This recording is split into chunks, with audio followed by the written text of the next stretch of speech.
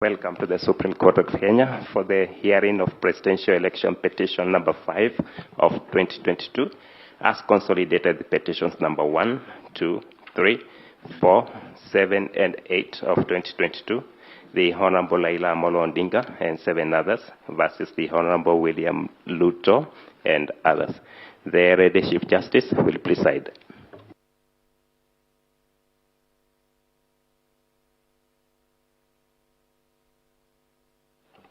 Thank you very much, our court assistant. Good morning, Learned Counsel and the parties, distinguished ladies and gentlemen present this morning. We finalized the pretrial issues this morning, and on behalf of the 7 justices of the Supreme Court, we welcome you to this morning's proceedings. We have a tight schedule. Therefore, without much ado, we will ask the petitioner to start their case. But we will take the appearances. The quorum sheet, I believe, has been filled, but we can take the appearances.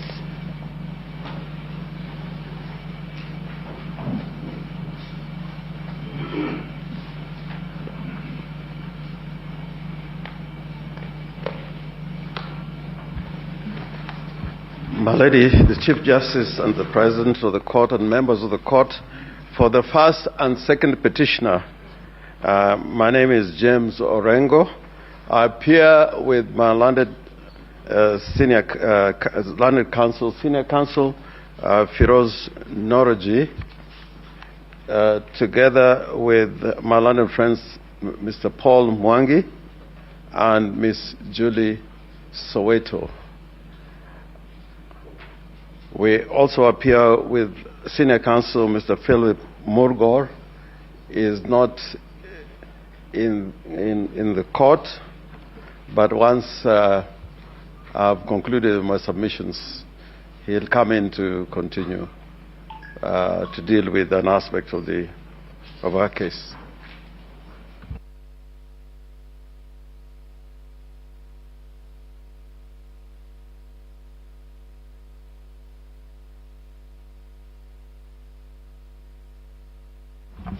May it please Your Ladyship, Chief Justice, Your Ladyships, my lords, for the first and second respondents, the appearance is as follows. My name is Ngatia.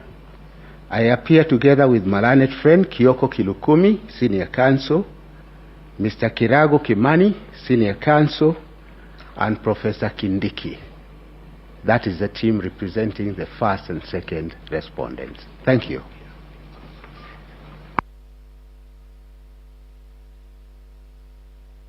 Madam Chief Justice and the Honorable Judges of this court, my name is Githu Muigai. I appear for IEBC and the second Mr. Wafula Chebukati. Jointly, I lead that team. The team for IEBC is Eric Gumbo, George Murugu, Dr. Willie Mutumbwa, Mr. Wekesa Simiu, Mr. Wambua Kilonzo, Mr. Moni Mukele, Mr. Mwangi Kibicho, Mr. Peter Wanyama, Miss Maggie Ngetich, Mr. Emmanuel Wetangula, and Miss Mase Mwinzi.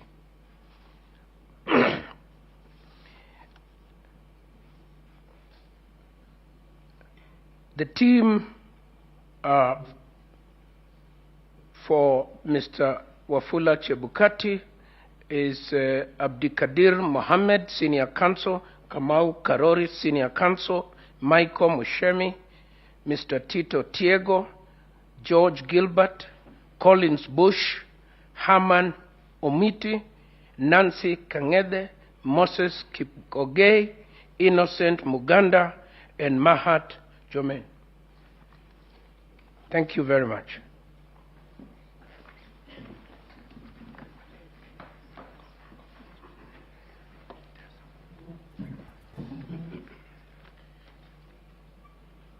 Chief Justice, Deputy Chief Justice, Your Ladyship, my Lords, Justices of the Supreme Court, Paul Muite, in terms of the orders of this Honorable Court yesterday, Issa and I, in addition to the lawyer counsel on record for the 5th respondent, the 6th respondent, 7th respondent, and 8th respondent. In summary, the 4 commissioners, in addition to the respective counsel appearing for them, we've agreed in terms of the orders of this court that Issa and I will act collectively for the 4 commissioners whose views need to be heard. I need to add, for the sake of clarity, that we are not asking for any extra time. We will address this Honorable Court on behalf of those 4 commissioners by sharing time with the individual counsel for each of the commissioners. I thank you.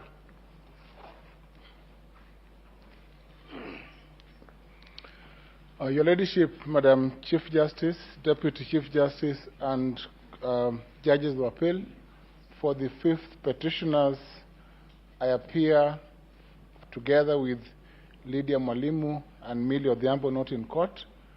Okiya Omtata will appear in person.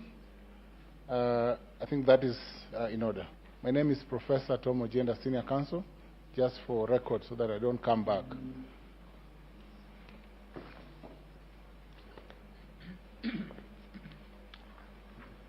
Your Ladyship, the Chief Justice, Your Ladyship, the Deputy Chief Justice, my Lady, my Lords of the Supreme Court, my name is George Oraro, appear for the Attorney General.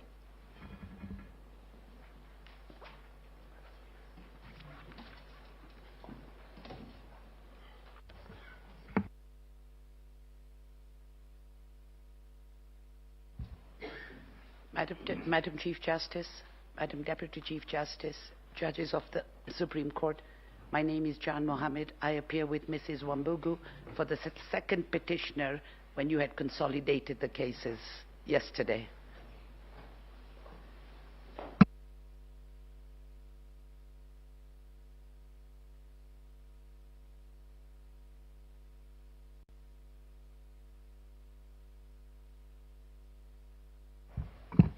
Your Ladyship, the Chief Justice, members of the court, together with Tom Masharia, Njoki Mboshe, Steve Wandeto, John Njomo, and Paul Kiragu, I am Paul Nyamodi for the 3rd petitioner. If it may please, my Lady Chief Justice, Deputy Chief Justice, my Lady Justice Njoki Ndogu, and my Lords, I am Utieno Willis. I do appear together with Mr. Nelson Osiemo, Ms. Caroline Kituku, Ms. Lea Chanimbanga, and Mr. Victor Oduol for the 4th petitioner.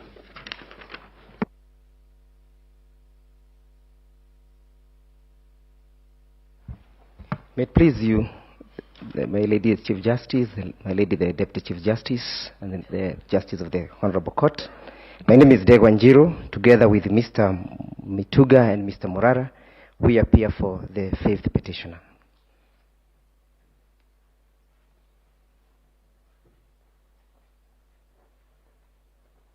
My Lady, my name is Ochiel Dudley for the International Commission of Jurists, Amicus Curiae, the 2nd amicus. I appear alongside Mr. Isaac Okero and Ms. Anne Ngige. Thank you.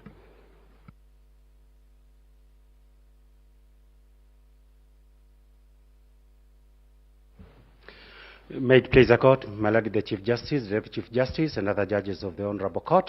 My name is Kibe Mongai, appearing for the 7th petitioner, alongside Ms. Wairimo Keru.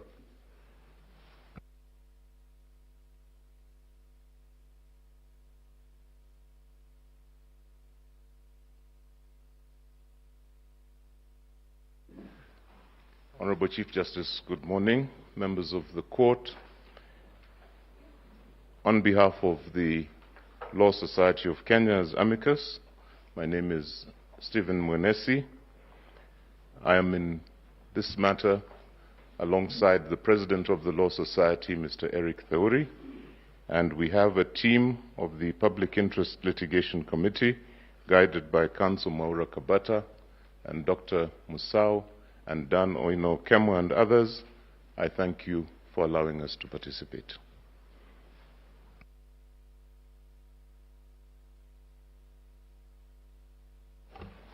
Thank you very much. We have taken the appearances. We will straight away go to the petitioner's case.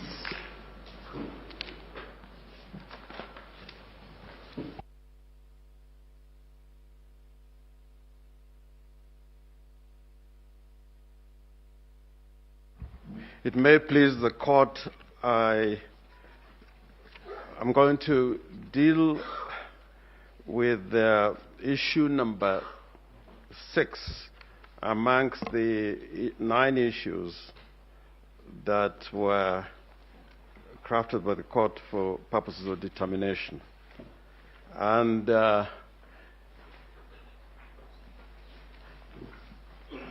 yes, and my learned friends, Mr. Firoz Norji, will deal with the issues captured in number 8 and 9.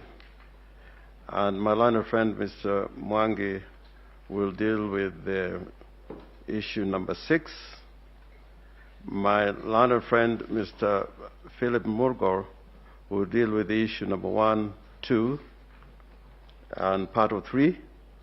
And my learned friend, Ms. Julie Soweto, will deal with the issues 3, 4, 5.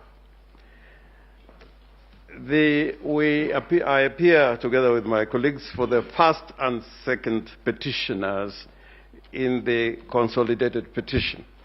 The petition was filed on the 22nd of August this year, following the declaration of the results of the presidential elections that were held in the general elections on the 9th of August 2022. And those results were declared on the 15th of August 2022. Following that declaration, the petitioners, the first and second petitioners, were aggrieved with that announcement and consequently filed this petition.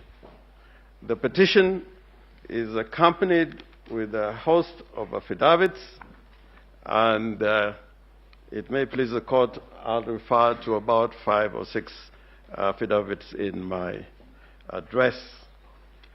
But as a matter of opening, I would want to deal with some constitutional issues as set out in the various articles of the Constitution. My lords and my ladies, after many years, the Kenyan people came about with the Constitution 2010. They enacted this, the Constitution 2010, and as opposed to the previous occasions, we had a constitution which was enacted by the people, in which they declared their sovereign authority. Therefore, anything done in the name of the Republic, in exercise of powers that spelled out in the Constitution, is based on donated or delegated authority as set out in Article 1 of the Constitution. Now, my lords and my ladies, it is important to put into consideration Article 2 on the supremacy of the Constitution, together with Article 3, which talks about the defense of the Constitution. As opposed to the previous periods when we had a constitution which was negotiated at the time of independence with the colonial authorities. This constitution established a republic in which the doctrine of separation of powers was embedded. And more particularly, my lords and my ladies, in this constitution, there are several constitution bodies and agencies that were created, which includes the first respondent, the Independent Electoral and Boundaries Commission. And in accordance with the dictates of the Constitution, the Independent Electoral and Boundaries Commission, just like any other body established under the Constitution, and for that matter, any person who resides in the Republic of Kenya is required not only to recognize the supremacy of the Constitution, but act in accordance of the Constitution and in defense of the Constitution. Under Article 249, all independent offices and independent commissions are required to respect the sovereignty of the people and also to promote constitutionalism. This is important because Article 249, as read with Article 88 of the Constitution, which vests powers on or to the Independent Electoral and Boundaries Commission, requires that those powers must be exercised in accordance with the Constitution. Now, my lords and my ladies, the story that emerges out of the events that occurred on the 9th of August this year, and subsequently following to the 15th of August, upon the declaration of the Constitution, of the elections, the presidential elections, goes contrary to the established provisions in the Constitution, and will enumerate those violations at the appropriate time. But in opening, I want to say this, my ladies and my lords, that this grievance that we place before you, the highest court in the land, is not just a conspiracy theory. It is not just any ordinary event. If you look at the evidence that is placed before you in totality, we invite your lordship to come to the conclusion that what happened on the 9th of August this year and the subsequent events that followed on the 15th of August mark a pattern of violations against the Constitution in order to undermine the authority of the sovereign will of the people, and in effect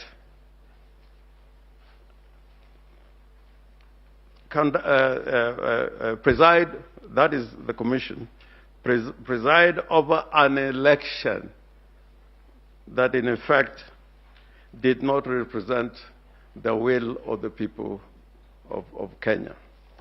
Now, in saying this, my ladies and my lords, you will be taken through a host of evidence borne out in the affidavits that show clearly that the Electoral Commission, just like they did in 2017, did not preside over an election that was in accord with the requirements of the Constitution as laid out in Article 81 of the Constitution. Article 81 of the Constitution requires that an election held in the Republic of Kenya should abide by the general principles set out in that article, and more particularly Article 81, Article 81E, that the elections must be free and fair, and Roman 4, the elections must be transparent, and Roman 5 of that article, that the election should be administered in an impartial, neutral, efficient, accurate, and accountable manner. My lords and my ladies, I want to emphasize the words accurate and accountable manner. And those provisions in Article 81 read together with Article 86, which requires that at every election, the Independent Electoral Commission shall ensure that whatever voting method that is used, the system is simple, accurate, again the word accurate, verifiable, secure, accountable, and transparent. And more importantly, that the votes cast are counted, tabulated, and the results announced promptly, and that is at the polling stations. My lords, you would notice that as we appear before you today, we have something that has never happened in this country, that you have a commission that is divided right in the middle. That speaks to a dysfunctional constitutional body that is not capable, leave alone the transgressions that we are going to talk about. But we are talking about an electoral commission that is dysfunctional and cannot be able to preside over an election that would give it the stamp of legality and legitimacy as spelled out in the Constitution. And I think that is a matter that this court should not disregard.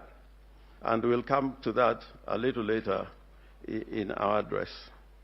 Indeed, the Tower of Babel has been brought down by the appearance of two factions within the Commission before your lordships and my ladies. And this, in event, has created a situation where no Kenyan can believe that the pronouncement of the first, of the ninth, I think the second respondent, Mr. William Samoei Ruto,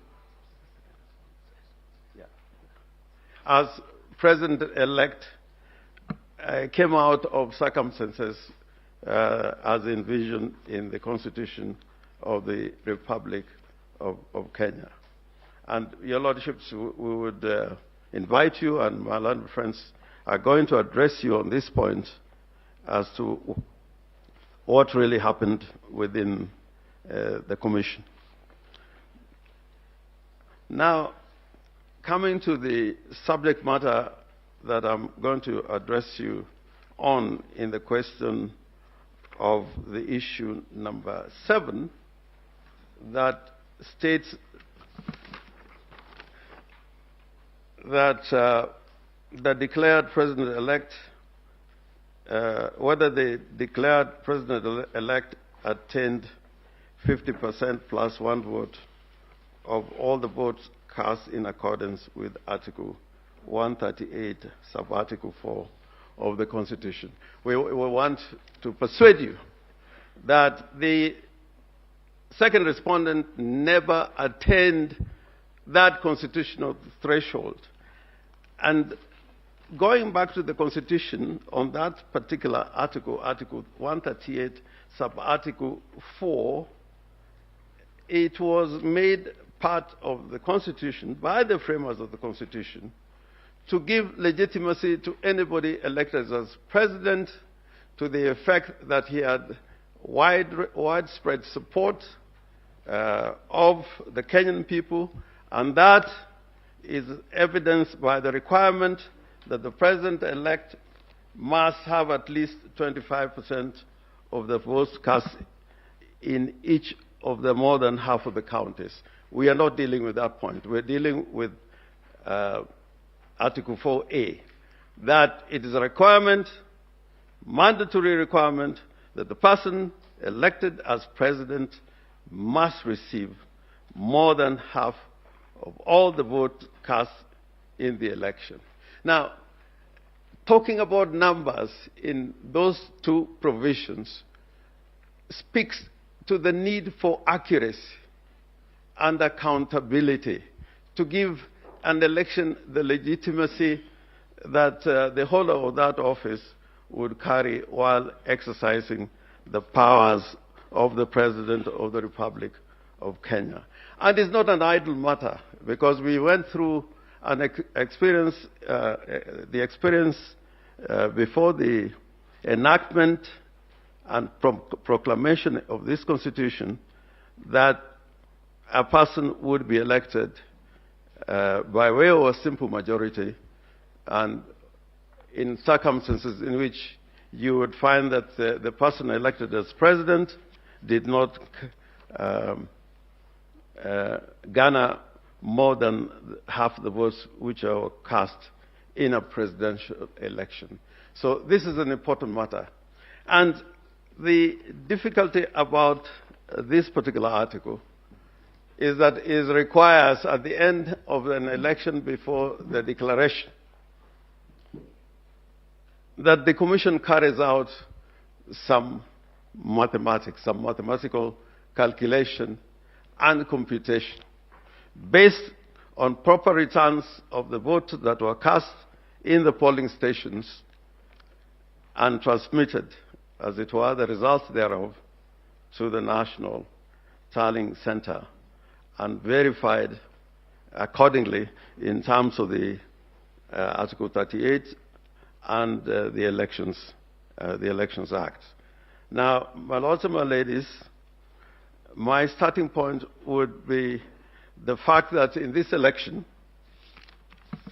it was declared that, and that is found in paragraph 7 of our petition, that the second respondent in the declared result garnered 7,176,141 votes, which according to the Electoral Commission represented 50.49% of the votes cast in the election.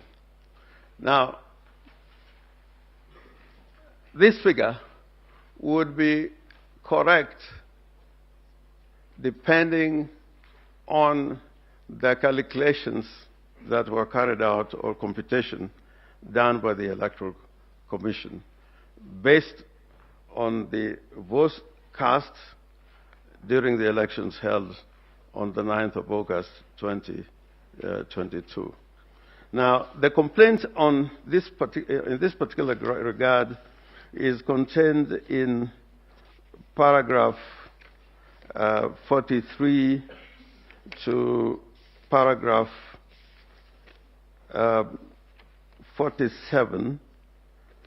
48 of the petition. And for purpose of clarity, with your permission, my lords and my ladies, I would want to read out those particular paragraphs of the petition so that I can properly put it in context. Paragraph 43 bars that the number of voters who turned out to vote in the general election held on the 9th of August 2022 remains indeterminate. The second respondent has been issuing contradictory figures on the voter turnout.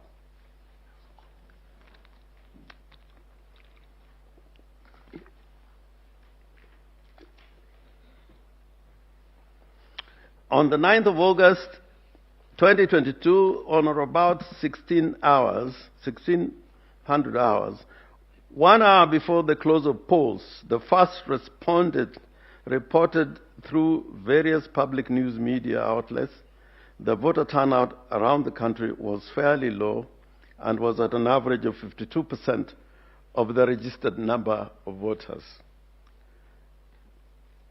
On 10th of August 2022, at or about 13 hours, in his first media briefing to the public following the close of polling, their second respondent announced that the total voter turnout in the general election as captured in the electronic voter identification kits, that is the KIM kits, was 65.4%, equivalent to 14,466,779 voters. Roman 3, the second respondent, however, indicated that he expected the above number to rise once the number of votes identified manually was taken into account. Contrary to the above declaration and reasonable legitimate expectation, the final voter turnout captured and declared in the final results of the presidential election in Form 3C is stated to be 14,213,137 votes, which is absurdly lower and not higher as anticipated.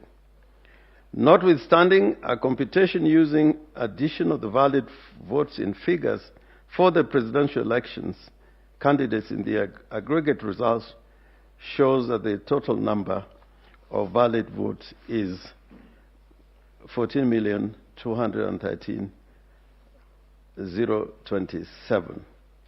Now, my ladies and my lords, the first point that is being made there, that if you look at the results as announced by the Electoral Commission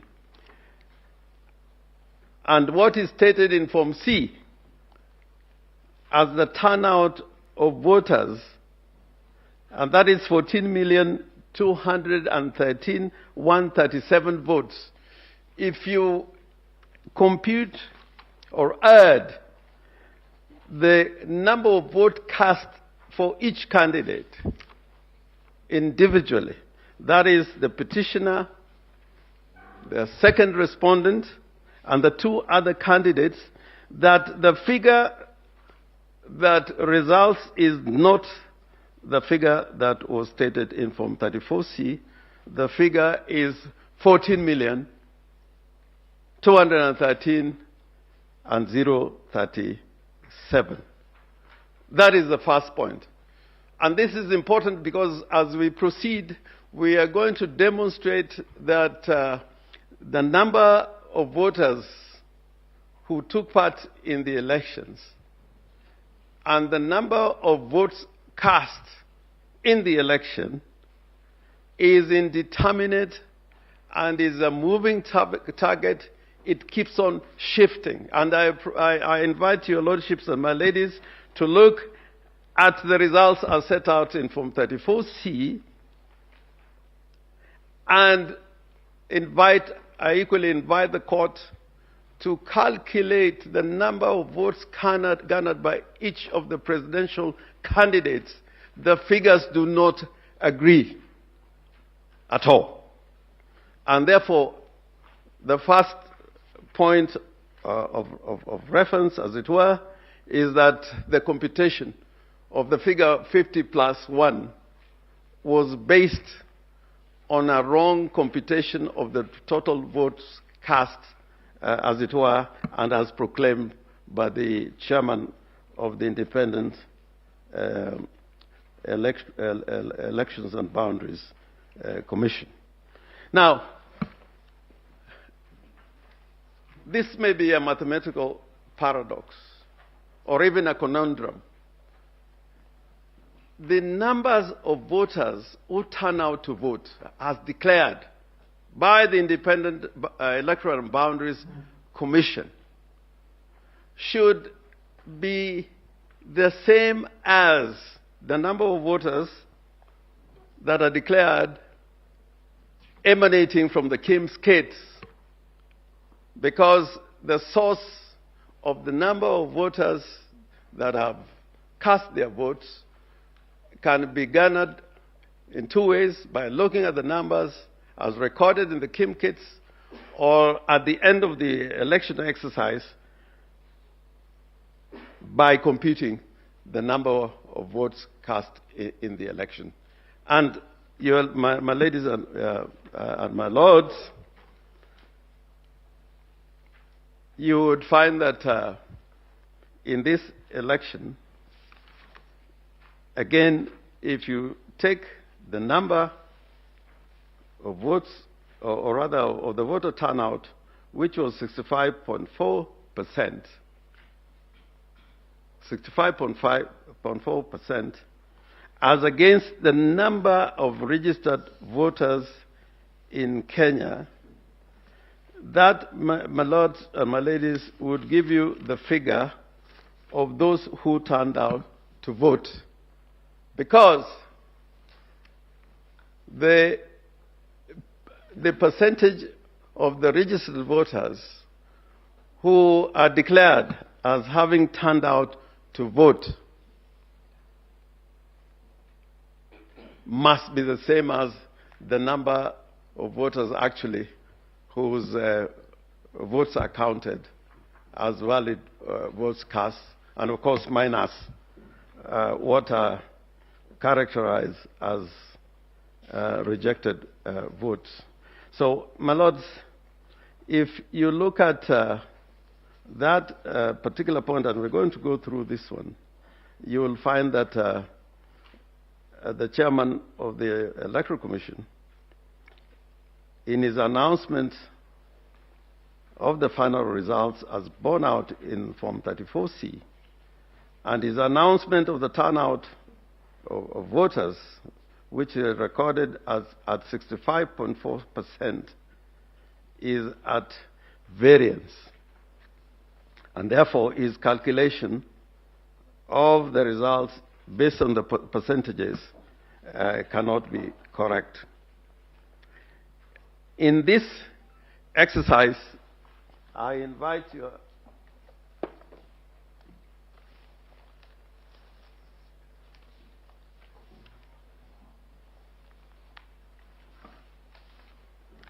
in this exercise, I invite the court to look at the affidavit of one Edgar Ouko Otumba.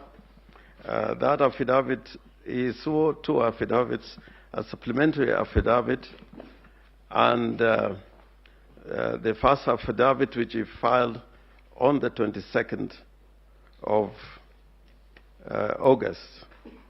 And my lords, in that affidavit, he makes a case, and Mr. Otumba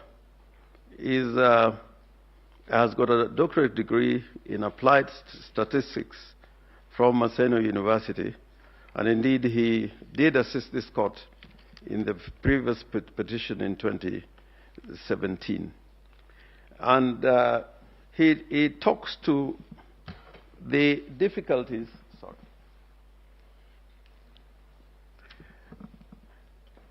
that confronts us in terms of the various announcements that the chairman of the Electoral Commission made. And he states that on the 9th of August 2022, the respondent issued a communique, that is on paragraph 10 of his affidavit, on the day of the election, that the total voter turnout at 4 p.m. nationwide was at 56.17%. And that statement update is annexed to the affidavit sworn by the second petitioner, Madam Martha Karua. Then, at the close of the voting, the first respondent again issued a statement that the total number of voter turnout, based on the KIMS kit, was 65.4%, which culminates in a total of 14,466,779 votes. And that communique is borne out in the affidavit again of the second petitioner. In an affidavit that is sworn on behalf of the petitioners, first and second petitioners, Mr. Nyangasi Oduo, in his affidavit, he talks to the Form 34C, and I'd refer to this earlier, where the total number of vote cast is 14,213,000. Now, the same Mr. Edgar Otumba saw a supplementary affidavit on the I think this affidavit was sworn on just a minute. On the 20th of August 2002. And I invite you, my ladies and your lordships, to look at this affidavit, because it analyzes several scenarios, including scenarios where the rejected votes are not computed, and scenarios where the declaration made by the chairman of the Electoral Commission as to the manual votes which were cast, which were recorded 86,889, and where those votes recorded as manual votes are computed together with the votes that were transmitted electronically. And then scenarios that would include the constituencies where the votes were declared later, including Ella's constituency. Now, the central point, and I want to make this point again, that the case that we are trying to make out is that if you look at the declaration made by the chairman as to the voter turnout, that will give you, as a percentage of the total number of registered voters, it will give you the number of voters that turned out to vote in the election, as opposed to another way of arriving at the same result, simply counting the number of voters that were recorded to have voted and cast their vote in the election. It is an equation that must agree in a mass submission. If the total number of voters that take part in the election do not agree with the votes that are counted as cast in accordance with Article 138(4), if they don't agree, then it means that the results of that election are not accurate, they're not transparent, and they're not accountable. And therefore, I'm inviting your ladyship and your lordship to go through this affidavit of Mr. Edgar Uko Otumba, because he lays out clearly the several scenarios in which it is quite clear the second respondent, one William Samoei Ruto, could not have garnered 50% plus one of the vote cast in the election. And Since all that is in our submissions and is in the two affidavits that are referred to, I invite your ladyship and your lordships to go through, and you find that it is indeed very compelling, the analysis given out by Dr. Edgar Otumba. Now, your ladyship and my lords, I'd also invite you to look at the affidavit of one Celestine Anyango Opio,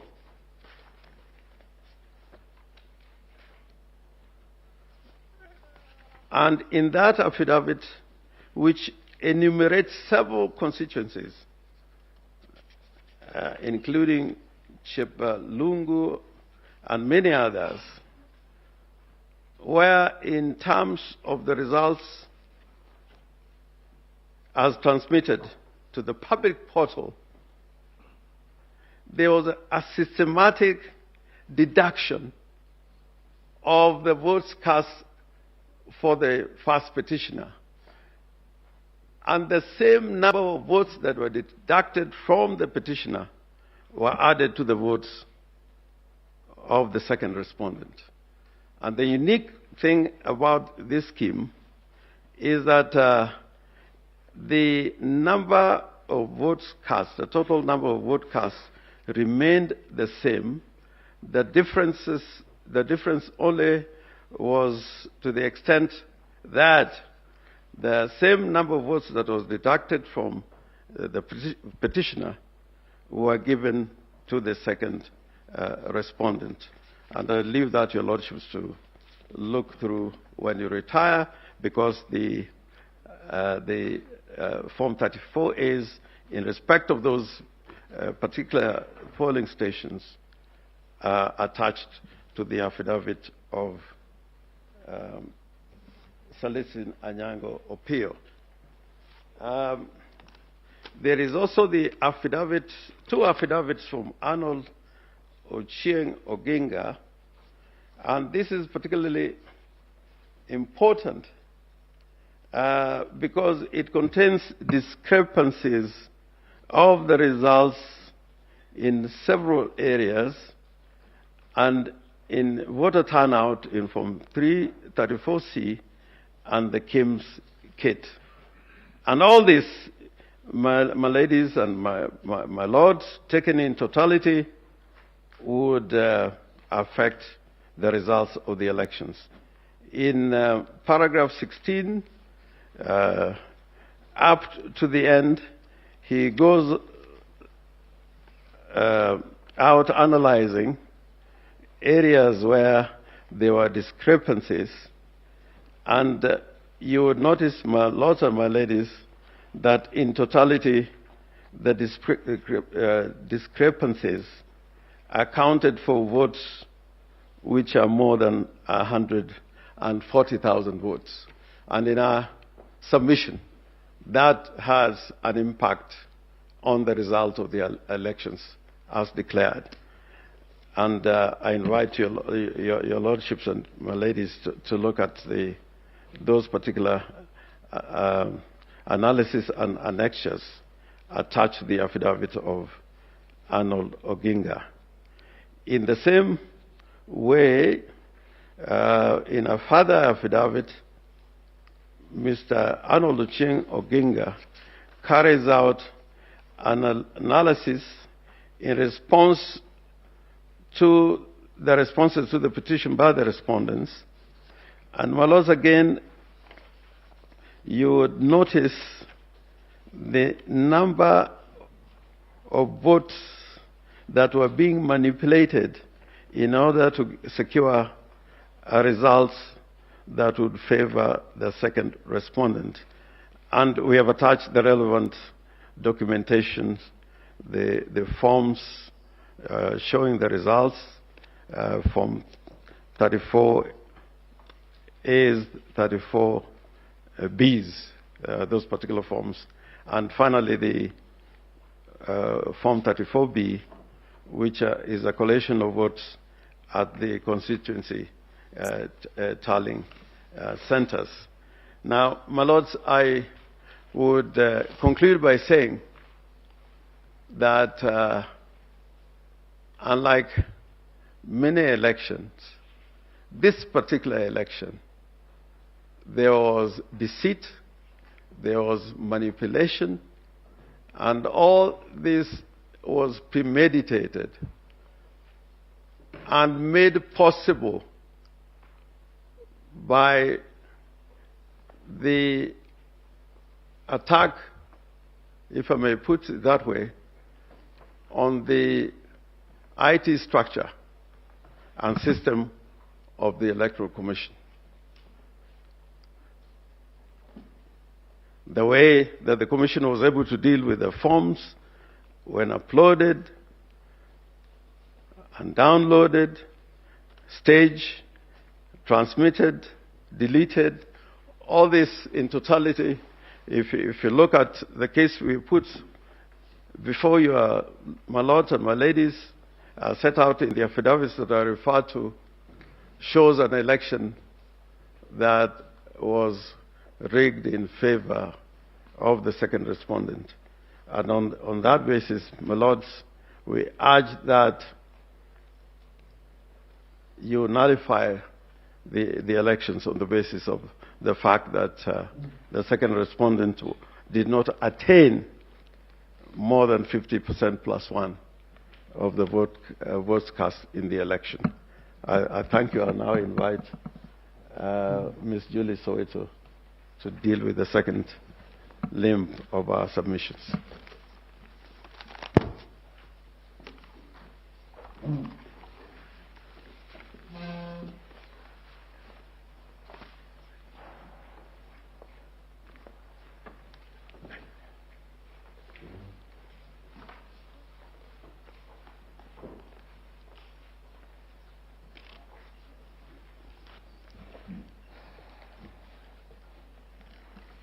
Good morning, my ladies and my lords. I will deal with issue number 3, 4, and 5 as identified by the court. There was a difference between Forms 34A uploaded on the IBC and the Forms 34A received at the National Tallying Center and Forms 34A issued to the agents at the polling stations. I will start with that issue.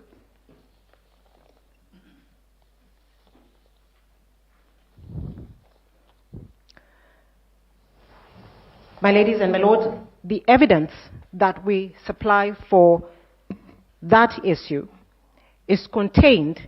First of all, the complaint is at paragraphs 81 to 91 of the petition, and the evidence is contained in the affidavits of Celestine Anyango,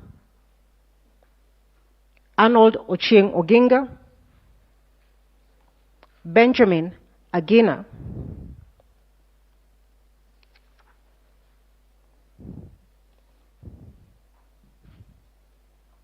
and Benson Wesonga. My lady, in Celestine Anyango's affidavit, the complaint is made that in 41 forms from the polling stations that she looked at, the Forms 34A received by the petitioner's agents vis-a-vis the Forms 34A uploaded in the IBC portal and those brought to the tallying center are different. The sampled forms were from Bomet, Kiambu, and Kakamega counties. The evidence is at page 18 to 106 of the affidavit of Celestine Anyango.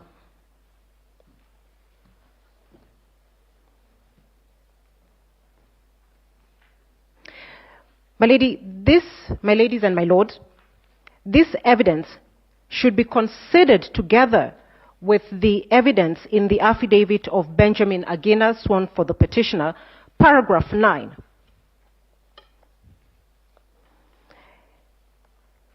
Which deals with the Forms 34A that the IEBC had stated it would procure, and the features in those forms that should have been used in the election.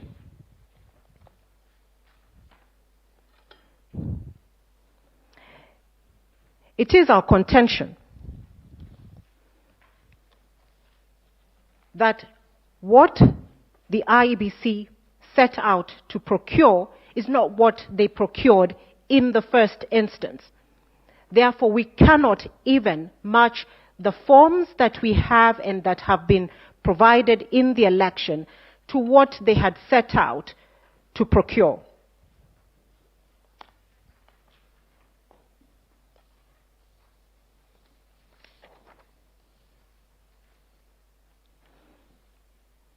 We have stated in paragraph 110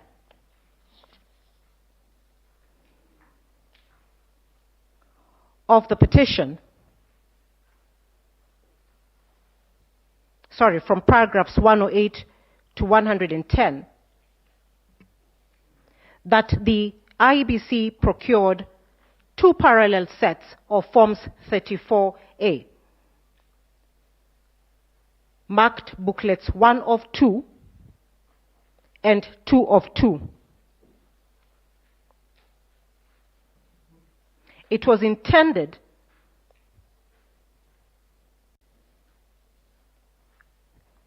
that only booklet 1 of 2 would be used at the polling station, while booklet 2 of 2 was to be placed in a tamper-proof envelope and not to be used at the polling station. The forms that have been transmitted, of the forms that were used to transmit the results in this election 2022, do not meet the standards or conform to either of the forms that the IEBC said were going to be used, and this evidence is in the affidavit of Benjamin Agina. That is the first limb of the evidence that we submit through Celestine Anyango that shows the deliberate mischief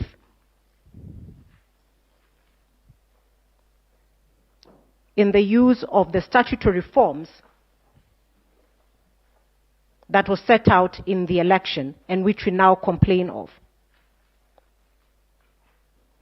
Going now to the evidence provided by Celestine Anyango in the 41 forms, what was observed is that the forms that the agents have and the forms in the portal are the same in all features. They have the same serial numbers. They are embossed using the same stamps.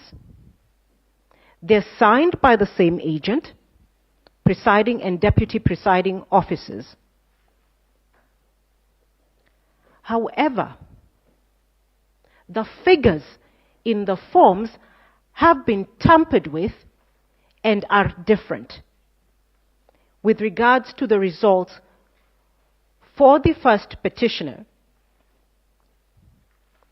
and the results of the first respondent, William Samoei Ruto.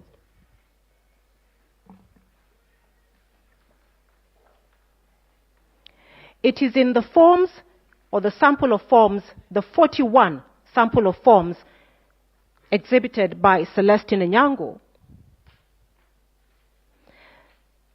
that votes have been reduced from the first petitioner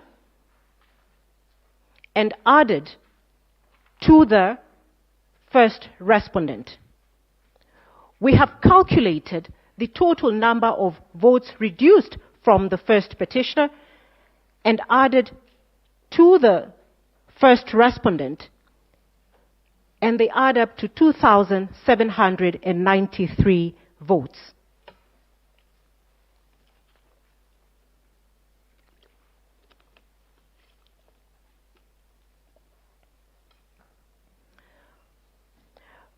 My ladies and my lords, we contend that the figures are important because of the slim margin with which the first respondent won the election or was declared as the winner in the election.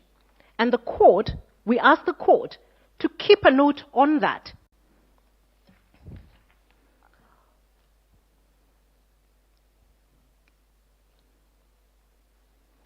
My ladies and my lords, the difference between the result declared to overcome the 50% plus 1 threshold is 69,000 votes. 0.49%, which is the margin that the first respondent is said to have overcome the constitutional threshold, is the equivalent of 69,000 votes. And therefore, when we look at the results and the numbers that we will show have been tampered with, either reduced or removed from the first petitioner's votes, we will show that those discrepancies affect the outcome of the election or the result of the election.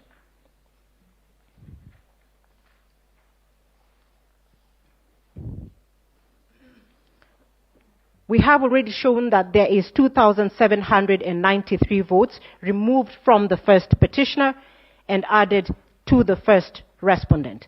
There is also from Kakamega County the example where votes would be deducted from the first petitioner but not added to any particular candidate.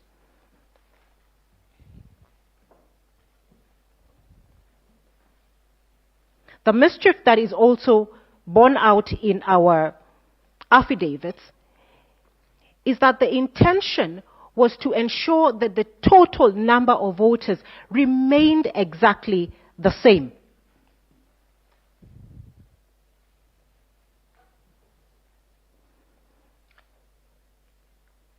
So, for example, just a minute.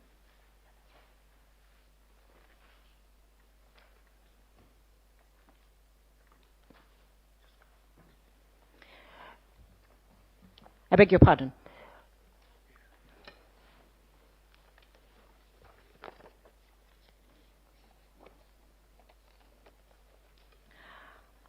At page 2 of the affidavit of Celestine Anyango's affidavit, at paragraph 4,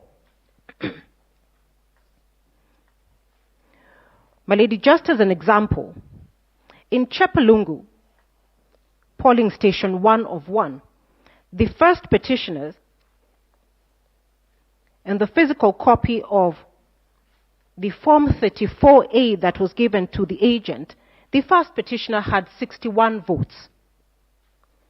In the form that was uploaded, or that is appearing in the IBC portal, the first petitioner has 1 vote. In the Form 34A of the same polling station, the first respondent, William Ruto, had 109 votes. In the Form 34A in the IBC portal, William Ruto has 169 votes. The 60 votes that are reduced from the first petitioner are added to William Ruto. The total votes remain the same. The same continues in all the 41 polling stations that we have sampled and annexed to the affidavit.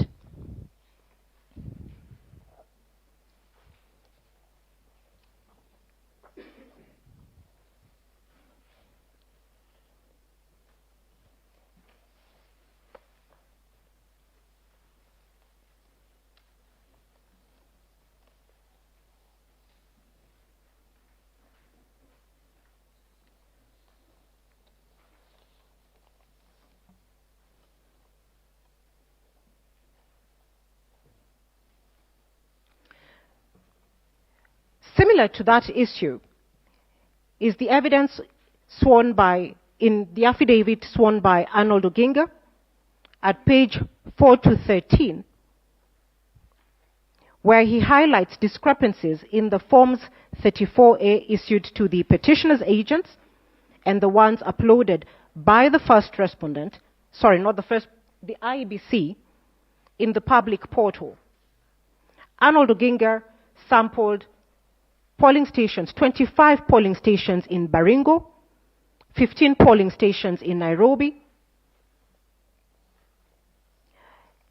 and he finds the same results as Celestine Onyango, where a total of 1,570 votes are added to the votes of the first respondent, William Samoei Ruto, that are not borne out by the original Forms 34A issued to the agents.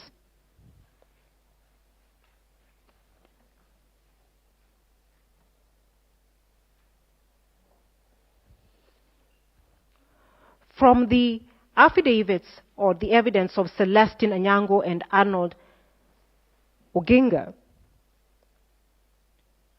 we conclude or find that the total number of votes deducted from the first petitioner and added to the first respondent is 4,463 votes.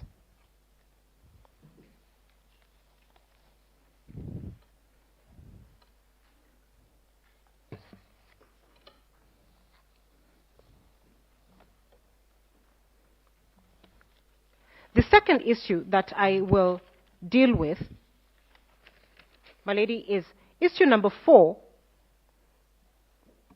which is whether the postponement of the gubernatorial elections in Kakamega and Mombasa counties, parliamentary elections in Kitui Rural, Kachaliba, Rongai, and Pokot South constituencies, and the electoral wards in Nyaki West in North Imenti constituency and Kwanjenga in Embakasi South constituency resulted in voter suppression to the detriment of the petitioners in petition number E005 of 2022. The evidence that we rely upon for this is also in the affidavit of Celestine Onyango, Arnold Oginga, and the affidavit of Ezra Sunguti, who was an agent of the petitioners in petition number E005 of 2022.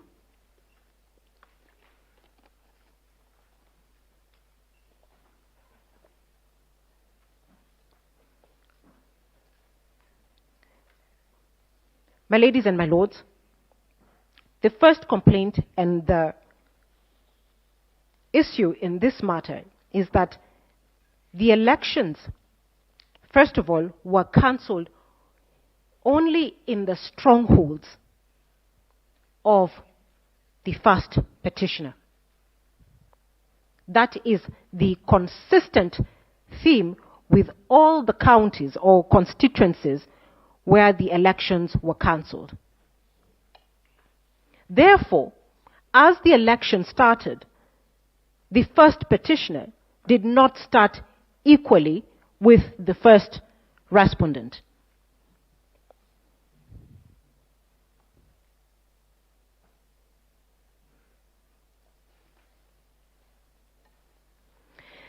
Ezra Sunguti deposed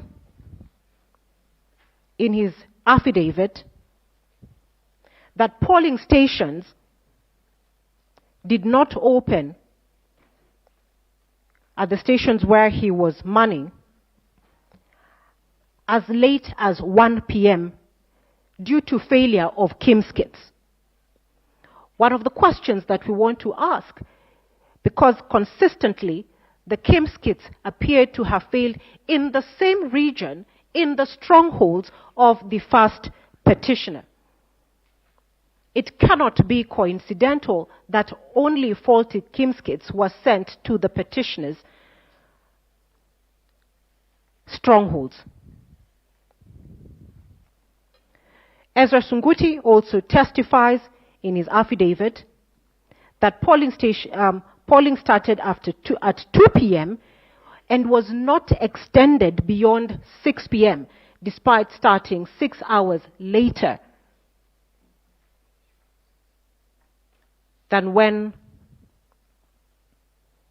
the polls were supposed to open.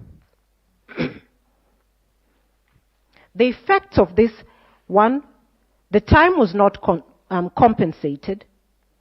Two, by the time polling was starting, voters had left. The disabled, the elderly,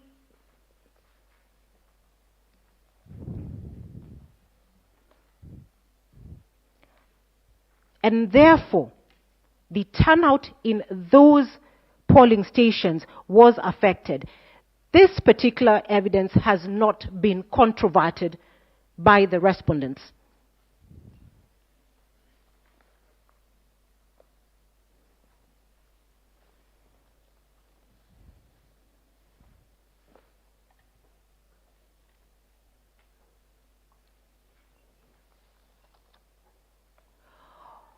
On that ground, again, we submit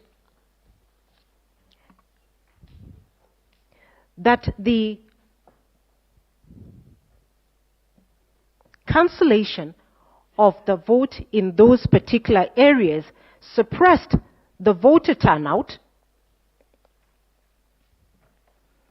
and this can be seen by looking at the voter turnout in those constituencies as compared to the voter turnout in neighboring counties or neighboring constituencies. We find that there is a vote differential of about 4% or 5% when you compare the turnout in the areas where the election was cancelled and areas where the election was not cancelled.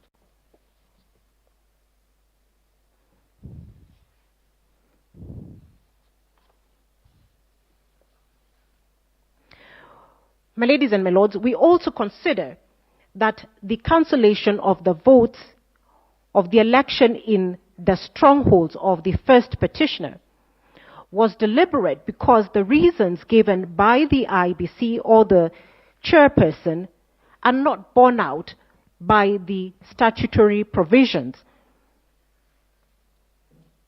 for cancellation of the election.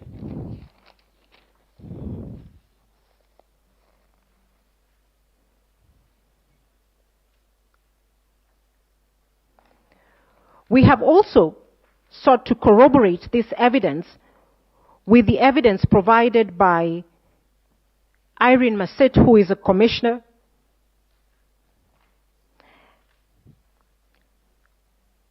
who testifies at paragraph 26 of her affidavit that the reason why the votes or the election was cancelled in those areas was because the commission procured the wrong ballot papers. This is a mistake that Irene Masset, a commissioner...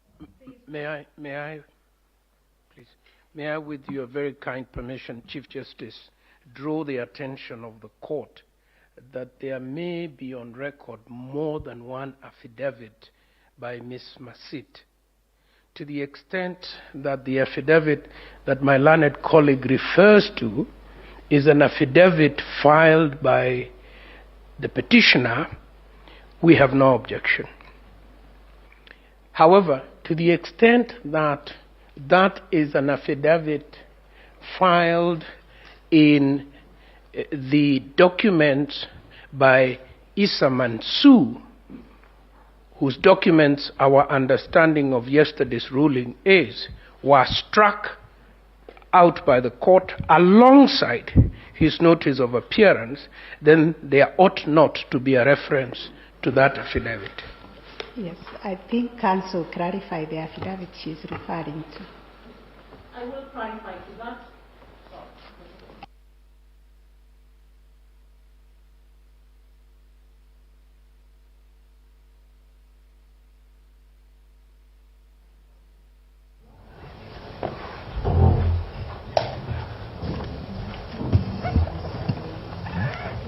Sorry. My lady, I hope the time will be restored to me. My learned senior.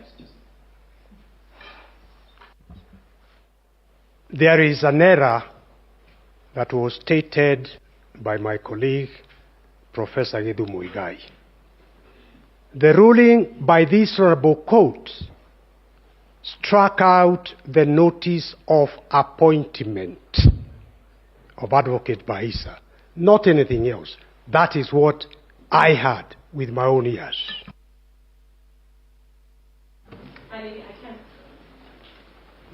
If I may please interrupt you yet Counsel, again. please, without wasting a lot of time, we are capable of discerning what we meant with our own ruling. Let her identify the affidavit she is referring to, and when you are responding, then you deal with the issues that you're raising. I appreciate that, my Lady Chief Justice.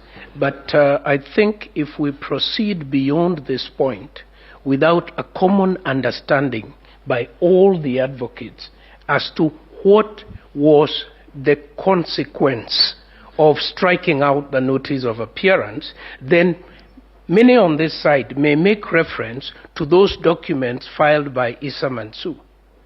To my own understanding of the law, once the notice of appointment was struck out, all consequential filings based on that were null and void and expunged from the record.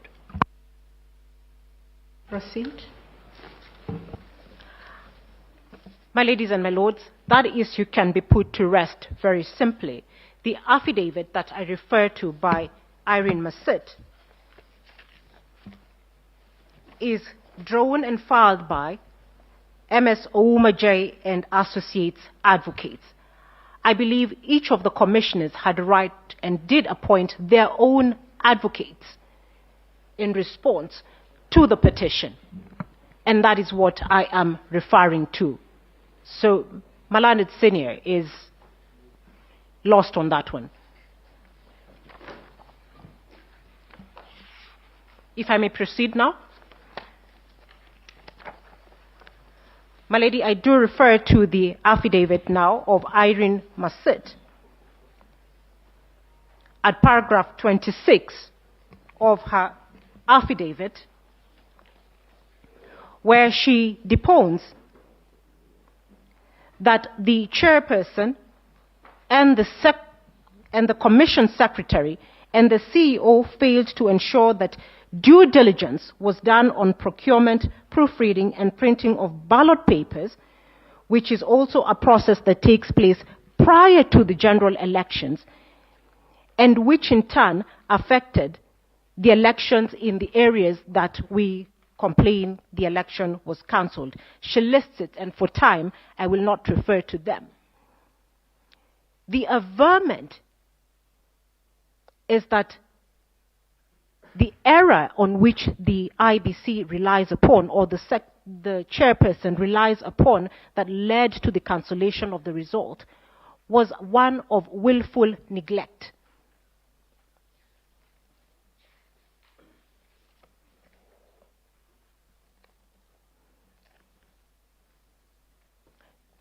Irene Masit further testifies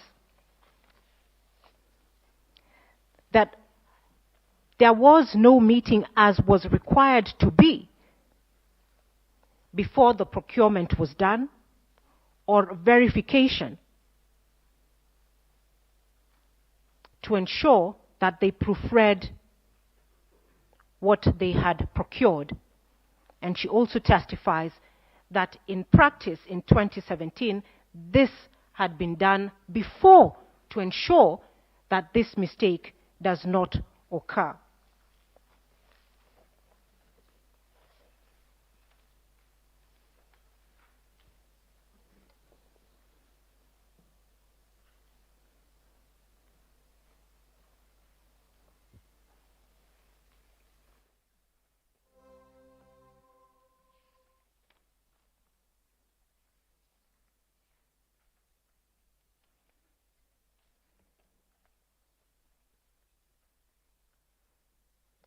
My ladies and my lords, to the extent that that admission is made by a commissioner, we submit that we are supported or find corroboration to our complaint that the cancellation of the vote in the areas in which we have complained about was deliberate and not accidental.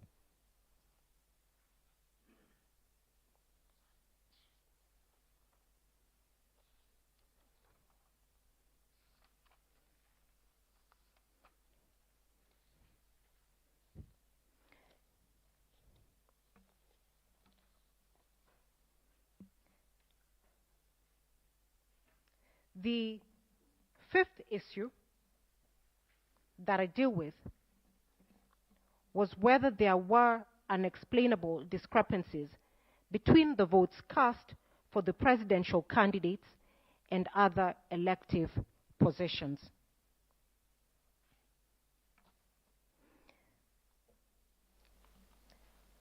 This evidence is found in the affidavits of Celestine Anyango,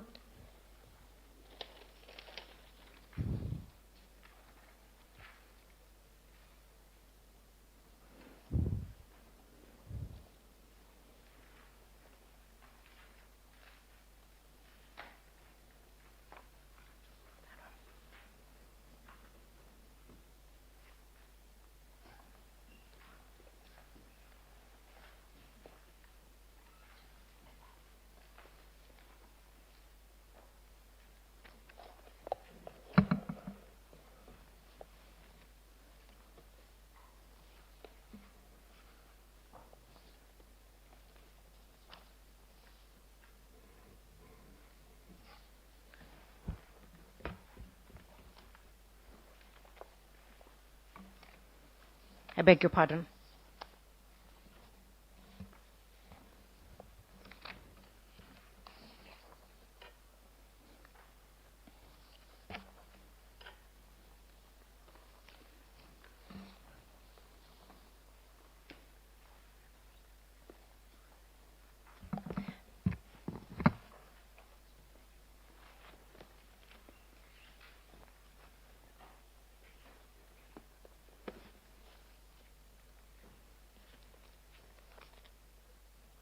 My ladies and my lords, the evidence is found in the affidavit of Celestine Anyango,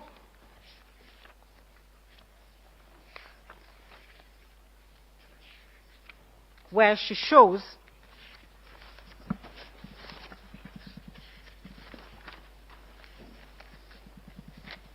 at paragraph 8, 9, 10, and 11, where she has produced evidence showing that in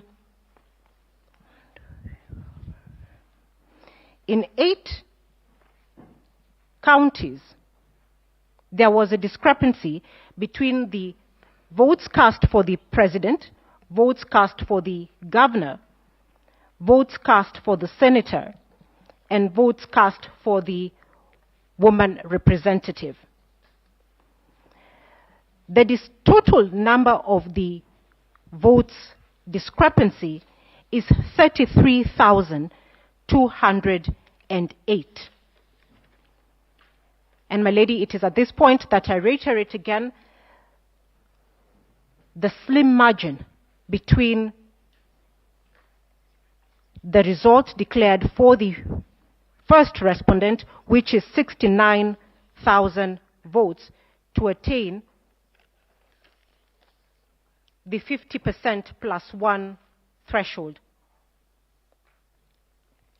In response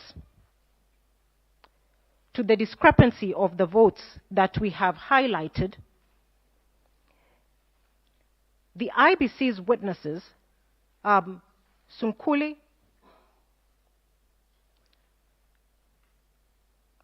Moses Ledama Sunkuli, I believe, states that those discrepancies are accounted for by prison votes.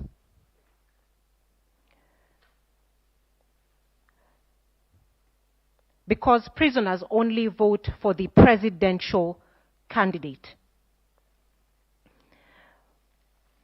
My lady and my lord, if one looks at the total number of votes that have been provided as having been accounted to the prisoners, it is only 715 votes. You will find this at paragraph 53 of Sunkuli's affidavit. There is therefore no account for 32,493 votes.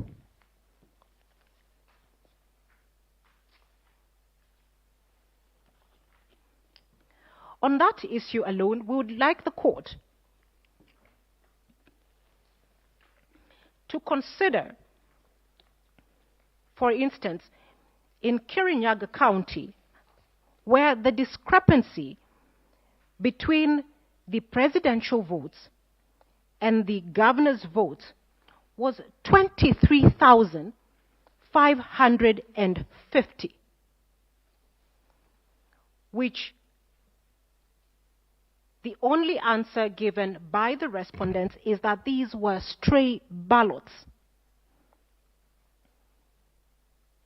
My ladies and my lords, a rough calculation of what is given as stray ballot for Kirinyaga County alone yields 33 stray ballots per polling station on average in Kirinyaga County, which we submit is not possible.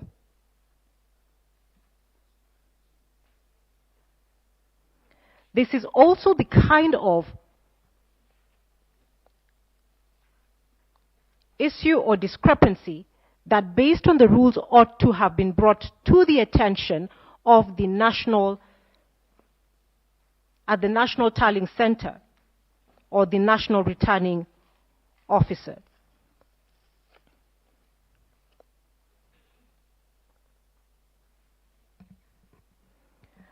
We rely also upon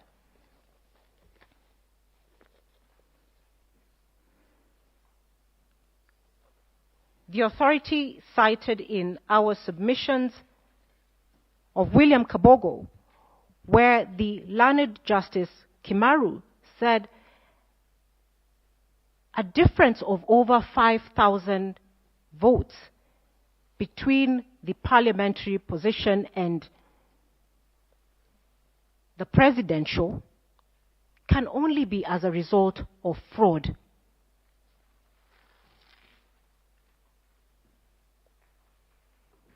My ladies and my lords, would also urge the court to note that at this election, the IBC had provided a clerk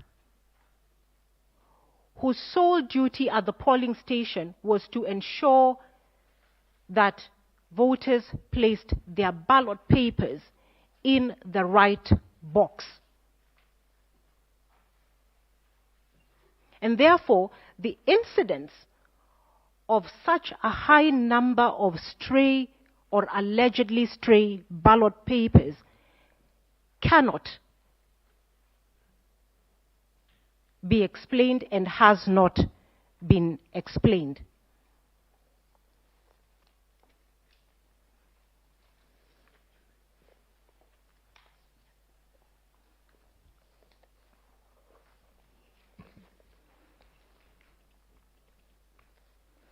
Finally,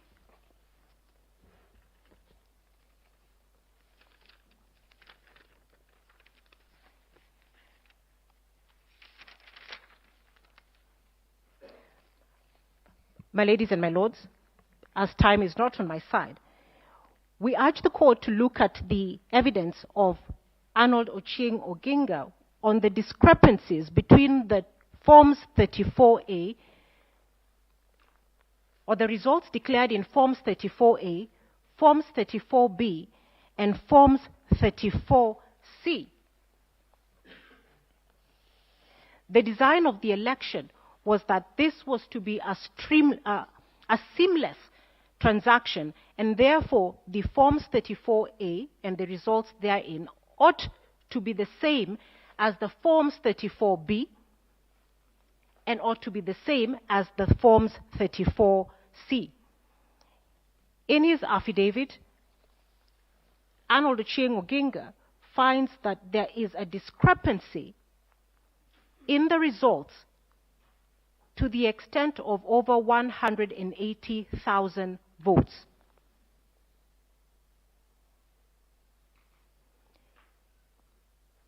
That affects the result of the election or the outcome of the election.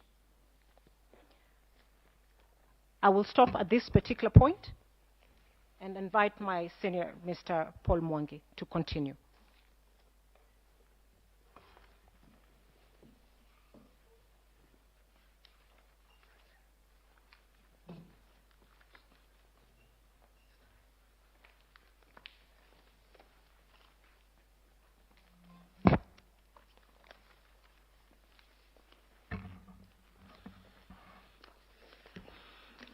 Madam Chief Justice, Madam Deputy Chief Justice, my lords, my ladies,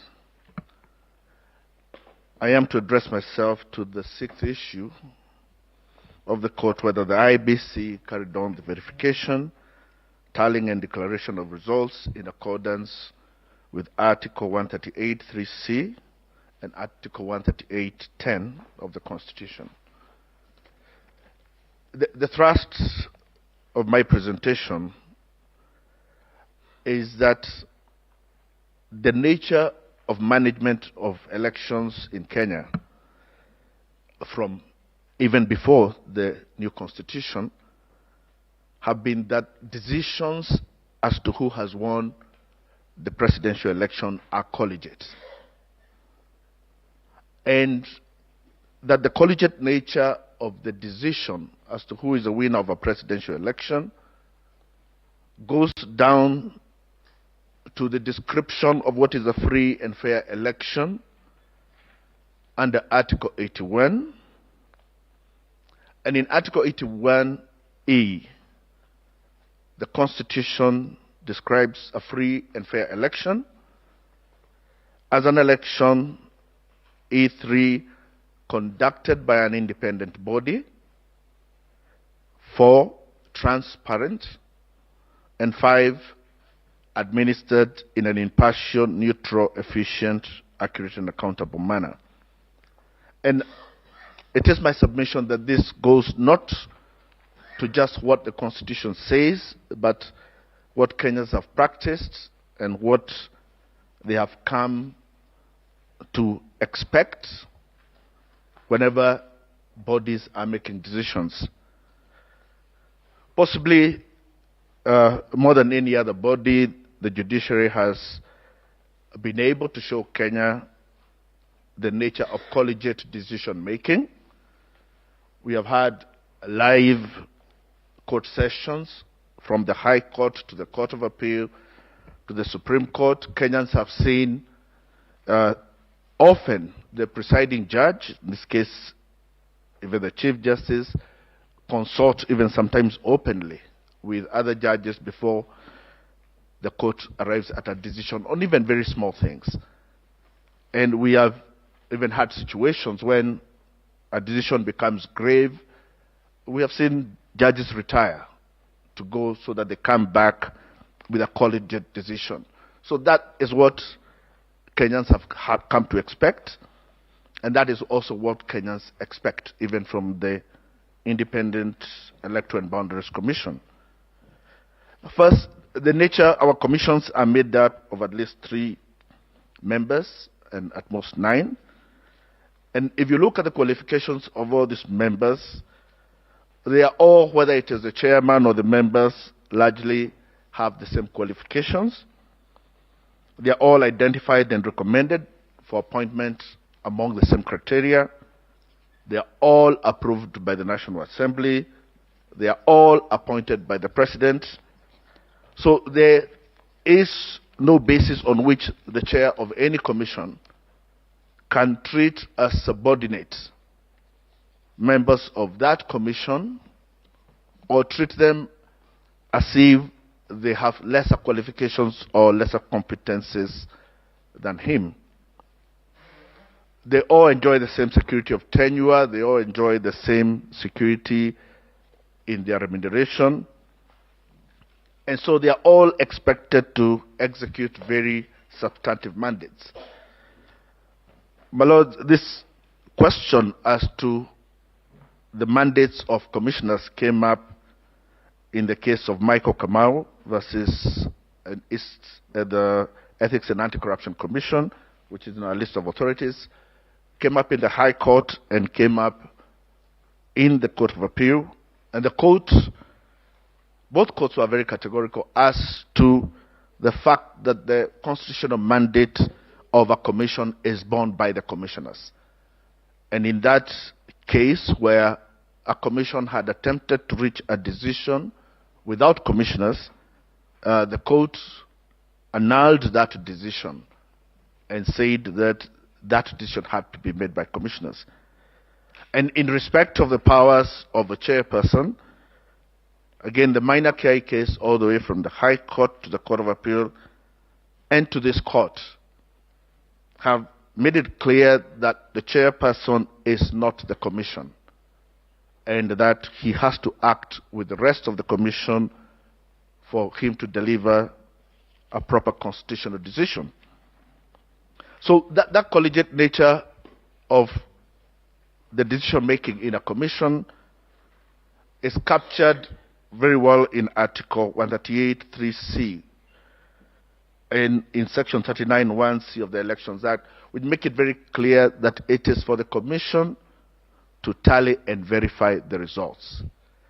And in Article 138(10) is only where the chairman is asked to declare the result of that decision. And our submission is that the requirement to declare does not give the chairman any power to tally, to verify, or even to reach a decision as to what he is going to declare.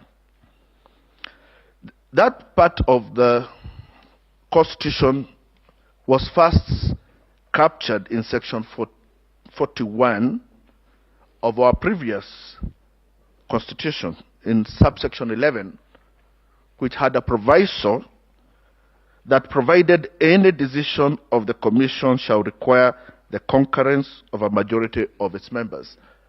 And that is why I say the collegiate nature of decision-making at the Electoral Commission even precedes our new Constitution. And at that time, there was an attempt, which I will submit is an attempt that has also been made this time by the chair of the Electoral Commission, to take away that collegiate nature of decision-making at the Commission. And if you read the Kriegler report, which is also next to a list, it talks of an attempt at that time, or actually an actual creation at that time, of an office that was called the Supervisor of Elections. And the Supervisor of Elections was an executive office that was used to undermine the independence of the Electoral Commission of Kenya.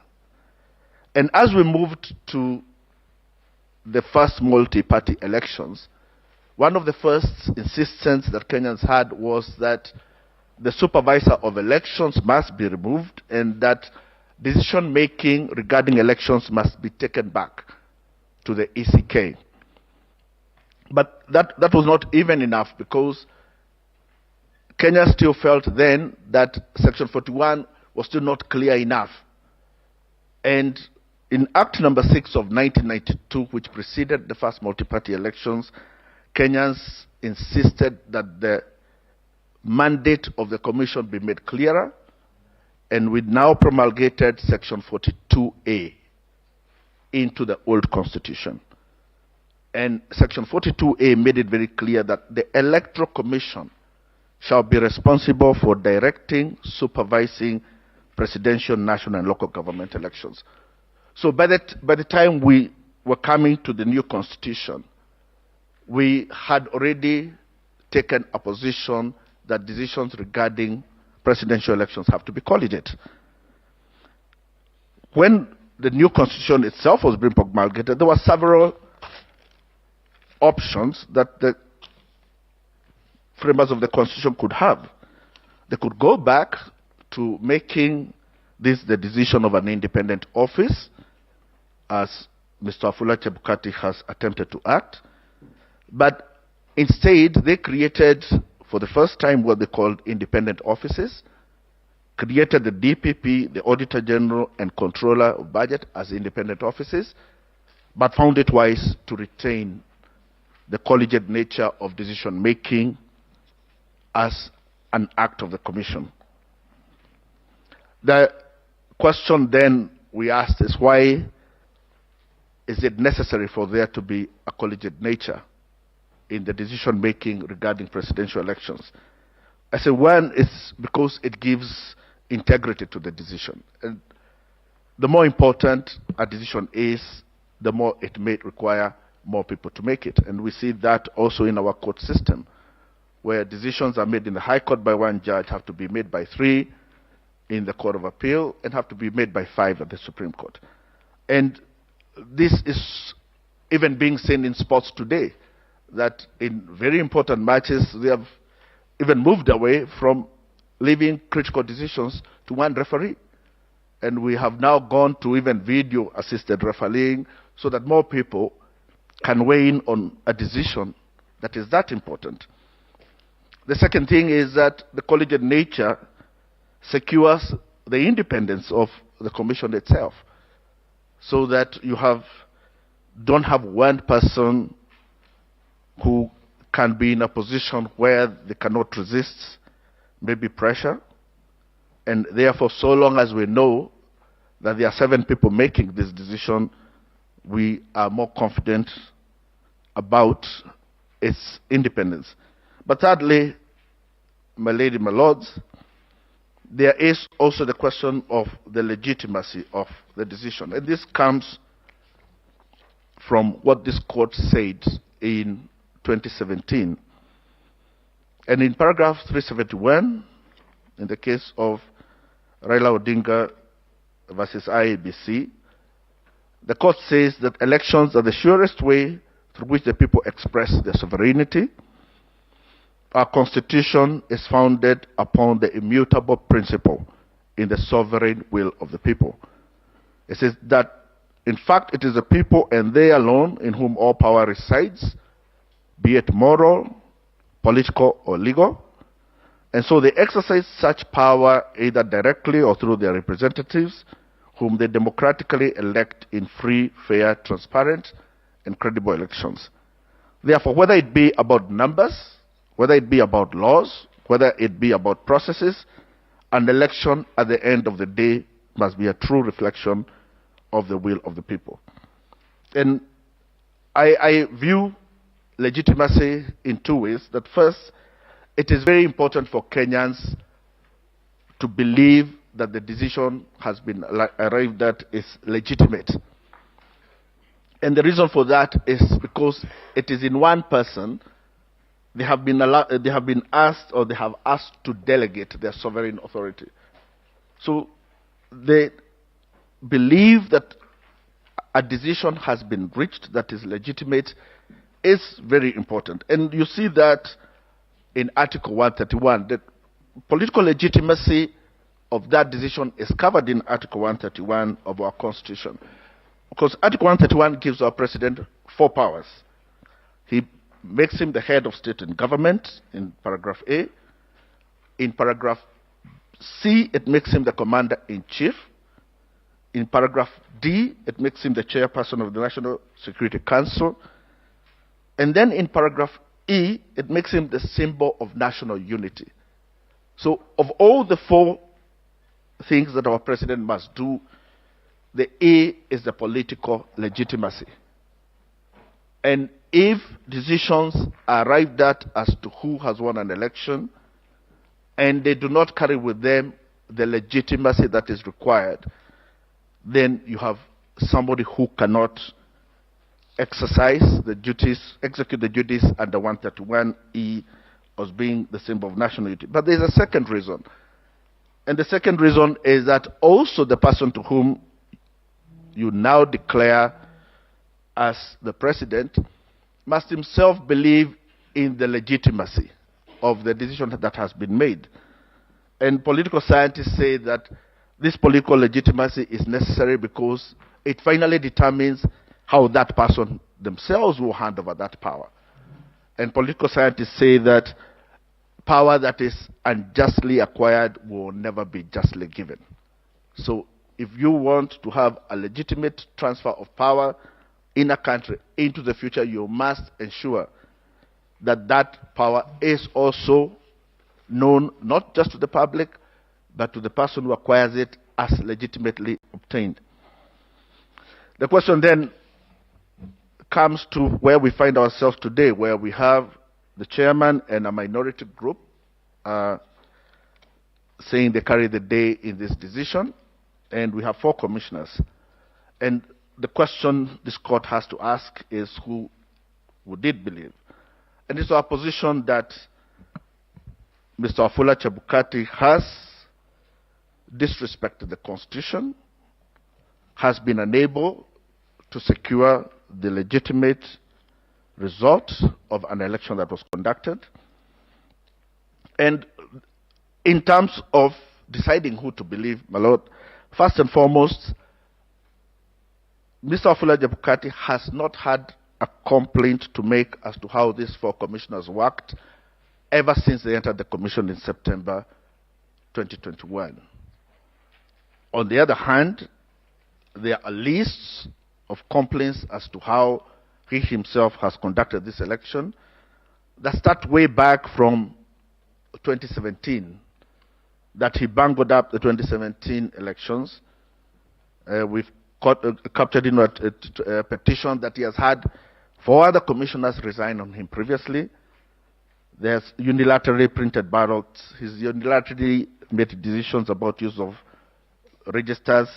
And in our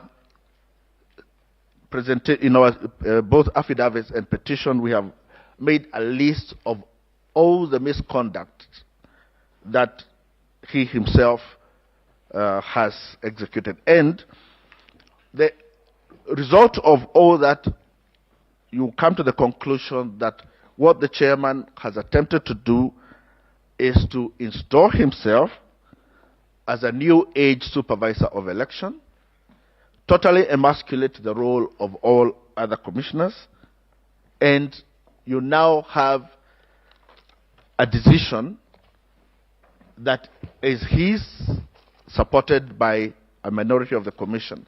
And our argument is that that declaration is not a constitutional declaration. That declaration is unable to found the declaration that was supposed to be made under Article 131(8).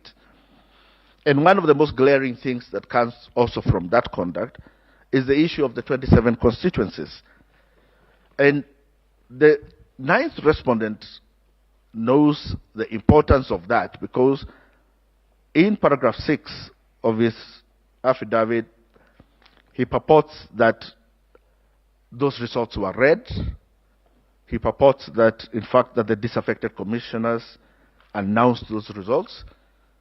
But the affidavit of Professor Goulier and the response of Chebukati themselves clearly say that those 27 constituencies were not verified and announced. And the reason for that, according to the 4 commissioners, is because he emasculated the role of the other commissioners and they never sat down as a commission. I will finish my presentation as to the unconstitutionality of that declaration with 2 examples. We have had previously a situation such as this in the Truth, Justice and Reconciliation Commission. I will ask the court to take judicial notice of what had transpired as the commissioners fought with their chairman regarding what was the report of the commission. And it was very clear that the report of the commission had to be what was decided by the commissioners. But I will also leave this presentation with something closer home. In the past couple of years, there has been a dispute between the executive arm of this country and the judiciary regarding who makes the decision as who becomes a judge. And it has been the position of the national executive that the power to appoint comes with it with some form of power to decide. And this judiciary has been very clear all the way from the High Court to this court that the power to appoint in no way includes a power to decide on who becomes a judge. I say that for the same reason, the power given to the chairman of IEBC to declare the results of an election in no way gives him any power to decide what that result will be.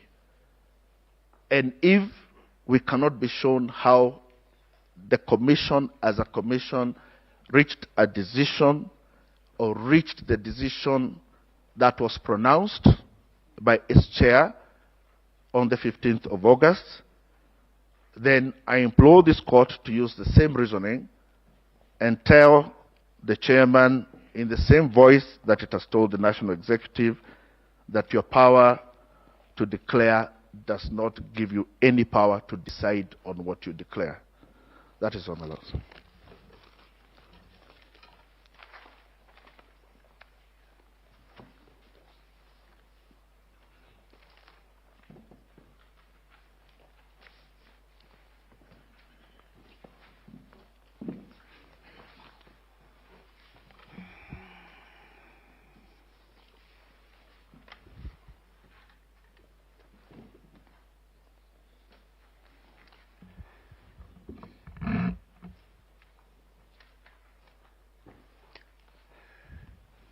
I haven't been in the court, so good morning, your ladyships and my lords.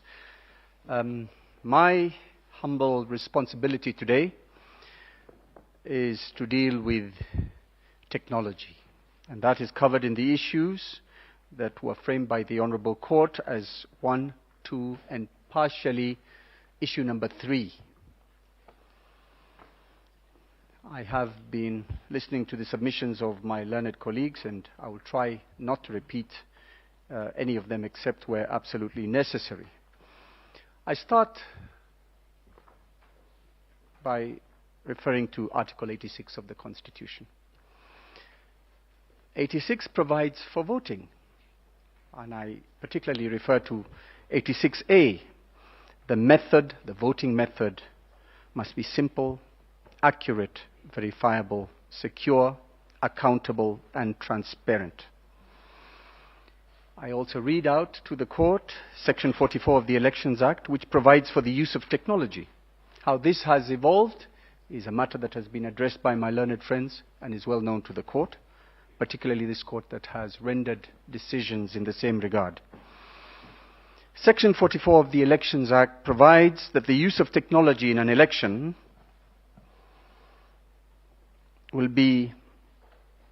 should be an integrated electronic electoral system that enables biometric voter registration, electronic voter identification, and electronic transmission of results. Section 39 of the Elections Act provides for the determination of the declaration of presidential results. And in this regard, it provides at 1C, for the purposes of a presidential election, the Commission shall, A, electronically transmit and physically deliver the tabulated results of an election for the President from a polling station in the constituency tallying center and to the national tallying center. Regulation 14 of the Elections Technology Regulations 2017 provides as follows. Information security. The Commission shall put in place mechanisms to ensure data availability, accuracy, integrity, confidentiality, as set out in the first schedule. The Court is aware of Raila Odinga and another, this is IBC 2017, where at paragraph 231, it provided and underscored the objective in the above laws. I will not belabor that.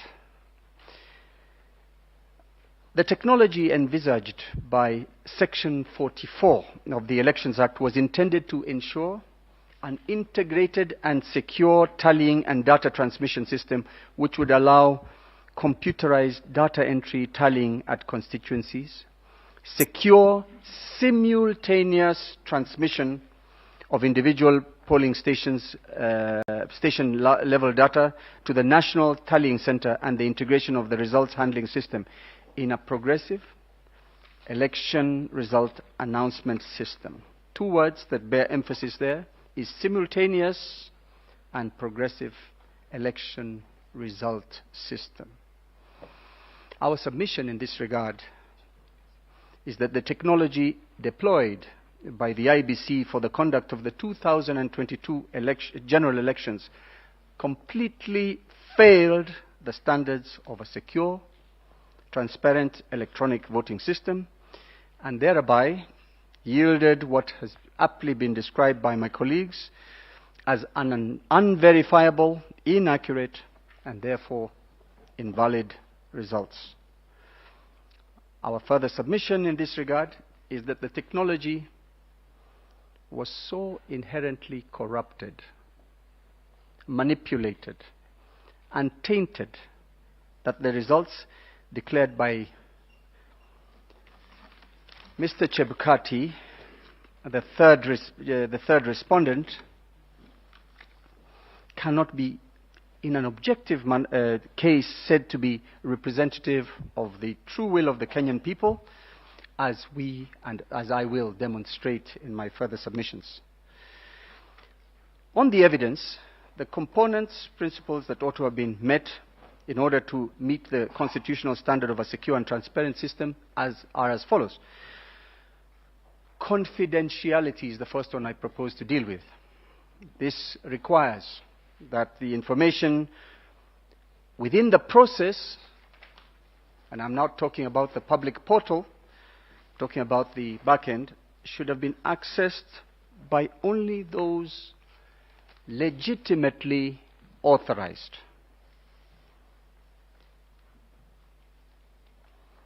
And those authorized, in order for them to be accountable, are persons whom the entire commission, in its, as defined by my colleague Paul Mwangi, the entire commission ought to have been fully aware of, gazetted where necessary, and it would certainly help if they were also Kenyan nationals.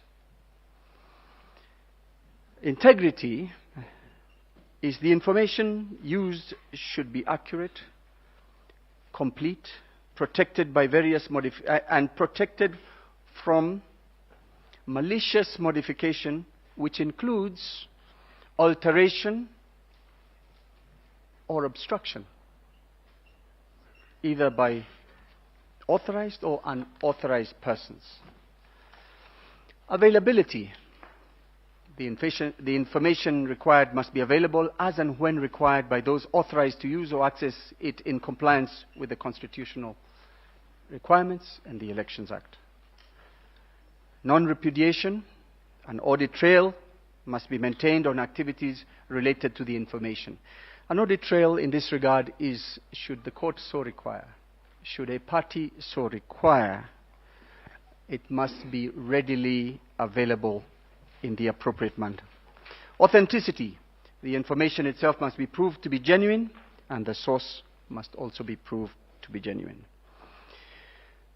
I submit on behalf of the petitioners that on the security aspect, there was lack of security. The first instance of that demonstrates this is the operation and use of the IBC and availability to, I repeat that again. The first is operation and use of IBC election materials and equipment to identified unauthorized persons. And I'm referring in this regard to the now infamous Venezuelan nationals. I will elaborate on that in a few seconds. The second is the penetration by way of hacking and illegally granted access of the IBC system by known and unknown persons. I distinguish between hacking and unauthorized grant of access. Hacking is where a person outside the system doesn't have the key, and I'm using the simple illustration, and so he accesses it through the roof, room through the roof or the back door, and he enters the system. The illegal grant of access is a situation where the codes, the credentials that are otherwise legitimate are granted to unknown persons.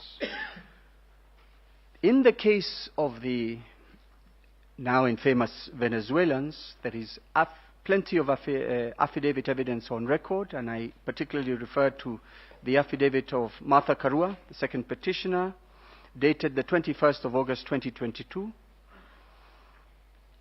which contains or encloses the statements by the DCI, and of course the rebuttal by Chebukati on behalf of the IBC.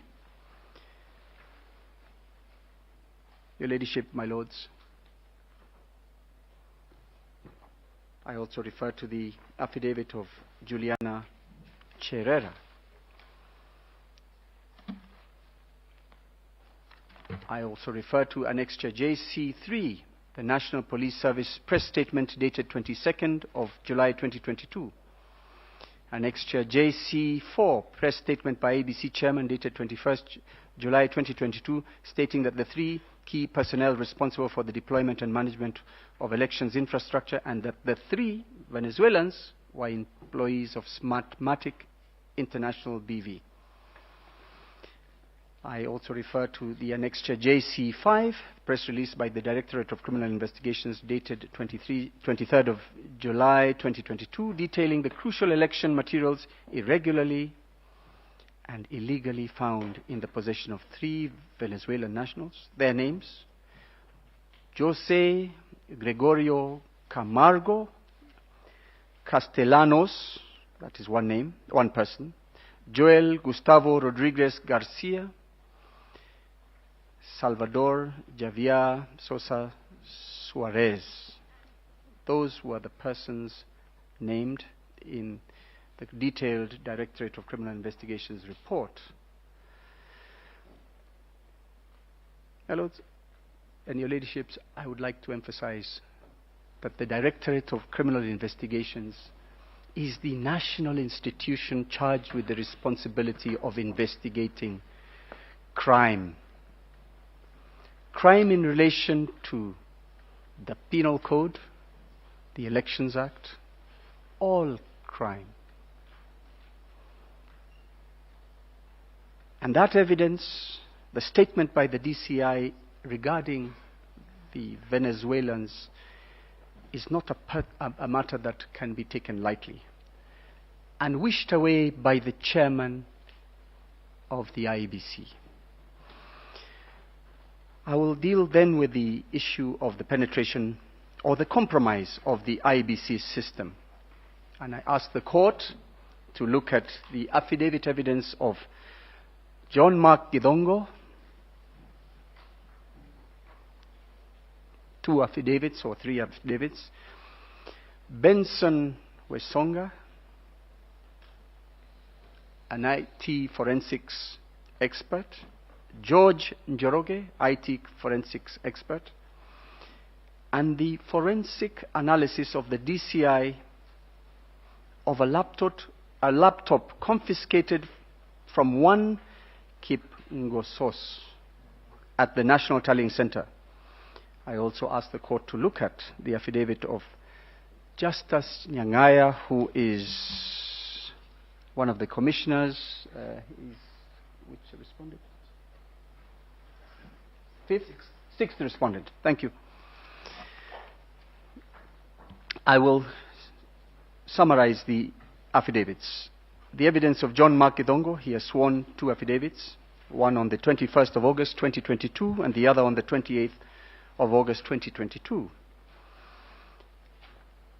In his affidavit, at paragraphs 2, 3, 8, 9, and 10, he talks about the illegal access into the system and manipulation of the presidential results, how it was orchestrated and implemented. At page 4, paragraph 12, he produces evidence of a video recording. Paragraph 8, page 8, paragraph 16, he witnesses how he saw this young person illegally and very easily access the IBC system, where he was able to see information including that of his name and other accredited observers at the IBC National Tallying Center, and pages 13 and 18 of certain screen grabs. In the affidavit dated 28th August 2022, page 2, paragraph 4, John Gidongo clarifies what was given to him in the first affidavit, but more importantly, at page 2, paragraph 6, he produces the actual logs that were used to show access to the system. I wish to make a short submission regarding the evidence of John Gidongo and the transcribed interview he had with this young person. And I'm discussing this in the context of the probative value of that conversation he had with this young witness. It came out that somewhere, somehow, in the current suburb, there was a group of about 50 people who had access to the ICT systems of IBC, whereby they were intercepting results before they were uploaded on the public portal. When that was put out and the responses first came, that suggestion was rubbished.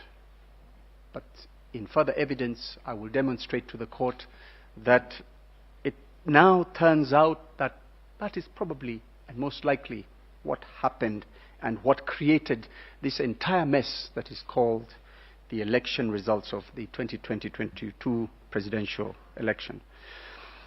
In the case of George Njoroge, whose affidavit is on record, whose CV is on record, a computer forensic expert with wide-ranging experience in investigating all manner of crimes, including those involving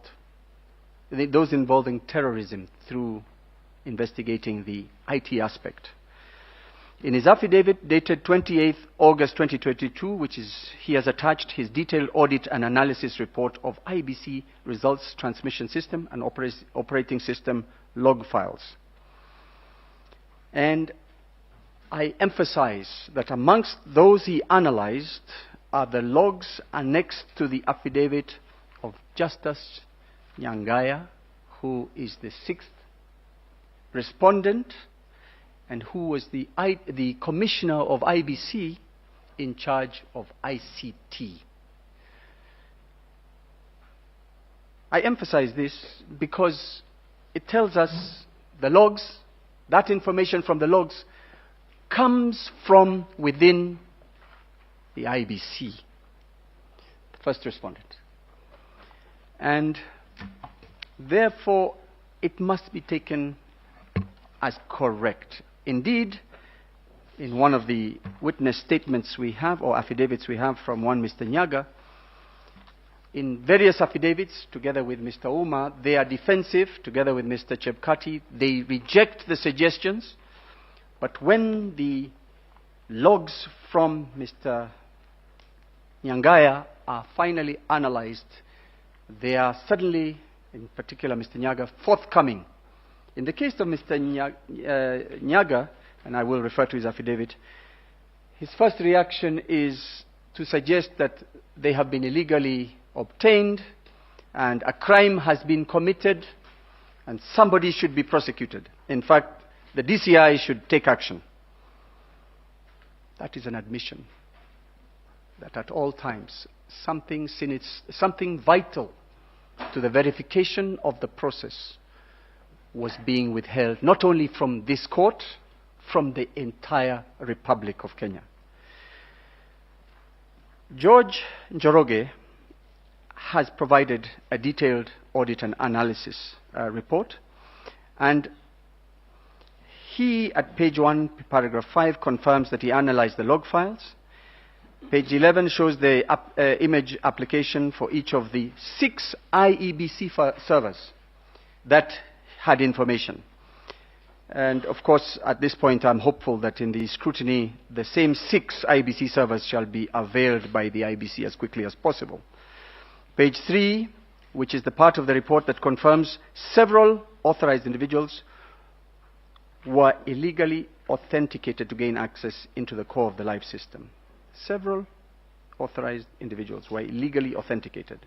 We'll go and demonstrate that, because authorized could mean you are within IBC, but illegally authenticated, you have gone well below, above your pay grade.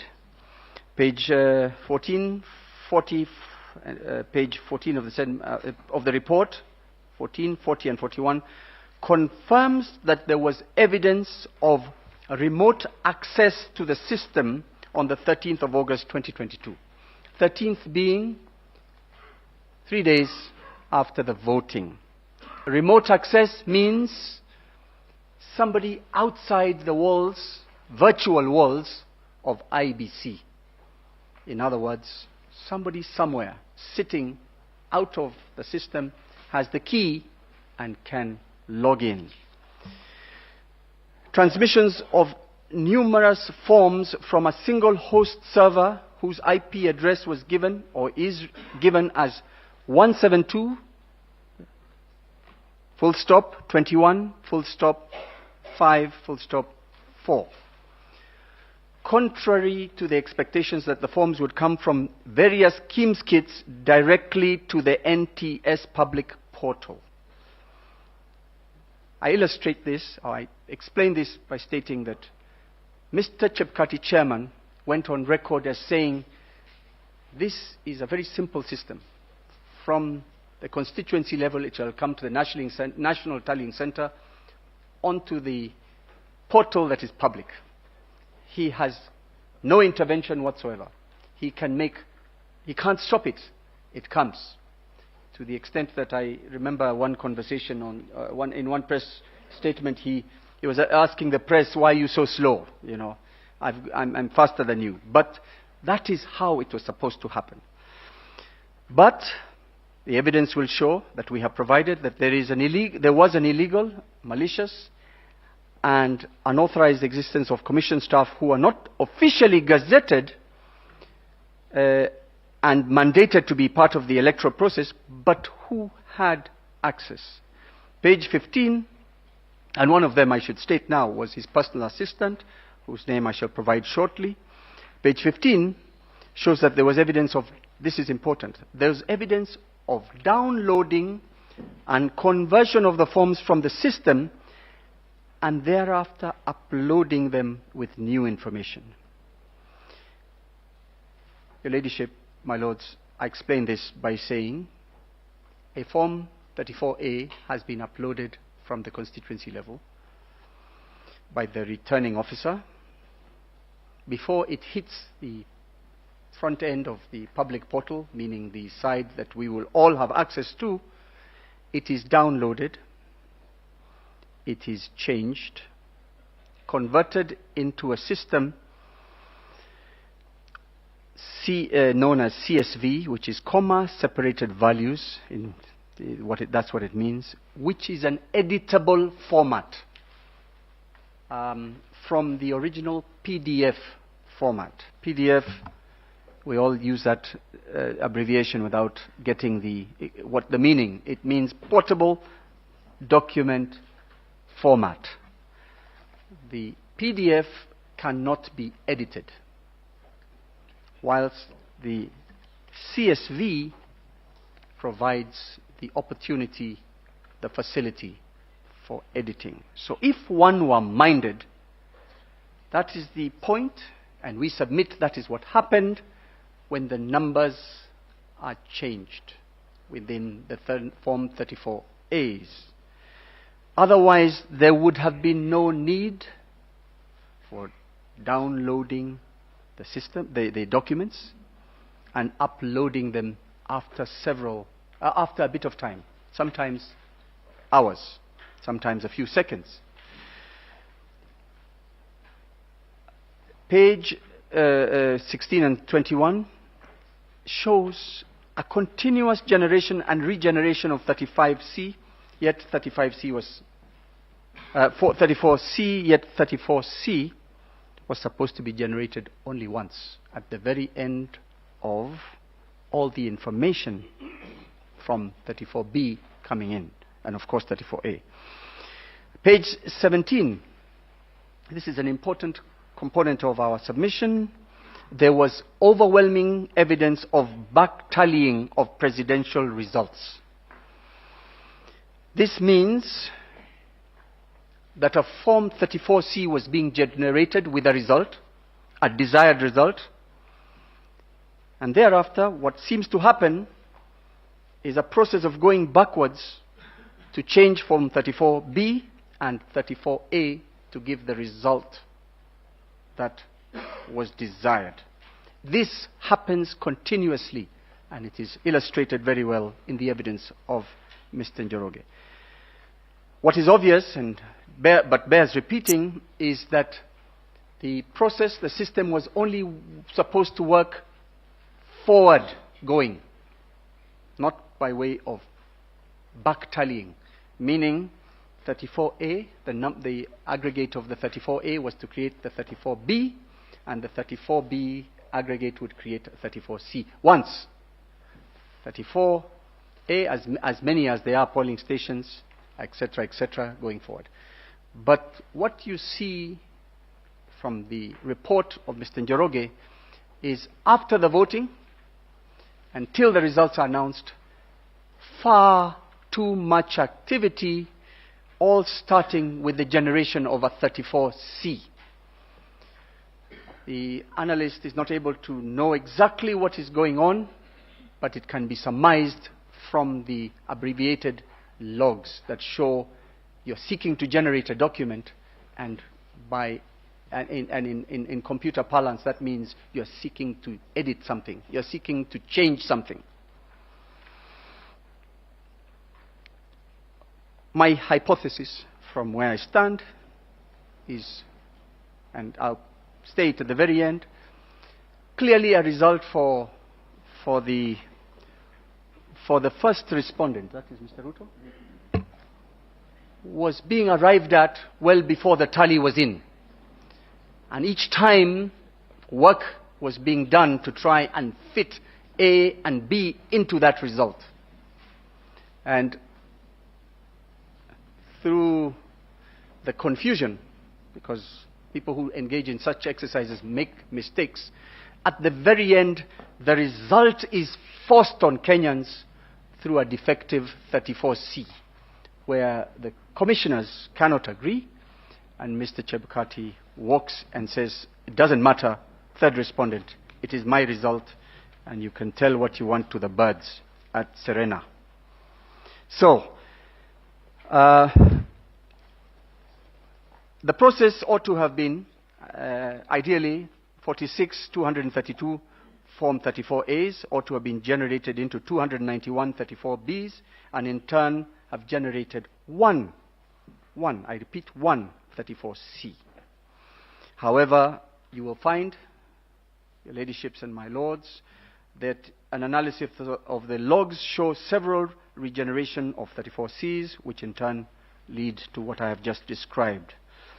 But at all times, you see a downloading of 34As in the CSV format, which is the editable format. Page 20, 21 and 22 show that as of 21st of August 2022, the hours are 15:48:33 seconds. A Form 34C had already been generated. I repeat that.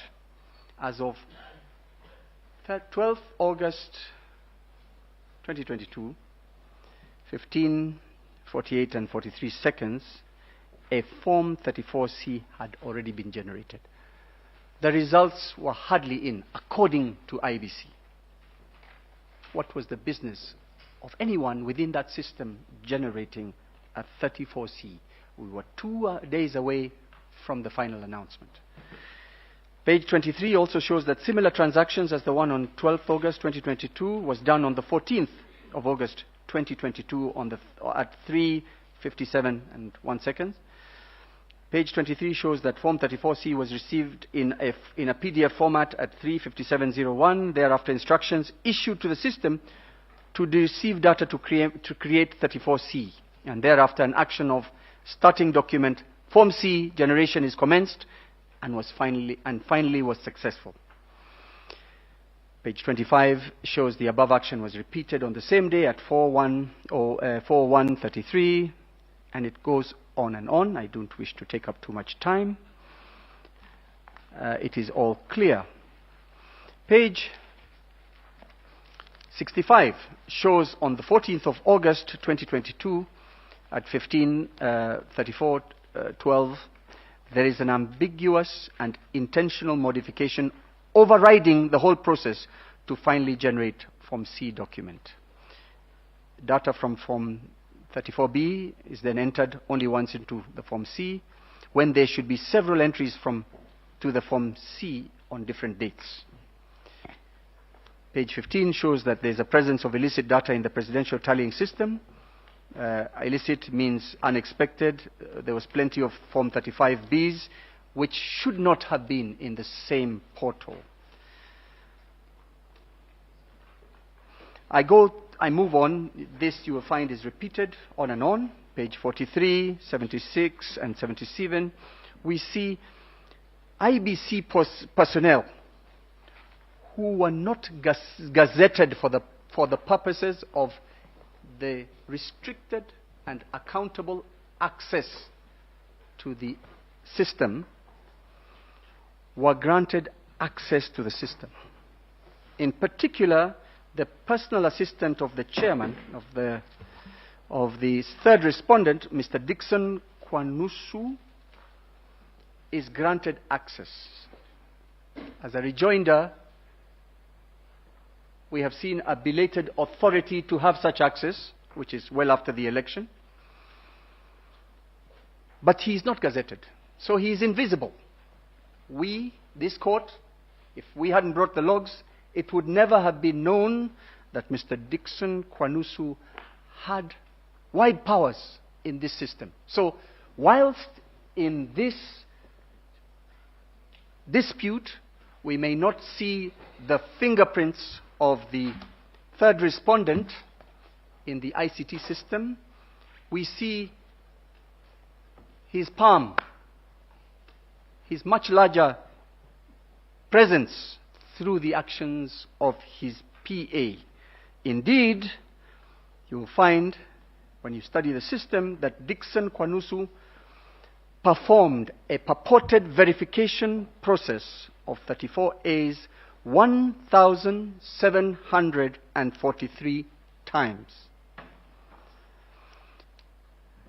The same scrutiny revealed that at page 28, one Abdi Dahir, who was not gazetted and who is belatedly granted access and privileges to the system, purportedly verified 659 Form 34As.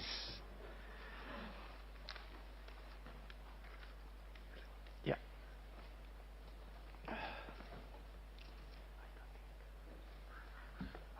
So, I ask the court to look at the affidavits of Ben Wasonga. He is also another computer forensic expert. His evidence is substantially the same as George Njoroge. I will ask the court to note that the tender documents did provide that whoever was to provide the system was to be able to provide a KIMS kit that would provide compressed color photograph images using a compression technique that is in compliance with JPEG. However, the court will find that all finally displayed Form 34As were in black and white.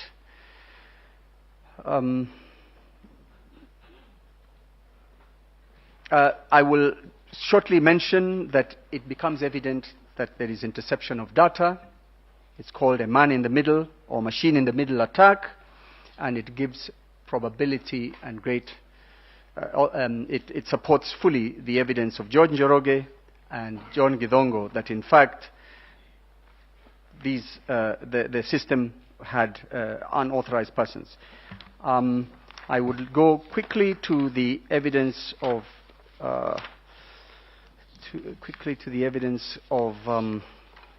again Benson, who in his affidavit shows that there was not only one foreigner involved, there was several of them, and the ones I had mentioned earlier, and throughout the process of counting, several of them were involved as super administrators. Super administrators is the power to even create and join servers to the system, change, alter documents, delete documents. This is at page 2 of paragraph 9 of the affidavit sworn on 28th August 2022, where the super administrator, in this case, the one J.C.A. Margo, who occasionally uses a different name, is able to create user accounts, install applications, change user roles, assign resources, read documents, write documents, modify or edit documents, and delete documents. I honorably suggest that it shows that this election was controlled from everywhere except IEBC. And I have read the affidavit of Mr. Chebukati. He suggests that the Venezuelans felt harassed after their arrest and left the country, but I respectfully submit that they remained fully connected to the IEBC servers. I have said page 3, paragraph 8 shows the unauthorized users accessing the system, a total of 6 of them being, I found the page, is C. Silva, Josio, Vito, JCA, Margo, Ogudino, and J. Lugo. I conclude by saying, what is the response of all these very serious allegations? I say that we get it from the affidavits of the 4 commissioners who have differed with the chairman. They have stated categorically that that whole system was created by was controlled by one person, the third respondent. They were kept in the dark. Mr. Nyangaya, who was in charge of ICT, was also shocked that foreigners were controlling the system and had access during and after the election. And I point out that Mr. Chebukati did not offer this to the court in his replying affidavit, and it only was offered through his subordinates when the evidence was availed. I conclude conclude by submitting that what we have before the court is clearly a corrupted, and I'm not talking about a person, I'm talking about the verb, a corrupted and compromised RTS system which does not meet the demands of the Constitution and the Act.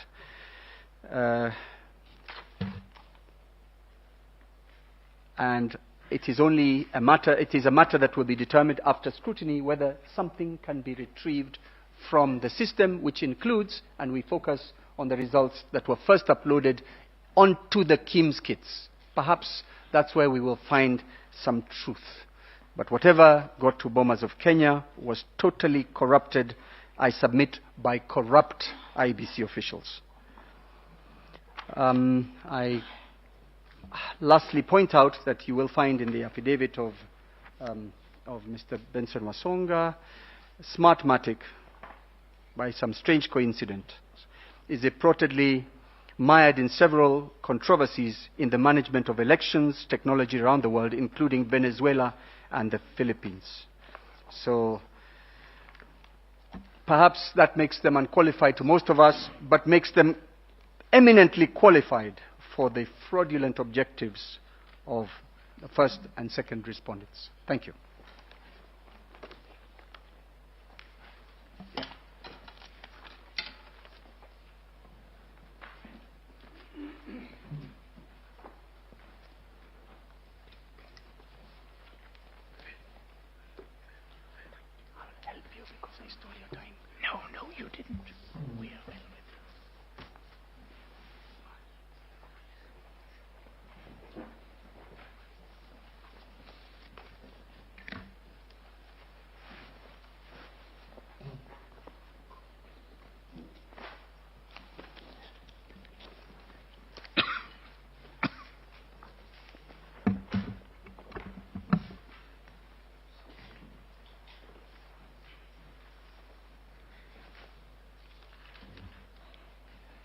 My Lady Chief Justice, my ladies, my lords of the court, I address the court on issues 8 and 9, the magnitude of the matters which you've been listening to and which are set out in all our documents, and I will turn later to the prayers. This morning, in the last 2, 3 of the submissions from my colleagues, the question of what Mr. Chebukati was doing when Article 183 began to operate, 138 began to operate once the 34As moved from the polling stations to the constituency levels to become 34B, and then from there to the National Tallying Center. And Article 138(3) is Article 138 is entitled, the marginal note, Procedure at Presidential Election.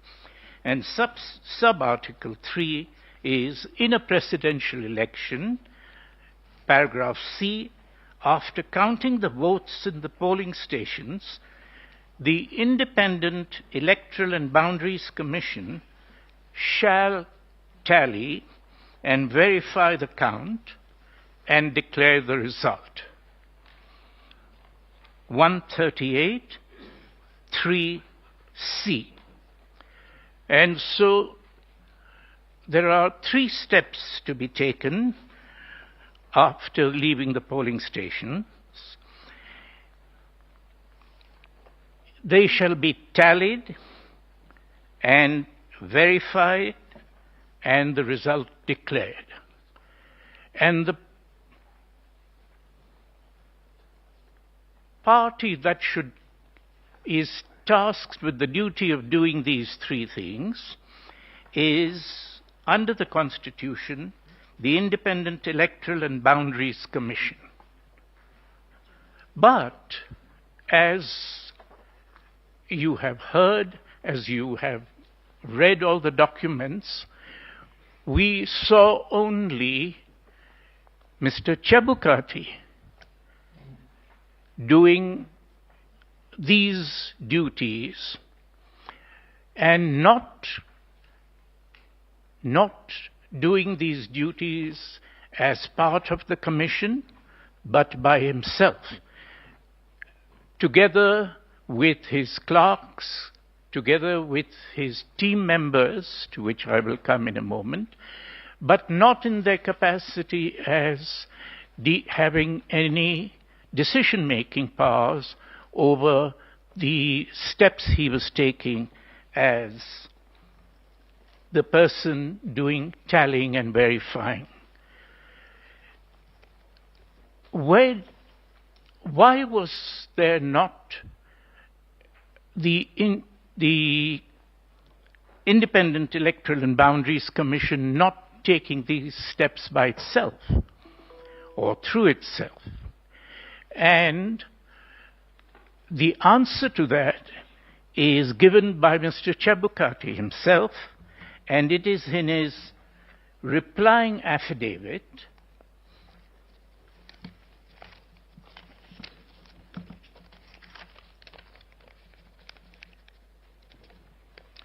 sworn on the 26th day of August 2022. And this is what he is setting out in paragraph 108.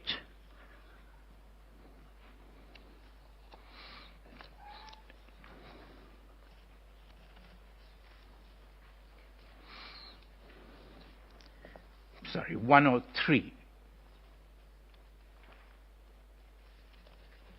Thank you.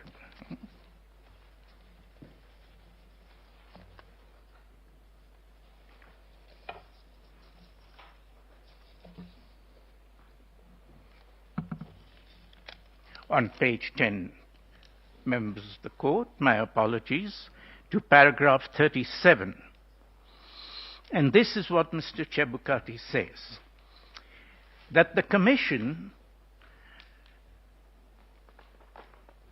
from Gazette Notice number 9540, number 155, dated 8th of August 2022, a day before the election, outlined the result pathway from the polling station to the national tallying as follows. And then he quotes the Gazette Notice, subtitle, "The Presidential Returning Officer," into brackets, Commission Chairman, Roman 1, receives Form 34As and 34B. Article 138 is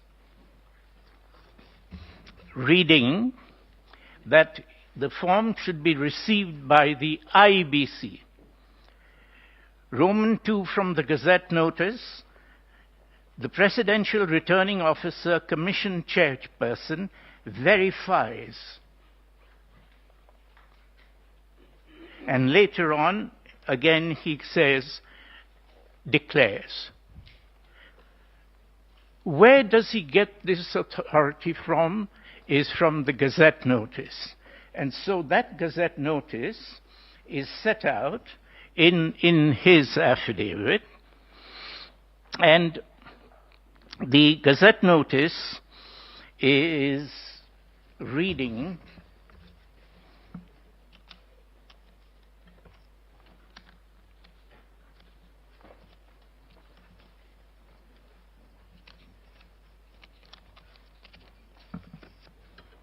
on page 36. This Gazette Notice is in the X made, and it sets out the result parts at the National Tallying Center, which we have seen. And so we search for the authority to move away from Article 138, how did it get from IBC to Mr. Chebukati? In exercise of the powers confirmed by Articles 88, 44 of the Constitution, Section 4 of the IBC Act, Sections 38, 39 of the Elections Act, and Regulations 87(1)(b) of the Elections General Regulations 2012. This shift has come through these General Regulations 2012, which were amended at a different time, and brings a different receiving party. And that receiving party is the returning officer, into brackets, commission chairman, and the 87 itself, the regulation, is an amendment and is referred to by Mr. Chebukati. We submit that Regulation 87 and this pathway that he has put down is a repeat of Article 138(3)(c), but with one significant alteration. Instead of the IBC receiving the votes, instead of the IBC verifying the votes and declaring the tally and the verification, he has put his own name, the chairman. Simple submission we have that this is subsidiary legislation. The pathway which he was relying on in the Gazette notice is void totally. The subsidiary legislation from which the Gazette notice is derived is void, as being in total conflict with not only its principal legislation, but with the Constitution itself. This is what takes the tallying and verification process away from the IBC and took it into what was happening from the 9th of August right up to the 15th of August. And this was breaking every single national value set out in Article 10.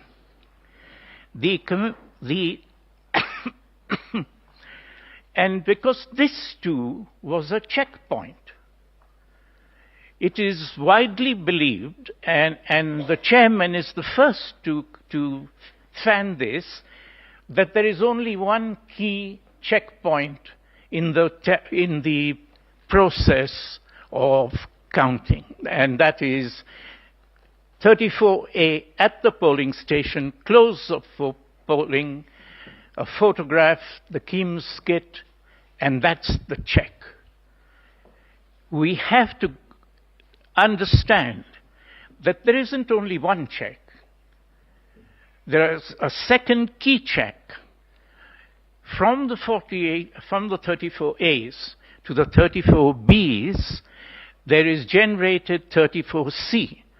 And 34C is so key that it needs a second check. And who is there to do that checking? No longer the agents at the polling stations. In their place, the Constitution sets the IBC, the 7 commissioners.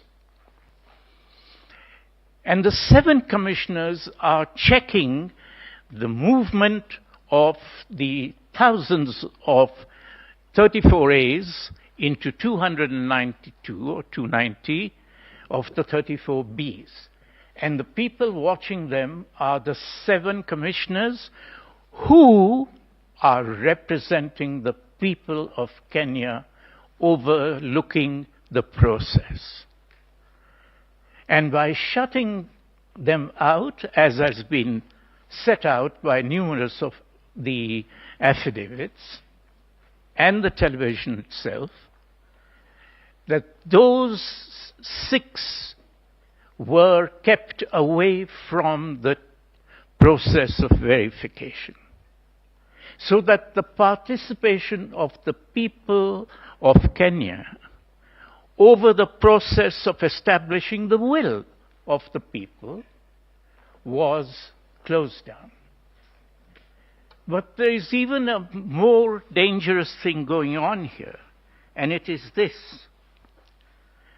By this amendment, there was a concentration of the entire process, both of the verification as well as the decision-making as a consequence of that tallying and verification, a concentration into only one individual.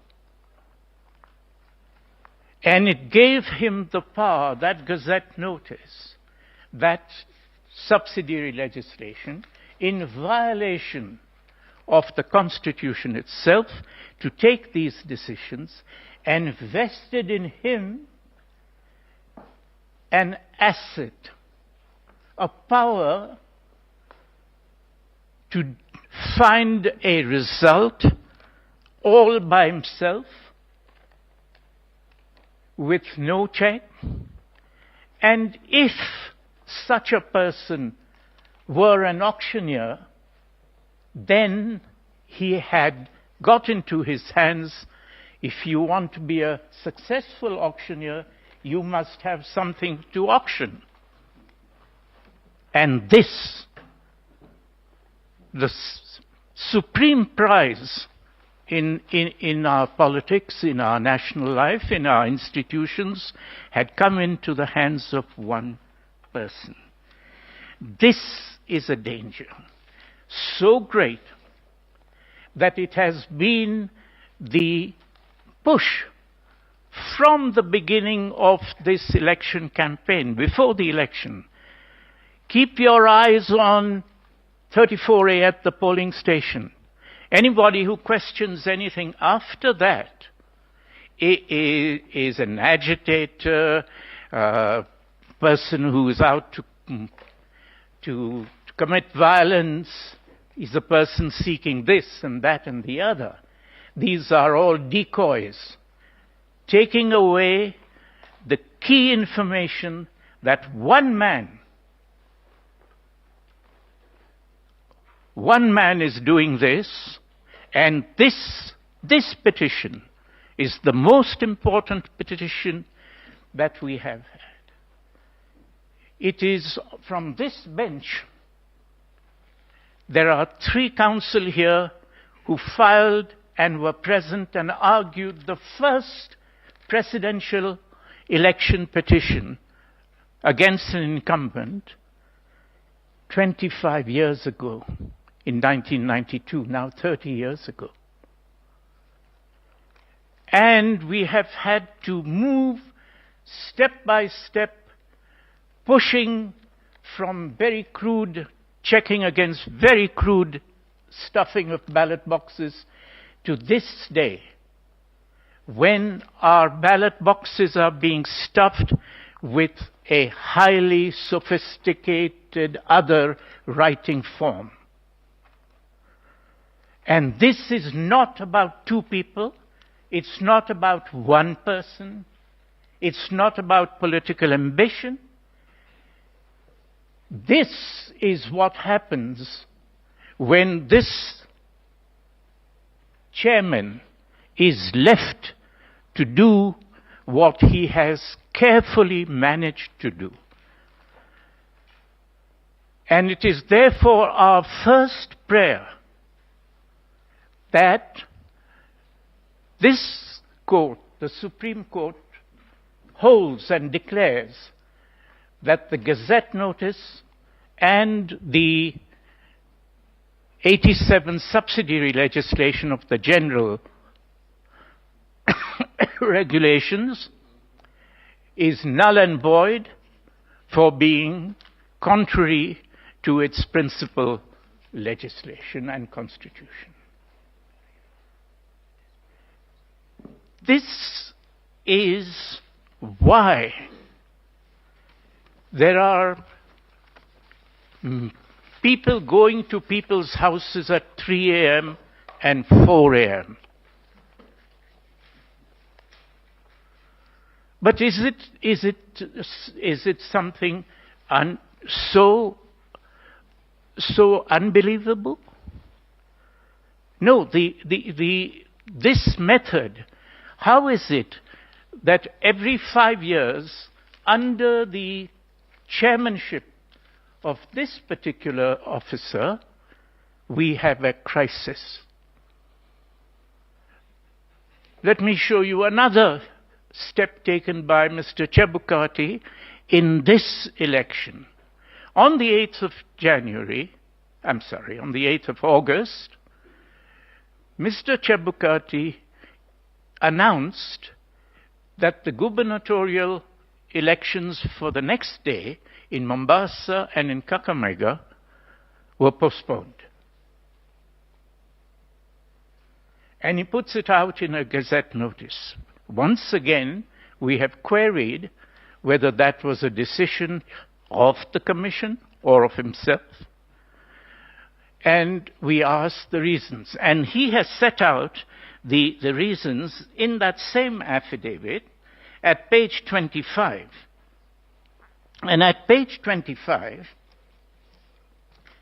he sets out why he had to do it.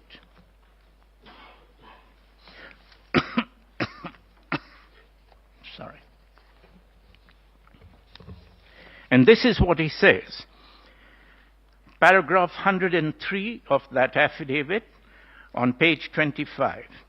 That despite spirited efforts by him and his whole teams, whatever they are, to have the printer replace the ballot papers urgently, it was not possible, he says, to complete all logistics in time for the elections.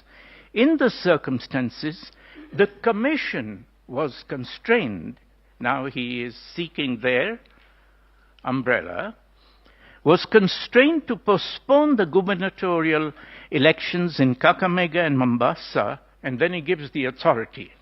Pursuant to Section 55B of the Elections Act and Regulation 64 of the Elections General Regulations, which allows the Commission to postpone an election in a constituency, county, or ward, quote, I've been quoting, quote, where it is impossible for an election to proceed, full stop. Then he says that the postponement was for a limited. So he has set out that it was postponed under these two sections and regulations where it is impossible for an election to proceed. So we look up section 55B of the Elections Act. Here is 55B of the Elections Act. Postponement of elections by the Commission. Section 1.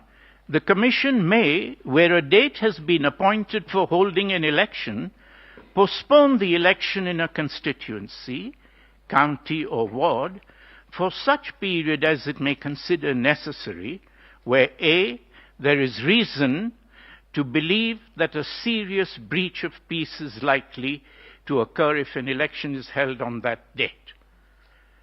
But Mr. Chebukati says that's not the reason. B, it is impossible to conduct the elections as a result of a natural disaster or other emergencies. He hasn't said it was because of the natural disaster or other emergencies. He doesn't say they were there. C, that there has been occurrence of an electoral malpractice of such a nature and gravity as to make it impossible for an election to proceed. A, B, C. None of these were applicable, but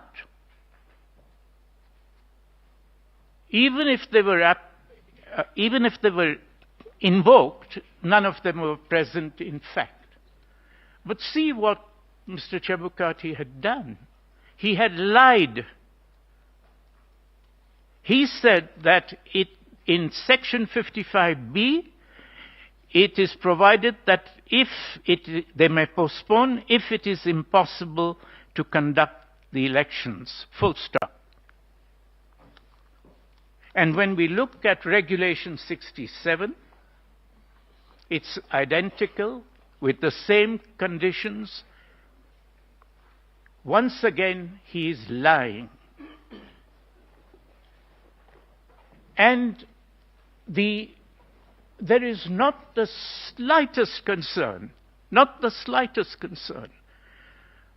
for the values of Article 10 and the whole Constitution. This is two things here to watch, members of the court. Number one, that this is a person who is saying these things with impunity. This is a person who sets out the wrongdoing that he is practicing with mens rea. This is not a mistake.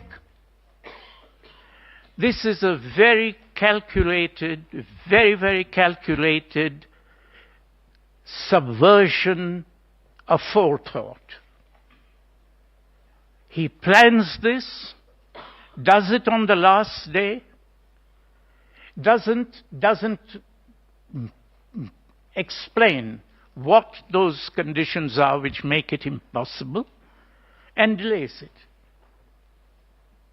And then it does not matter to him that at least 2-3 million people in Mombasa County and Kakamega County have been deprived of their right to vote. That it is important, and reversing, that a presidential election has to be held on the days when the general election is held. This is how the mess that has brought 100, a full Supreme Court, here. Because this man, when you ask him these things, justifies it, knows that it is wrong, and puts it in an affidavit. And then says to us, you explain it. So, it is important not that we cannot rely on a single thing. This is a practiced artist of the destruction of our institutions. Because that is what happens. He did it in 2017. He was caught. When the court ordered him to disclose more things, he disobeyed the order, never did it,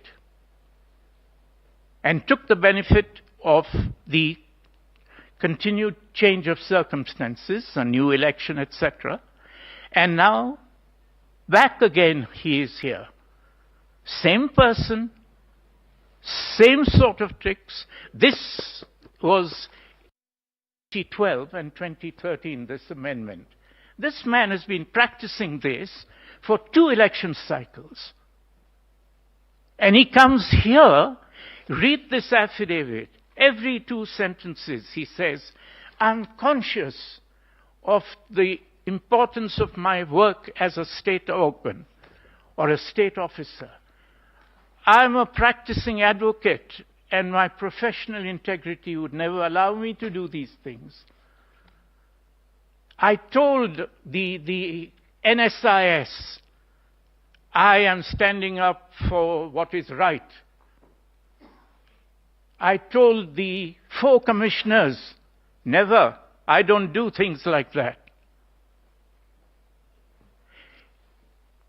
When people are running, the person who calls out louder, thief, thief, thief, so that this is what has been going on, and it is destroying our institutions. This case is about the democratic institutions of Kenya. And it is about how we protect those institutions and how we stop people who are attacking those institutions. We cannot do it on the streets. We do it through the institutions. We were doing it through the bar. Now the burden has come to the judiciary because of the new constitution. And we pray that that burden will be borne constantly, persistently, with courage, because when such burdens are not borne, all of us fall down, including courts. And is that something that should be, is that something that has to be spoken to, I mean spoken for, by a party who is seeking justice? And the answer, fortunately, is no. The Constitution itself gives the answer. And that is set out in Article 3(2), which says that it is the duty,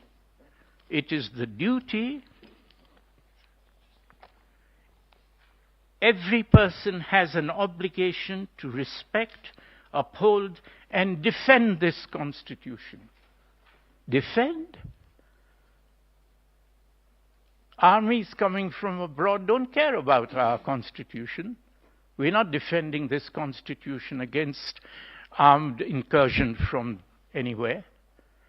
That defense is from enemies within who use this type of thing.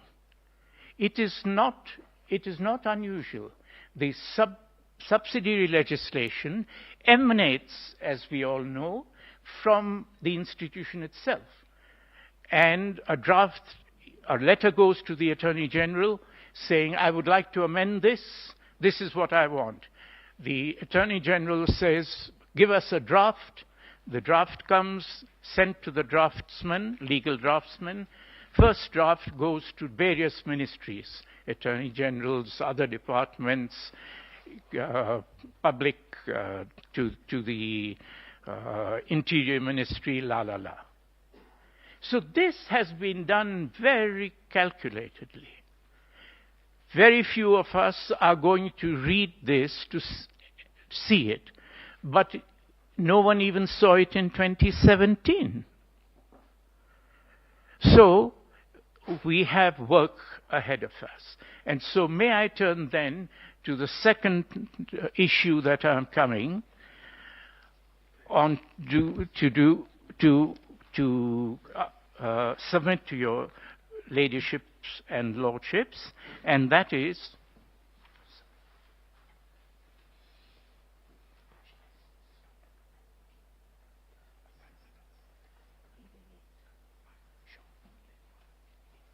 sure.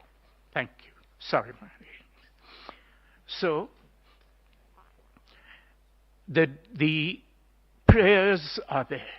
We are asking for prayers in the petition, and we respectfully request that the court looks at them and deliberates on them. But the court also has powers from other places. For example, in the Elections Act itself, under Section 80, subsection 4, the court has power. The court has power to, if there is evidence that you find, you may issue directions that the certificate is to be made out in the name of the person who has secured more votes. The second prayer we do make outside this is this, that we cannot have, whatever the outcome of this petition, we cannot have the self-discredited person who is giving false affidavits and doing all these things to be the chairperson of the IBC or anything at all. And so we are also saying that there are two prayers in relation to this. The Article 3 of our Constitution says this. Article 3, sub-article 2. And this is at the heart, I pray, of the judgment that this Honourable Court gives. 2. Any attempt to establish a government otherwise than in compliance with this Constitution is unlawful. Any attempt to establish a government otherwise than in compliance with this Constitution is unlawful. And so, in what is a 34C? A 34C is what leads to 34B, which leads to the declaration of a precedent, which is the formation of a new government. That is what was going on the 15th of August there. An attempt, and even here, right now in this court, there are people who have filed things in contravention of the saying that what is in contravention of the Constitution is correct. And right here in this, there is an attempt to establish a government otherwise than in compliance with this Constitution. It's unlawful. So, if this Honourable Court finds that Mr. Chebukati is responsible for and has committed actions and decisions which are an attempt to establish a government otherwise than in compliance with this Constitution, we pray that you make a holding that he has done such an attempt, which is a mechanism within the Constitution itself and within this election petition's four corners, and another declaration that this person, pursuant to Article 33, sub-article 2, is no longer fit to hold public office. We go further. Is it possible that we can stop it by stopping Mr. Chebukati alone and we submit? No. It doesn't matter whether Mr. Chebukati will find another Mr. Chebukati next time. We have to stop those people who do not take those steps, but who take the benefit of those steps.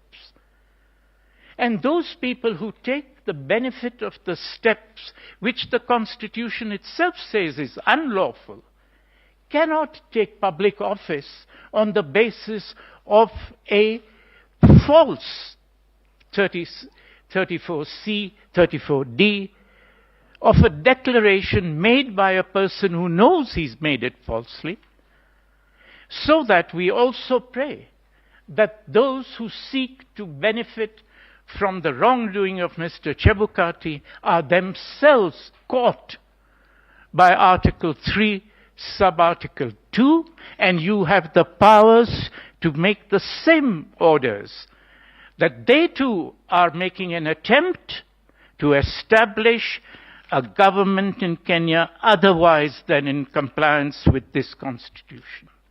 And we pray that this court moves our country forward with those two steps of orders in relation to all parties benefiting and all parties carrying out this mass attack upon Kenyan democracy. Thank you.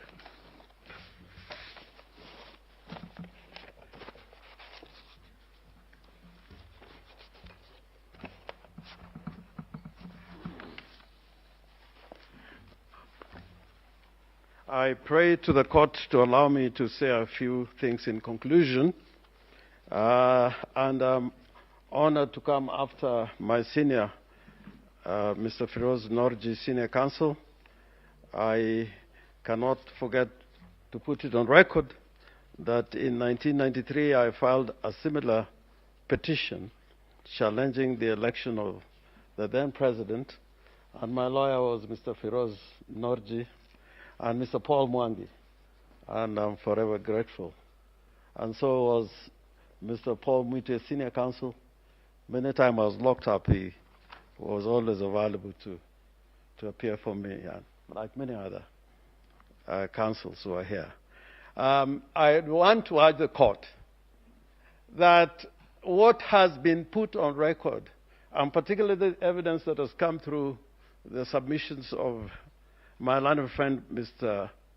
Morgor, it's so important in terms of making a decision as to what to do with the elections that were held on the 9th of August this year.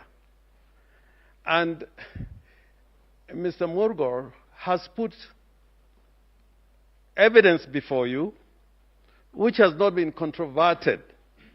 For example, there is evidence of interference, if not invasion, of the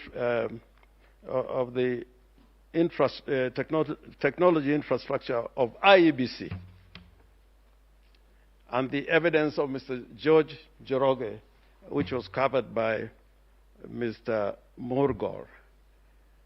I want the court, with respect, to look at what the IEBC has said in return or in response to those very, very serious allegations through Mr. Martin Wachira Nyaga, again was referred to by Mr. Morgor. He does not deny the disclosure of the 6 logs from the 6 servers. In his affidavit, he actually acknowledges the logs which speak to access to the servers without authorization. And he puts the question the other way around. Instead of this matter going into inquiry by the Electoral Commission, he questions the authority of Mr. Njoroge in accessing, in obtaining those logs. And he says the same things about the logs that have been put forward by Mr. Justice Nyangaya. The authenticity and integrity of those logs have not been rebutted. We are treated to an explanation in the affidavit of Mr. Wachira, in particular about the generation of Form 34C. And those rebuttals do not answer the question as to why there are these unauthorized access to the servers of the IBC and obtaining those particular logs. There is also in the bundle in the evidence through the affidavit of Mr. Nyangasi of 2 Form 34Cs, one generated on the day the results of the elections were declared on the 15th of August, and the one that was generated on the 15th of August 2022 is based on the results obtained at the county level. The next day, again, another Form C was generated. All that is in the bundle of Mr. Nyangasi. Another Form 34C. That one was computed on the basis of the results that were obtained from the polling stations. So we got 2 Form 34Cs. There is no explanation given as to why there was those 2 forms. So, Your Lordships, we pray that the orders that we prayed for are justified. But probably in future, there may need to be a thorough inquiry as to what happened. Not just looking at the question of whether Mr. Ruto was validly elected, but looking at the criminality that characterized this entire enterprise. And that is when the Kenyan people will know the truth. But for now, I think the Kenyan people will be happier if this court can make sure that the authority, their sovereign will, is not taken away. I thank you. Thank you very much for keeping time. We will take one more before we break for lunch. Petition number E001 of 2022, John Njoroge Kamau.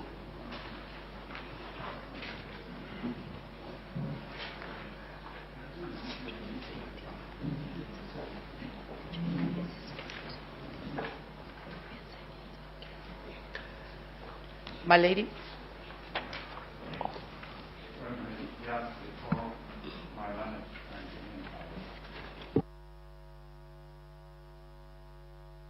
I request for indulgence of the court just to introduce 3 people I'm appearing with, but they were in the other room, they didn't get access to court. And that is Emmanuel Bitter, Christopher Marwa, and Radhika Arora. I would like to put them on record. Thank you. Thank you. That is noted.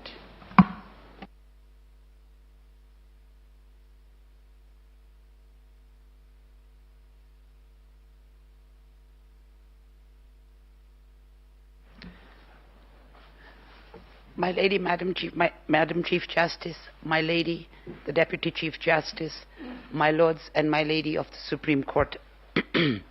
I don't believe I need to introduce myself again, since I did that right at the beginning.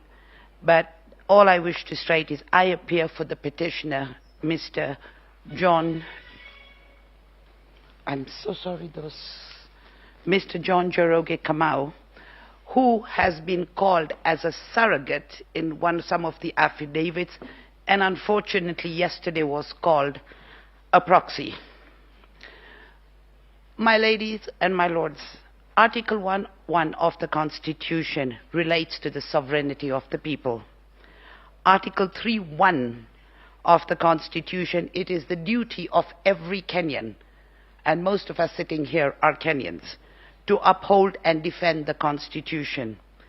Hence, it is very sad to see that when Wanjiko, or in this case, John Njoroge Kamau, comes to court, he or she is immediately vilified and stigmatized. All he is doing is exercising his constitutional duty and following the law, never wanting to go back to where we went about 15 years ago. And like I said, in social media, everybody gets vilified. We don't need to read social media, as I was told 10 minutes ago. Notwithstanding the same, John Njoroge Kamau, on the 9th of August 2022, in exercise of his constitutional right to vote under Article 38 of the Constitution, went to his polling station to vote for his preferred presidential candidate, and then went home to await the result. It was a long wait for 6 days, but that is not his gripe at all. He is not complaining about the 6 days.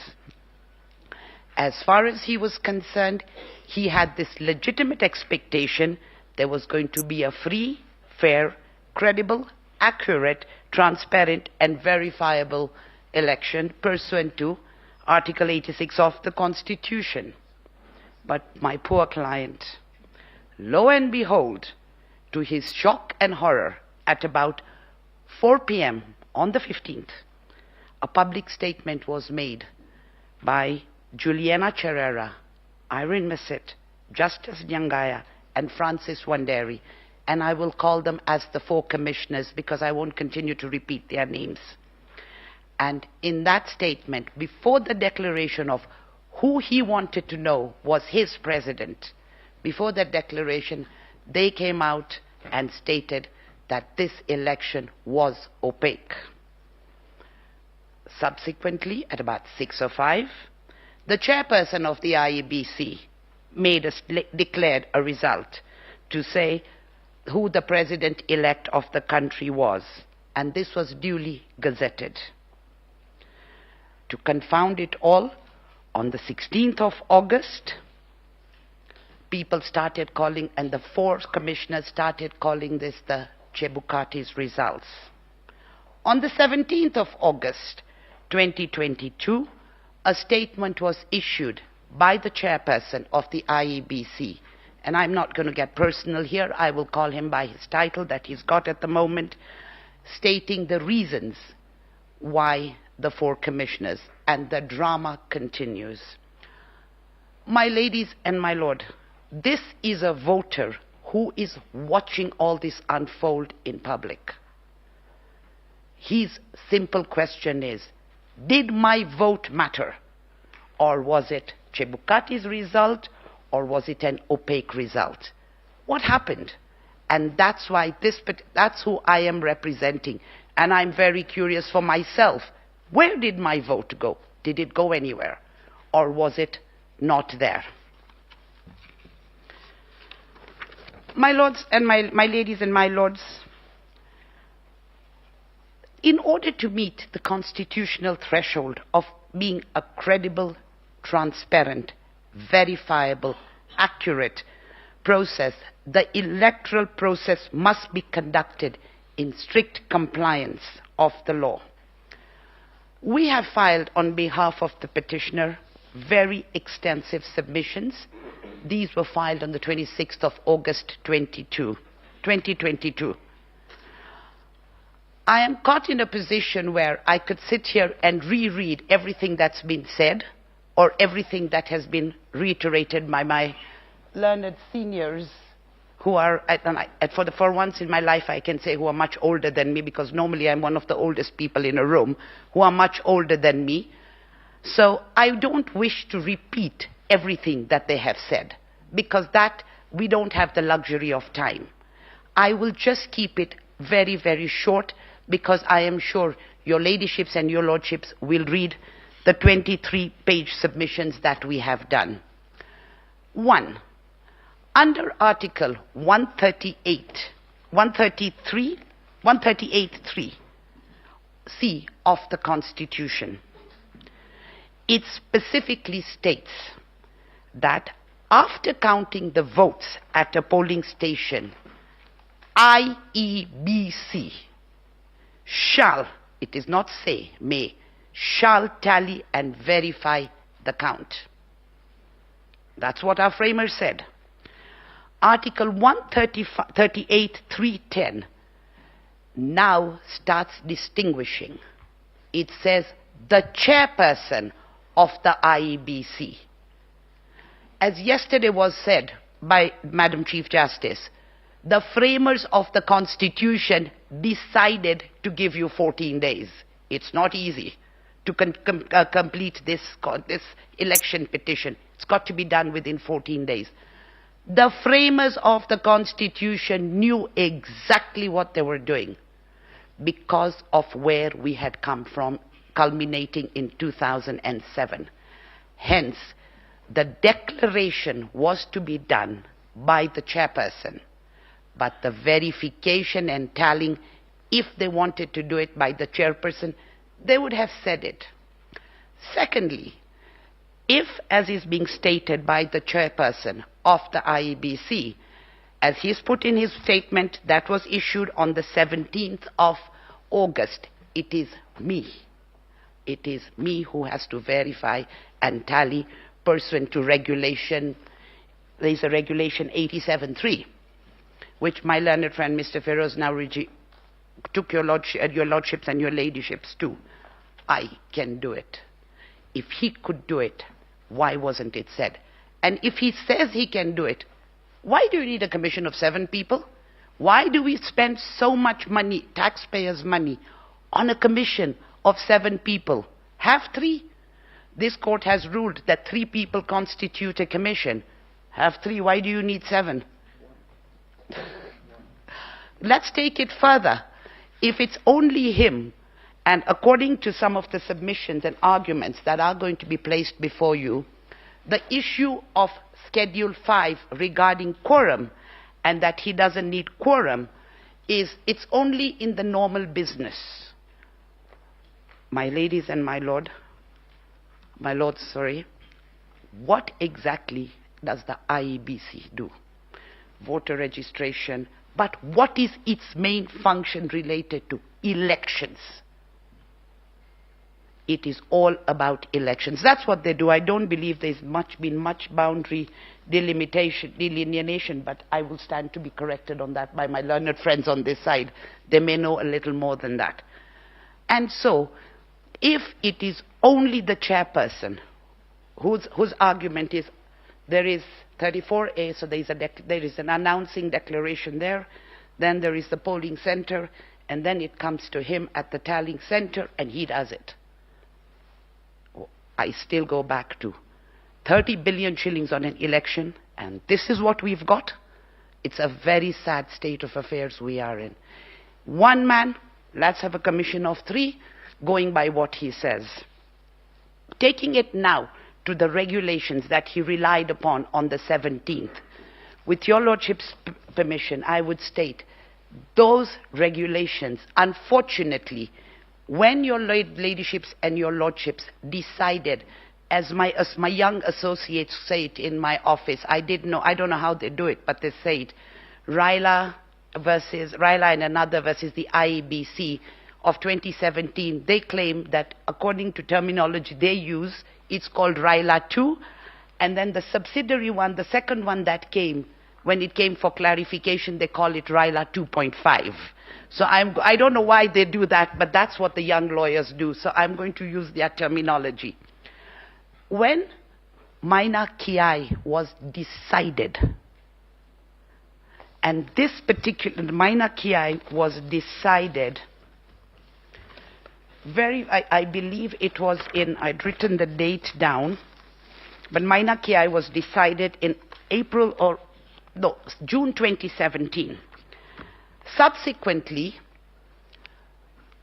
the chairperson of the IEBC came to your lordships and your ladyships asking for a clarification as to exactly how Maina Kiai was interfering with your decisions in Raila 2. It was so clear on what this court said.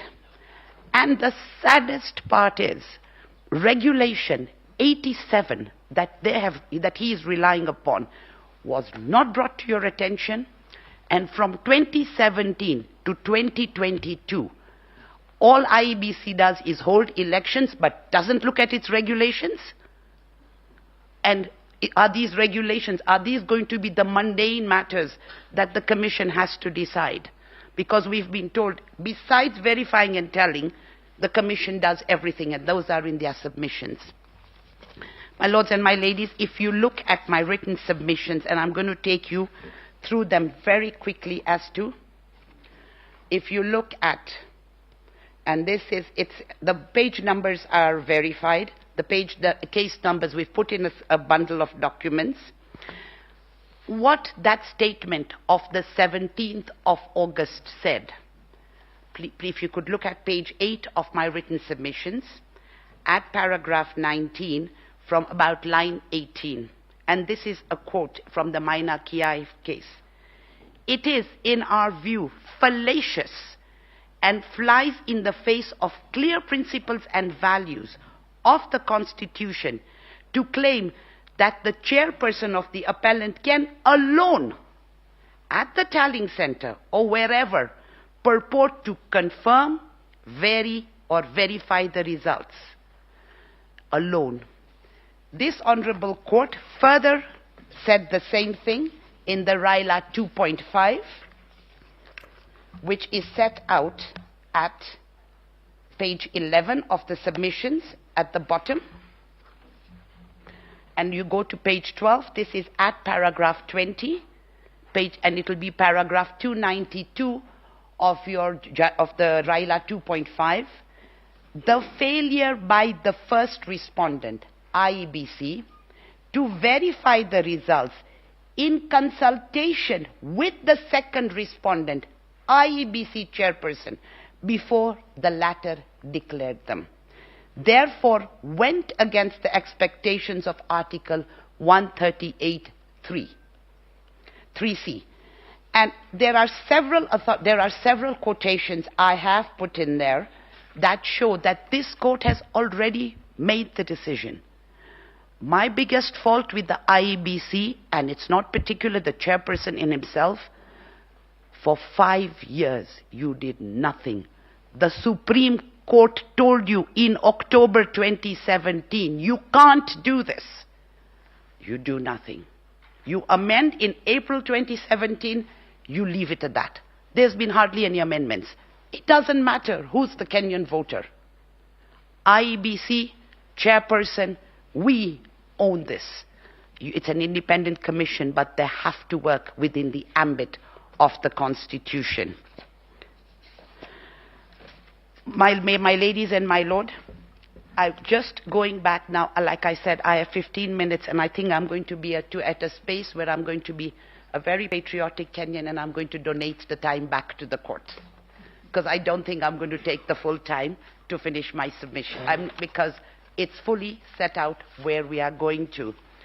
There are three things that we've brought up. One is the issue of the Regulation 87, which has to be made unconstitutional.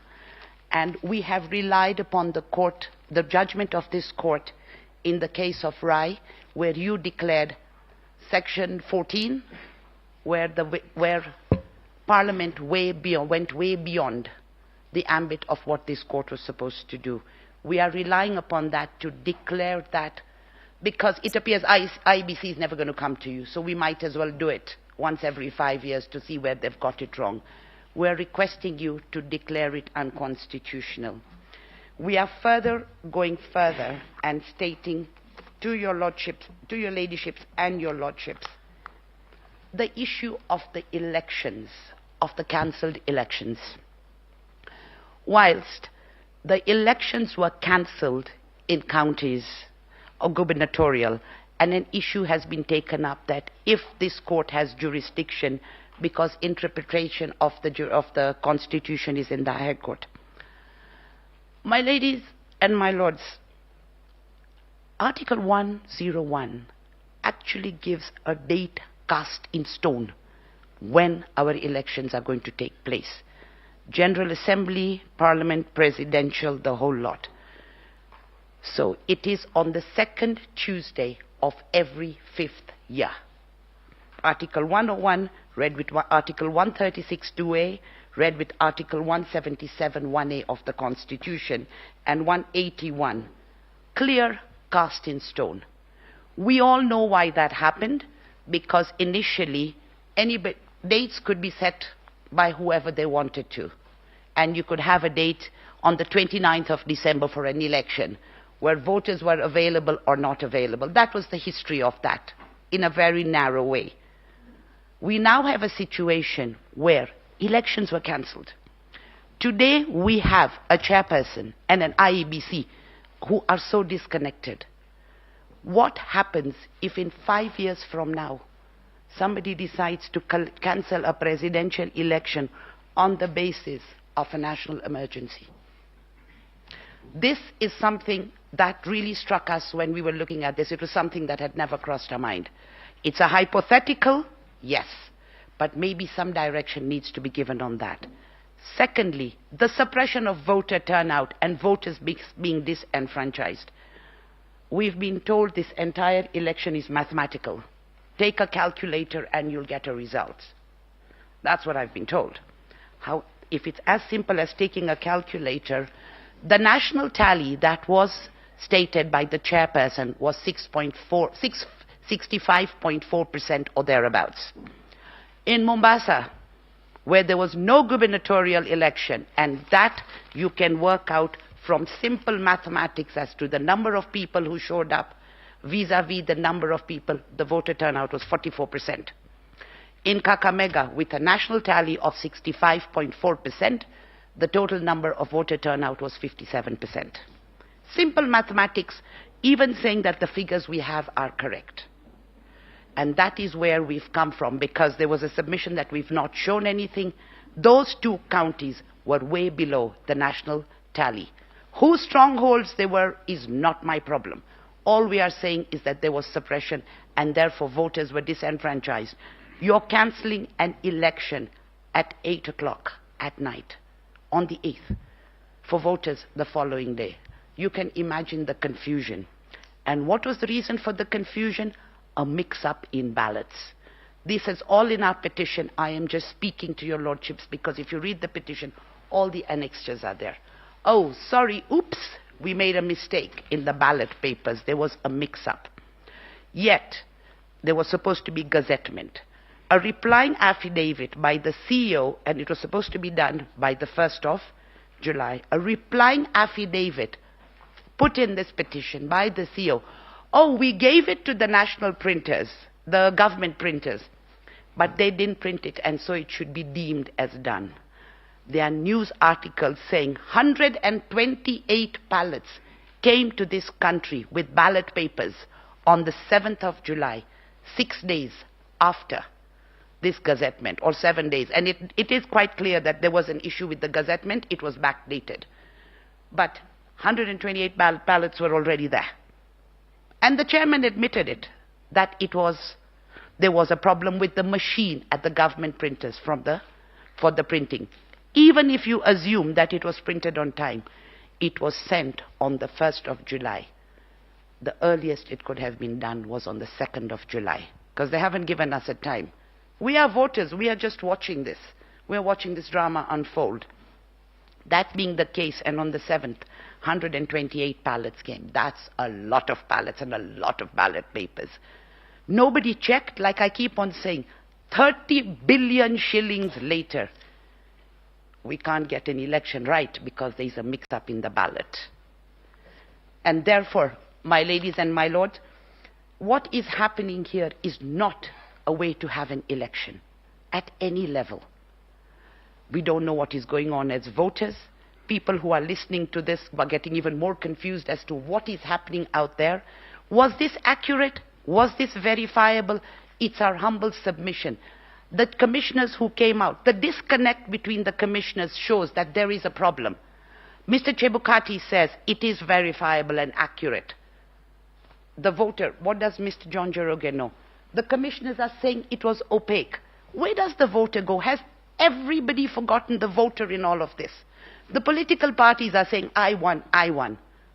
We want to know what happened to our vote. And where we are today, we actually cannot say that where this vote went and what happened.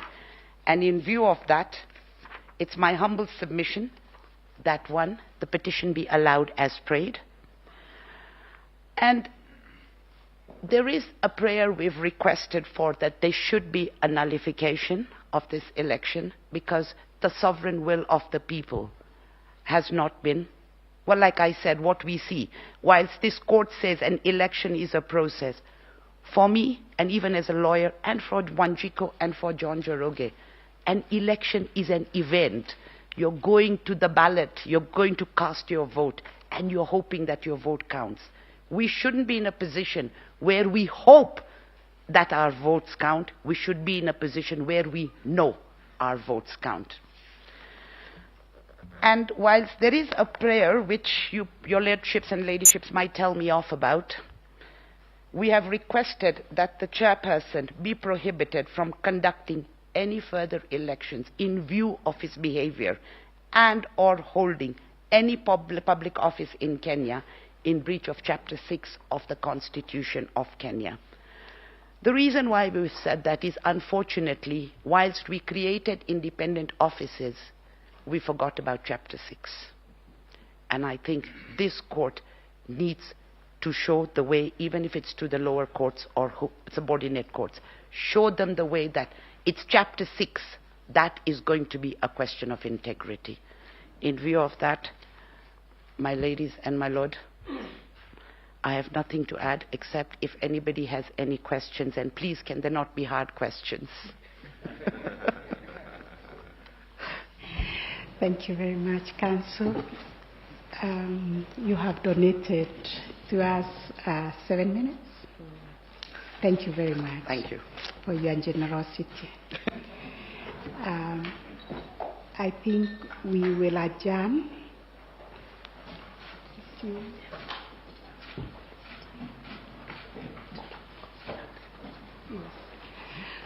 there something we do? All this stuff? Yeah. 2 o'clock.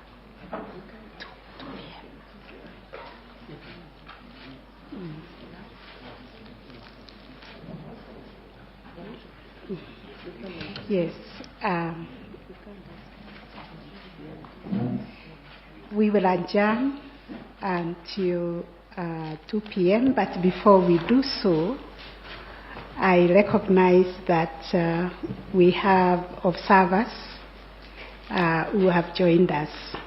Yesterday, during the pre-trial, we formally recognized the observers, but I think they were not present. So on behalf of the Supreme Court, my sister and brother judges and the entire court, we wish to welcome all the observers, especially the delegation from the Commonwealth that is led by our retired Chief Justice from Tanzania, the Honorable Justice Adman Mohamed Chande, for taking time to come and observe these proceedings. We thank you for taking your time, which is a mark of friendship and also encouragement, and also an indication that we are all pursuing similar objectives of ensuring there is promotion and protection of the rule of law and constitutionalism, and also creation of strong, independent institutions that guard and sustain our democracy. So you're most welcome to the proceedings, and our gratitude for your finding time with eminent judges, jurists, and other distinguished delegates who have committed their time to come and be part of these proceedings. On behalf of the court, we are so grateful. And having said that, I think we will arise and resume at 2 p.m. Thank you.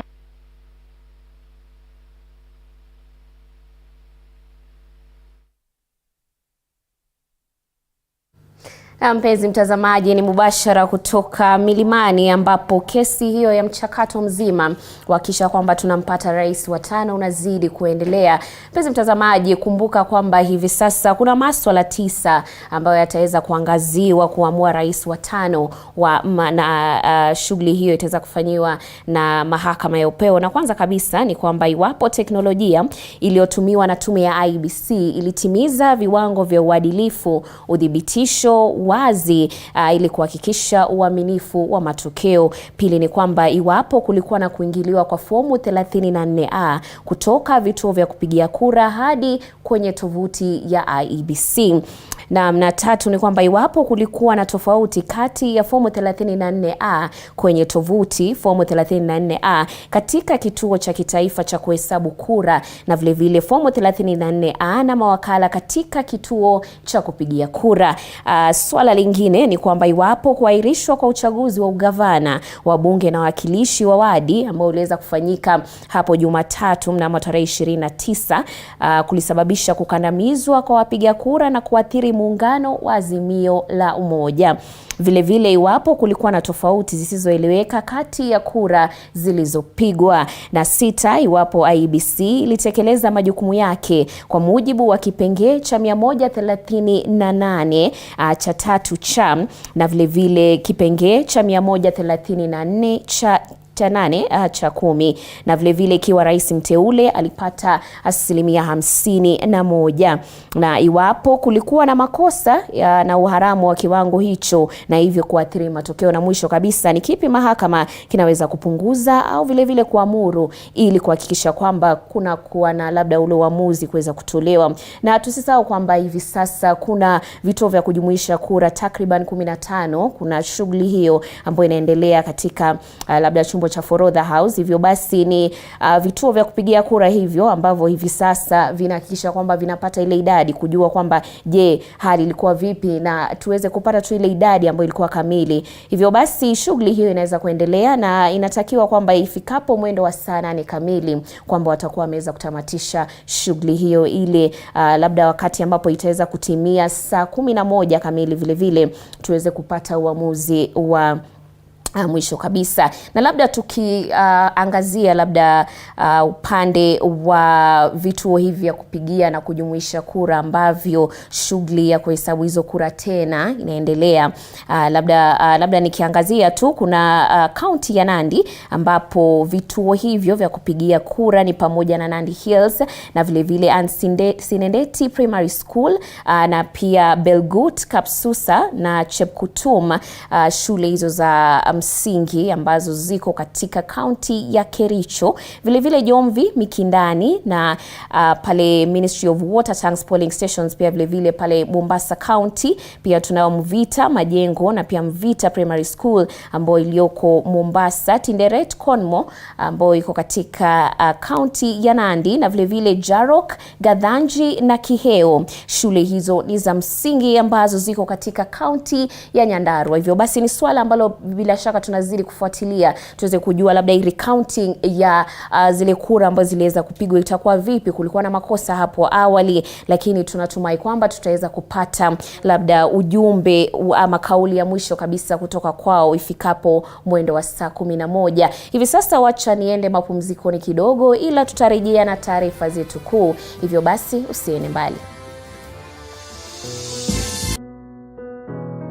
Despite being visually impaired, he is a jack of all trades. It is our quest to find answers on how to take care of children with special needs and those with disability. You do not need to see musical notes to understand music, but rather to have your soul feel the vibe.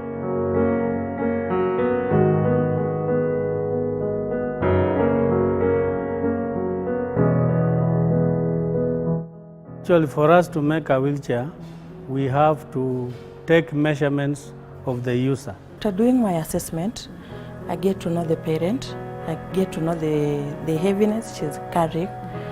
Disability comes at different stages of life.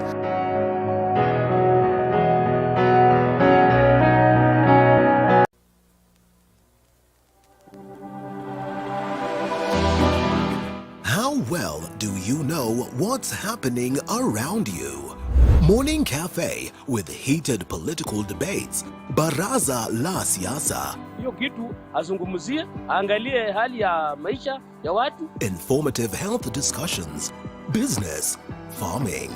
Tasty Wednesday, Fitness Thursday, and Feel Good Friday with amazing DJs, celebs, waimbaji, kuna comedians, alafu kuna wajinga, and music bands every Monday to Friday from 6 a.m. to 9 a.m.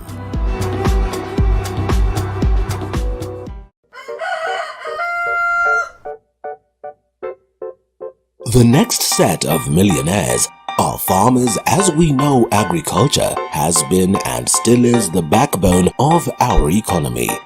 As we traverse the different counties to meet different farmers, we ensure to get the story of how they started farming and even how they continue to penetrate the market and overcome the challenges. Hapa, the reason why nilieka goose na si ducks.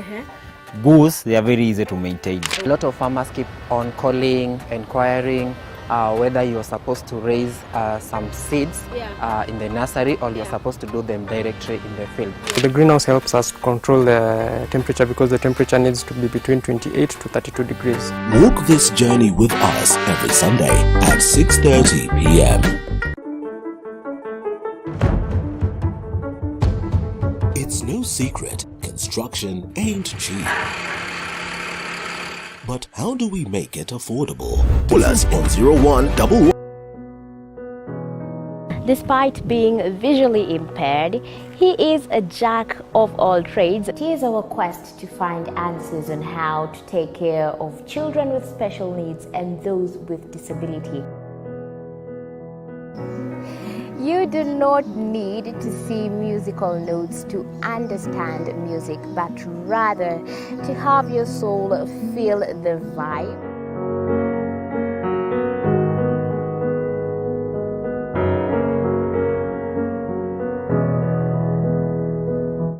Actually, for us to make a wheelchair, we have to take measurements of the user. After doing my assessment, I get to know the parent. I get to know the heaviness she's carrying.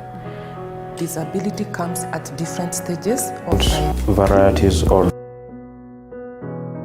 Despite being visually impaired, he is a jack of all trades. It is our quest to find answers on how to take care of children with special needs and those with disability. You do not need to see musical notes to understand music, but rather to have your soul feel the vibe.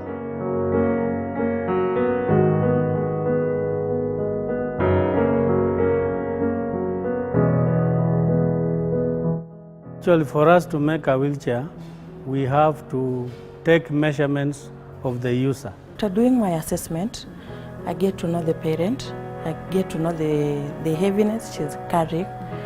Disability comes at different stages. It's living. Despite being visually impaired, he is a jack of all trades. It is our quest to find answers on how to take care of children with special needs and those with disability. You do not need to see musical notes to understand music, but rather to have your soul feel the vibe.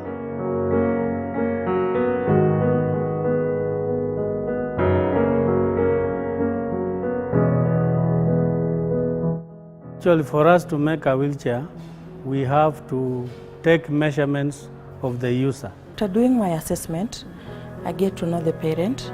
I get to know the heaviness she's carrying. Disability comes at different stages of life.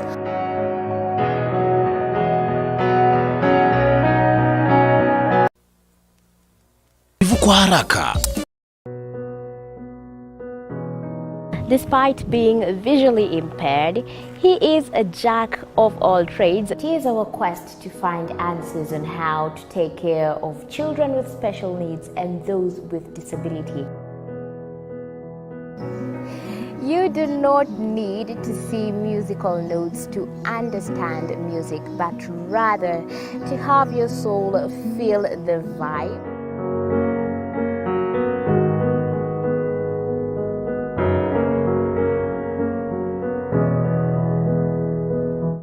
Actually, for us to make a wheelchair, we have to take measurements of the user. After doing my assessment, I get to know the parent, I get to know the heaviness she's carrying. Disability comes at different stages of life. Na hata uondoa. Despite being visually impaired, he is a jack of all trades. It is our quest to find answers on how to take care of children with special needs and those with disability. You do not need to see musical notes to understand music, but rather to have your soul feel the vibe.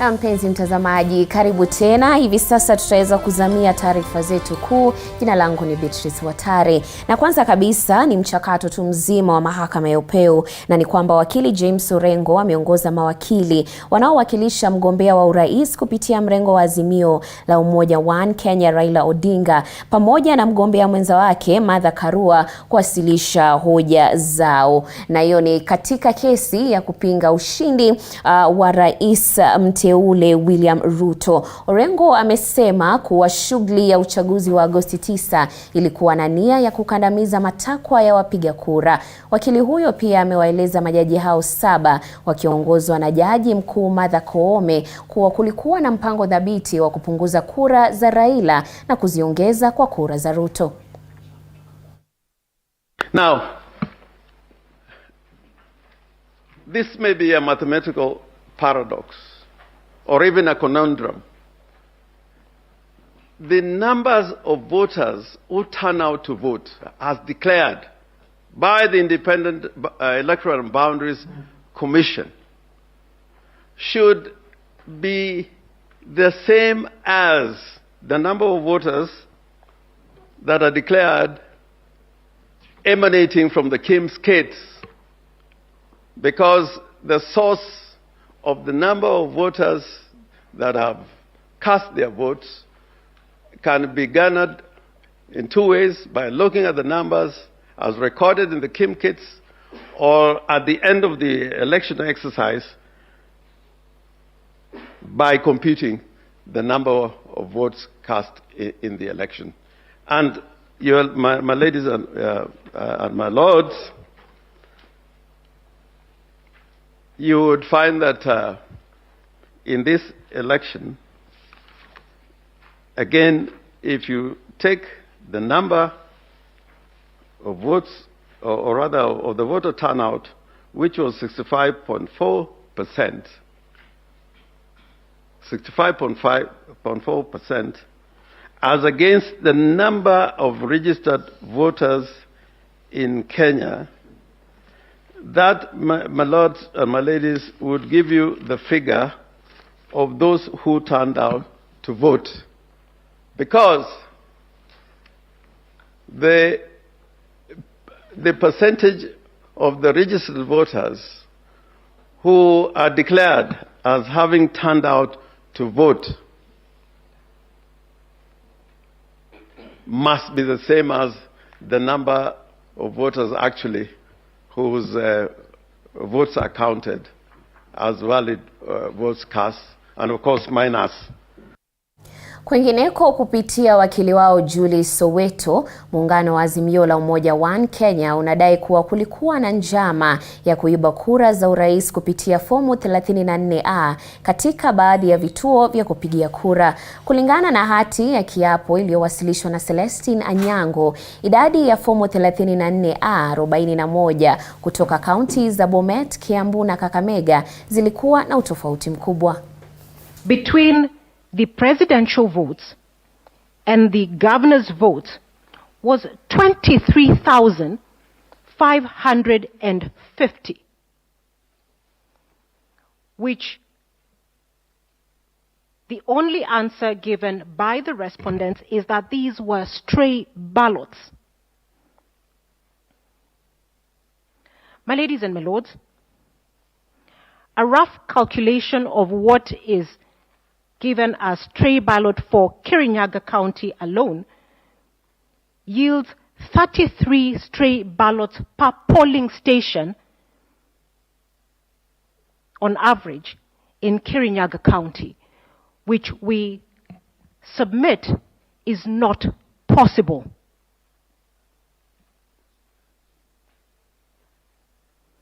This is also the kind of issue or discrepancy that, based on the rules, ought to have been brought to the attention of the National Tallying Center or the National Returning Officer.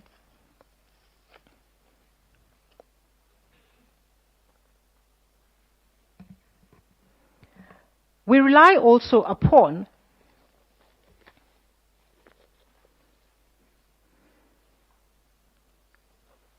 the authority cited in our submissions of William Kabogo, where the learned Justice Kimaru said a difference of over 5,000 votes between the parliamentary position and the presidential can only be as a result of fraud.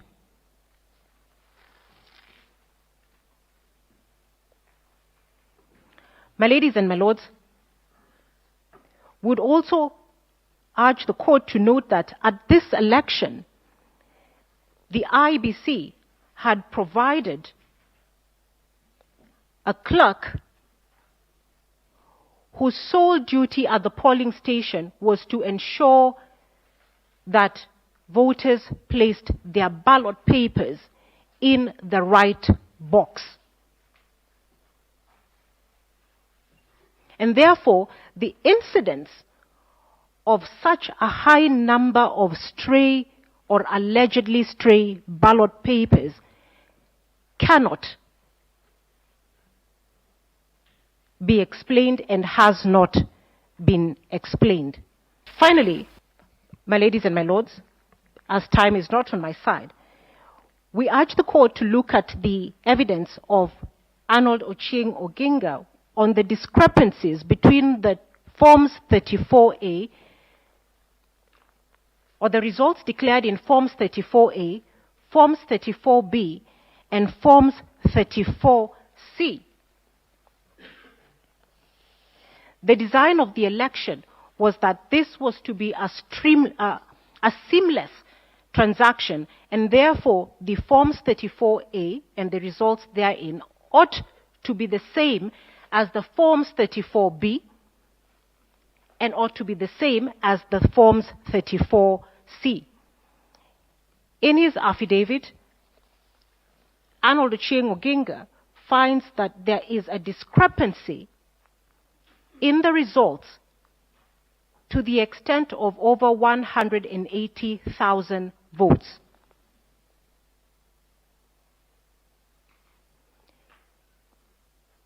That affects the result of the election or the outcome of the election.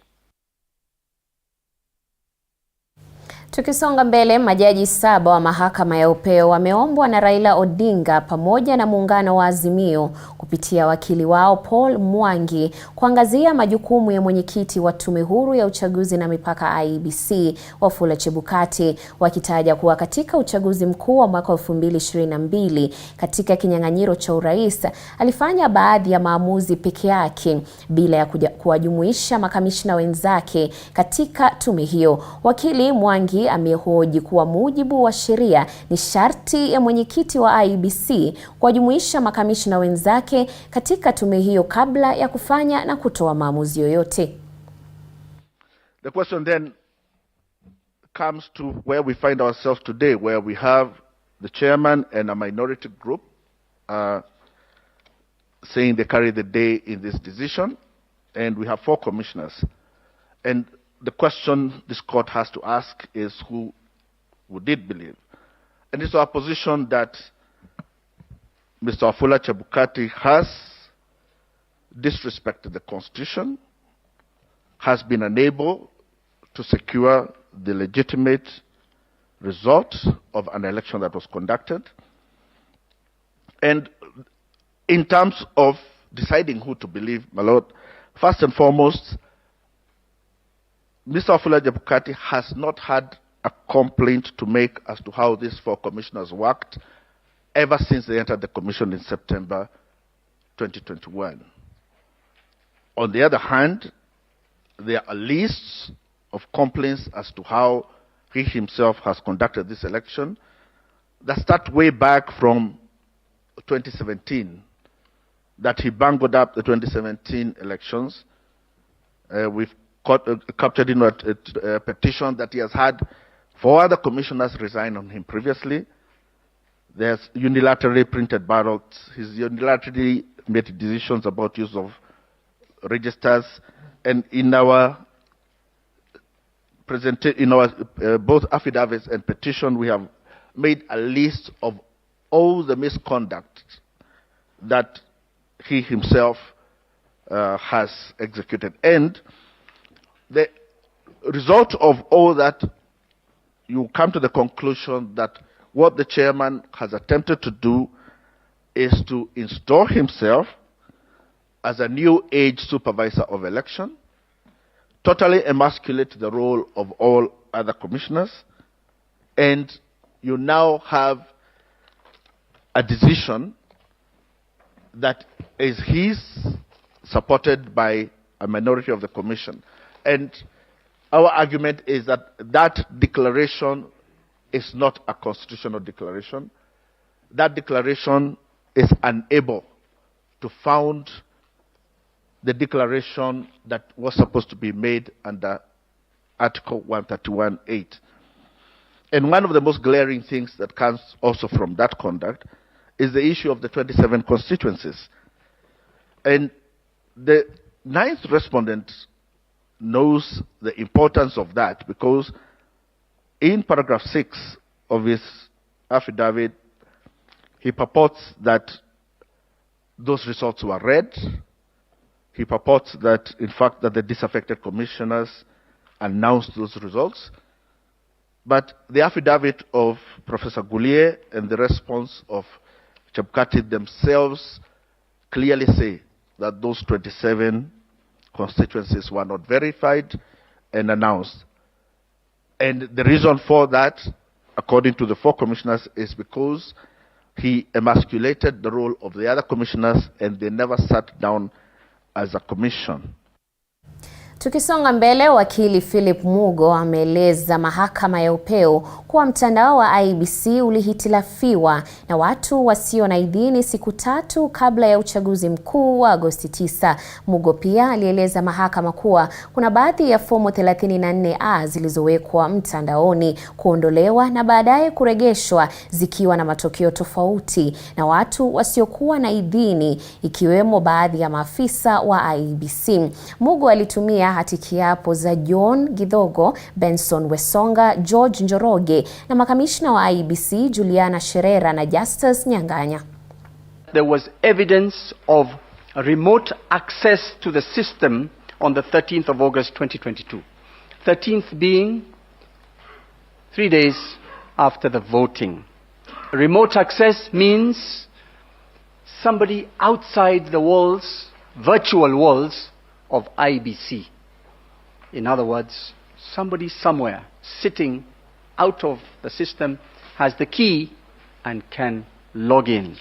But the evidence will show that we have provided that there was an illegal, malicious, and unauthorized existence of commission staff who are not officially gazetted and mandated to be part of the electoral process, but who had access. A Form 34A has been uploaded from the constituency level by the returning officer. Before it hits the front end of the public portal, meaning the side that we will all have access to, it is downloaded, it is changed, converted into a system known as CSV, which is comma separated values, that's what it means, which is an editable format.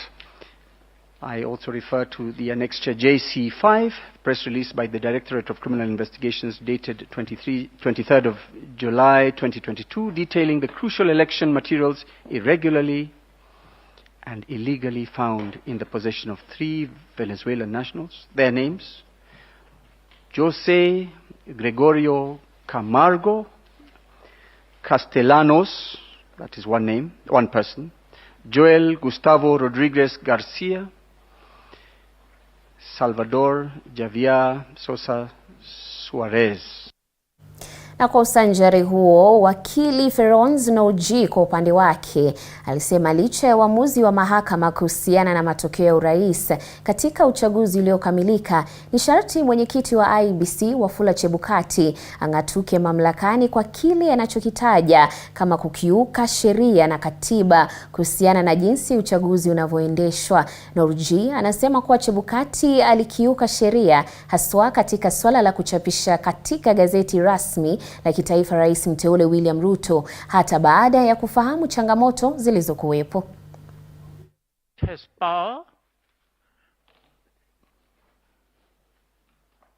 The court has power to,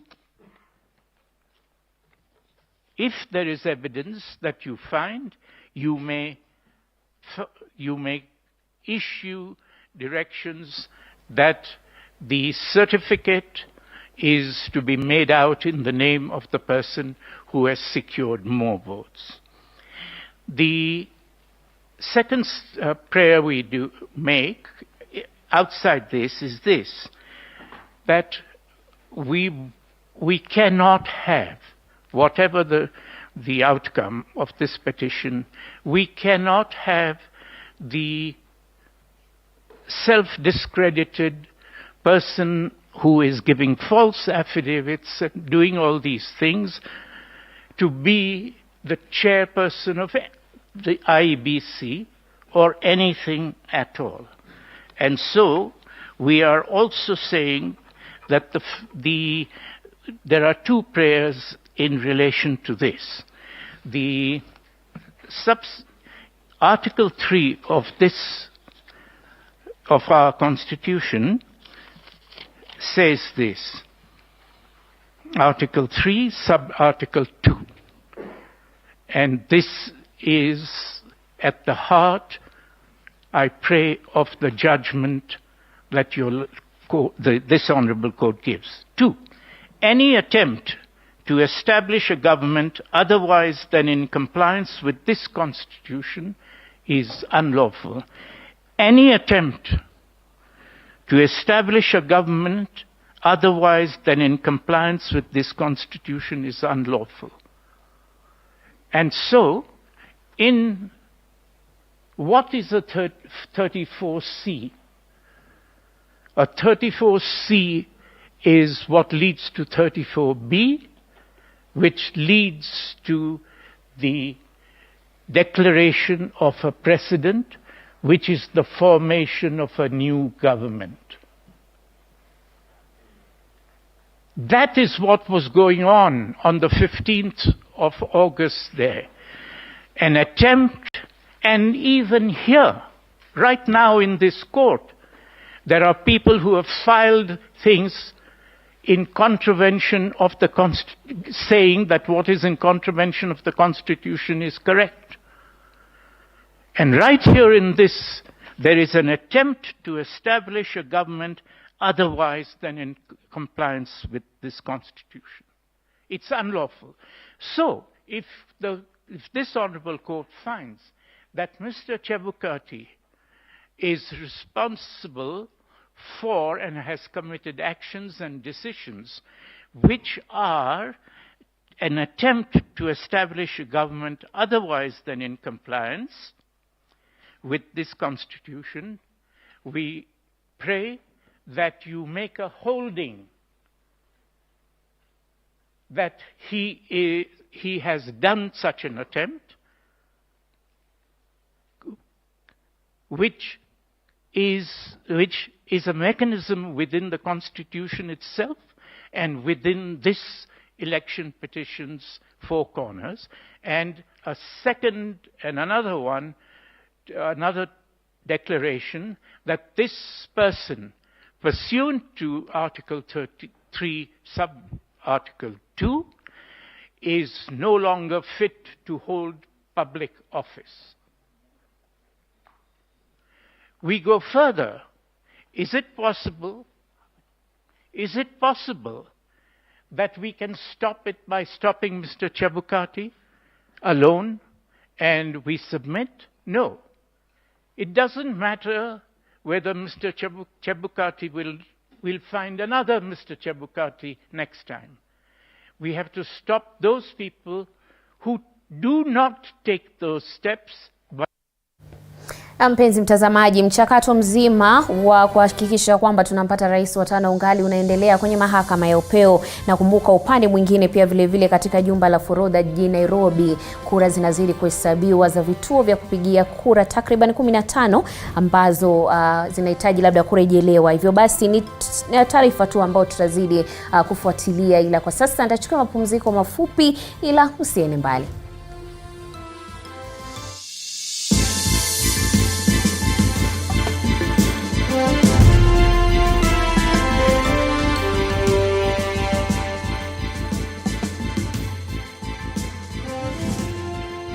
You are watching TV47, the home of untold stories. It has been 26 years of continuous improvement and generating relevant knowledge.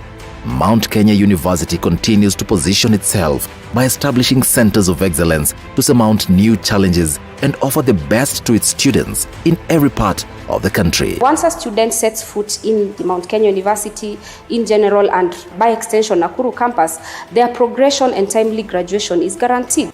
Watch this inspiring documentary on TV47 this Wednesday at 6:45 p.m.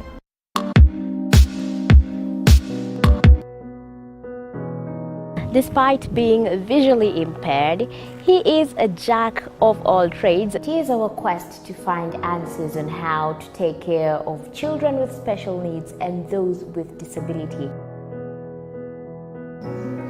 You do not need to see musical notes to understand music, but rather to have your soul feel the vibe.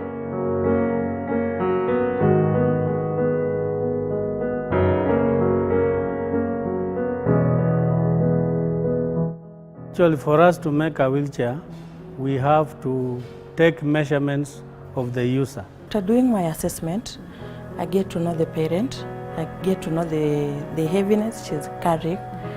Disability comes at different stages of life.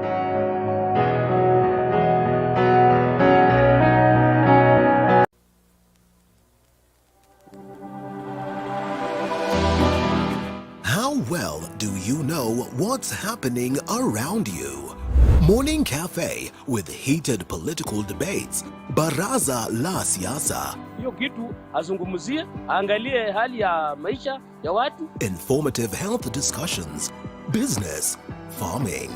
Tasty Wednesday, Fitness Thursday, and Feel Good Friday with amazing DJs, celebs. Waimbaji, kuna comedians, alafu kuna wajinga.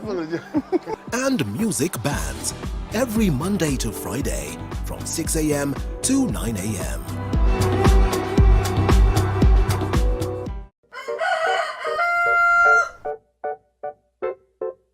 The next set of millionaires are farmers as we know. Mwaka 2022 na kumbuka mchakato mzima wa mahakama ya upeo ungali unaendelea, ila karibu tena.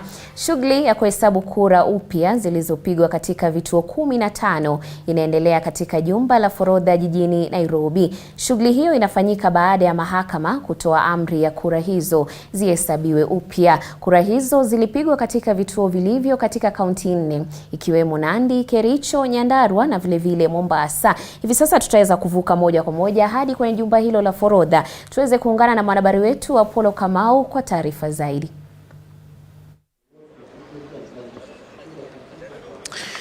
Naam, leo ikiwa ni siku rasmi ambapo kesi ya kupinga matokeo ya urais imeanza hii leo, tumekita kambi hapa katika mahakama ya Milimani, na hapa katika jumba la forodha ndiyo shughuli ya kuhesabu kura kutoka vituo vya kupigia kura 15 inaendelea kuhakikisha kama kesi ya Azimio ambao wamewasilisha kotini na ambayo hii leo asubuhi ndio imekuwa kiini cha kuwasilisha kwao kwa malalamishi yao ambayo kama unavyojua ni kwa masuala 9 kuu ambayo mahakama ya upeo imeweza kuyaweka wazi na kuwapatia ama kuwapa wale mawakili mwelekeo vile kesi hii itakavyoendelea mpaka kutamatika kwake. Kwa hivyo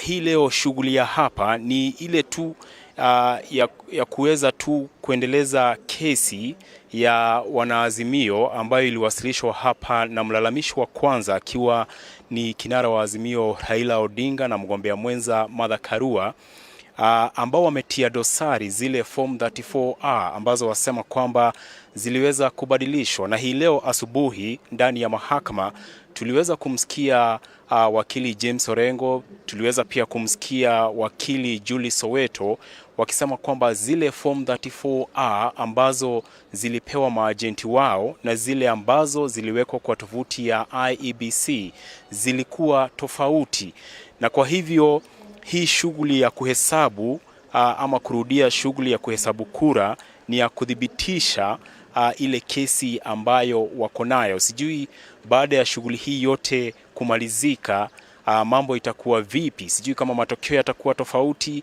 ama matokeo yatakuwa ni yale ambayo yaliweza kutangazwa siku ya uchaguzi. Hii leo tuliweza kumuona wakili James Orengo akisema kwamba hii shughuli yote ilijaa ulaghai, manake mtandao wa tume ya uchaguzi IEBC iliweza kuingiliwa, akisema kwamba form 34A ziliweza kuwekwa zikatolewa tena alafu zikabadilishwa ndio zikawekwa, na kwa hivyo ni kuonyesha kwamba kulikuwa na ulaghai kwa shughuli yote nzima.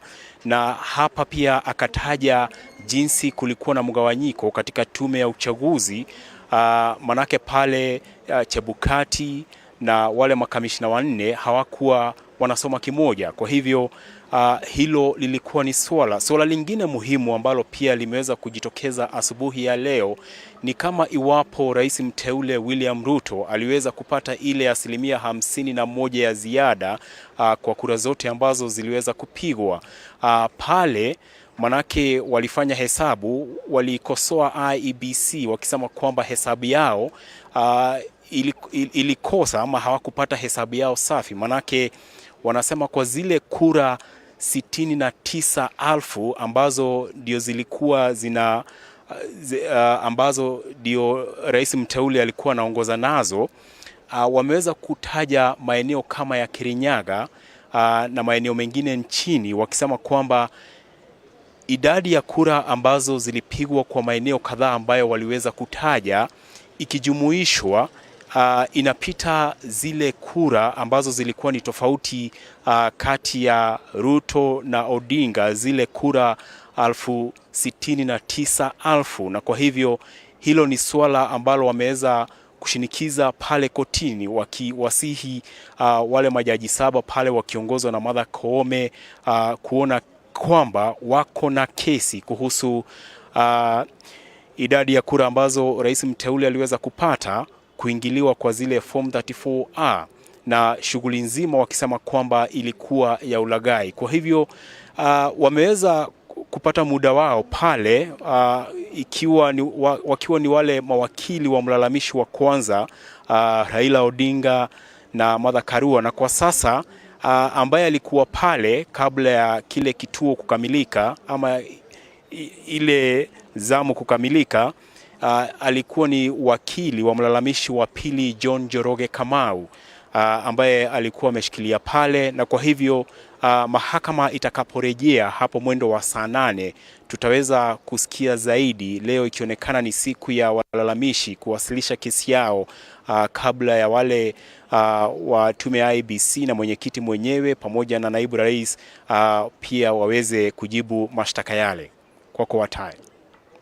Naam, Apollo, tumeweza kupata ujumbe kwamba shughuli hii ya kuhakikisha kwamba labda hizi kura ambazo zinazidi kuhesabiwa katika labda vituo vya kupigia kura tofauti, sijui ni muda gani ambao umetengewa kwa shughuli hii yote. Tuliweza kupata kwamba walikuwa wamesema kwamba ikiwa watakuwa wametamatisha ifikapo mwendo wa saa 8 kamili, basi mwendo wa saa 11 basi tutaweza kupata uamuzi wa labda wa mwisho kabisa. Labda tuweze tu kujua kufikia sasa, je, kuna vituo vya kupigia kura ama ile kujumuisha ya fomu 34A kuna ambako kumeweza kukamilika, ama labda shughuli nzima hii inaonekana itaweza kutamatika labda wakati upi?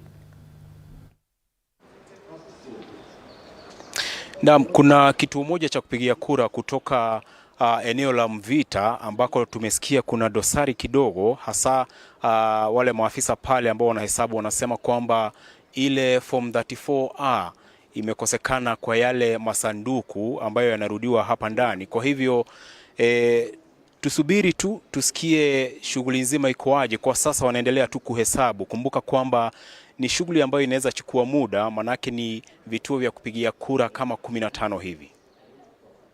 Na Apollo, sijui labda kutoka kwa labda upande wako, uamuzi ambao utaweza kutolewa unamaanisha nini labda kwa tume muungano wa Azimio la Umoja One Kenya ambayo inaongozwa na Raila Odinga? Je, iwapo tutapata kwamba mushkili uliweza kuonekana na tupate kwamba labda upande wa Azimio la Umoja One Kenya imeweza kupata kura zaidi ya zile ambazo zilikuwa zimetangazwa na Wafula Chebukati, je, uamuzi ama ni kipi ambacho tutatarajia kutoka hapo?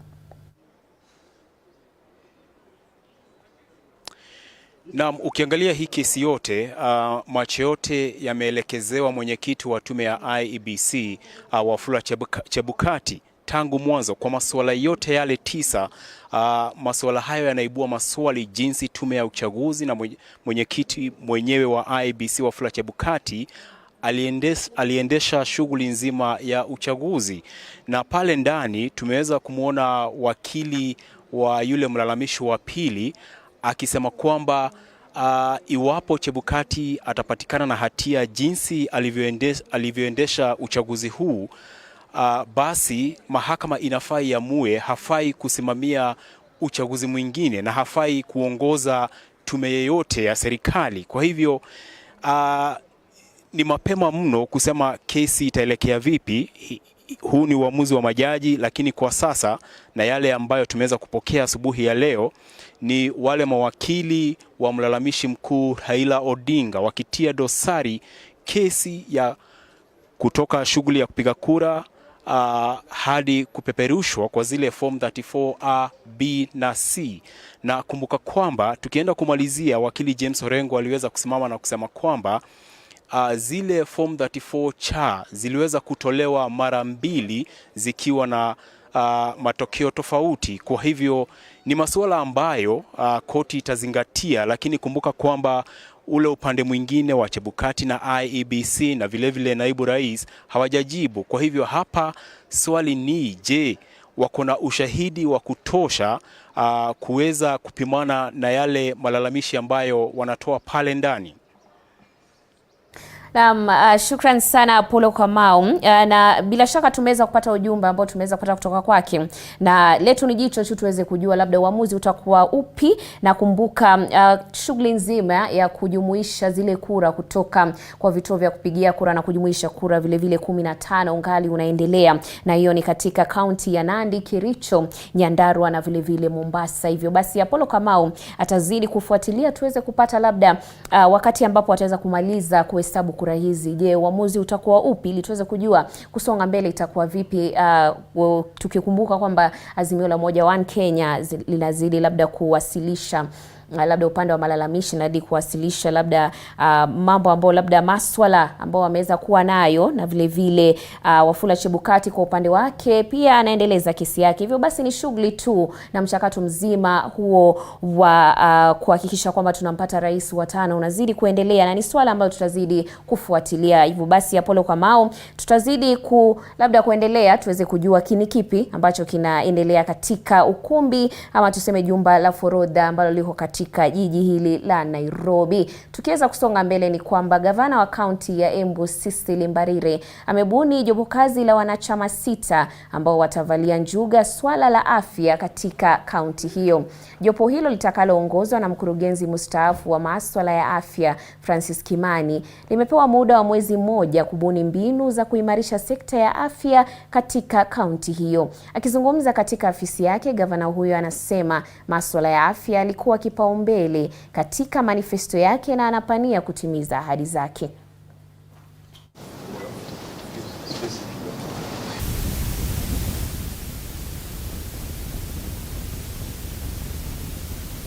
We have a debt ya 47 million katika KEMSA, lakini leo tumelipa 35.8. Kwa hivyo we are still left with about 10 million to go, lakini hii itatuwezesha kupata dawa za kuendelea kutumia as we clear, na ndio maana tunauliza MCS watu support na kutupatia pesa ya kutosha ya mahospitali zetu.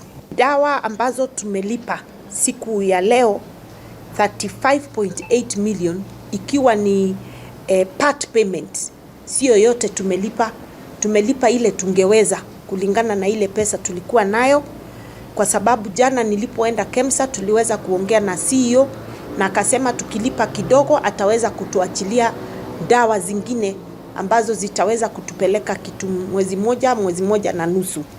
Kwa hivyo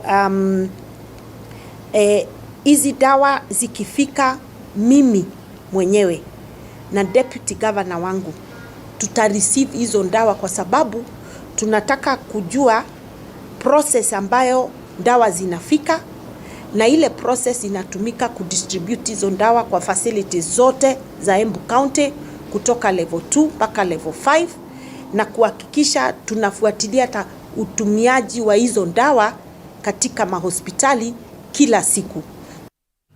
Tukivuka upande mwingine ni kwamba mji wa Lamu umetajwa kuwa mji wenye amani zaidi kote nchini baada ya kila uchaguzi mkuu nchini. Washikadau wanasema utulivu unaoshuhudiwa kila baada ya msimu wa uchaguzi mjini Lamu umechangiwa na mila na tamaduni za jadi ambazo zinakumbatia amani na upendo kwa kila jamii.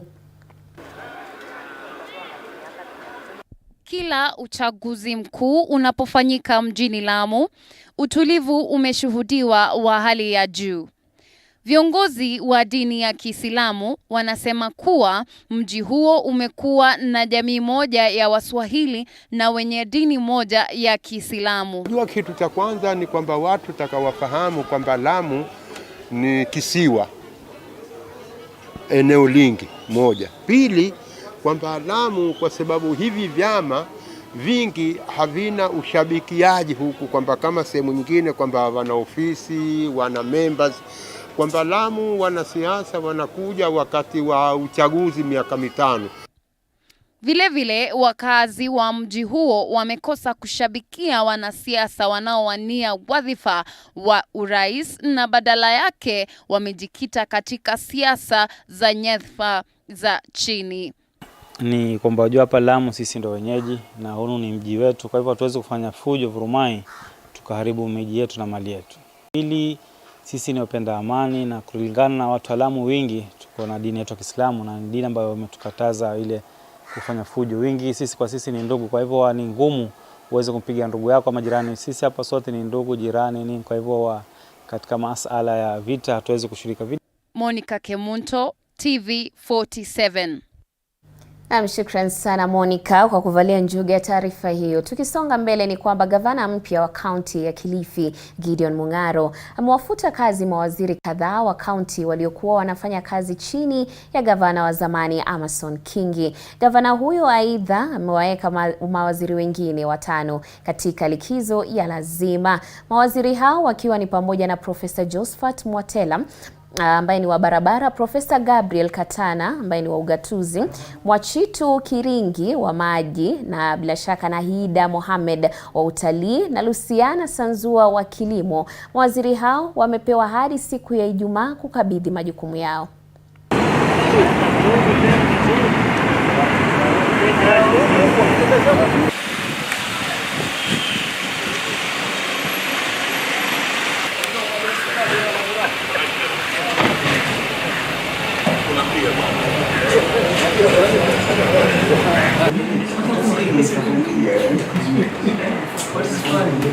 Following County Executive Committee members shall proceed on terminal leave and remain available as and when they may be required. Professor Josephat Kazungu Zero Mwatela. 2. Professor Gabriel Katana Gona. 3. Hon Mwachitu Karisa Kiringi. 4. Hon Nahida Mohamed Athman. 5. Hon Luciana Juma Sanzua. Following the expiry of the contracts of all county chief officers, I have appointed the following directors to perform the functions of chief officers in their respective departments, pending the recruitment and appointment of the substantive chief officers as follows. 1. Elijah Mungaya Kuta, Department of Roads, Public Works and Transport. 2. Ayore Richard Makori Ongiri, Department of Devolution, Public Service and Disaster Management. It is my expectation and that of the great people of Kilifi County that these officers shall undertake their assignments with utmost diligence and commitment. Let me take this opportunity to congratulate all those who have assumed new roles and wish them success and assurance of the necessary support in the discharge of their duties. For those whose terms of contracts have ended, on behalf of the people of Kilifi, I extend my gratitude for your service and wish them the very best in their future endeavors. Na mpenzi mtazamaji, hivi sasa wacha tuweze kurejea kwenye jumba la forodha hapa jijini Nairobi, ambapo shughuli inafanyika ambao ni ya kujumuisha zile kura na kuhesabu upya kura zilizopigwa katika vituo 15 ambako labda swala hilo linazidi kuendelea. Kura hizo zilipigwa katika vituo vilivyo katika kaunti 4 ambao ni ikiwemo Nandi, Kericho, Nyandarua na vile vile Mombasa. Hivyo basi tunawapata mubashara, wacha tuvuke moja kwa moja. Package. Go to unused residential. Let's say the kukata sasa. Unused ballot papers. Ballot papers. First one. PR 0 0 0 6 3 5 1 8 4. PR 00 635184. The last one. PR 0 0 6 3 5 5 7 7. PR 00 63 55 77. The last one. Repeating the last one. PR 00 63 55 77. Okay, so you move it to the next table for resealing. Let's get the next package. You're opening? What are you opening? I'm opening the used KIMS supervisor validation forms. Do we need to open this? Now that we are not... do we need to know the contents of this package? Yes?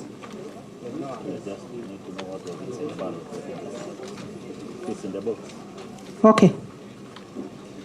Tutaweza kusaidia kufungua hizi. Okay. So, okay, let's be all on the same page. What are you? This is, I'm looking at the KIMS supervisor validation form. How many copies? There are a number of forms. It's 1, 2, 3, 4, 5, 6. Are they copies of the same or 7, different? 8, 9, 10. They are copies of the same. Originals. Okay. Yes.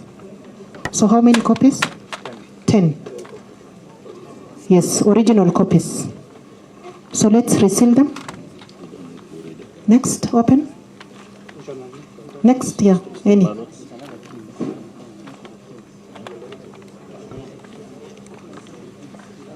Let's just open any.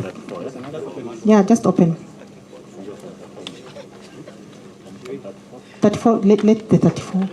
Yeah. Spray ballots. Hizo zingine zinaweza funguliwa.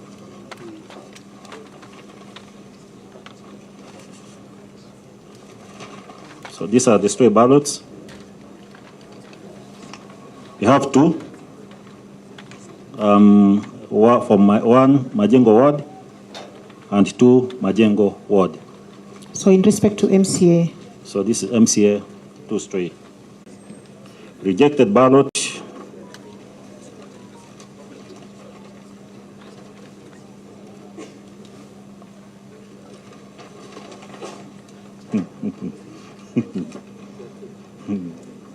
Rejected ballots, there are 2.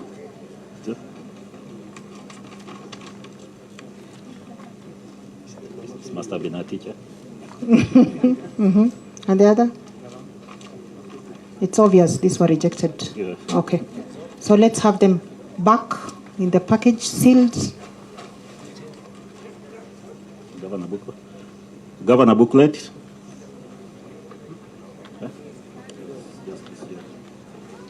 So this is a governor booklet in a presidential box. Just note it and let me know whether you want to see the contents of it. We have 2 booklets. Yeah. Put it back for sealing. Let's go to the next.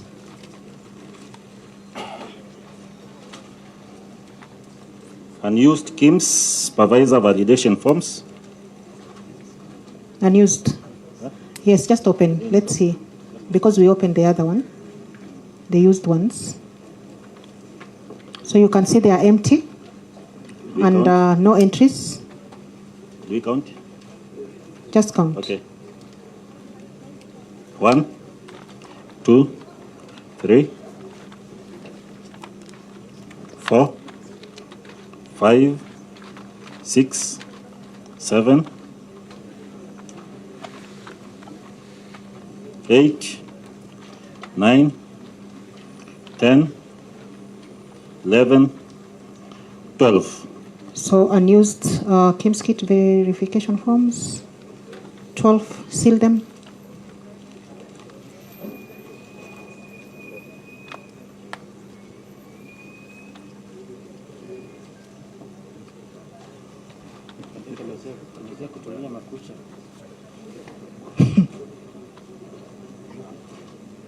What is that you're looking at?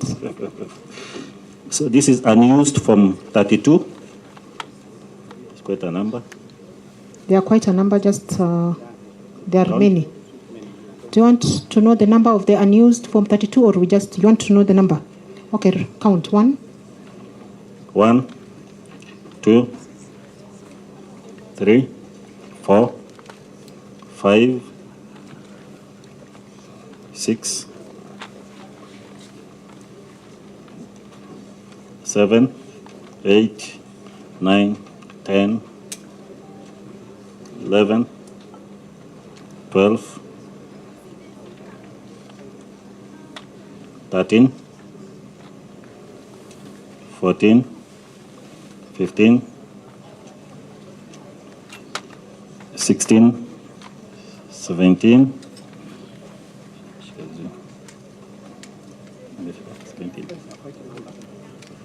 18, 19, 20, 21, 22, 23, 24, 25, 26, 27, 28, 29, 30, 31, 32, 33, 34, 35, 36, 37, 38, 39, 40, 41, 42, 43, 44, 45, 46.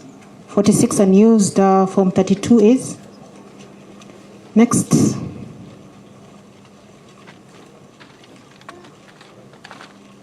Unused tally sheets.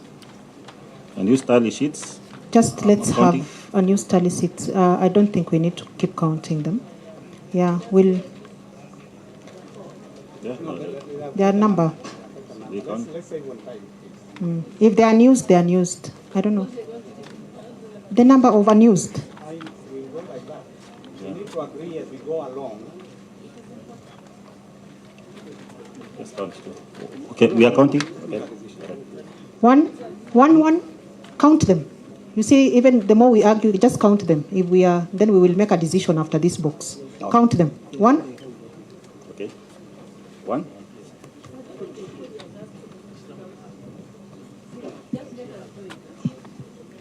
Yeah, we will do this one, but going forward, we may have to make a decision. Yeah. Yes. Yes. Yeah, we'll make a decision. Don't worry, we'll count this, but I will make a decision. Okay. So we are counting 1, 2, 3, 4, 5, 6, 7, 8, 9, 10. 1, 2, 12. 12. Next, give it to the next table. Manual register? Yes, just show them that this is the manual register that was used.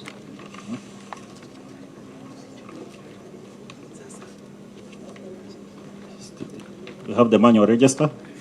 Want to confirm whether it was used?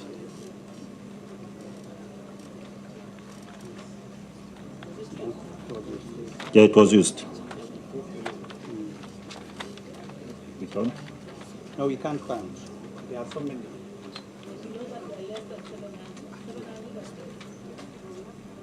What you do, just pass it round as we go through this.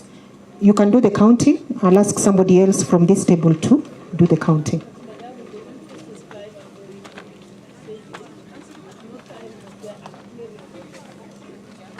But you know, we are doing a scrutiny. A scrutiny is you look at every electoral material that is inside the books. So to the extent, we will see how we will manage time. That's why I'm saying we might not do this with this table. Okay, you people count, we will confirm how many people, voted using that. So can we use the papers? This is, what are we looking at? From that forward. Okay, presidential result booklet. Presidential result booklet. There is one. For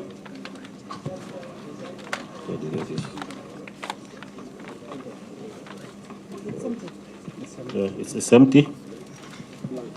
This is a blank. The serial number PR 0 0 2 0 6 2. PR 00 2062. It's blank. Yeah.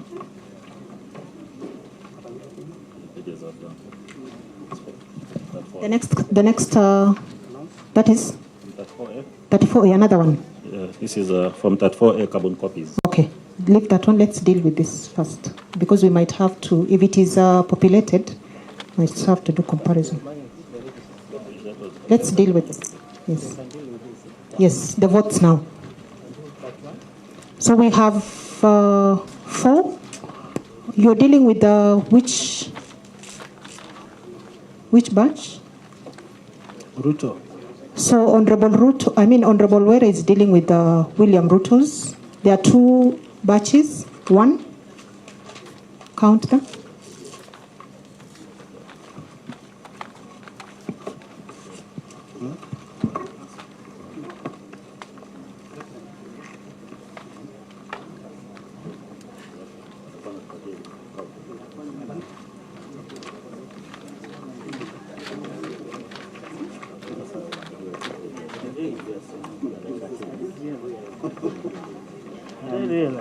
We are ready? Are we all ready?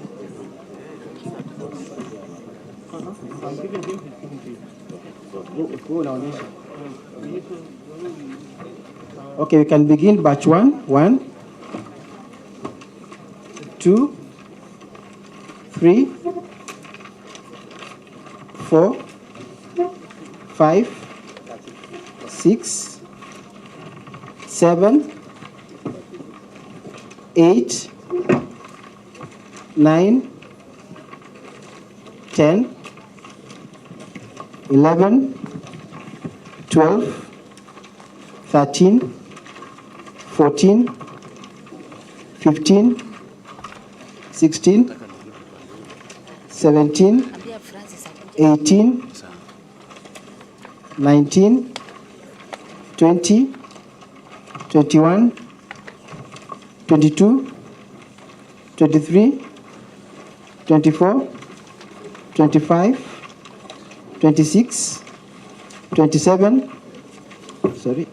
28, 29, 30, 31, 32, 33, 34, 35, 36, 37, 38, 39, 40, 41, 42, 43, 44, 45, 46, 47, 48, 49, 50, 51.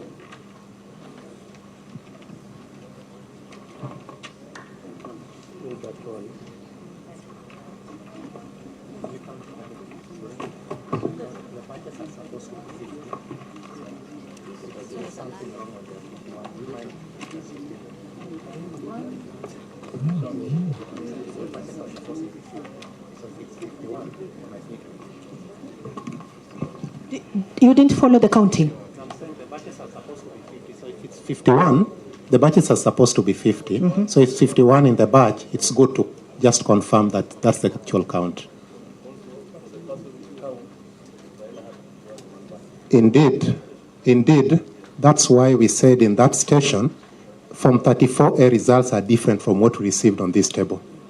So you want a recount of this? Just a recount? Yes. You see, the more we talk, the more we waste time. Thank so you. just do a recount. Haraka haraka. 1, 2, 3, 4, 5, And 6, please begin. 7, 8, 9, 10. 1, 2, 3, 4, 5, 6, 7, 8, 9, 20. 1, 2, 3, 4, 5, 6, 7, 8, 9, 30. 1, 2, 3, 4, 5, 6, 7, 8, 9, 40. 1, 2, 3, 4, 5, 6, 7, 8, 9, 10, 15. Okay. It confirms. Thank you. Okay, let's go to the next. Okay, we'll be careful. So be careful, yes. 1, 2, 3. This is the second batch. 3, 4, 5, 6, 7, 8, 9, 10, 11, 12, 13, 14, 15, 16, 17, 18, 19, 20, 21, 22, 23, 24, 25, 26, 27, 28, 29, 30, 31, 32, 33, 34, 35, 36, 37, 38, 39, 40, 41, 42, 43, 44, 45, 46, 47, 48, 49, 50,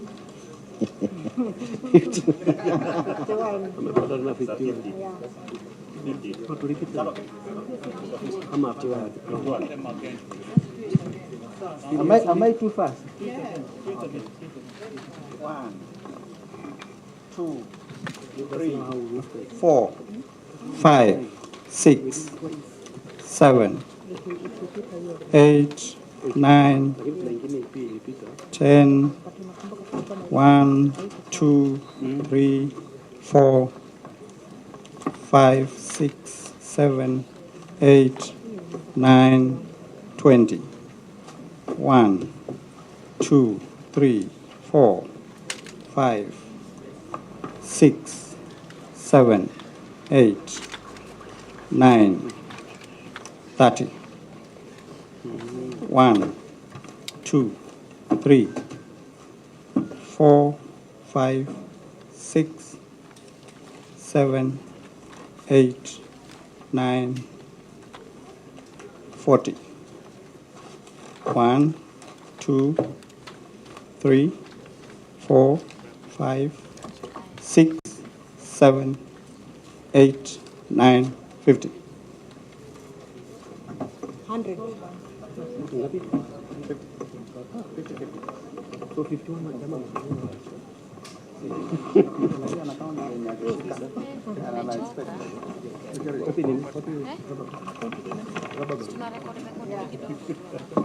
So let's go to the next. We are done.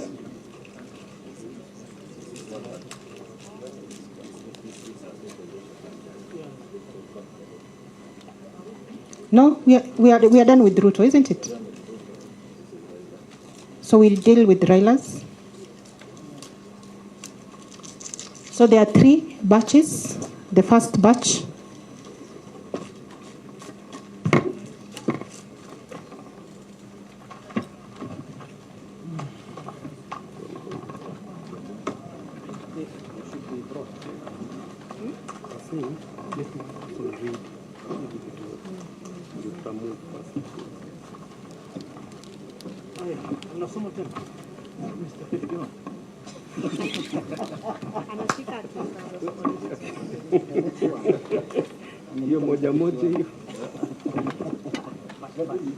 Yeah, let's deal with the bunch.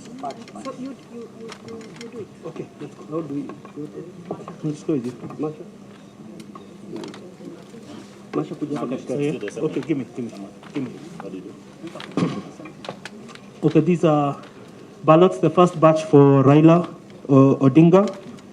1, 2, 3,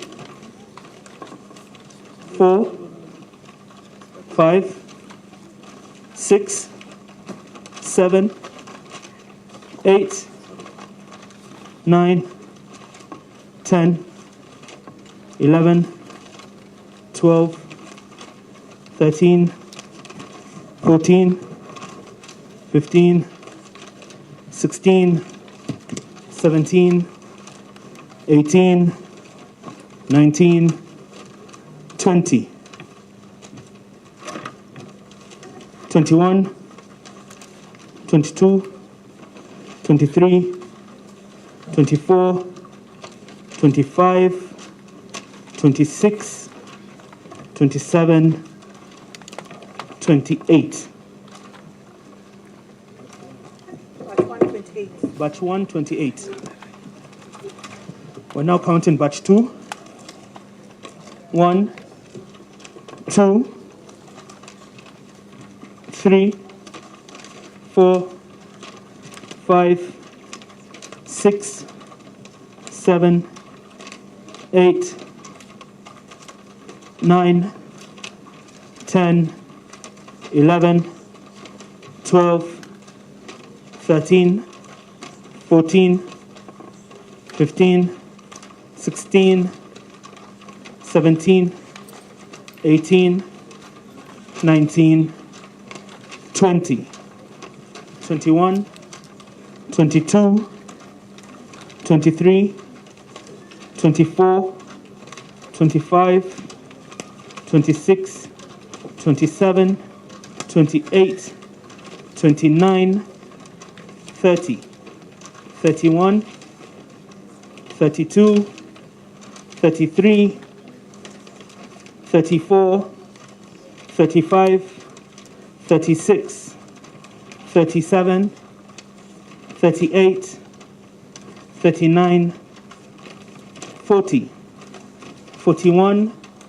42, 43, 44, 45, 46, 47, 48, 49, 50. Second batch, 50. We're moving now to the third batch. 1, 2, 3, 4, 5, 6, 7, 8, 9, 10, 11, 12, 13, 14, 15, 16, 17, 18, 19, 20, 21, 22, 23, 24, 25,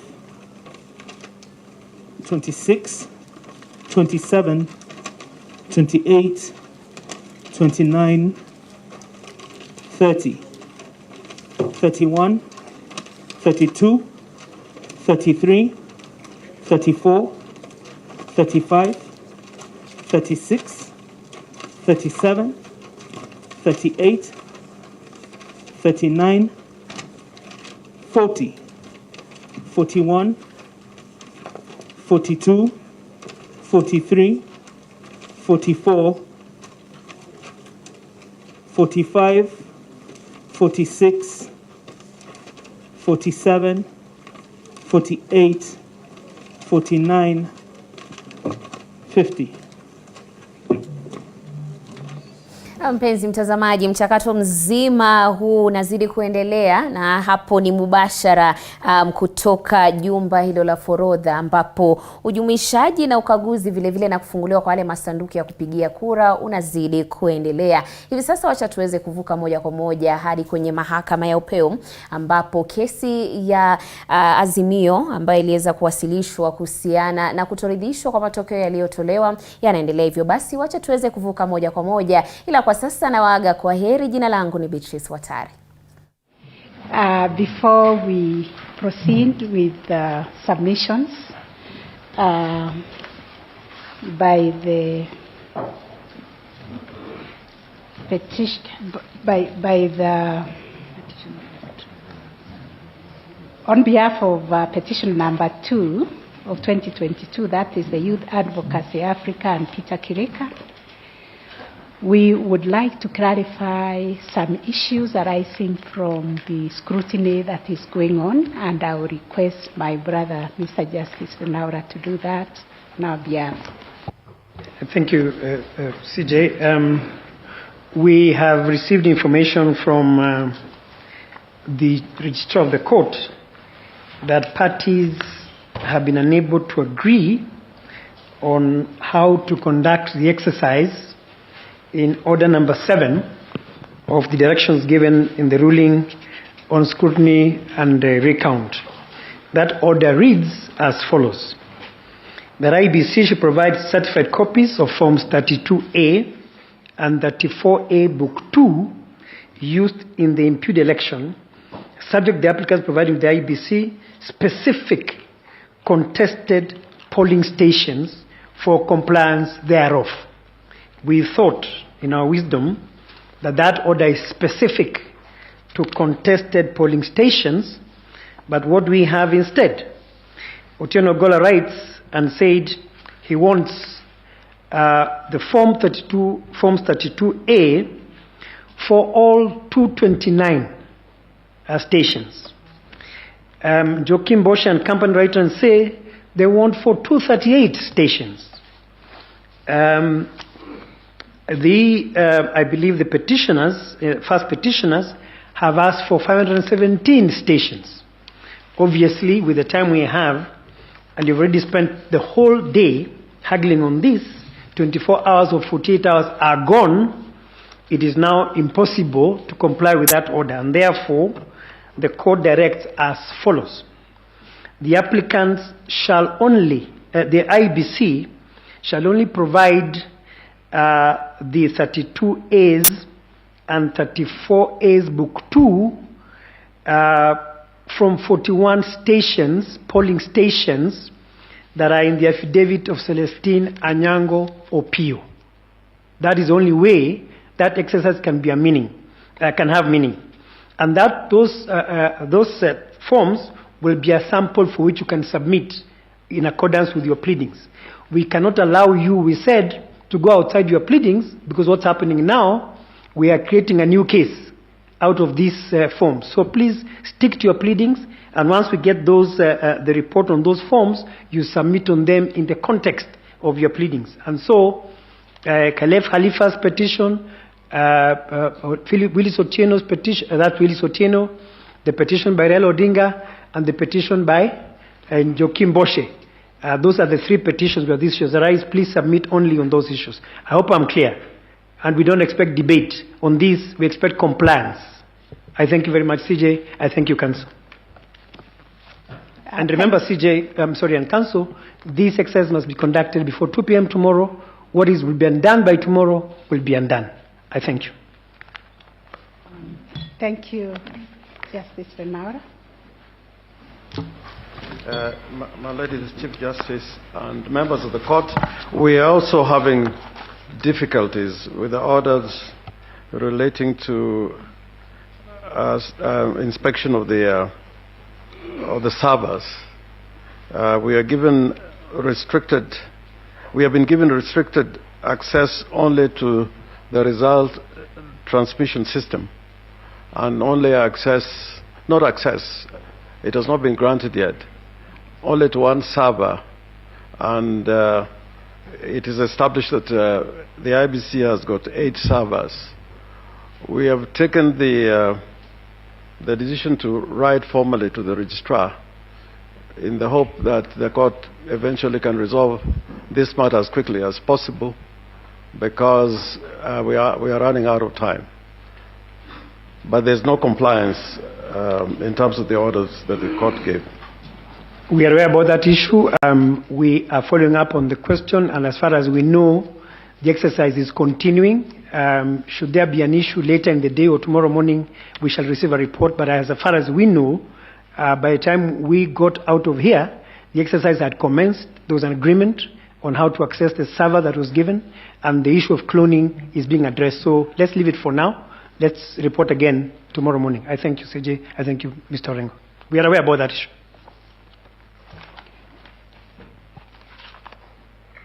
May I, with your very kind permission, Madam Chief Justice, I would like to rectify a mistake.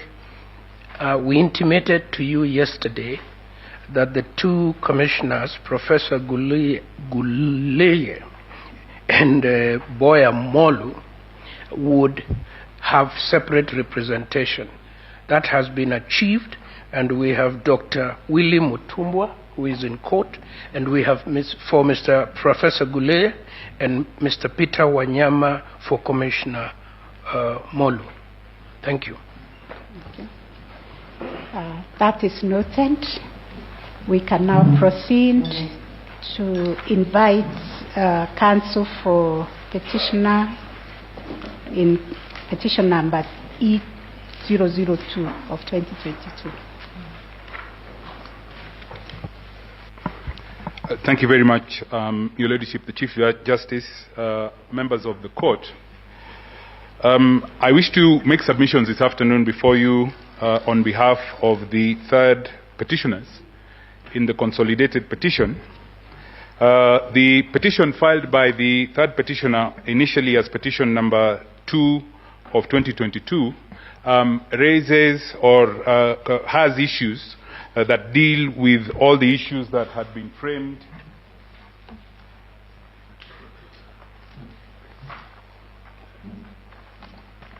all 9 issues that had been framed for determination by the court.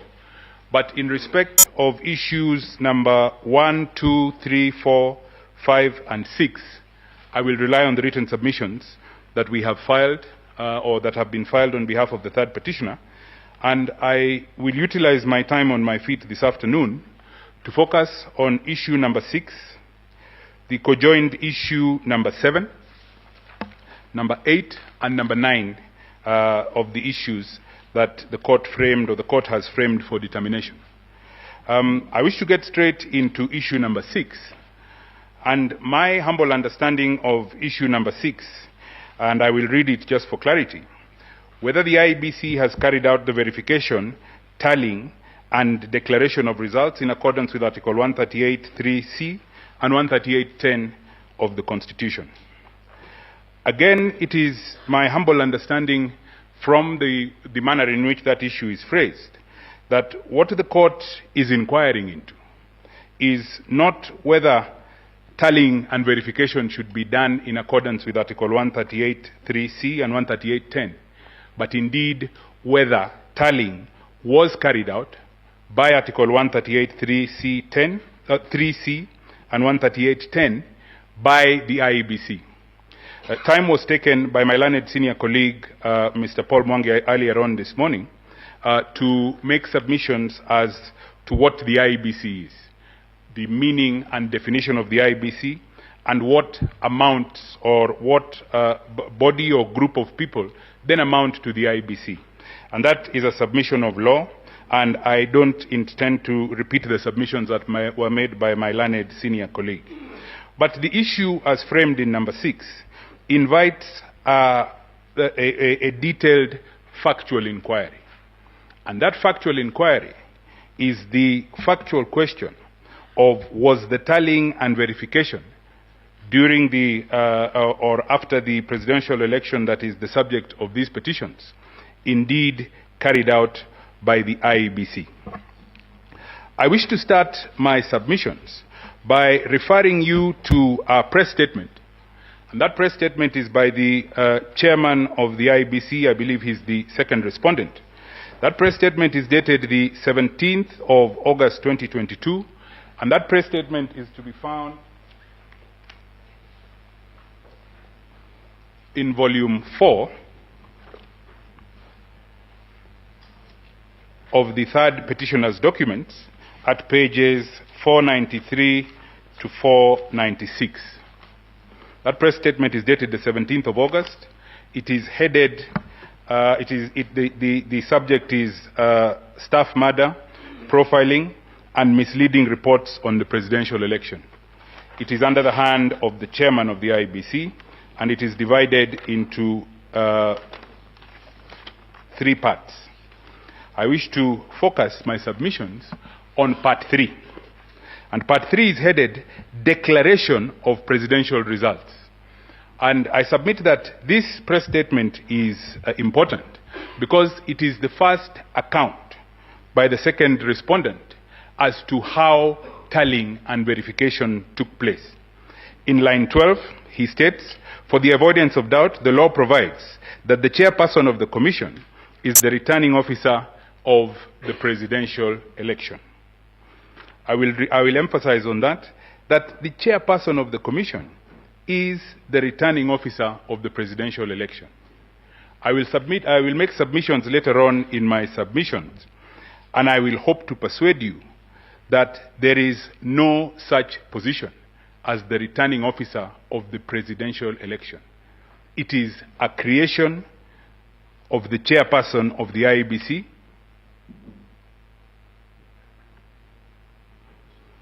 and it is created for the purposes of executing a very calculated scheme. Be that as it may, I wish you to then go on to the second paragraph from the end at line 34, where he says, "As per Article 86C of the Constitution of Kenya, the results from the polling stations are openly and accurately collated and promptly announced by the returning officer." The next sentence is important. "It is also important to note that Regulation 87 of the Election General Regulations provides," and he then goes on to state that he, as the chairperson, is the one who is then empowered to tally, or to verify and tally the results. Again, later on on page 495, he goes on to state, "This constitutional mandate," and he's talking about the mandate to tally and verify, "this constitutional mandate falls squarely on the chairman of the commission, who is the national returning officer." Again, he repeats that, "as gazetted in Gazette Notice number 4956 of the 28th of April 2022.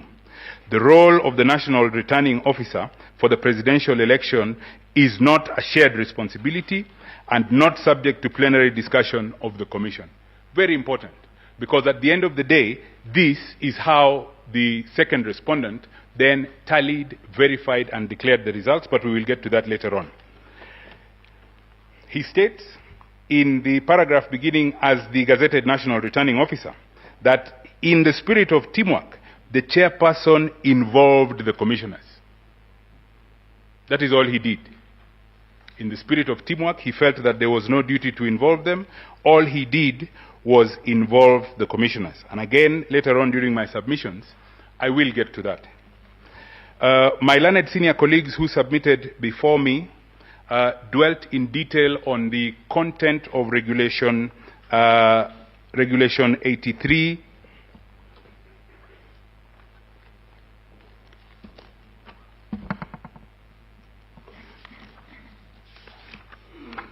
The content of Regulation 83(2) and Regulation 87(3)(1), Regulation 87(3) in its entirety, and the manner in which those two regulations enable the chairperson singularly to tally or to verify and tally results in the presidential election. I do not wish to take any time to go through those two regulations, merely to state that it is my humble and respectful position that those two regulations are inconsistent with the provisions of Article 138(3)(c) of the Constitution, because they enable the result in the presidential election to be verified and tallied in a manner other than envisaged by the Constitution. There is a substantive prayer in the petition to declare those two regulations unconstitutional. And I state for that reason that relief should be granted. Later on in my submissions, I will then make submissions as to the consequence of those regulations being unconstitutional and having then hopefully being declared unconstitutional by this court.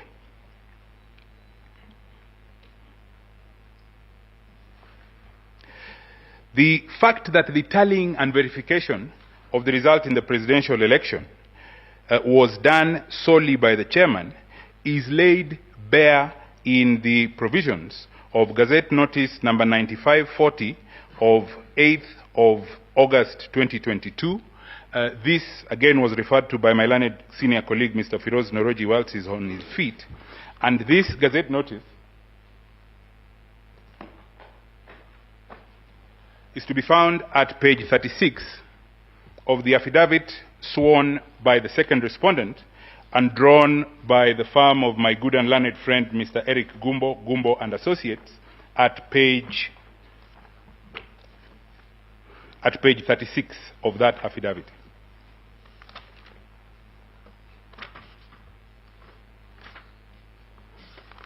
Mr. Noroji took the court through that affidavit extensively, through that Gazette Notice extensively.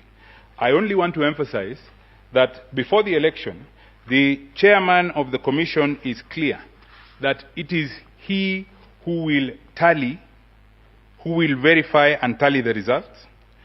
And for some reason, the chairman the chairman of the IEBC had the propensity to publish Gazette notices even where he didn't need to, because there was no need, there is no statutory basis or regulatory basis or even constitutional basis for gazetting the result pathway. But he went ahead and did it.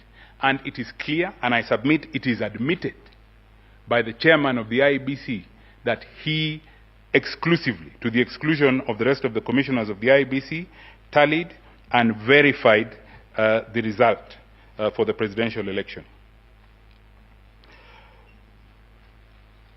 So as to determine conclusively that the tallying and verification was done exclusively by the chairman, it is again important to ask the question, where were the other commissioners? Where was the rest of the IEBC as the chairman was tallying and verifying the results? Again, I wish to refer you to the same affidavit that I have, the affidavit sworn by the chairman and drawn by the firm of G&A Advocates on the 26th of August this year. And it starts from the second paragraph. He states in the second paragraph that in my capacity as the chairperson of the commission, I was the returning officer of the presidential election. He then goes on later on in the affidavit at paragraph 45 to state that for the proper management of roles at the tallying center of the presidential elections, I had designated in writing specific roles to each of the commissioners and other commission staff. Annexed here to as WWC 9 is a bundle containing the said communication. Again, this bundle and this communication is important, members of the court, because it states clearly what the other commissioners or the roles that the chairman had designated the other commissioners to do. At page 41,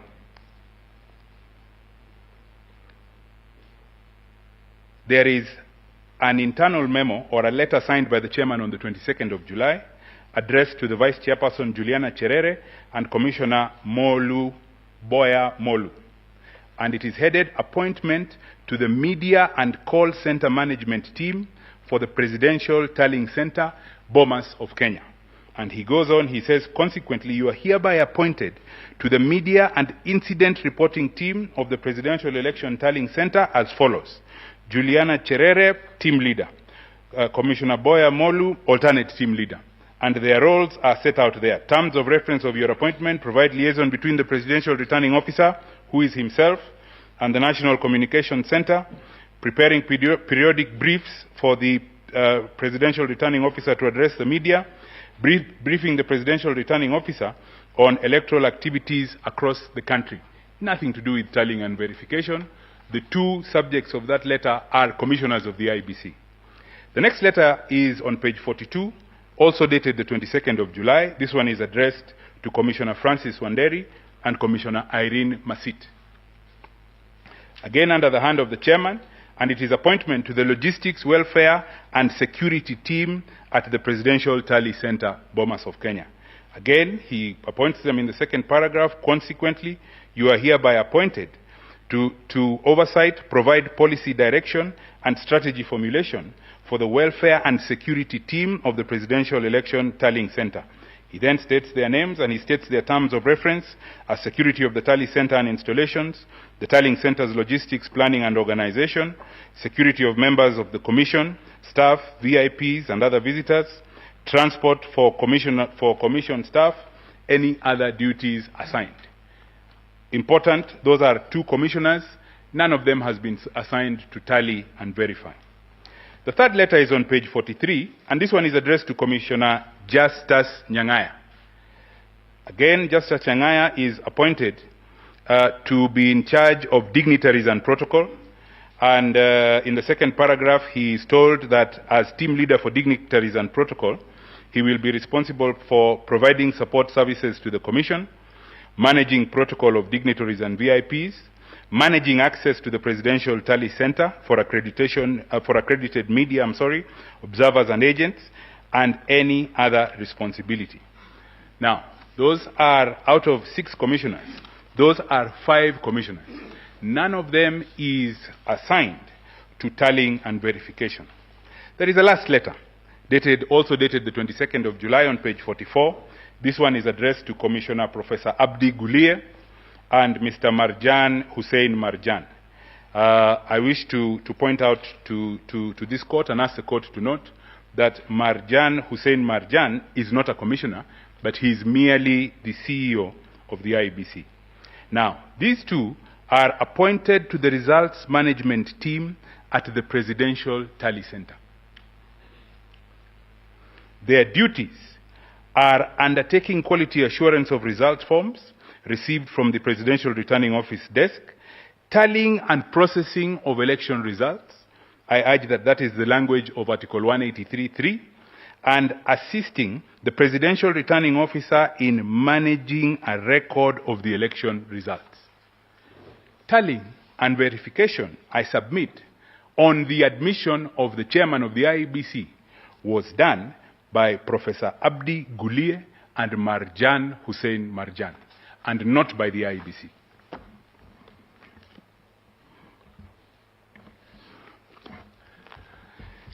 The tallying process continues, unconstitutionally as it was being conducted, and I want to pose the question and attempt an answer to the question, how does that process then end?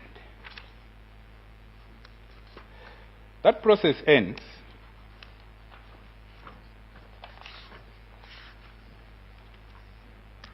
as set out in paragraphs, again, the same affidavit of the chairman, at paragraph 76 onwards. But the story that he tells, or the deposition that he makes, starts in paragraph 66. And I will read it because it is important. He deposed, shortly after 2 p.m., the commissioners and I had a meeting to be briefed on the final results by the commission secretary, stroke CEO, an alternate leader of the Tally Center. The meeting was only for a briefing. He then goes on to say, the briefing was to be done before my declaration in accordance with Article 138(10) of the Constitution. So according to the chairman, all that was going to take place between him and the commissioners was a briefing, and he then goes on and declares the results. What did he do? After he narrates the story of the visit between paragraph 67 and 75, he then goes on under the substantive heading, Commission Briefing of Final Results. After the NSAC team had left, the Commission Secretary and Chief Executive Officer, who was also the alternate leader of the team of the Tallying Center, Mr. Marjan Hussein Marjan, walked into the boardroom. The purpose of the meeting was to receive the final tally of results of the presidential election before I could proceed to declare. From the chairman's own evidence, he assembles a team that comprises Professor Guliye and Mr. Marjan. They tally and verify the result, and Mr. Marjan is merely coming to brief the commission. What happens after that? There is between paragraph 77, where he states that copies of the results were handed to the commissioners, and that is all that was done. The result had been tallied and verified elsewhere. The copies are merely handed. There is a conversation. There is no agreement. and of importance, at paragraph 81, the chairman deposed as follows. I walked out of the meeting room accompanied by Commissioner Professor Gulie, Commissioner Molu, and the Chief Executive Officer. And he then went to the auditorium and declared the results. In the chairman's own words, and I submit that his narrative of what took place is important. That is how the tallying and verification of the result in the presidential election took place. To answer or to attempt an answer to the question that is sought by this court by framing ground number 6 as it is, whether IBC carried out verification, tallying and declaration of the results in accordance with Article 138.3c and 138.10, I would answer that question in the negative. Tallying was carried out by the chairman alone. At best, the chairman, Professor Gulie, and Mr. Marjan. A quick look at Section 5.1 of the IEBC Act would disclose that those 3 gentlemen, however eminent, are not the IEBC. What the Constitution enables the chairman to do on his own is to declare the result. I submit that the election is a process, it is a progressive process, and the completion of one process enables another. If you do not complete voting, you cannot tally. If you don't complete tallying, you cannot declare. I submit that tallying and verification, having not taken place as provided by the Constitution, then there was no result for the chairman to declare. There is an attempted justification by the chairman for his decision to tally and verify the result on his own. That justification exists in an affidavit sworn by the chairman. This time it is drawn by the firm of Iseme Kamau and Maema Advocates. It is at page 14, at paragraph 62.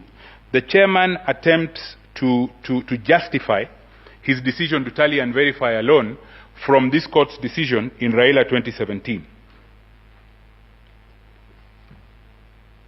With tremendous respect to the chairman, the issue of his ability to tally and verify on his own was not an issue in Raila 2017. And with the clear provisions of the Constitution, in Article 138.3c, there can be no judicial foundation for the chairman's tallying and verification on his own. At the beginning of my submissions, I had submitted that I wish to demonstrate to this court that the chairman executed a very well calculated scheme to grab the election and to run the election on his own. And this is how, in my estimation, he did it. Elections are normally commenced by a notice of elections that is issued under Section 14 of the Elections Act. Regulation 12 of the Elections General Regulations then provide that certain specific notices will be issued for the presidential election. Regulation 12.2 provides as follows. Immediately after the publication of a notice under Section 14, and the notice under Section 14 of the Act is published by the Commission, the returning officer of every constituency shall notify the holding of a presidential election in Form 8. Now that's important, because I had also said that earlier on that there is no such role as a presidential returning officer or national returning officer. And I say so because of the provisions of Article 138.2 of the Constitution. Article 138(2) of the Constitution says, if two or more candidates for president are nominated, an election shall be held in each constituency. An election shall be held in each constituency. A returning officer is defined in Section 2 of the Elections Act as a person who conducts an election. The chairman is merely enabled to declare. The conduct of the election, by dint of Article 138(2), is by 290 returning officers. The notice that they were required to publish under Regulation 12(2) was never published. The 290 notices from the 290 returning officers was never published. There is no position like the national returning officer. So the first infraction is that there are no notices. The chairman constitutes himself as the national returning officer, and the notices are not published. The chairman gazetted himself. I believe the gazette notice is the gazette notice, I think it is the 22nd or 28th of May. He gazetted himself as the national returning officer. As a matter of good electoral practice, returning officers are gazetted with deputies. The chairman gazetted himself with no deputy.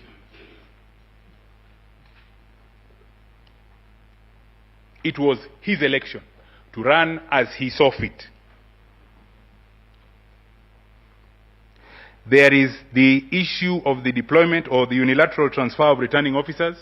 My learned colleagues who appear for the commissioners have dealt with that extensively in their affidavits, and I'm sure they will submit on it when they have their time on their feet.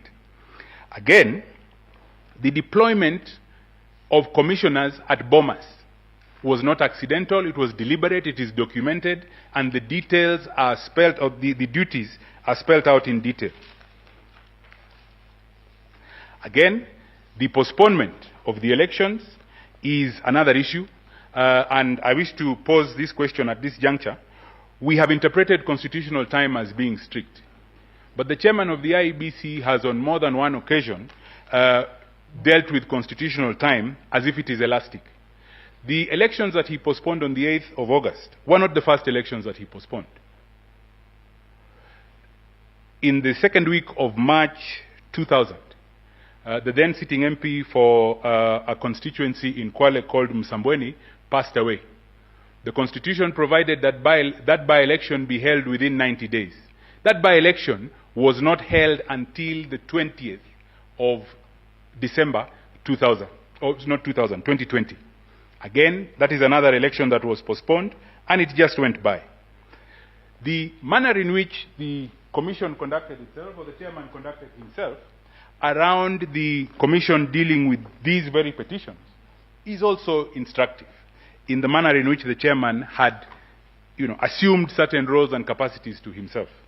I wish to refer to the affidavit of Juliana Cherere, filed in this court on the 26th of August. And I wish to refer members of the court to annexure JC12. That annexure is correspondence, it is internal memos within the commission.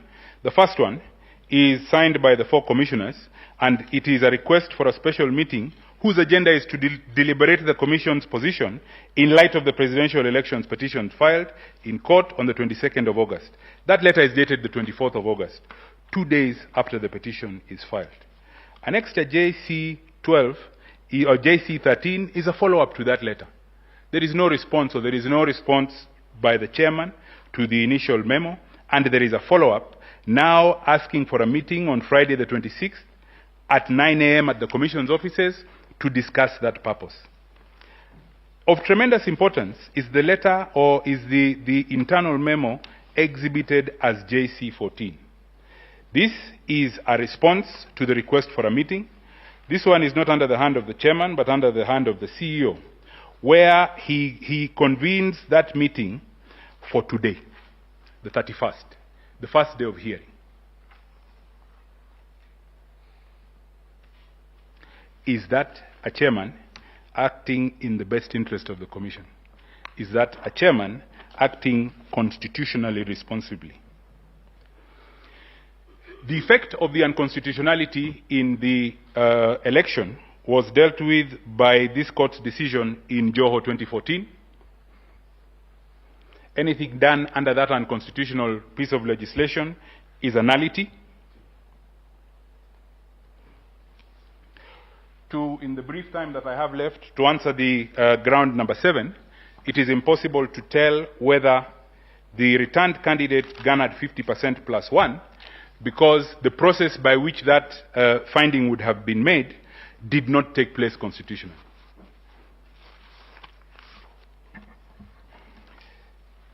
The election having been conducted as it was, there is no result. The votes that were cast by the people of Kenya having not been properly tallied and verified, or verified and tallied, there can be no declaration. I wish to assert the submission made by my learned senior colleagues that an election is a sovereign process that belongs to all Kenyans. And via the Constitution, we have delegated the management of that sovereign process to the IEBC. It was a constitutional infraction of monumental proportions for the chairman to seize the election as he did. And for those reasons, it is my humble request that all the prayers that are sought in petition number 2 of 2022 be granted.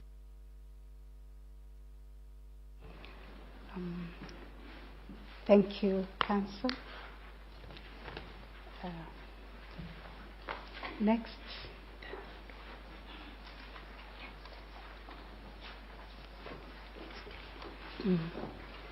Yes.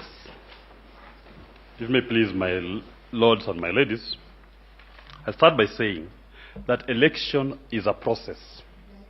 I'm Otieno Willis, appearing for petitioner number 4. Election is a process that ends upon the determination of the true wish of the voter. And when that process is unconstitutional, it is not enough to throw numbers that are arrived at through an unconstitutional way to assert that that is the true will of the voter. The first issue I wish to address, my lords and my ladies, is issue number 6. And issue number 6, core to it, is Article 138(3)(c) of the Constitution, which vests upon the IEBC the duty to tally and verify results from all polling stations and to declare the result. I want the court to take note of the last part of Article 138(3)(c). The IEBC shall tally and verify the count and declare the result, not the results. Results is the numbers. Result, without an S, is the outcome. And I want the court to notice that 138(3)(c) is a responsibility on the commission, not on the chairman. So the first declaration of the results of the verified and the tallied counts is made by IEBC as a commission. Then the chairperson, again, the word of the Constitution used is the chairperson in Article 138(10) shall now proceed to formally declare the results and issue the certificate. My lord and my ladies, Article 138(3) sets out a 4-tier process. Tier 1 is the polling station. Tier 2 is the constituency. Tier 3 is the National Tallying Center, in brackets, IEBC Commission. And Tier 4 is the chairperson. Tier 2 cannot function without Tier 1. A constituency cannot function if polling fails at the polling station. A returning officer cannot go to a polling station and make a declaration of the results of that polling station. It's not his function. The IEBC as a commission cannot go to a constituency and fill Form 34B for a particular constituency. If they do so, they failed it. Similarly, the chairperson cannot move from Tier 4 and go to Tier 3 and purport to verify and tally the votes, the counts, and make a declaration. Each tier must perform its function. It is now tried that under Article 81, elections must be conducted by an independent body.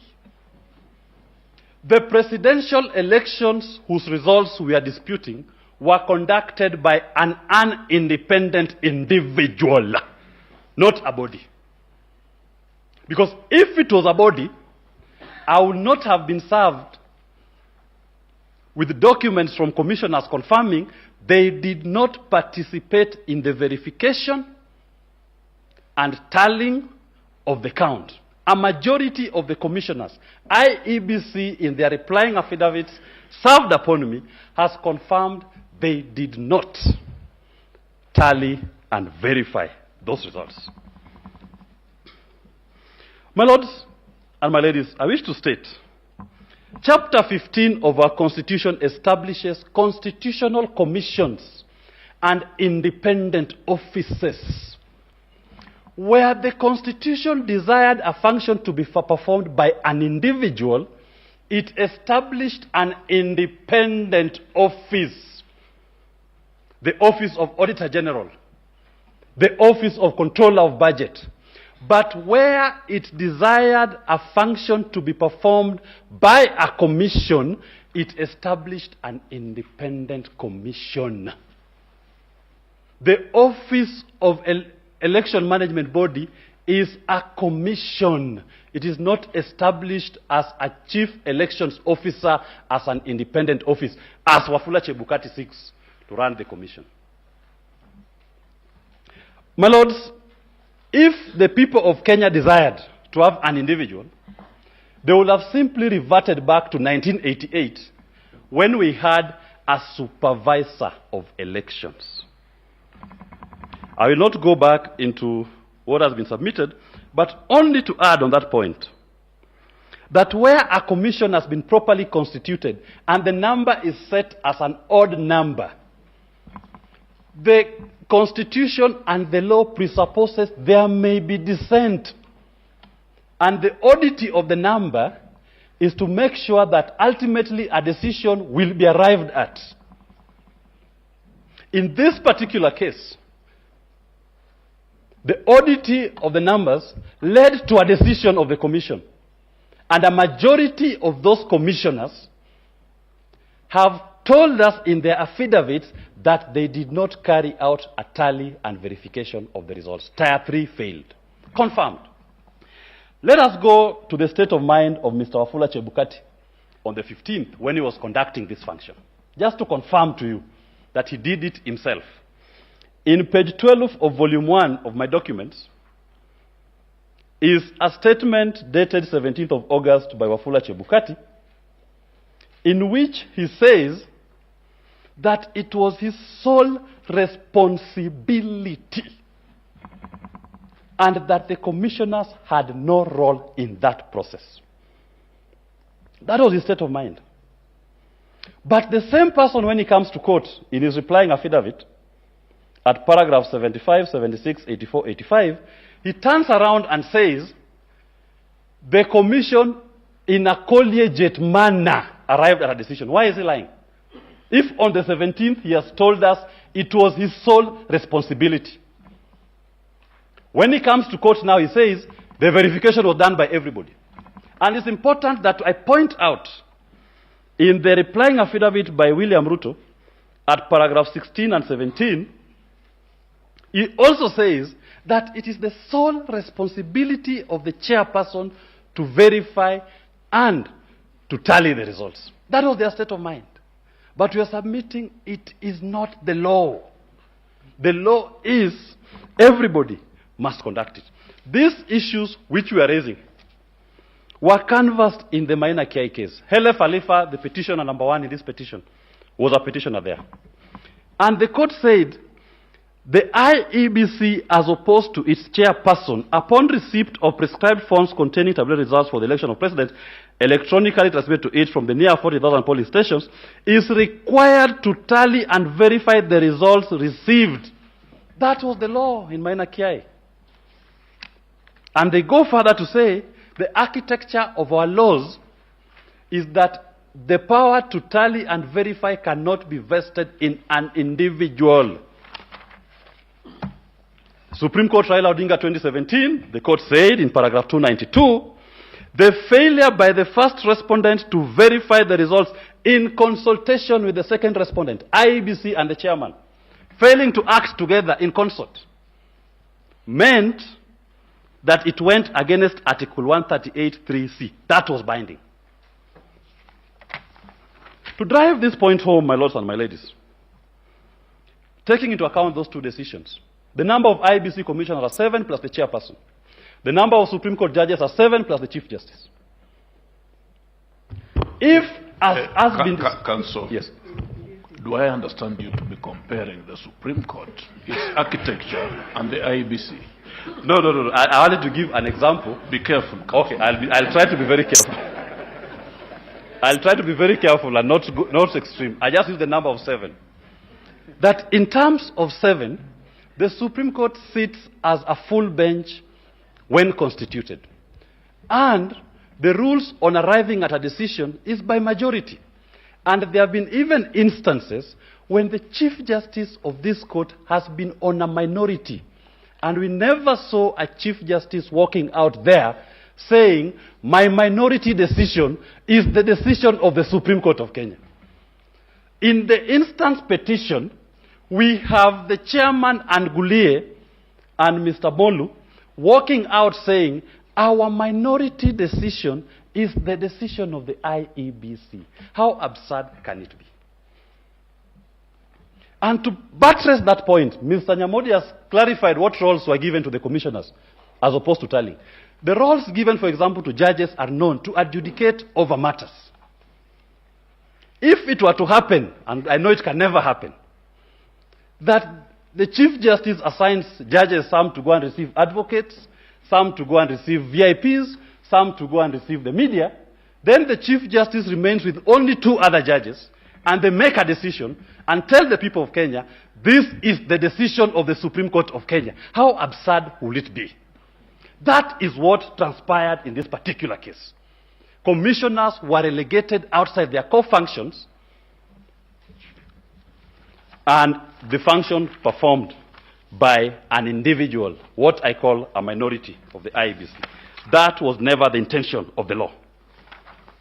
On the technological aspect, as I move to summarize, I want to refer, my lords and my ladies, that's issue number 1, on the qualitative test of the technology.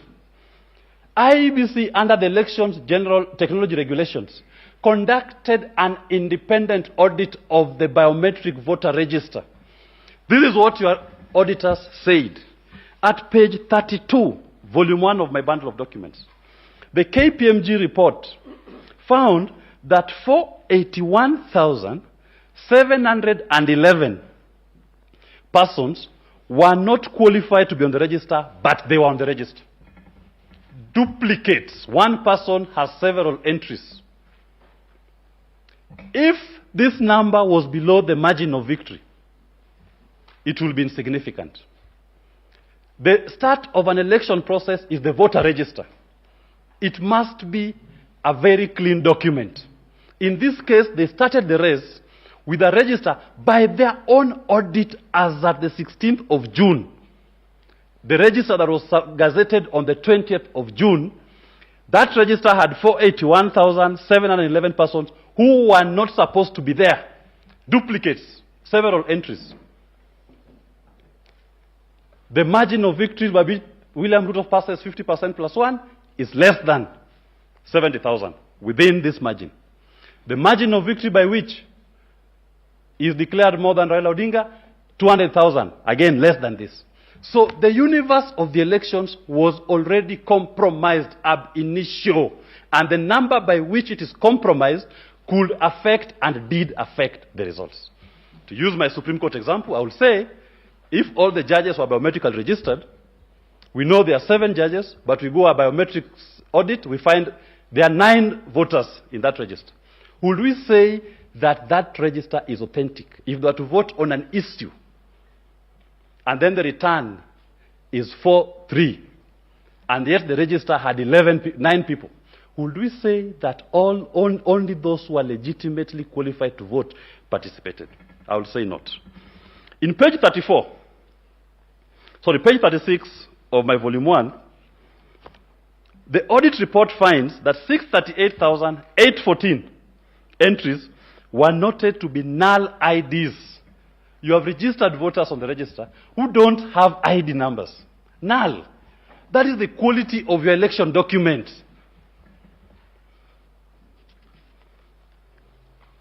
And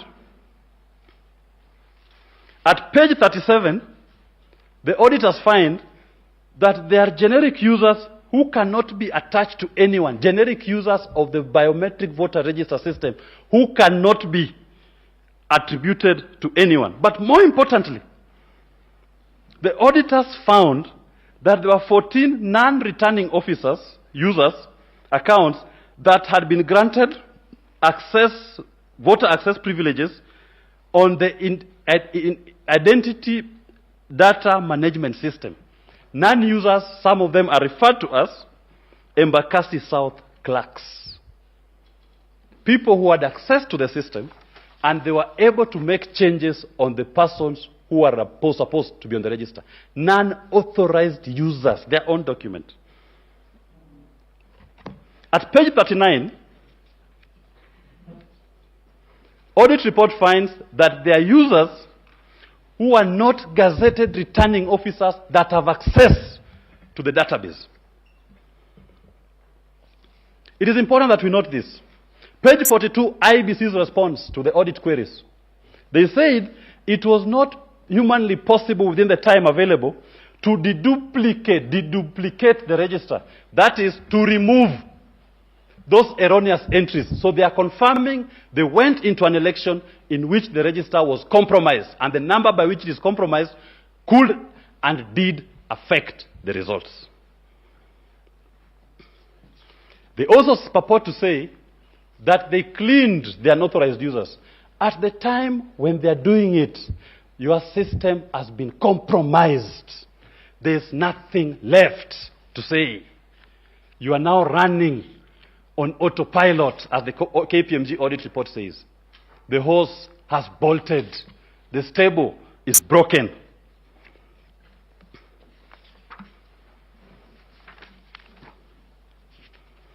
My lords and my ladies, it is my submission that when you look at the systemic issues arising and affecting the integrity of this election, should we even pay attention to the numbers which we are now being fronted? If the system was compromised from the beginning, the universe of the elections had been compromised from the beginning, that whatever numbers will come out of that universe of the elections, the voter register, does not matter. And I do believe even the third respondent, if he was the one filing this petition, would raise the same issues that I am raising today. What should we do in regard, in terms of my reliefs? I urge my lords and my ladies, the problems of IEBC, and specifically the second respondent, are systemic, as I've said. The court should consider the conduct of this second respondent, Wafula Chebukati, and Professor Gulie and Mr. Molu. The common constant, they were the only commissioners who were in the 2017 general elections. They are the only commissioners who procured the elections technology. And they are the only commissioners again today who are dissenting. They are the minority commissioners who are trying to countermand a decision of the commission. appropriate sanctions need to arise. In light of the disobedience of the court orders in Maina Kiai, the court was very emphatic on what is the role of IEBC and what is the role of the chairperson. Very clear. When he unilaterally ignores that court order, I urge this court to take that into account when making appropriate sanctions. When the same person in 2017, again, refused to accede to the orders of this honorable court in Petition 1 of 2017, this court should take that into account. We can't be coming back to you every election with the same problem involving the same person. It is time that Mr. Chebukati is shown that the will of the people of Kenya is supreme and he must work within the constitution and decisions by this court. That's why we are calling for criminal sanctions and appropriate reports to the DPP. Why should the people suffer constant anxiety around elections that are being bungled when the courts have sounded themselves hoarse and loud on what is your role, what are you supposed to do, what technology to deploy, how to protect that technology, and he's not doing it? If you look at we've attached the PSC report, Public Accounts Committee reports, again, finds an indictment of the same person sitting in meetings where he's conflicted. Look at the KPMG report. The auditors are saying they are being given even the information requested so late in the day, on the 16th of June, for a register to be gazetted on the 20th of June. This was deliberate attempt to make sure that the election is compromised. Section 6 of the Elections Act required the register to be opened for inspection 90 days before the date, the notice of a general election. The notice came out on the 20th of January. The register ought to have been opened 90 days before the 20th of January for inspection. He didn't do it. He gave the auditors the report so late. But they still pointed out that your register has a problem, and he took no remedial action. He proceeded to conduct the elections in the way that he desired. What he ended up doing is what my grandmother, Sophia Magambo, calls Nairobi Karafu, Pata Potea. Nairobi Karafu to mean at the National Tallying Center. It is, and we've advertised on our feed of it, the national chairperson of the commission called both Raila Odinga and William Ruto. The whole day, nobody knew who the winner was. Even the commissioners didn't know the results because tallying had stopped. I refer to the affidavit of the 11th respondents. They have confirmed even them, they were concerned. Why has the open display stopped? Why are you not announcing the results per constituency as you were doing before? That is what I'm saying my grandmother calls Nairobi Karafu. And my niece Mimi calls Piki Piki Ponki Pakamielo Disco.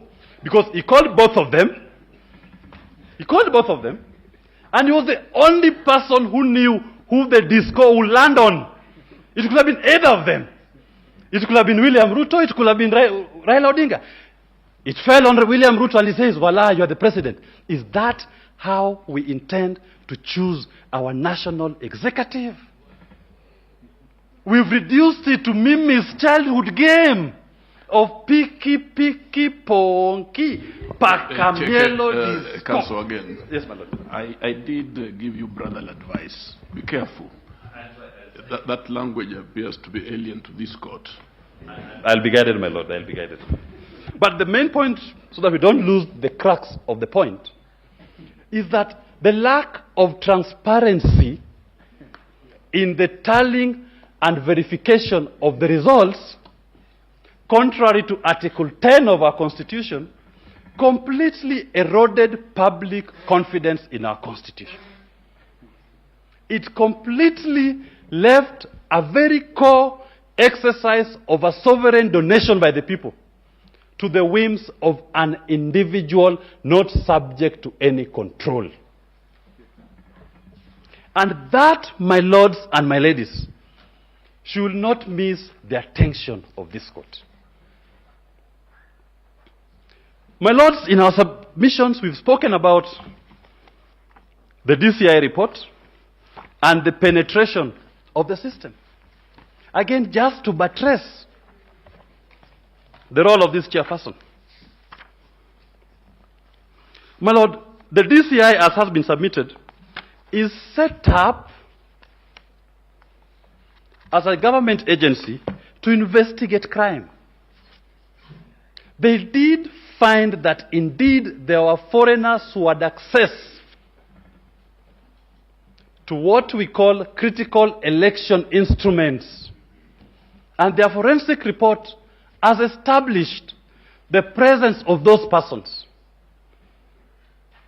In other words, in layman's language, the DCI report has corroborated what the KPMG report has found and authorized users and access to critical elections technology.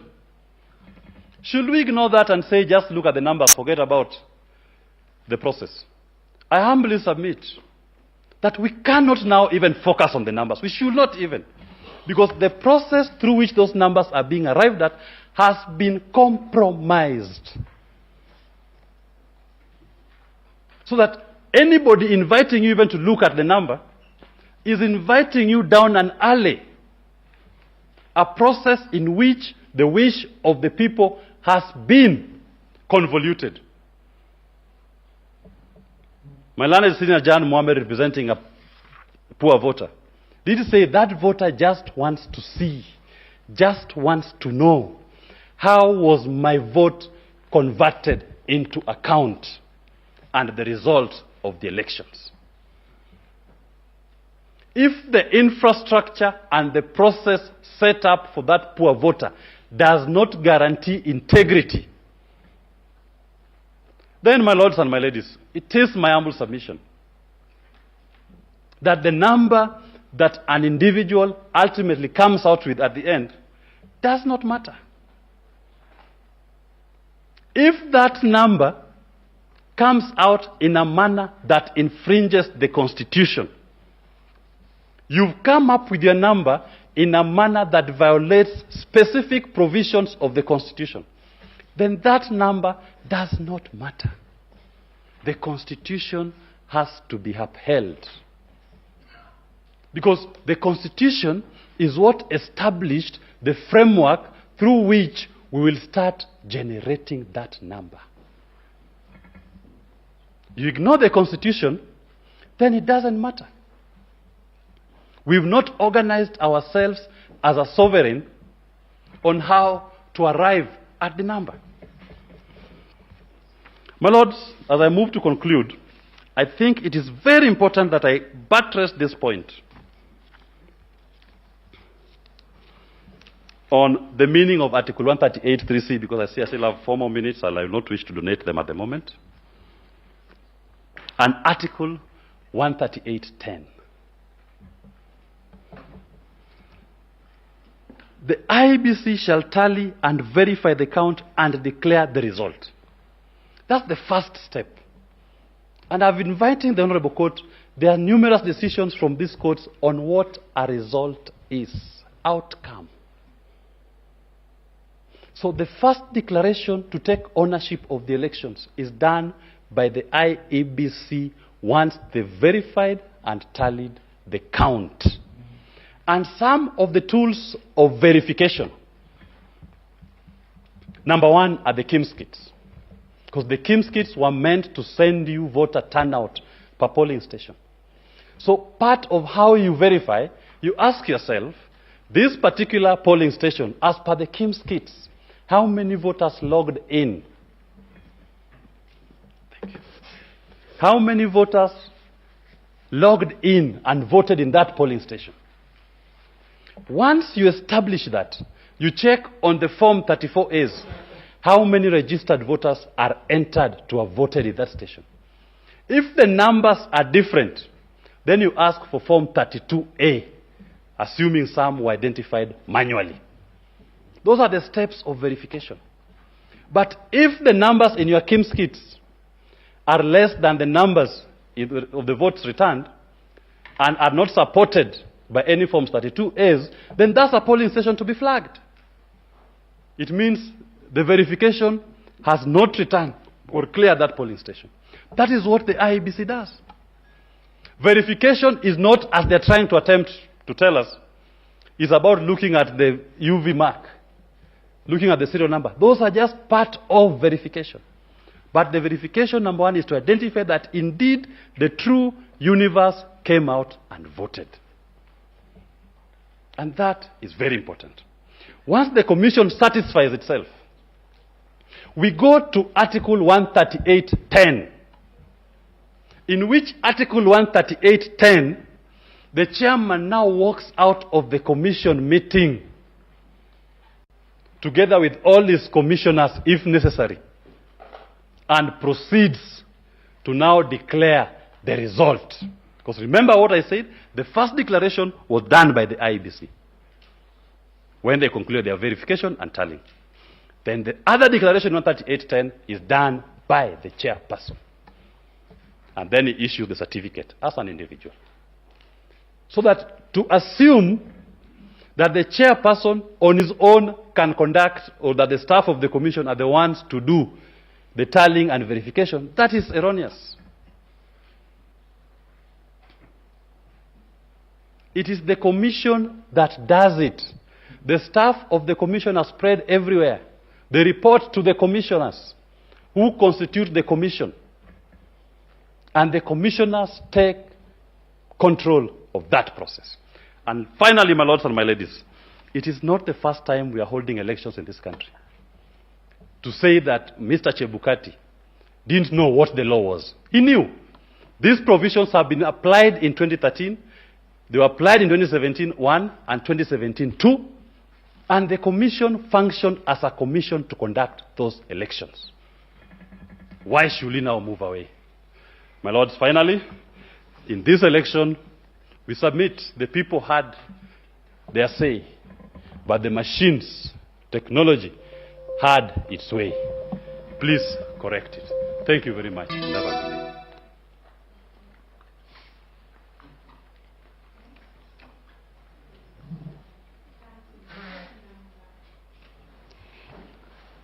Petition number 4 of 2022, David Kariuki-Ngari.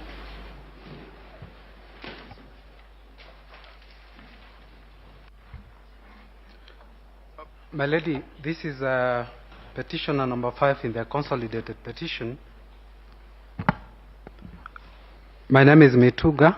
I will deal with issue number 6 as framed by the court.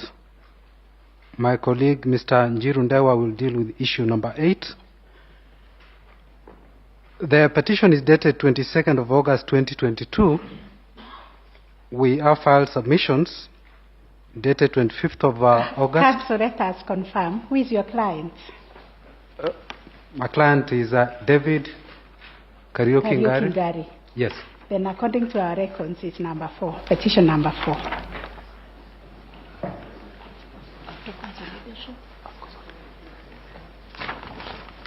I do apologize, my lord. It would appear I printed some ruling that reflected him as petitioner number 5 okay. Maybe in the consolidated petition. After the consolidation, yes. Yes. The party is the same, no problem. Very well, my lady.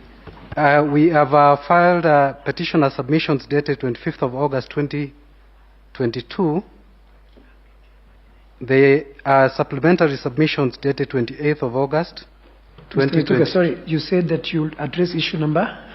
I will address issue number 6. And Mr. Ndewa will address issue number 8. Correct, thank you. My lord, we have filed submissions dated 25th of August 2022. We have supplementary submissions dated 28th of August 2022. My lord, there is a quote attributed to the American statesman Harry Truman, that the president, whoever he is, has to decide. He cannot pass the buck to anybody. No one else can do the deciding for him. This is his job. And my Lord, it is my submission that constitutional mandates given to IEBC have to be performed by IEBC because the buck stops with the Commission. Our Constitution has been characterized as a transformative charter.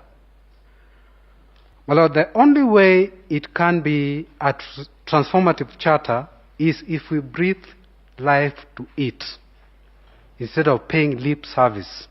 The principles that run through the Constitution, including transparency, accountability, participation of the people, have to be given. We have to breathe life to those provisions if the Constitution has to live up to its characterization as a transformative charter. It can also live to its characterization as such if the independent institutions under the Constitution discharge their mandates according to what is provided there. One of the institutions is IEBC. Under Chapter 15 of the Constitution, it has a critical function which is captured under Article 249A. It must protect the sovereignty of the people. And one of the ways it protects the sovereignty of the people is to ensure that the will of the people in electing their representatives reflects what the people have voted it to be. This is because, my Lord, sovereignty is exercised directly. It can also be exercised by the representatives they elect. So by sticking to the principles that guide the process of election, that's how it can give the sovereignty of the people the life it deserves. Under Article 81 and Article 86, the electoral process has to observe, among other principles, transparency. It also has to be an accountable process.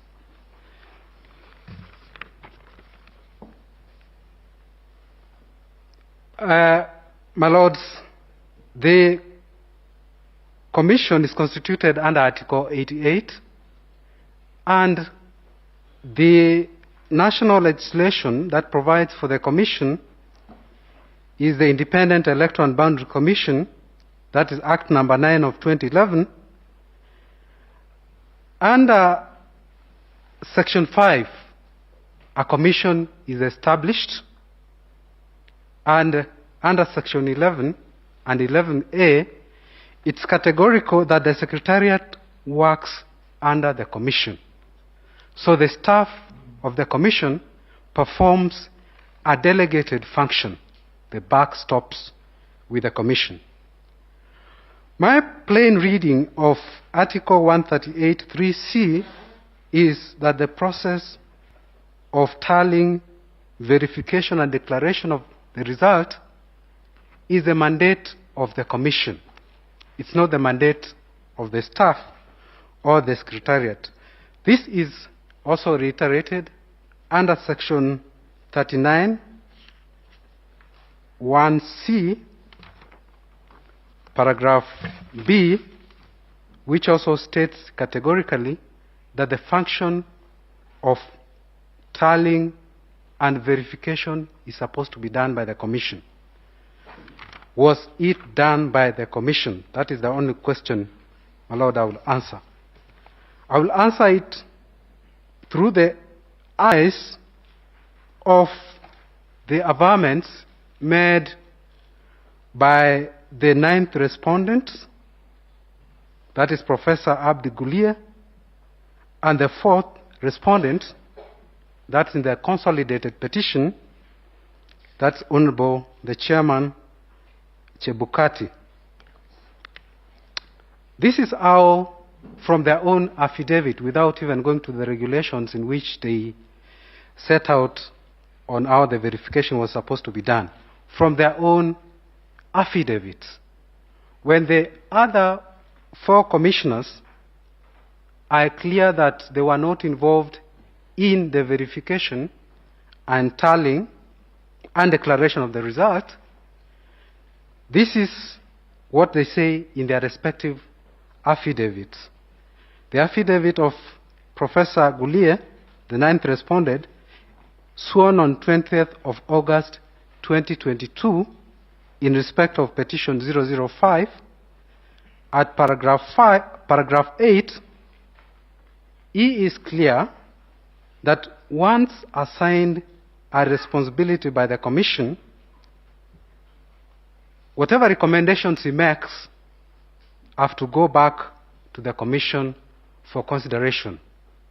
So from his own avowment, it was clear that even when the Commission delegates a function to a Commissioner, he has to report back to the Commission for approval.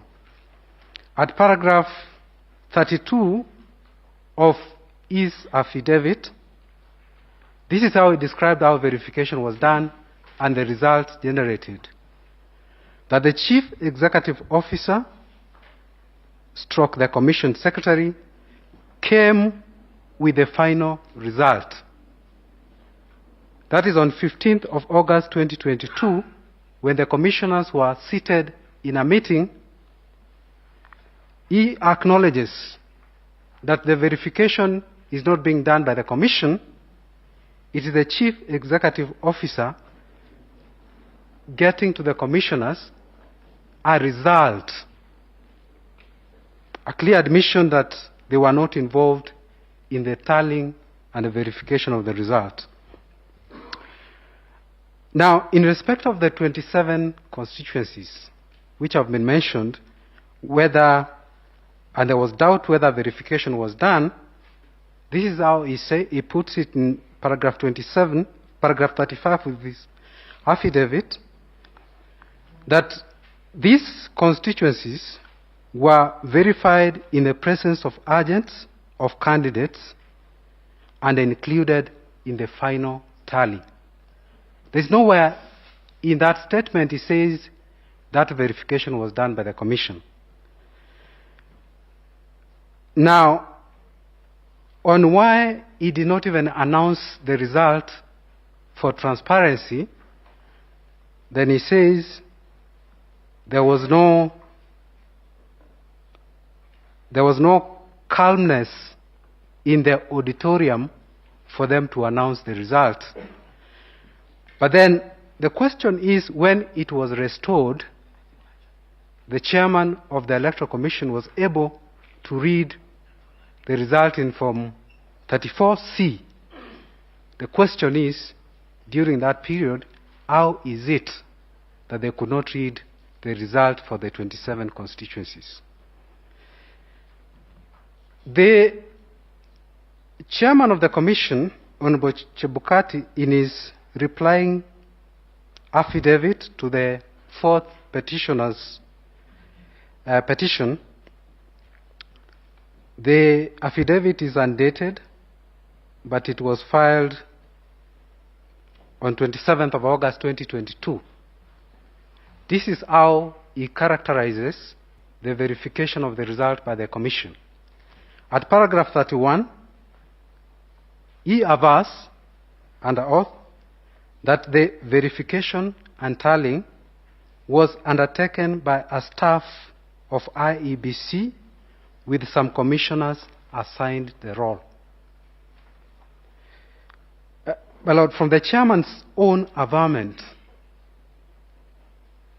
the verification is being done by a commissioner assigned the role, and the staff of IEBC there is no indication anywhere that that outcome of the verification was brought before the commissioners before an announcement was made.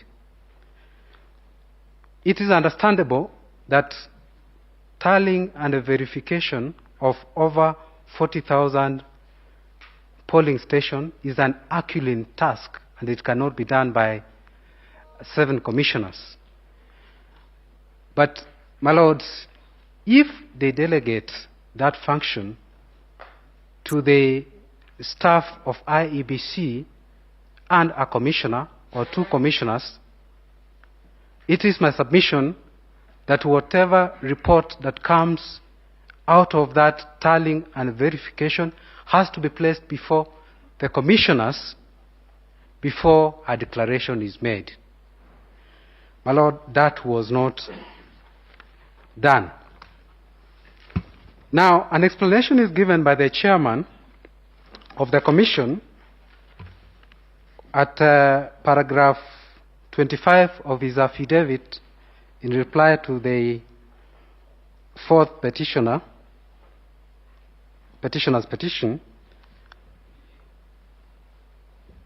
when the 4th petitioner avers that no announcement was made for 27 other constituencies for purposes of transparency, this is what he responds: there was no legal obligation to do that. My lord, there is no explanation given why it was done in respect of 261 other constituencies and not the 27 constituencies. It's my submission that in respect of those other 27 constituencies, there was lack of transparency and accountability. The chairman avers in that paragraph 25 of his affidavit further that Professor Gulier was prevented from reading the results, but there is no explanation further why he could not read the result for the 27 constituencies after calm was restored.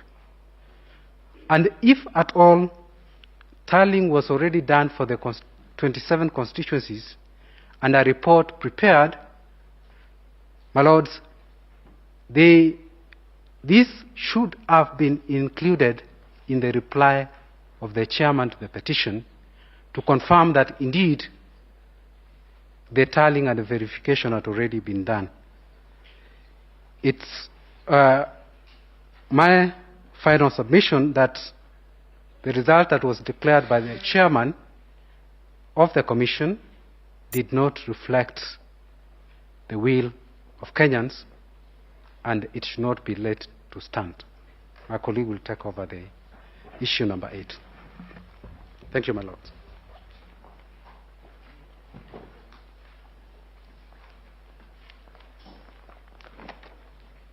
My ladies, my lords, my name is Dego Njiru, permit me to address issue number 8 in respect to our petition.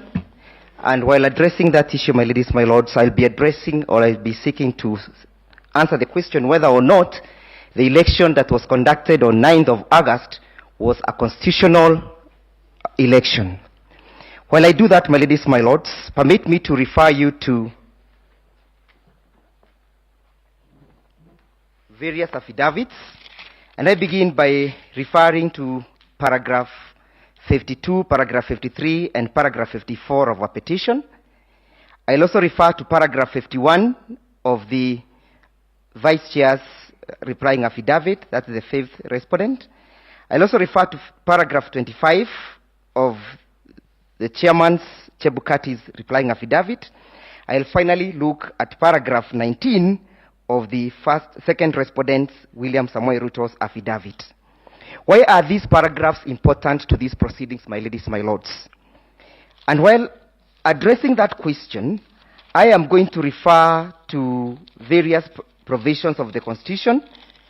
I'll begin by referring to Article 88 of the Constitution. I'll seek reliance again on Article 89, Article 97, Article 138, Clause 2. I'll also seek reliance on Section 2 of the Election Act, and I'll also seek reliance on Section 83 of the Election Act. My ladies, my lords, if you look at the affidavits that I have mentioned, and most importantly, affidavit by the chairman of the commission, at paragraph 25, he defines and says that he conducted tallying of election results in 291 constituencies. Paragraph 19 of Honorable William Ruto's affidavit, again he says that elections were conducted in 291 constituencies. The fundamental questions, my ladies, my lords, is how many constituencies do we have in this republic? If you look at Article 138, Clause 2, the Constitution provides that elections shall take place in each and every constituency in this Kenya. And when you define constituency, my ladies, my lords, you look at the provision of Article 4 and Article 5. Article 5 of the Constitution, which defines the territory of the Republic of Kenya. Then you further look at Article 89, Clause 1. It says there shall be 290 constituencies in the Republic of Kenya. And that is where the law contemplates that elections shall take place. But what happened on 9th of August is that we have submissions and averments that elections took place in 291 constituencies. The fundamental questions, my ladies, my lord, is where did this extra constituency come from? And is this extra constituency a constitutional constituency defined by the armpit of Article 89? There may be arguments that this was a constituency by the diaspora. Yes, they may have their rights under Article 38 to vote. But the question is it a constituency within the meaning of the law? We submit that to the extent that individuals not confined to Article 89 of the Constitution, to the extent that the elections of an extra constituency not defined under Article 97 took place during that particular time, that contaminated the election. You must then ask yourself, to what extent was the contamination? Article 138, Clause 4 requires the Commission to compute whether or not the President-elect has attained 50 plus 1%. We are submitting that these elections that took place in alien constituencies contributed to the computation of 50 plus 1%. Then you might ask yourself, my ladies, my lords, what then is the test that I'm trying to apply? I am applying the test proposed by Section 83 of the Constitution of the Election Act. It provides that an election can be voided if that election did not comply with the Constitution or other written law. And this is a fundamental question, my ladies, my lords, because a constituency as defined by Article 289, Article 89, that must be within the territory of Kenya as defined by Article 5, then contemplates a situation whereby there is a question of representation. It subjects the people of Kenya to exercising their sovereignty through the representation of those people. The question then that begs an answer is, how can an election that has been infiltrated by alien constituencies be regarded as a constitutional election? We submit thus that waives the fundamental requirement where IBC under Article 88, Clause 5 is required to conduct an election within the armpit of the Constitution.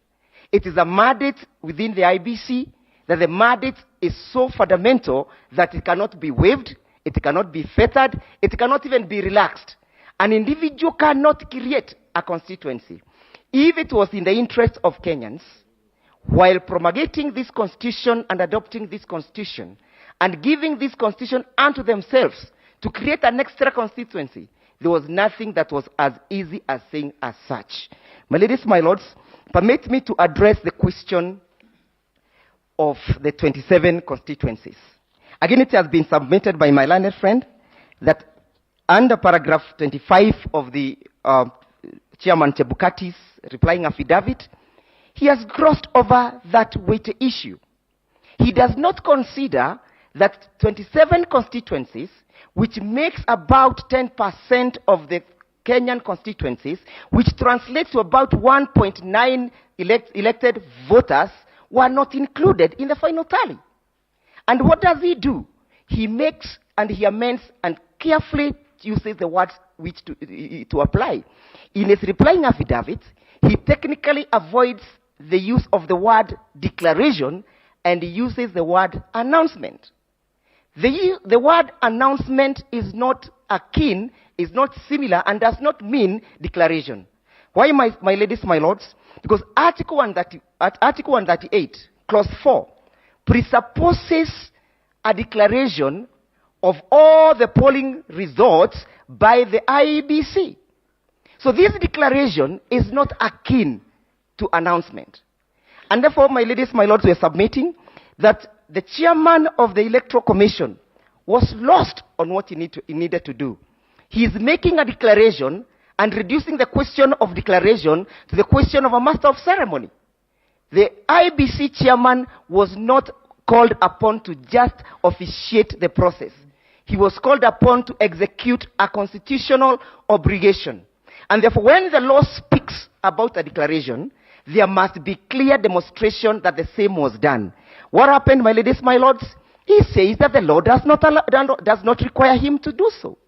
He does not annex any evidence that the same was declared. He does not annex any evidence in his affidavit that there was tallying. He does not aid this honorable court to make an opinion that, yes, the requirements of the Constitution were met. Finally, my ladies, my lords, we need to interrogate the conduct of the chairman of the IBC. We need to interrogate the previous and even the current conduct of the chairman. He was effectively described by my senior learned friend, Mr. Norji, that is a person who has perfected the art of imperfection. And he has perfected the art of imperfection by making sure that he conducts a lone ranger process. Remember, my ladies, my lords, to the run-up of the second election in 2017, a similar issue arose, which necessitated the resignation of the commissioners. How long shall we allow an individual to keep on transgressing the law?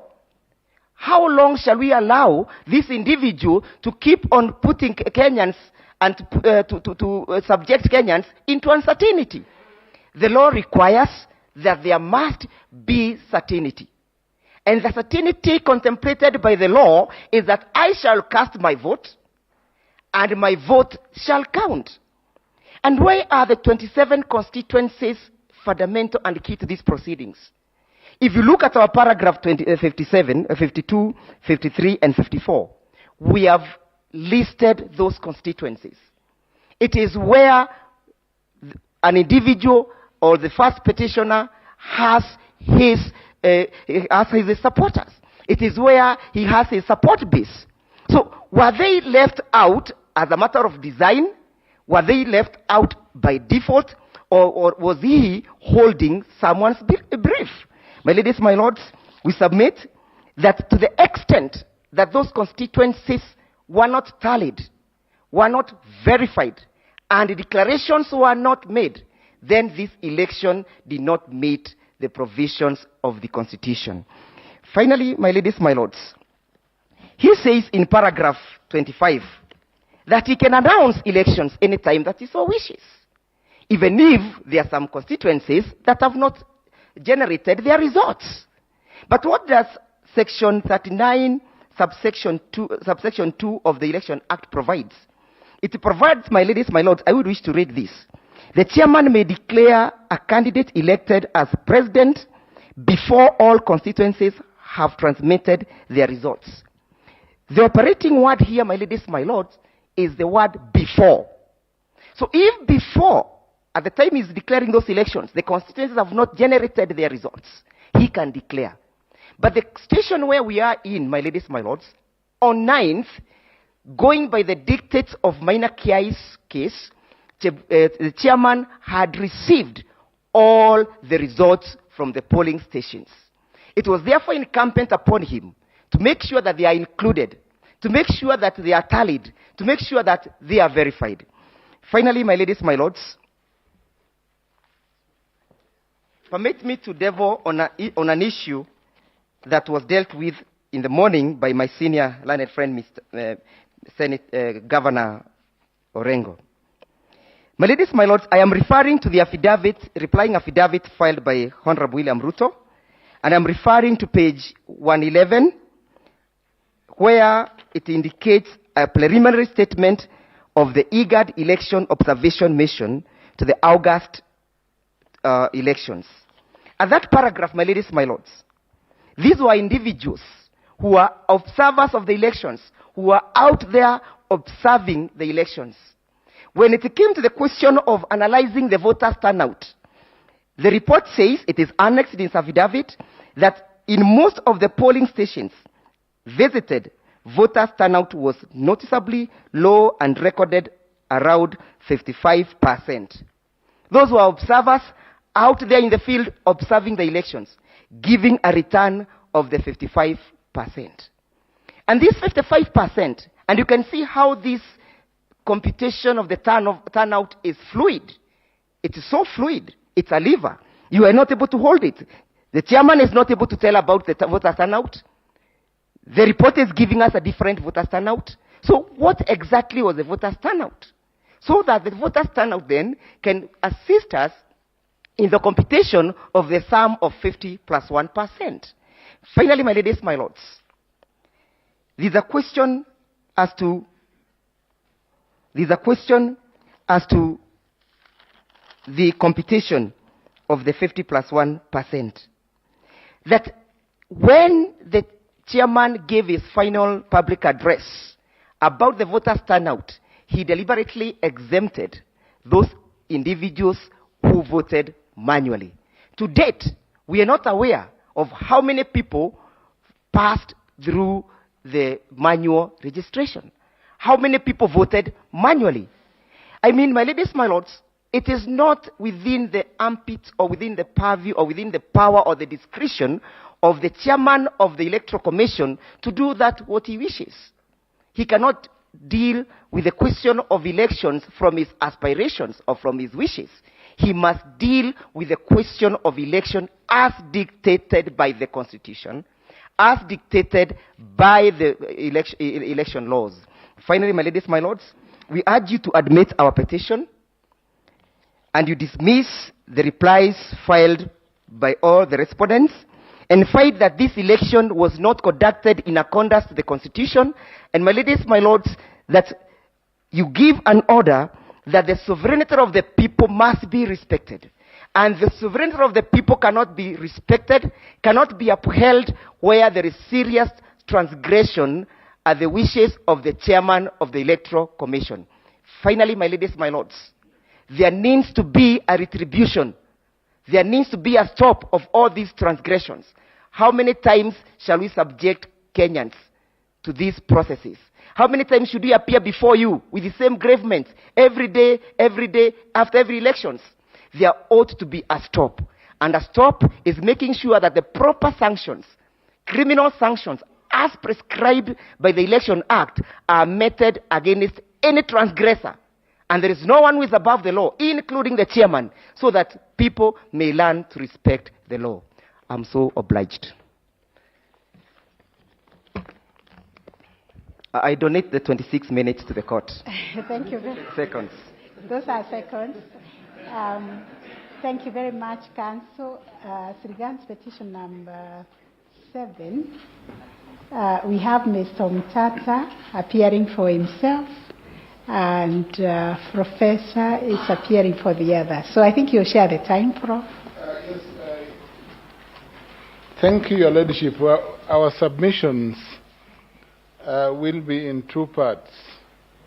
The first part will be qualitative, and I will address myself to the law and complement the submissions that have been made by learned friend, Senior Counsel James Orengo, learned friend, Senior Counsel Philip Murgor and Feroz Noroji, on the questions of compliance with the law and on the unconstitutional nature and the non-compliant nature that the first respondent, Mr. Chebukati, employed in running the presidential election of 9th August 2022.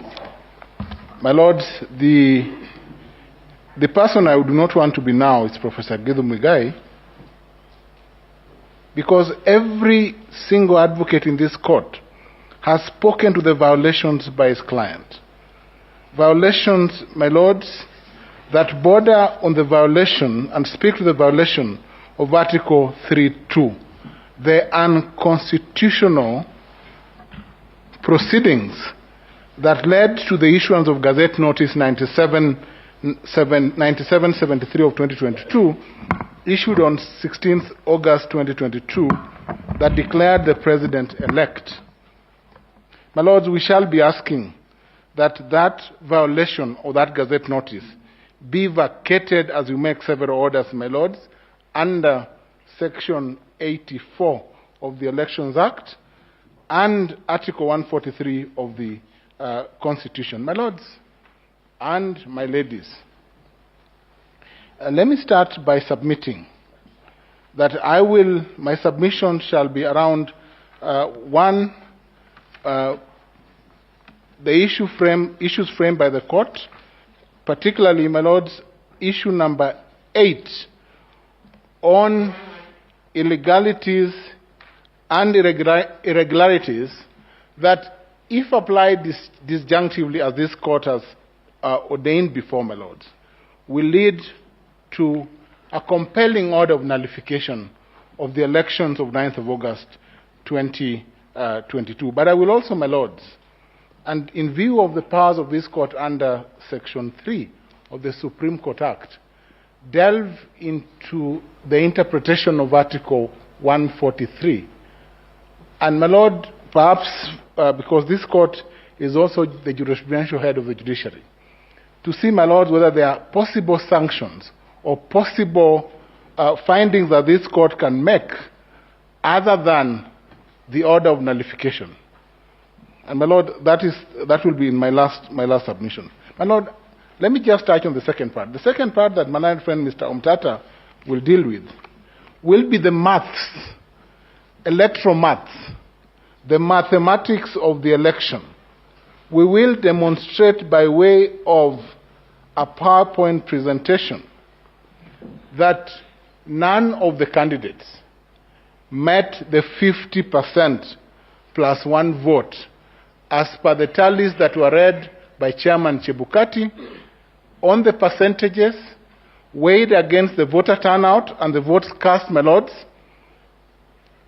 And that will show that if indeed no candidate attained the 50% plus one, then this court has a daunting task. One, of course, after the exercise that is ongoing, the exercise that is going on with the server, my Lords, we will be asking this court, my Lord, to think of the possibility of declaring a winner after the outcome of the access to the back end of the server. That's number one.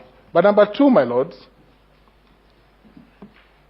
patently, the results announced by the chairman of the IEBC were unconstitutional because they did not emerge from the commission.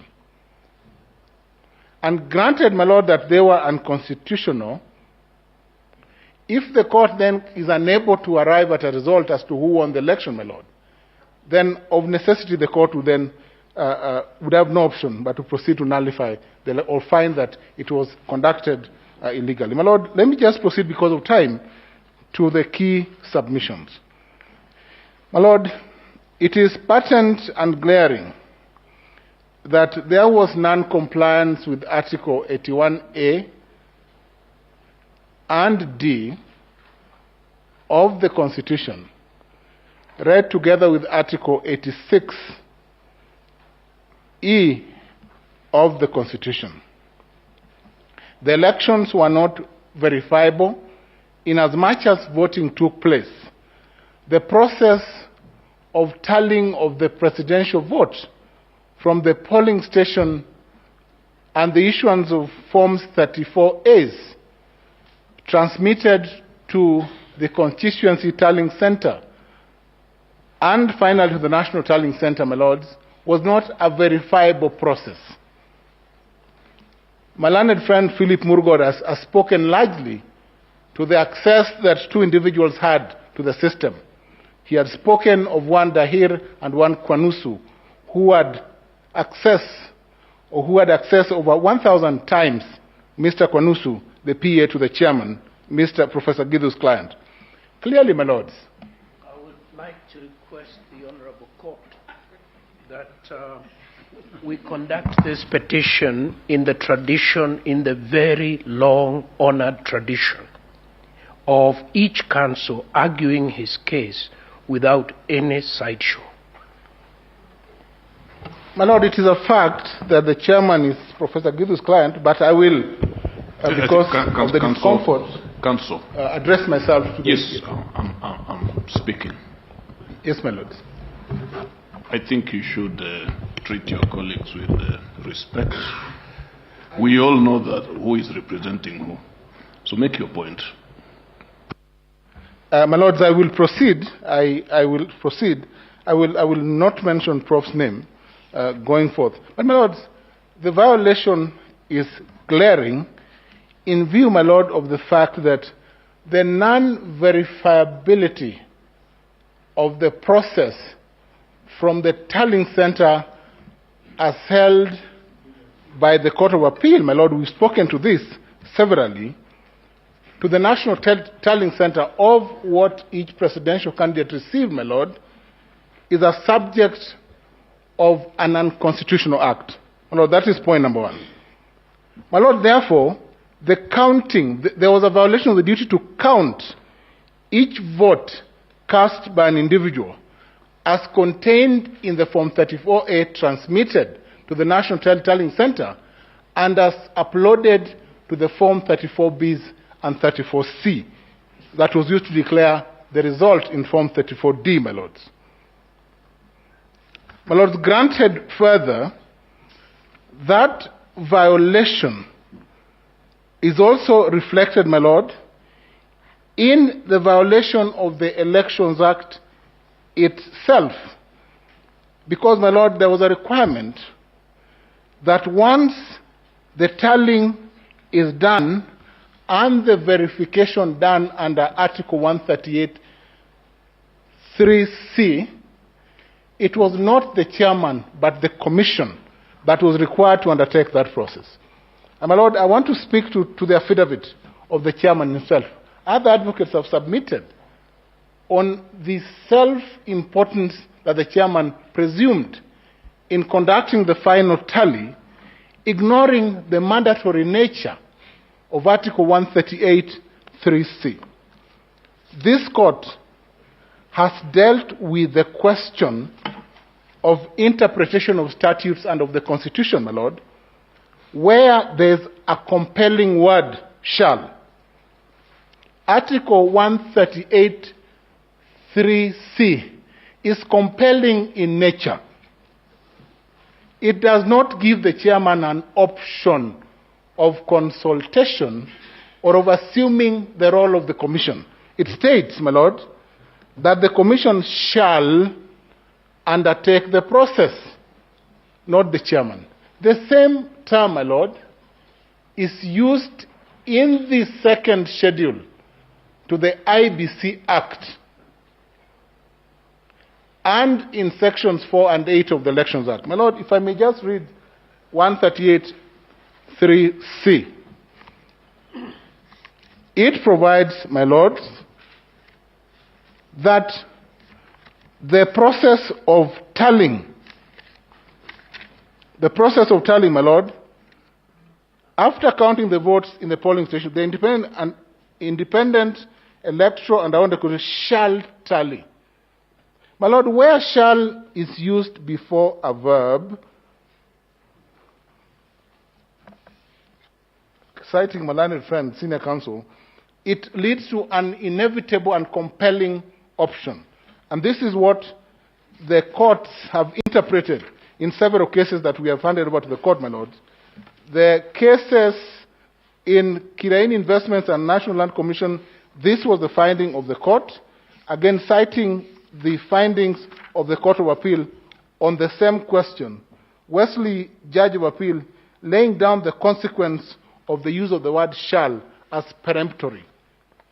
So, my lord, that of itself, any action reflected in the affidavit of Wafula Chebukati that denotes any action by himself in assigning other members work, my lord, and in eventually purporting to act under 138.10 alone without consultation, invalidates the entire result that he purported to announce and invalidates the issuance of Form 34C and D, in which he purported to announce the results of the election.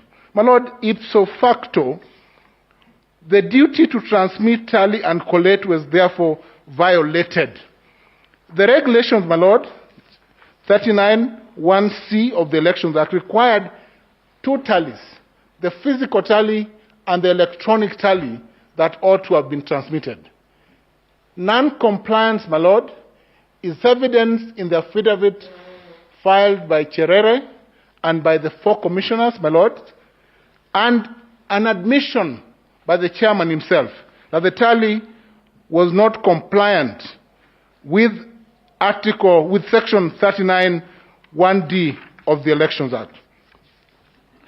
My lord, going forth, the complementary nature of compliance reflected from sections 39 to section 44 uppercase A of the Elections Act, my lord, denotes non-compliance by the commission, but also an admission, my lord, that there was no commission the moment the commission was divided and was working in different forms. My lord, Article 3(2) of the Constitution provides that there shall be no government established other than through the Constitution, so that any violation that leads to an unlawful process, my lord, cannot stand. And this court has the duty under Section 3 and Article 140 to invalidate an offensive action that is unconstitutional.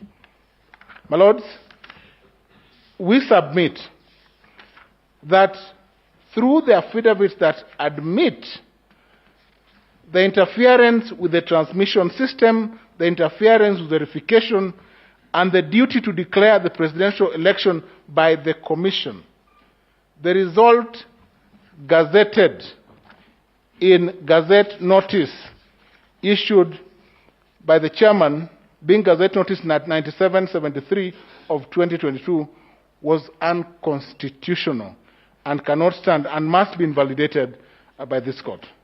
My lord, in view of time, we wish to submit that even aside finding that even the duty of the Commission as created and enshrined, my lords, in Article 249, is governed and dictated by the principles under Article 10, my lords. And my lords, where public officers do not act in a manner donated by Article 10, then their actions must be vitiated by the court. And this is the forum where such actions must be vitiated. My lords, the law is clear. The maxim ex turpi causa non action, which has been developed over the years, my lord, by Lord Mansfield initially in Holtzman versus Johnson, later in Tinsley and Milligan, and now in Patel versus Misra, speak to the fact that no circumstance can allow this action to stand. The opposing affidavits, my lord, the opposing affidavits filed by the four commissioners and the three that speak to the violation of paragraphs 5 and 7 of Schedule 2 can only lead this court compellably, my Lord, to find that this is a matter that this court must handle in the manner that lex arbitri would dictate. My Lord, the principle, ex equo et bono, used by international tribunals to settle questions. In the local framework, my Lord, we refer to Solomonic wisdom in 1 Kings 14.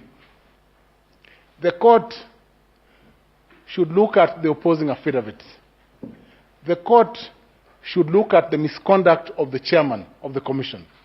The court will then compellably apply the dictates of fairness in this matter and find that the people of Kenya were violated by the conduct of an election outside the framework of the Constitution, through the violation of the process, through the violation of the outcome.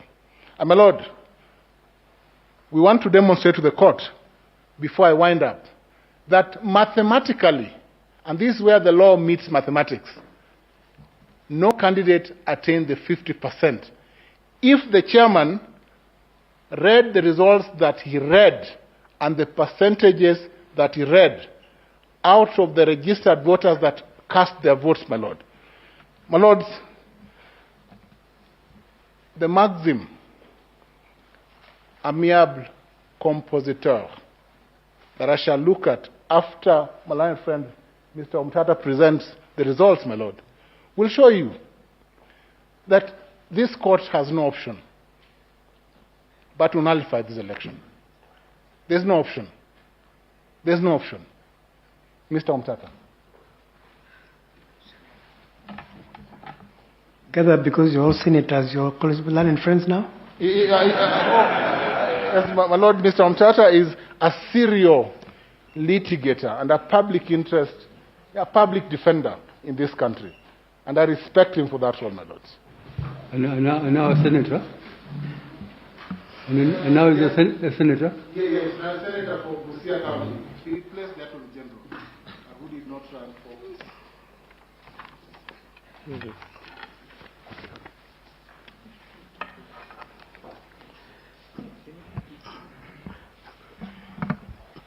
Members of the Honorable Court, in my submissions, I will rely on the petition we filed jointly with the three others, which is dated 22nd of August. I also have submissions which I filed alone, which are dated 26th of August. And I also have a further affidavit which is dated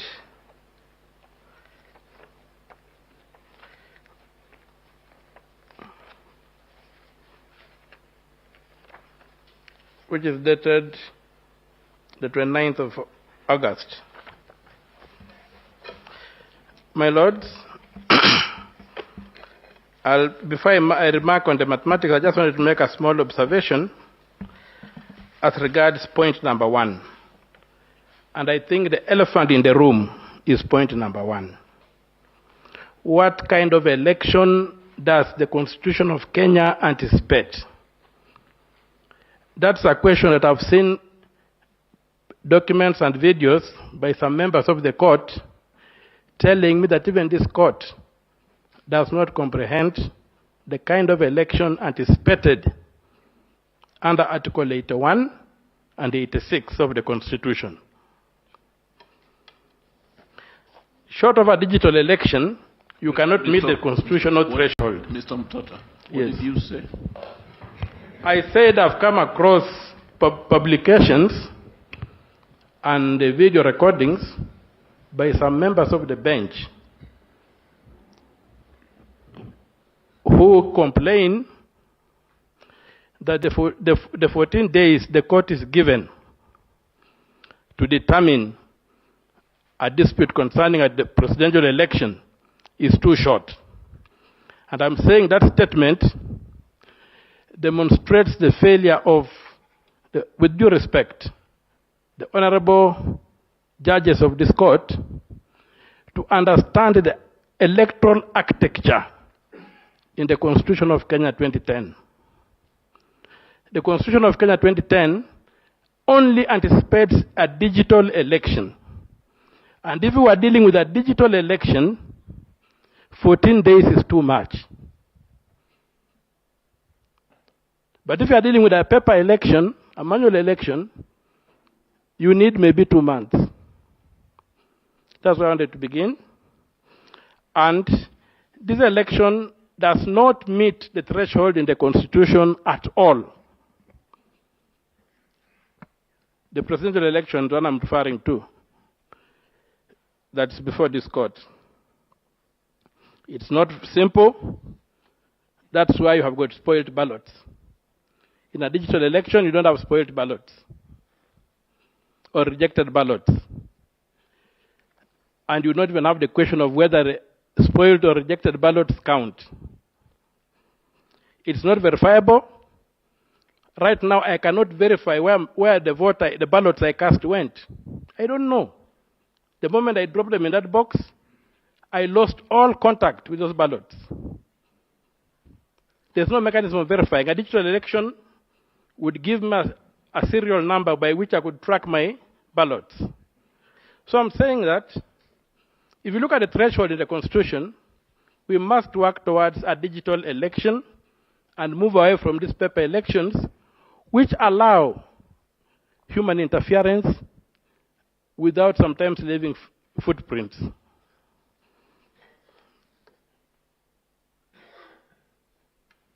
I would now go to my submissions. I was supposed to be given some aid. Yes. Where is the... If the time could stop running, we had supplied the electronic instruments to the court.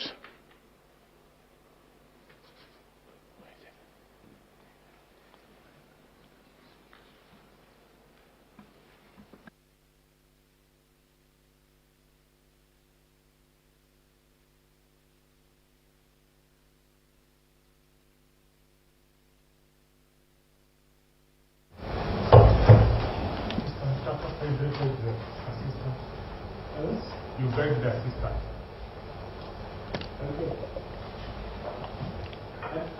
I don't understand what you said. I come there.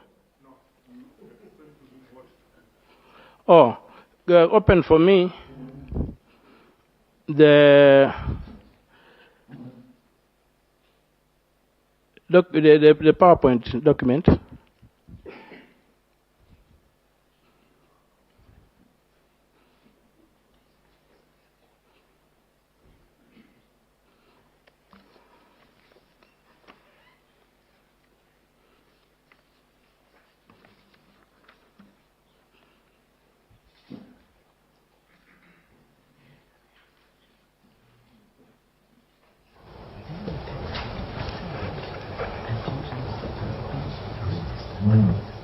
Go to the next slide.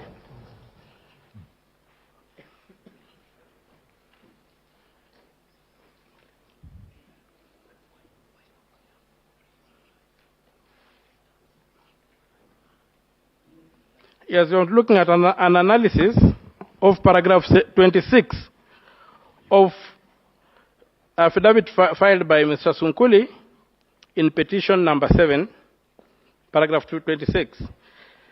And you can see that he's giving us, he gives data of how the KIMS kits transmitted on 9th August at 17 hours at the close of polls. He gives that figure. On 9th August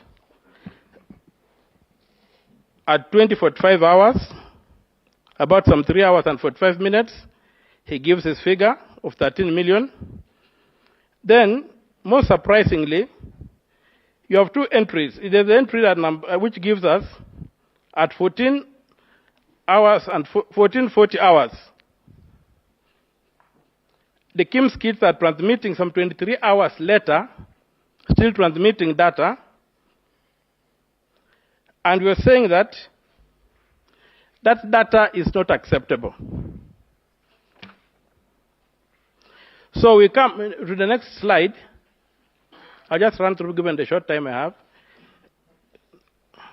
When you got that slide, you look, they tell you at 20:45 hours, on 9th August 2022, some 13,731,215 people voted.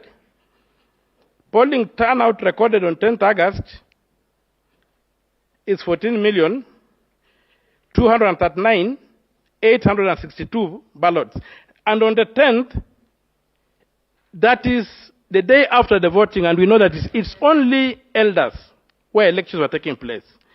Now, when you analyze that data, you find that 508,647 ballots are added on the 10th. And you saw Land Council Willis show that the audit of the register had almost the same number of ghost voters. So you can see from that data that Mr. Sunguli presents, you are able to isolate 508,647 ghost cast votes, which are more than the difference between the two leading candidates.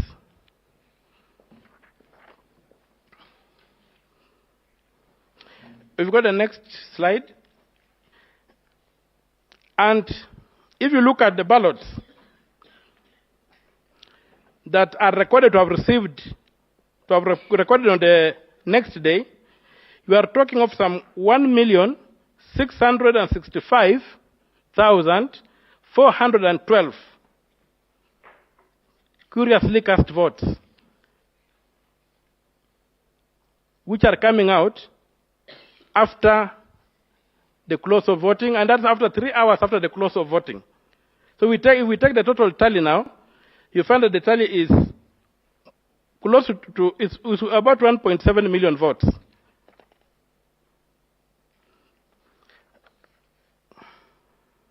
That spike in votes is not possible. That spike in votes is part of the problems we're having, that fellows were having access, the KIMS kits that were still transmitting data from locations that are not clear. Because the KIMS kits that were in polling stations, the voting stopped on 9th. And giving an allowance of 3 hours or 4 hours for people who are still on the queue, you would understand by why a KIMS kit would still be transmitting 23 hours after the close of elections is something that is difficult to comprehend. Also, my members of the Honorable Court, if you look at the Form 34C that has been published and interrogate the data there, if you look at the total of the variables ascribed to each candidate, the amount that you get is 110 votes less than the number that has been printed on that paper. Now, if you look at, that thing was boggling my mind. Initially, I thought it was a simple error of addition. But it has come out it was not a question of 1 + 1 = 3. Because when you look at paragraph 32 of the replying affidavit of Mr. Sunkuli, yes, I'm on, yes, go to the next slide. Next. Yes, sorry, I forgot to, thank you for directing me. If you look at paragraph 32 of the replying affidavit of Mr. Sunkuli, the total voter turnout in the table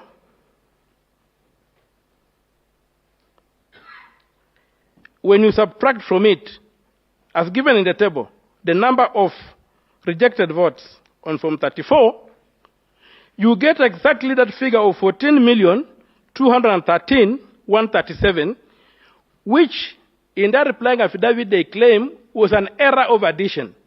But if you interrogate the raw data, you find that that figure is the valid figure.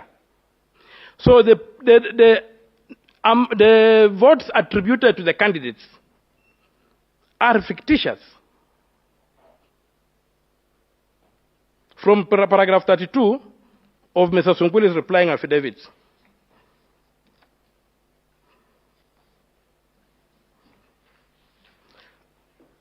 So, when you go on to the next slide.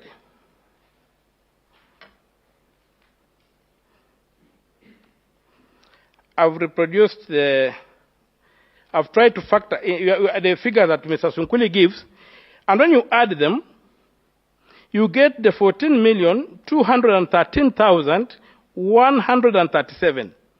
Yet, when you add the figures attributed to the individual candidates on Form 34C, they come to 14,213,027. That is not an innocent mistake.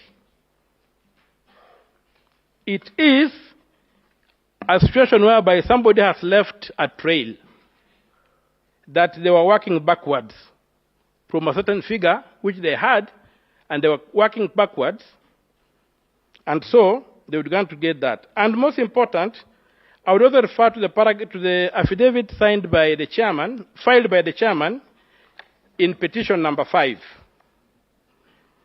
At paragraph 95 of his replying affidavit, sworn on 26 August 2022,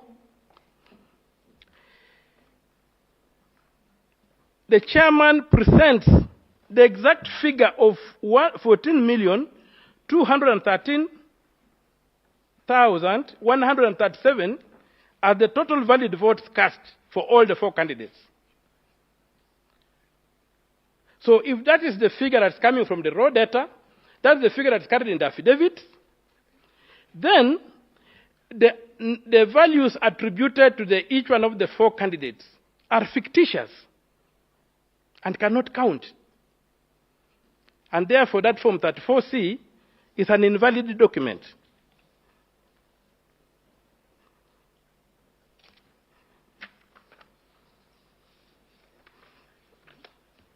Go to the next slide. Sorry. Next. Yes, so in that slide I'm saying, we can only conclude that these figures, which form the content of Form 34C, are cooked. You cannot have both of them in the same document. And this court should not allow that document to stand at all. And the conflicting figures, and those conflicting figures for valid votes cast of 14,213,137,000, and the other one is the one when you add the values of the individual candidates, the 4 candidates, you get 14,213,027, is evidence that the results were worked backwards to achieve a desired or predetermined outcome. Therefore, the declared percentages for the 4 candidates, no, the votes attributed to the 4 candidates and the declared and the percentages attributed to them is all fiction. Now, I got to address the question of whether you can achieve, assuming that what in the totality of the announcements made by the chairman, any of the candidates realized 50% plus 1 vote. Just checking on the time. Yes. There's no display for the time, unfortunately.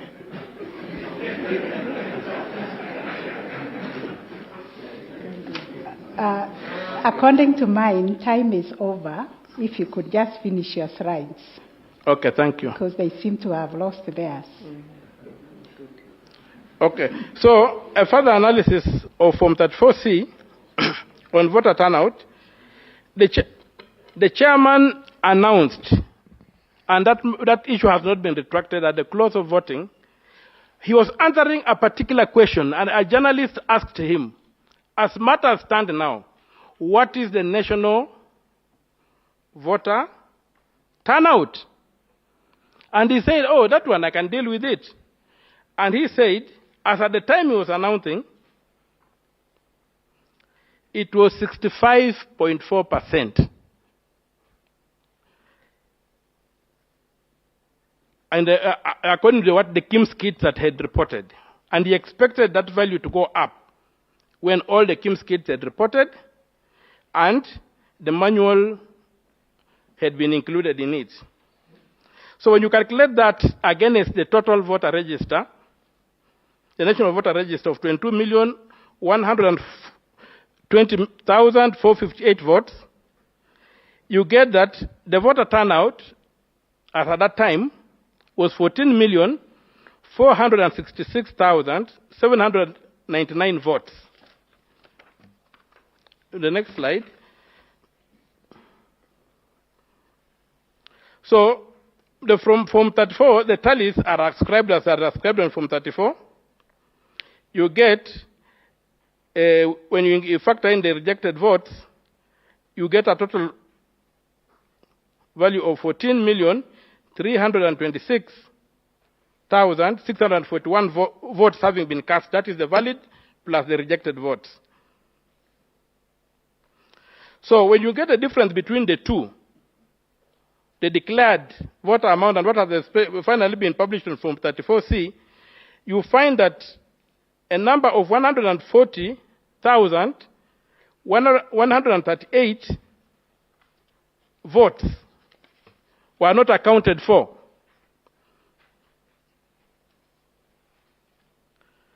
If you add those votes, now we add these votes to the attributes given to each candidate, because we are now ignoring the number published on Form 34C that are claiming was a mistake, but which I've demonstrated was not a mistake. Now, if you factor that number of the correct number of the addition, which is 14,213,027 plus 140,138 votes, you get 14,353,165. Using that as the denominator, you get that William Ruto gets 49.99692402%. And the reason we are going to doing these decimal numbers in the long form and not reducing them, because the winning vote is 1. And what's the percentage of 1 in 14 million votes? It's about 7 zeros before you get to any digit. So that's why we are keeping the long form. So when you round it off, you kill voters and you include new voters. So Raila gets 48.372118662. The next page. Wahiga would get 31,987, which would translate to 0.222856771%. Wajakoya at 61,969 becomes 0.4317447. And so now there are these other votes, the 140,000 votes, 140,138 votes. Since those votes were not, we don't know how the voters gave them to the candidates. We cannot randomly allocate them to any candidates. So they become the fifth variable here. Those ones amount to 0.976356086%. In the scenario, no candidate acquires 50% plus 1 vote. That is required under Article 138 Clause 4, Paragraph A. And so, with those few remarks, I pray that the Honorable Court allows the petition and the other petitions, and then... My Lord, I had intended to make the prayers in view of the jurisprudential weight of the mundane questions that I would want this court to consider. Sorry, Senior Counsel. Can Mr. Omutata confirm? I'm trying to go through the record. This PowerPoint presentation you've just made, is it part of your pleadings? It's part of my pleadings in a law. Word for word? Yes, word for word. Not of just cutting. For purpose of highlighting. Okay, thank you. I will do it only. Unless you are changing, that is not word for word. No. So if it's word for word, we don't need any other copy. But of the most important is the father affidavit. Because when I did the first one, I did the petition, I did not have the information that came from. I did not have the information that came from Mr. Sunguli's affidavit. So I would request the court to pay particular attention to the father affidavit. That's why I had the benefit to compute the figures with the figures that the commission supplied. That's all my Thank you. Thank you. Compelling are the figures that finally mathematics finds its way into invalidating a So, General, you have presidential no leave to address the court after time. Why don't you start from there? From where? From what time? Start from there.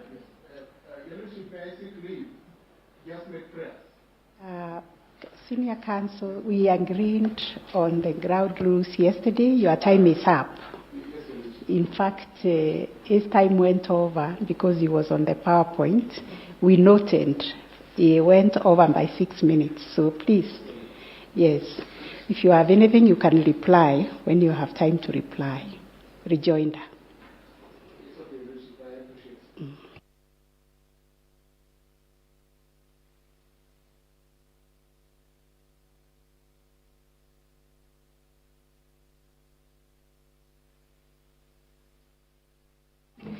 I will now invite counsel in petition number 6, Julia Yokabi-Chege and others.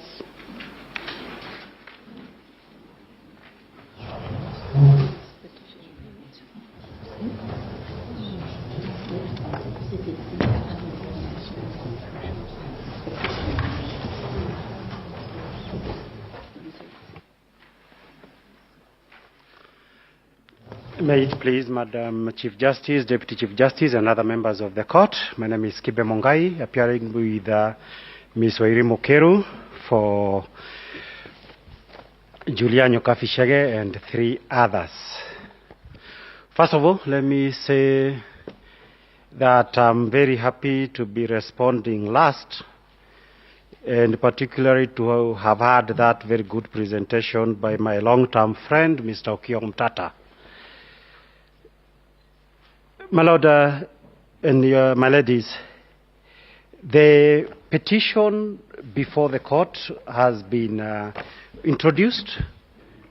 The petition is dated 22nd of August this year.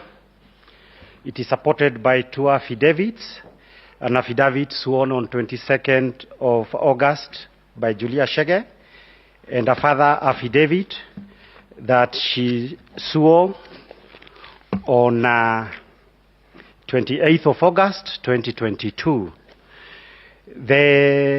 We have done submissions which were filed on the 30th of August 2022. That is when they were stamped. And we have also done a bundle of authorities as required. Now, having introduced the pleadings that we have filed, I wish to,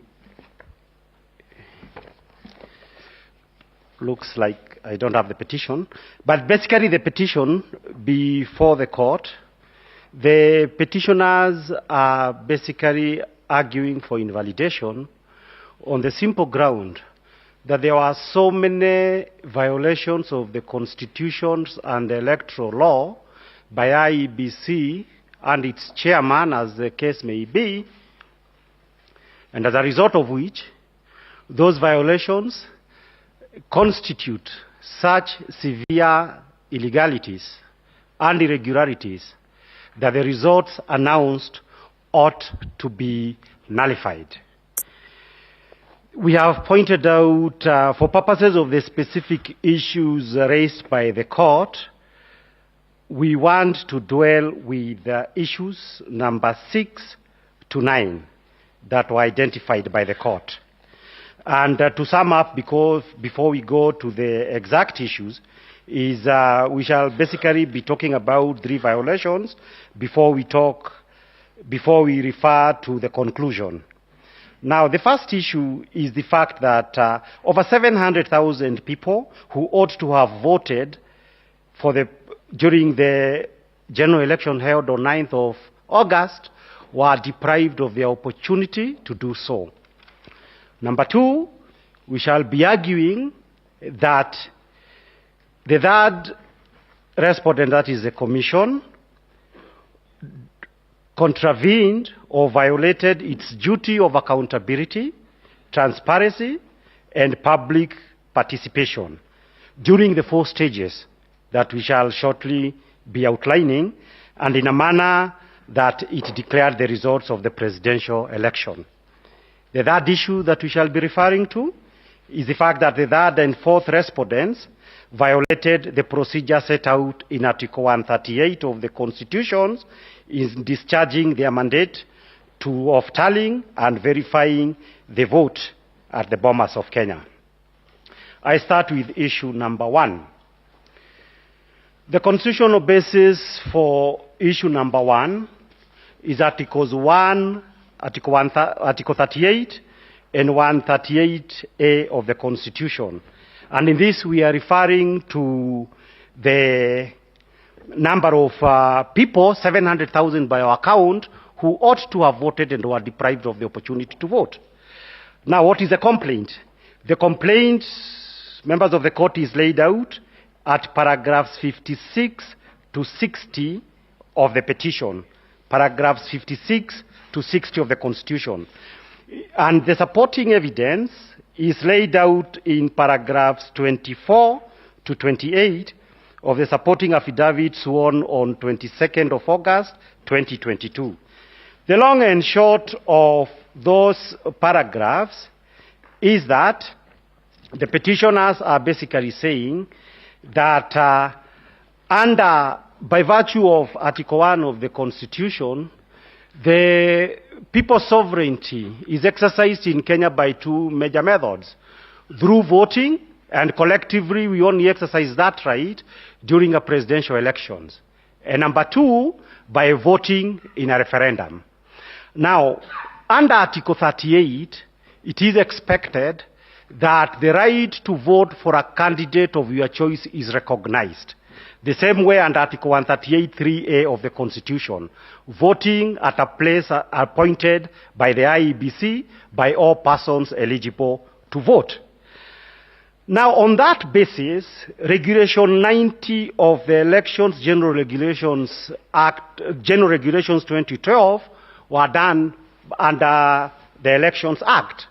Regulations 90 provides, is a short provision that I need to read, that the Commission may make provisions for the voting by election officials, observers, patients admitted in hospital, older members of the societies, members of the defense and security forces on duty, prisoners and nomadic pastoralists, and other persons who by reasons of any special need, including disability, are unable to access a polling station. 2, the Commission may from time to time publish notices on the manner and procedure of the conduct of special voting, and such notices shall be read as part of these regulations. So the long and short of it, but I want to tie up with the facts, in paragraphs, the petitioner says no such notices were issued with regard to the persons in contentions in this particular contest. Who are those persons? Those persons include at least 500,000 elections officials. They include at least 180,000 members of the security forces. It includes those people who are in hospitals and others who may not be in hospital. But they are placed in such circumstances that special arrangements ought to have been done to ensure that they were able to exercise their rights under Article 1 and Article 38 of the Constitution. Now, why have we chosen the figure 700? The figure 700, as you will see from the affidavit, has been chosen for the simple reason that there should be no contentions about it. These figures, these are elections officials. The IBC chairman is quoted in the newspaper report that is attached to that affidavit, in fact confirming that indeed all this number of peoples will be engaged during the election day. Their engagement during the elections day follows up of necessity and in the nature of their duty that starts at earlier than 6 a.m. and ends long past the counting period, that those are the people envisaged under Regulation 90, that special arrangements to ensure that they vote would be made. It is not denied, in the face of these complaints being made, that those arrangements, in fact, were not made by the Commission. Now, it is important to point out these regulations were made in the year 2012. Of course, it is interesting to know, faced by these complaints, how did Chebukati answer them? He answered them in his affidavit by first of all saying prisoners were allowed to vote under Regulations 90. He says diaspora Kenyans were allowed to vote under Regulation 90. And he also says very old people and sick people would be first on queue, and so such instructions were issued to ensure that those kind of people would vote first, with a little bit more convenience than others. But, Your Lordships, it is important to note that when it comes, for example, that prisoners voted, prisoners have been voting in Kenya in the presidential elections, not so much because IEBC has been complying with the law, but because I believe it was Judge Lenaola, when he was at the High Court, made an order first that prisoners to vote in the presidential elections, and number two, in the referendum. And that was done. Even the reasons why diaspora voters vote in Kenya is again because of another subsequent court decision. So that where we stand today, for purposes of Regulation 90, IEBC cannot give a single instance that in support of ensuring that as many Kenyans as possible will vote for the presidents of Kenya and exercise their rights to franchise has ever done anything. There is no evidence of that. Now, during the preparation of this petition and afterwards, for purposes of these kinds of violations of the right to franchise, it is a very serious thing across the world. Because as many of us are entitled, and that is why even this right was given to prisoners, to ensure that we vote. You find in very many other countries where elections have been nullified because of the issue of franchise. But you do not have a single instance, at least to the best of my knowledge, that this has ever happened in Kenya. And this could probably explain why, even after the Constitution is clear on this issue, that facilitations be made to ensure as many people as possible, and those in special circumstances, those arrangements have never been done by IEBC. It is my submissions that, given the results that were declared on the 15th of August this year, voting by up to 700,000 voters, even if that was adjusted, how many of them could have been registered and how many of them could actually have voted to the actual averages, you would still have arrived at a very big figure of more than 300,000. That directly and on account of non-compliance with an express provision of the law were unable to vote. Did the failure to make that accommodation, those arrangements, to ensure those people voted affect the results of the elections? Undeniably. If those people had voted, it is our submissions that the results of the elections could have been affected. And my Lord, it's my submissions that unless and until this honorable court take up that issue as a serious issue of violations of constitutional law, then Regulation 90 could as well be an empty piece of legislation. And therefore, part of the enforcement of ensuring that the universality, that the free franchise and universality of it is respected, would be to ensure that a very serious elections was violated on its account. And it is on that reason that when we read our submissions, we are urging the court to do exactly that. Issue number 2 has got everything to do with the fact that the duty of accountability and verification, as we had said, was violated at various stages.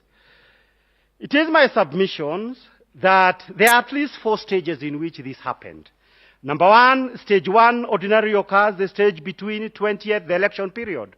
A Gazette notice was issued on 20th of January to signify the commencement of the election period. That period ended on the 8th of August. Then there is stage 2, voting day. Then there is stage 3, which is a 7 days period under the procedure set out under Article 138 of the Constitution.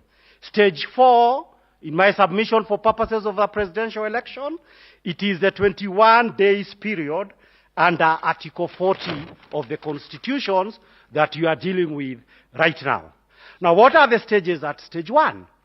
The issues at stage 1, and I will link them up with how they tie to the elections, is the fact that in this particular case, IEBC, according to my clients, was supposed to ensure that they set up a technology system that was transparent enough to ensure that the outcome would have credibility in the eyes of the electorate.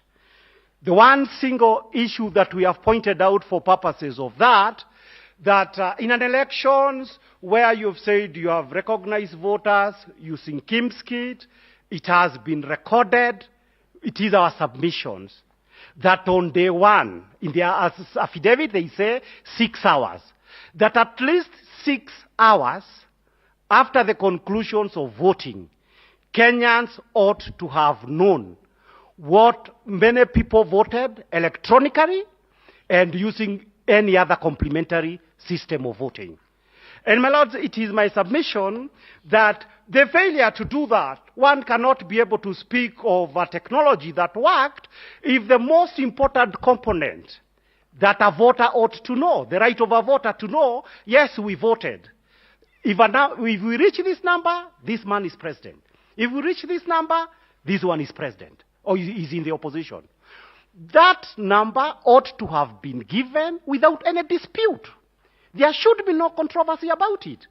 Yet the fact that you have all these controversies about the register just points out to the issue that on that critical element, there was serious failure of that technology.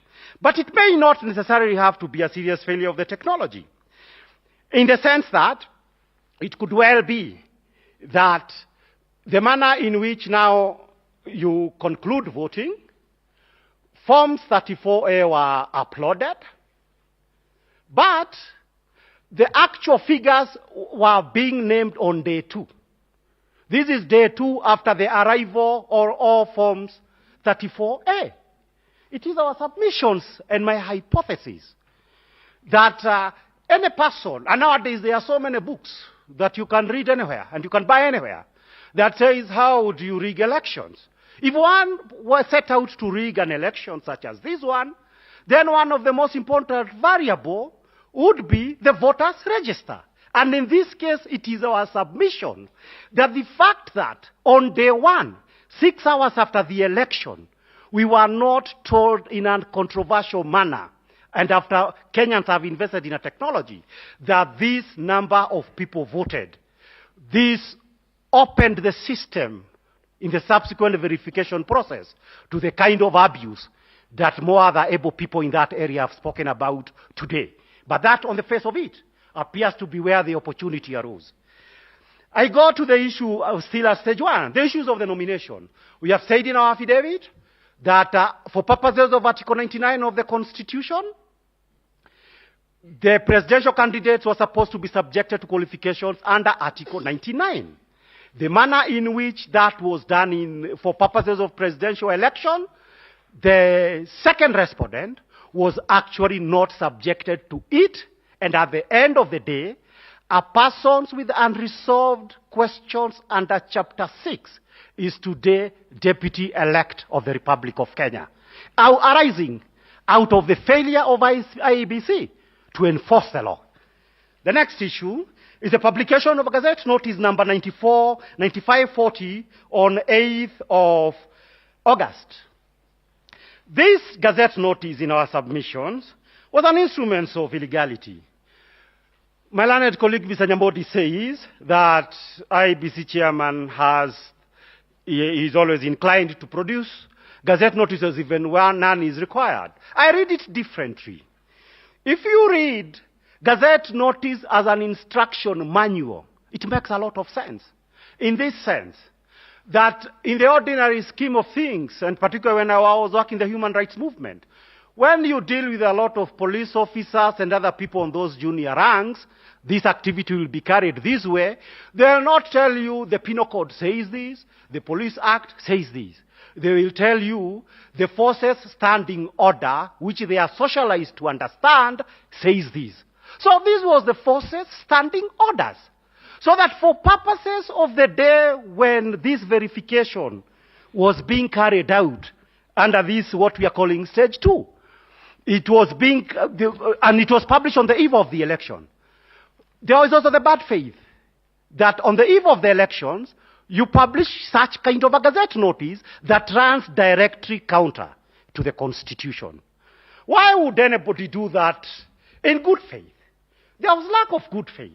Because in the Republic of Kenya, during my practice of a couple of years in public law, we are aware this is the kind of stuff that we present in constitutional division and the judicial review courts to confirm whether or not it complies with the constitutions or statute. Therefore, when you publish such a Gazette notice, an instruction manual that would be deployed during the verification exercise, and the following day is a public holiday, you cannot be taken to have been done that with the best of intentions. We got to stage 2, voting day.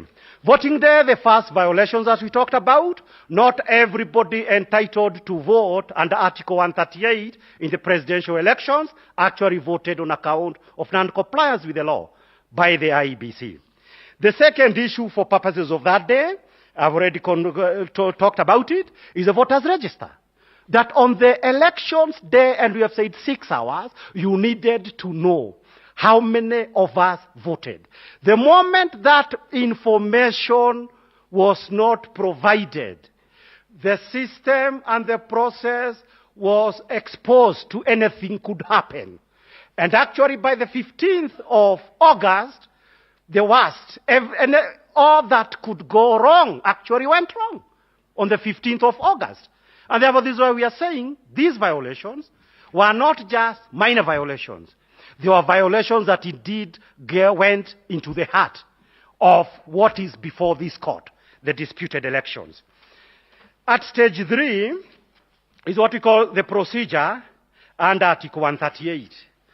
Well, my constitutional law mentor, Dr. Gibson Kamau always used to tell me, and I believe most of the people who had the privilege to be his pupils, that the Constitution must be understood in a historical context. And therefore it is important that we understand Article 138 in a historical context. What is this context? This context, my lords, is this, that we do not have an equivalent of Article 138. We do 6 elections.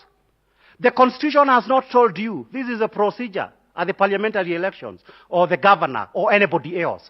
It is only reserved for one position, the president position. The procedure at the presidential elections. And this was to leave no room of doubt that this is how in which the verification process ought to be carried about.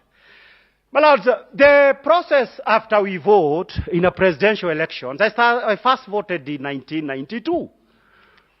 And since that year, the first multi-party elections, after voting, of course in Kenya they tell you, vote, go home, watch it on television. You will get to know the outcome. How it has always worked is that you are there at home, results are read from constituencies, from everywhere else across the country. It is a ritual that happens every year as far as I can remember, since the year 1992. Now, what is the importance of this ritual? It is important to remember that in the year 2007, this ritual was disrupted by the events that happened at KICC. The disruptions of this ritual led to the post-elections violence, and the rest of it we are all aware what happened after that. So that it is not a simple ritual.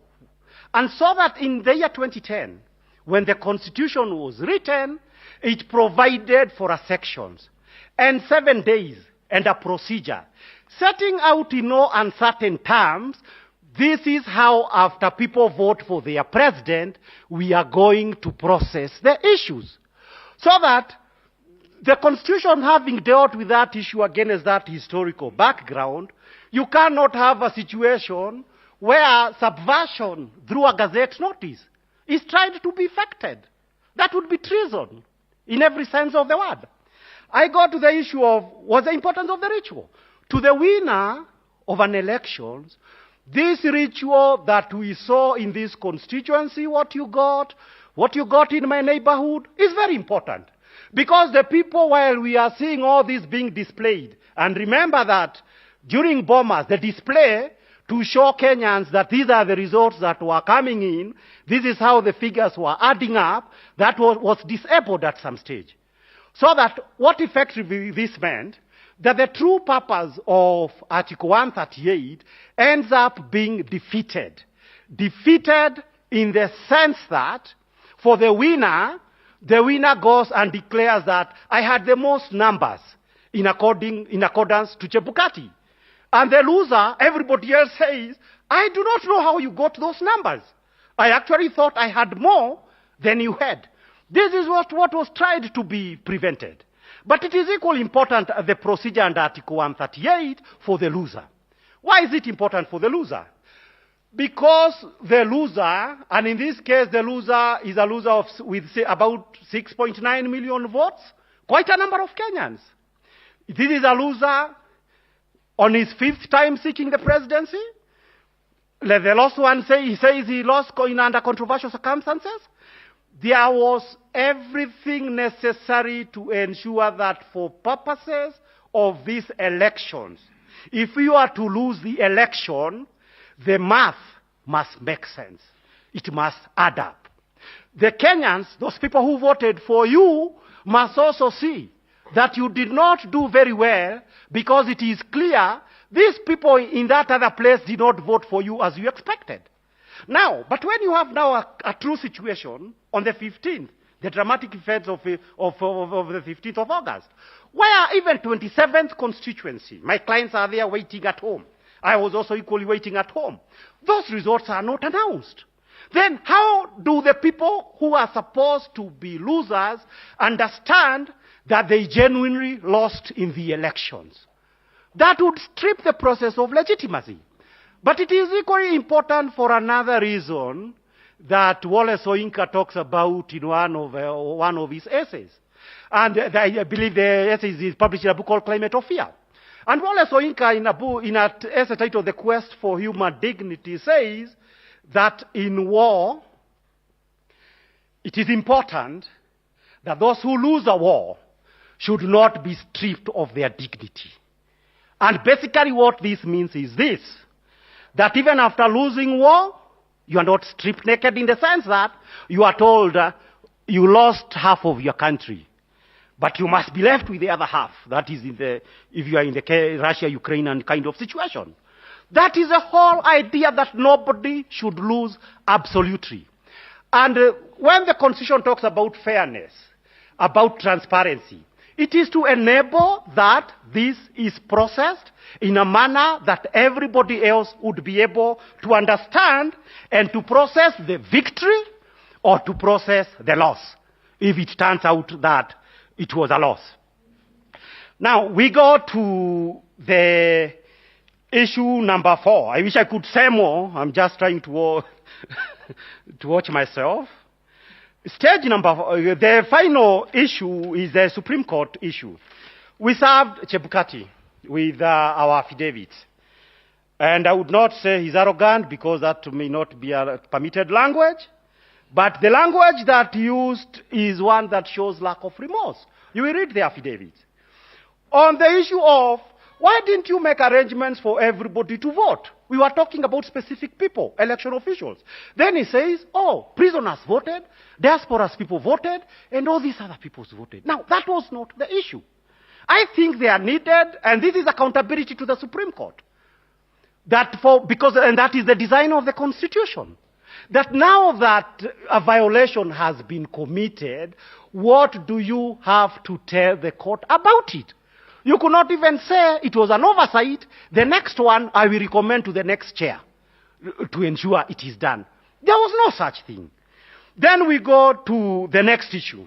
In our affidavit, the third petitioner says, I was disturbed about the events of 15th because in the morning of 15th at around 7:30 a.m., I was shown some text that seemed to show the results that now are being announced later. Why was it disturbed? Because at that time, votes were still being counted. People are being told in constituency A, this is what people got. How does Chebukati react to that? Oh, everybody with a good calculator could have downloaded these forms 34A and calculated. Now, Kenya is a country with extremely low digital literacy. To say, and when such a thing that would cause concern, that there was a problem, and you say this information was readily available, leaves a lot to be desired on the part of a public officer. I start with finishing with the issue of legitimacy. It is important that winners should have legitimacy. And it is also important that the losers also should be treated with dignity. When we read the affidavit of Honorable William Ruto, he says, oh, so many people, why are you pretending that you are acting for all Kenyans? So many people agree with my victory. But it is also equally true, so many other Kenyans don't agree with it. And therefore, in a constitutional democracy, as I conclude, it is absolutely important that when you win, and Article 38 says you win it this way, it must be confirmed.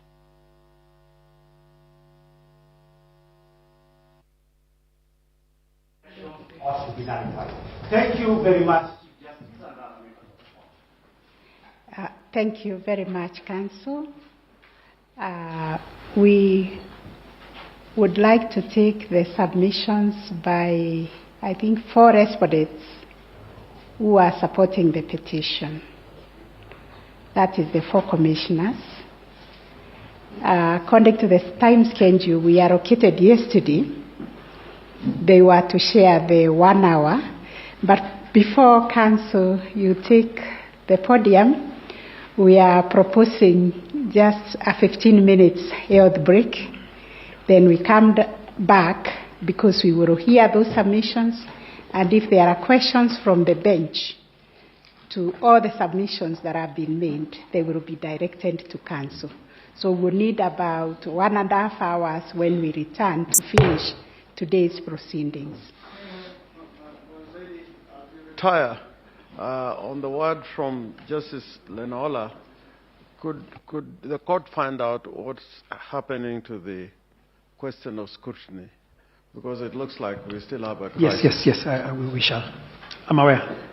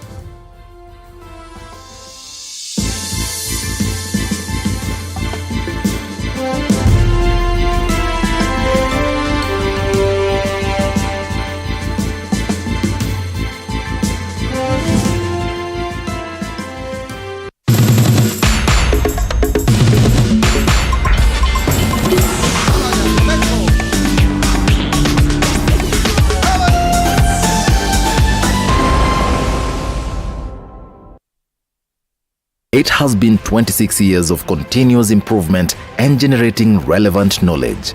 Mount Kenya University continues to position itself by establishing centers of excellence to surmount new challenges and offer the best to its students in every part of the country. Once a student sets foot in the Mount Kenya University in general and by extension Nakuru campus, their progression and timely graduation is guaranteed.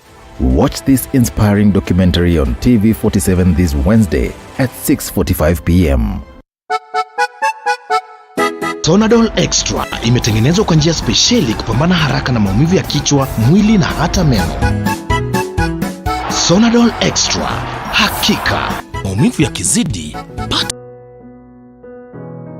Despite being visually impaired, he is a jack of all trades. It is our quest to find answers on how to take care of children with special needs and those with disability. You do not need to see musical notes to understand music, but rather to have your soul feel the vibe.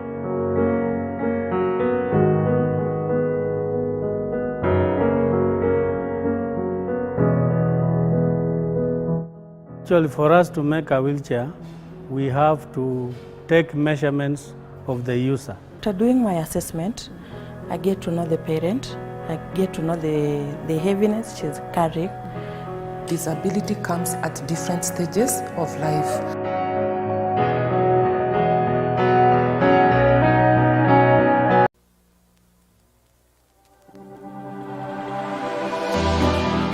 How well do you know what's happening around you? Morning Cafe with heated political debates. Baraza la Siasa. Hiyo kitu azungumzie, angalie hali ya maisha ya watu. Informative health discussions. Business, farming. Tasty Wednesday, Fitness Thursday, and Feel Good Friday with amazing DJs, celebs, waimbaji, kuna comedians, alafu kuna wajinga, and music bands every Monday to Friday from 6 a.m. to 9 a.m.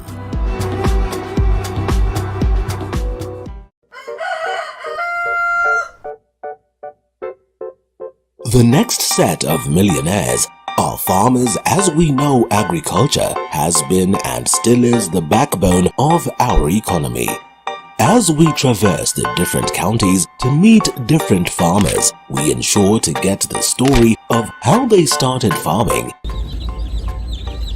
and even how they continue to penetrate the market and overcome the challenges.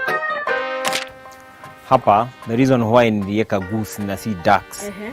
Goose, they are very easy to maintain. A lot of farmers keep on calling, inquiring whether you're supposed to raise some seeds in the nursery or you're supposed to do them directly in the field. The greenhouse helps us control the temperature because the temperature needs to be between 28 to 32 degrees. Walk this journey with us every Sunday at 6:30 p.m.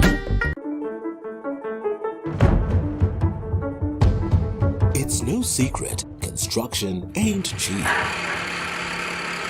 But how do we make it affordable? Different individuals are finding ways of cutting down cost by use of pre-stressed slabs other than reinforced concrete, recycling plastics to make pavers. The brick is stronger, it's cheaper, and it's lighter. And recycling wastewater in your household. What happens to my waste from the washroom, the solid waste?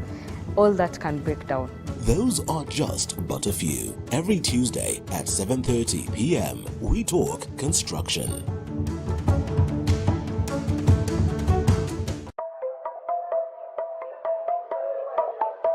There's no alpha without an omega. There's no lead without any followers. No man is an island.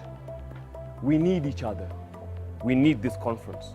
We say it, we do it, we act it. Kama una mpenzi wako, kila siku kama nilivyosema, kila siku mwishi mapenzi. We don't toe the line, we set the standard. We don't eat the grass, we lead the pack. As an alpha male, you're also a leader. Not just women, friends and family, but to everyone else you've never met before. We are the beauty, the spice and the brains. The men's conference where men become alpha males. And you can catch us every Wednesday at 10 p.m.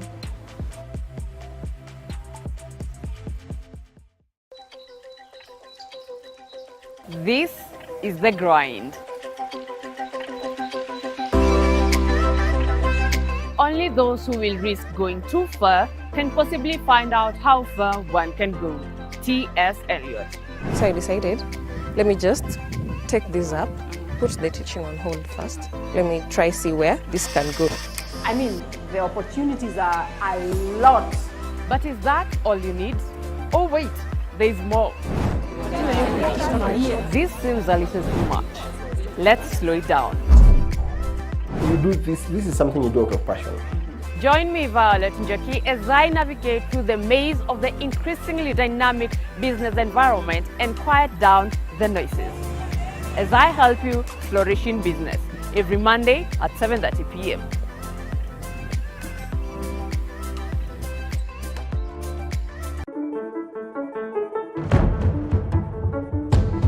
It's no secret, construction ain't cheap.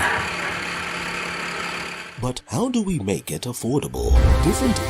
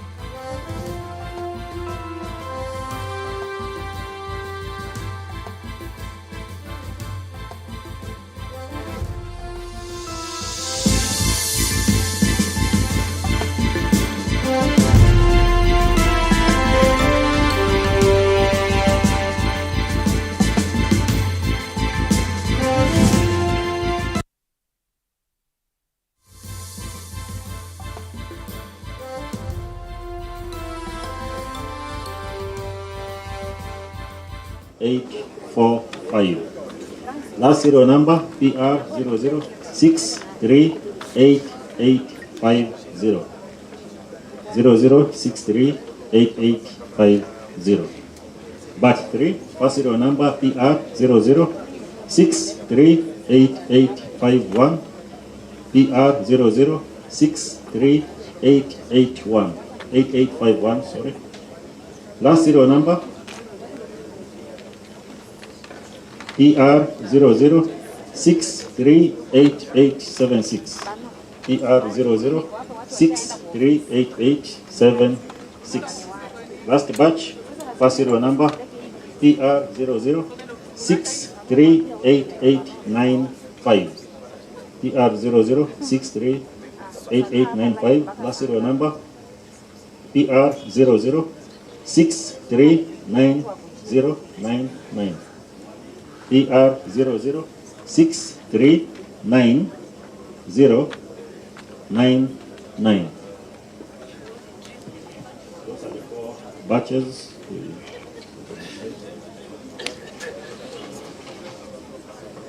So, we go to unused ballot papers. First serial number PR00638844.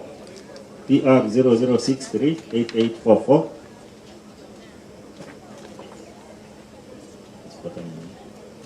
So this one is just one stack on the cover. It's one stack on the cover. So the bigger batch, the first one, PR00639100. PR00639100. Zero, zero. Sawa, wacha Sorry. tu nipitishie tu hapo. Wacha nipitishe tu hapo. The first one is a standalone stack. Is on this the cover. a ballot paper? I don't think. Looks like it's a counterfoil. It's a standalone counterfoil. Let me see. Stack on the. Yes, let me see. Yeah. Okay, just take that. Take what he's saying. We will come back to this. Okay. Yeah. So I'm repeating the first serial number. PR 00639100. PR 00639100. The last serial number PR 00639495. PR 00639495.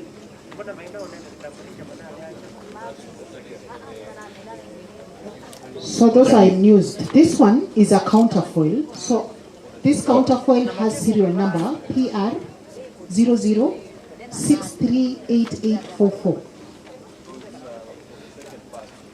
Yes, because it's stuck here, but it's a counterfoil.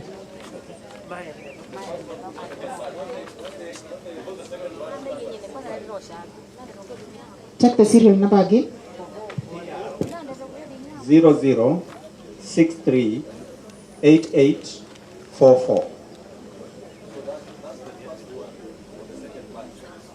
So if whether it's first, second, third, or what, the one that has 445, this should be the first one on the 45.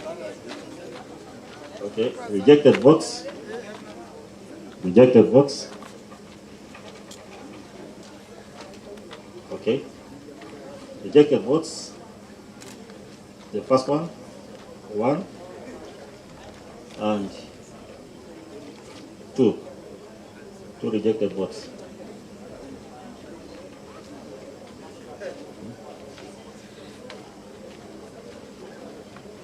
Used seals. We have 4.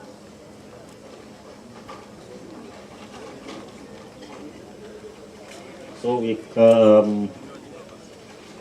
going to valid votes.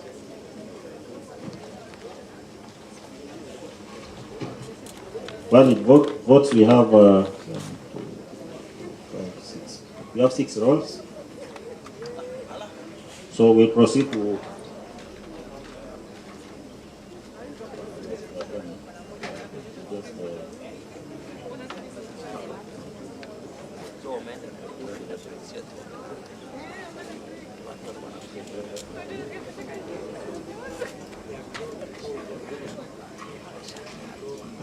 So please note what is happening here.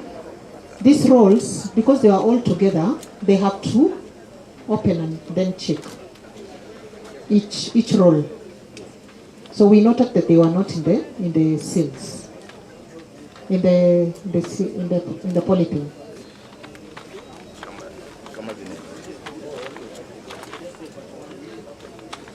Yes. Yeah. 1-1, I think, deal with that, isn't it? Yeah. So, Honorable Were, what you have, just tell us they are in respect to who, in favor of who? You have confirmed? Yes. Yeah, ziweke hizo, so you are holding those ones?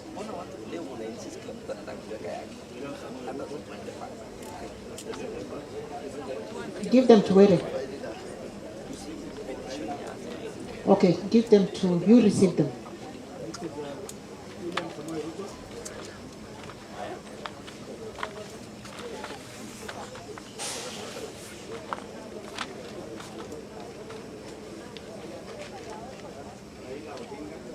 So you have them?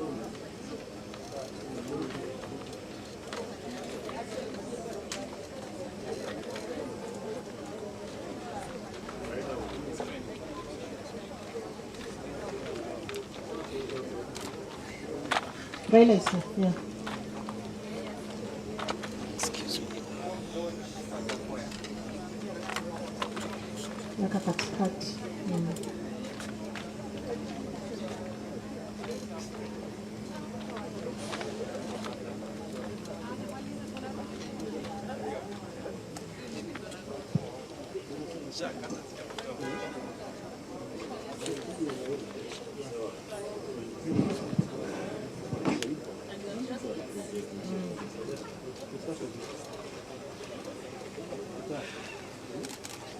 So let's start with the one. Yeah.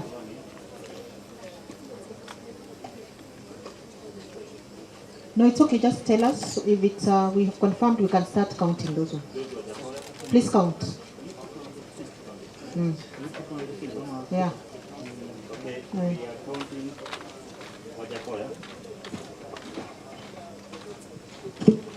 We are counting George Wajakoya.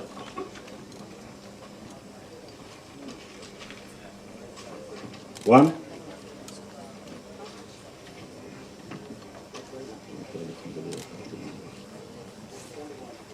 No, it's not one. Two, George Wajakoya. Three. Four. George Wajakoya, total 4.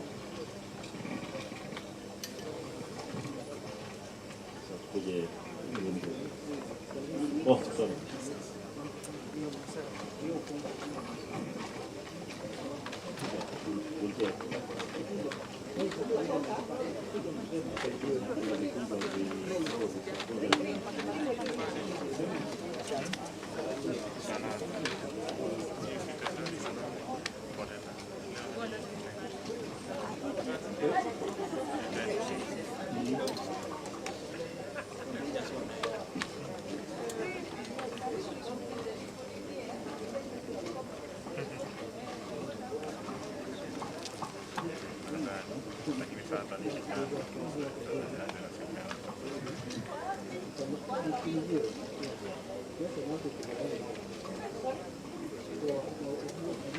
Okay.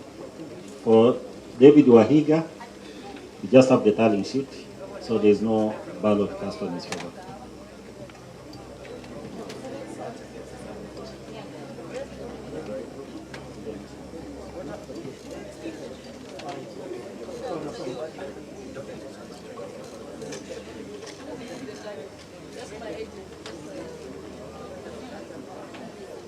Okay. We're starting with the batch for William Samoei Ruto. 1, 2, 3, 4, 5, 6, 7, 8, 9, 10, 11, 12, 13, 14, 15, 16, 17, 18, 19, 20, 21, 22, 23, 24, 25, 26, 27, 28, 29, 30, 31, 32, 33, 34, 35, 36, 37, 38, 39, 40, 41, 42, 43, 44, 45, 46, 47, 48, 49, 50. Those are 50. We'll now start from 1. 1, 2, 3, 4, 5, 6, 7, 8, 9, 10, 11, 12, 13, 14, 15, 16, 17, 18, 19, 20, 21, 22, 23, 24, 25, 26, 27, 28, 29, IBC. Whatever issues are being raised by parties are being addressed by the two teams. I suggest we let them proceed, and then again we can revisit any arising issues tomorrow morning. But so far, both our teams are saying the process is ongoing. We should not trouble ourselves for now. Thank you very much, CJ. Thank you, Council. Yes. Okay. Chief Justice, Deputy Chief Justice, Your Ladyship, my Lords, Justices of the Supreme Court, my address will be followed by Apollo Boya, who acts for Cherera, the Vice Chair, followed by Jotham Arua, who acts for Commissioner Justice Nyangaya. He will be followed by Jeremy Jenga, who acts for Commissioner Francis Wanderi, followed by Gordon Ogola, who acts for Commissioner Irene Masit, and then finally Mansu Issa, who will address the court on behalf of the four commissioners collectively, as I will be addressing this honorable court on behalf of the four commissioners collectively. So are we giving each one of you 10 minutes? Or within the 1 hour? So we put there 1 hour? Yes, we'll distribute amongst ourselves. Yes. We hope to do it within that 1 hour. Your Ladyship, my Lords, the first submission, fundamental submission I'd like to make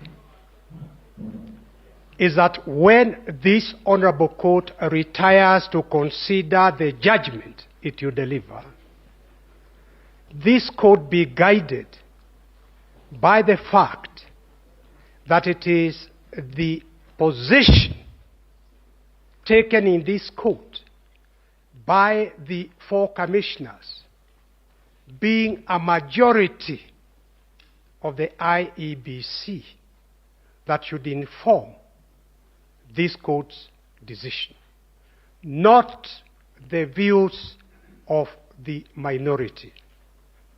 The official position of the Commission is as per the views and affidavits of a majority of the commissioners.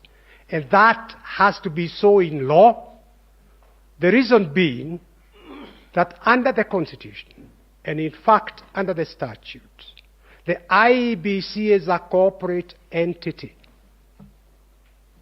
Therefore, in the absence of consensus, its decisions as an institution are by the majority.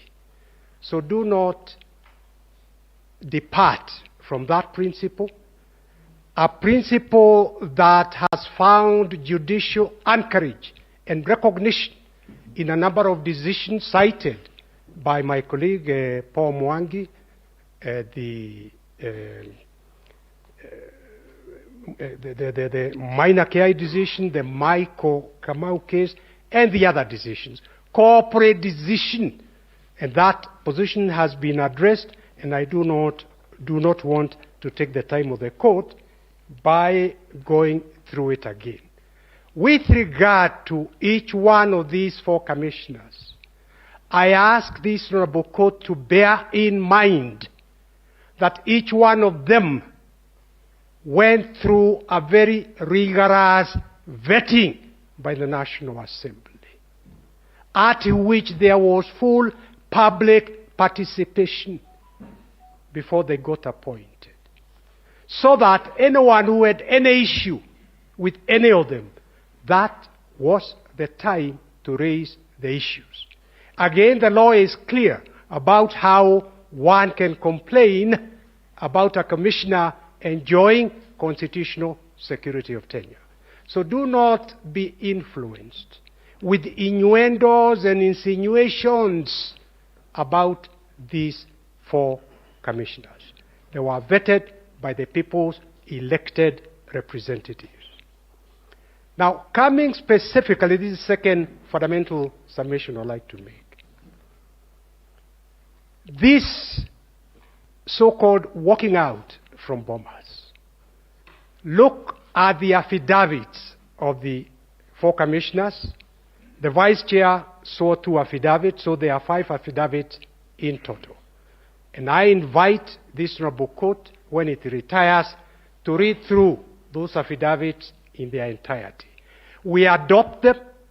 We rely wholly on the averments in those affidavits.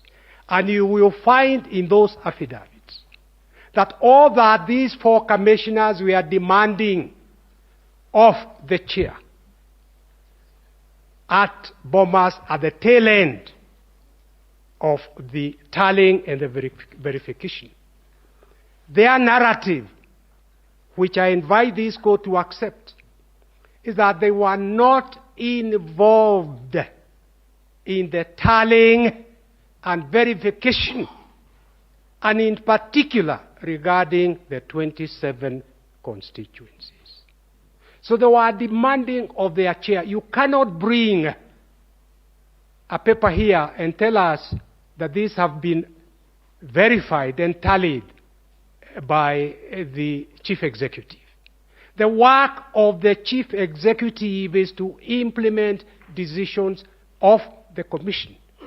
He is not part of the commission, any more than the registrar, the chief registrar, implements, or any registrar of the High Court, implements the decision of the judges, not the other way around. So they were saying, we need to tally and verify the results in respect of these 27 constituencies. And the chair would not allow that, which was typical of the relationship between the chair and these 4 commissioners. And a twist is being given that it is these 4 commissioners that wanted to force a runoff. It is the exact opposite, your ladyship and my lords, and that is what we state in the affidavits. It is them who were asking, how do we confirm that the candidate you are about to announce has received 50 plus 1 votes? And his response was, are you trying to force a runoff? I am not conducting another election. So this acrimonious relationship is what was there between the chair and his 2 allied commissioners and the other 4 commissioners. Now, I would like to submit that the 4 commissioners were fully justified in saying we cannot own results we have not tallied and we have not verified. The law has been referred to this honorable court severally, that it is the commission that should do the verification and the tally. This legal notice that appointed the chair as the returning officer, you've been invited to hold that legal notice, that regulation is unconstitutional and valid because it contradicts the Constitution and the Elections Act. But beyond that, it is the chair himself alone who appointed himself as the returning officer for the presidential elections. You will not find any minutes of any meeting by the Commission appointing the returning officer. So quite apart from the fact that it was unconstitutional, it did not have the authority of the Commission. I would like to cede ground to my colleague Apollo so that we operate within the 60 minutes accorded to us. I ask that this court uphold the position of the 4 commissioners, that the results that were announced were not the results tallied and verified by the Commission. I thank you.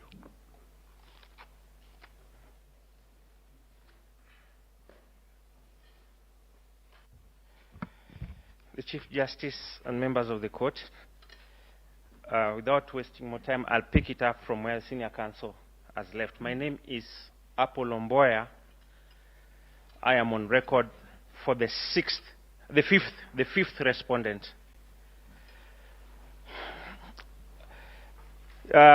Your Ladyship and my lords, the actions of the chairman of the Electoral Commission can be evaluated using several instruments. And I believe the first instrument that we need to use in examining the whole issues that are before this court is the oath that the commissioners take. The oath is in the 3rd schedule of the IEBC Act, so that for every action we juxtapose that oath to those actions, so that we test if the actions meets the tenets of that oath. And permit me to read what that oath says, and it's taken by all the commissioners. It states, I, then they say their name, having been appointed chairperson or member, as it can be, of the Independent Electoral and Boundaries Commission, do solemnly swear that I will at all times obey, respect, and uphold the Constitution of Kenya and all other laws of the Republic of Kenya. That is the oath they take.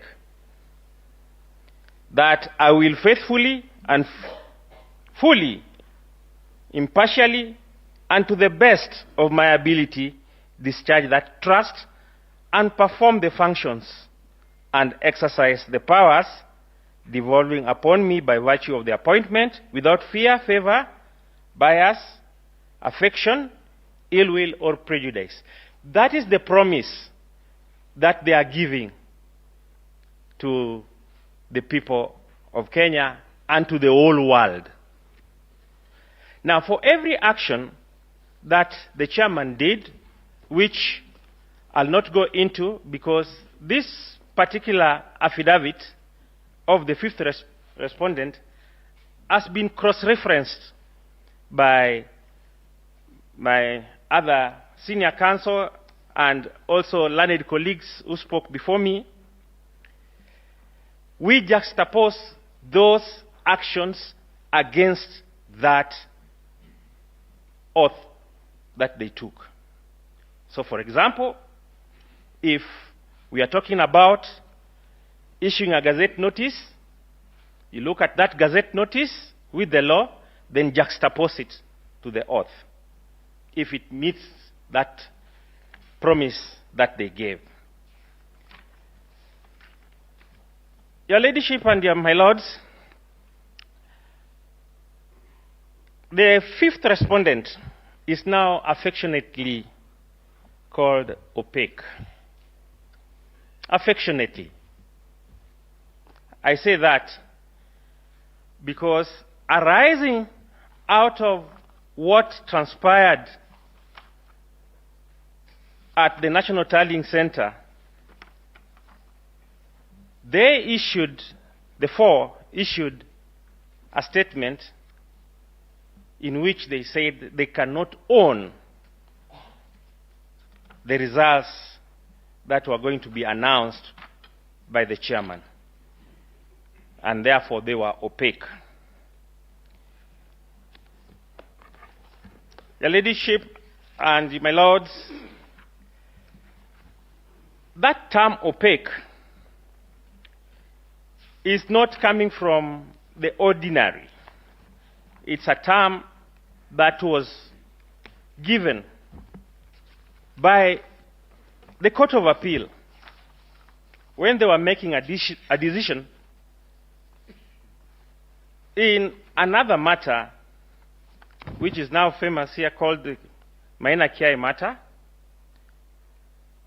which when they were looking at the role of the chairman vis-a-vis the other commissioners. And the court did indicate that to suggest that one individual alone can tally and verify the votes for presidential election is to suggest otherwise, to introduce opaqueness and arbitrariness to the electoral process. Those were the words of that court. Members of the court, we might ask if the chairman has indicated from the affidavits that we have had that it was his responsibility alone to tally and verify the results, then the question is, what were the other commissioners supposed to be doing on that election day? Were they supposed to sit at home and watch the screens just like any other Kenyans? But then again, the chairman went ahead and allocated them duties. With respect to the fifth respondent was given the role of media. In that role, the fifth respondent was supposed to explain even to the media why what they were reading, the results they were reading, are not being projected on the screens. The results that they read were not projected from Friday 13th. And when that question was put to the chairman to refresh, the chairman said, no, I'm tallying from the back end. Your Ladyship and my Lords, the sum total of this whole transaction is that the chairman usurped the powers of the commission. And it's our submission that after all is said and done, and after we get the reports of the verification, I believe that this court will arrive at a conclusion that the chairman of the Electoral Commission was actually an agent of a presidential candidate. That presidential candidate we will know by 5th of September. And if that's going to be the case, lastly, it's our submission that this court must go further and look at the theory of agency. All the conspirators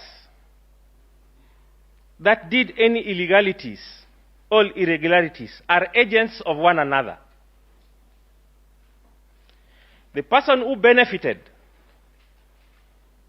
from those irregularities and illegalities is a co-conspirator with the persons who perpetrated it, and they are agents of one another. And for that reason, we would urge that this court makes appropriate decision with that particular issue in mind. I call upon my learned colleague, Dr. Marua, to take over from me. Thank you very much.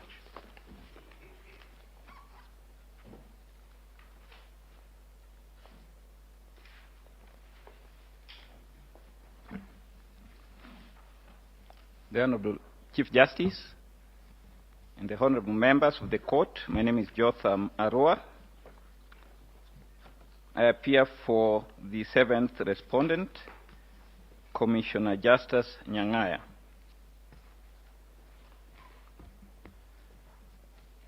I will be making submissions on the following issues. Issue number 2, whether there was interference with the uploading and transmission of Form 34As. I'll also speak to the issue whether there were irregularities and whether the irregularities affected the results. I'll mention briefly something to do with the reliefs that this court ought to make, and also issue number 6, whether IBC carried out the verification exercise. So on the first issue, my lady and the honorable members of the court, the position of my client is that there were indeed interference with the uploading and transmission of Form 34As. My client maintains that this was done without the involvement of the commissioners, specifically the 4 commissioners. And it is their position, my lady and the honorable members, that it was done in clear violation of Article 81E of the Constitution and Article 86. Before I proceed, I wish to clarify that we have made reference to a number of authorities in our written submissions, but I will not refer to them because of time constraints. As regards interference with the ICT infrastructure, the Commissioner, in his affidavit, which has been filed before this court, and specifically in paragraphs 33 to 34, raises a number of issues. First, he maintains, my lady and the honorable members, that the server was accessed by unauthorized persons, and these included foreigners and some members of the IEBC. He mentions them by name. He further maintains that one foreigner by the name Gudino Omar accessed the server several times.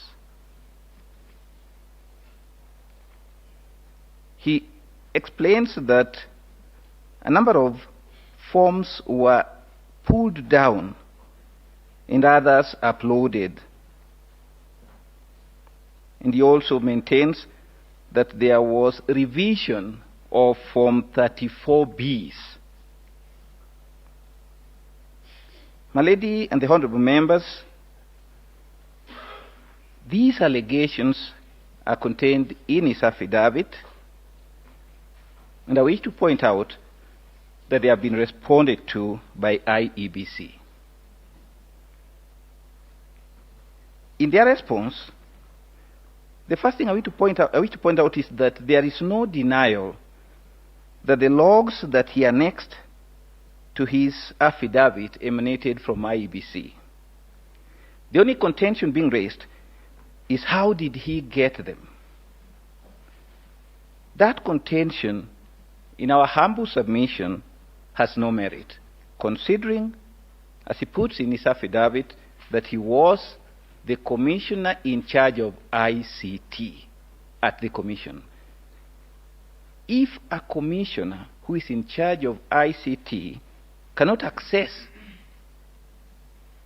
that kind of information, it is my submission that nobody else in IEBC can access them.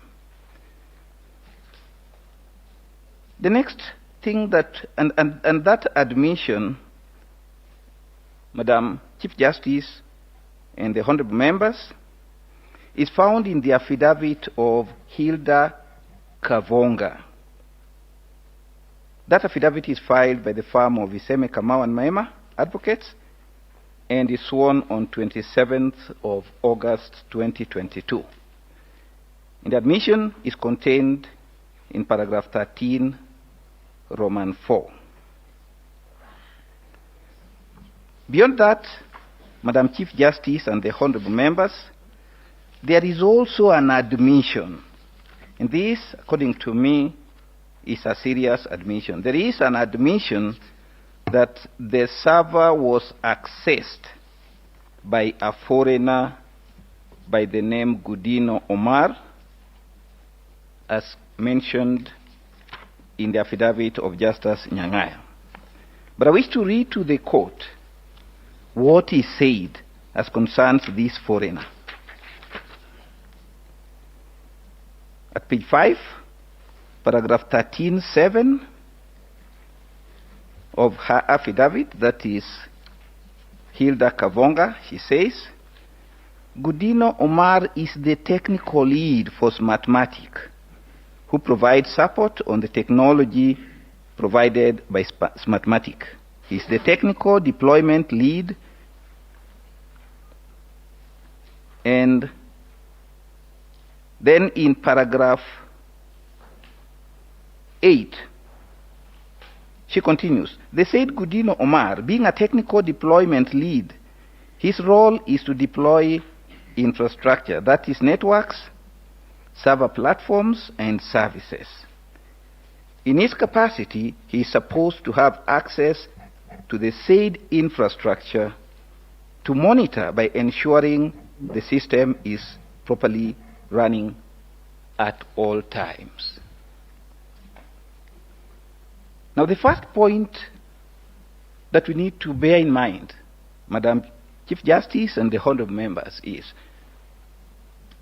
did IBC formally gazette Gudino Omar as one of the persons who had access to the server? Secondly,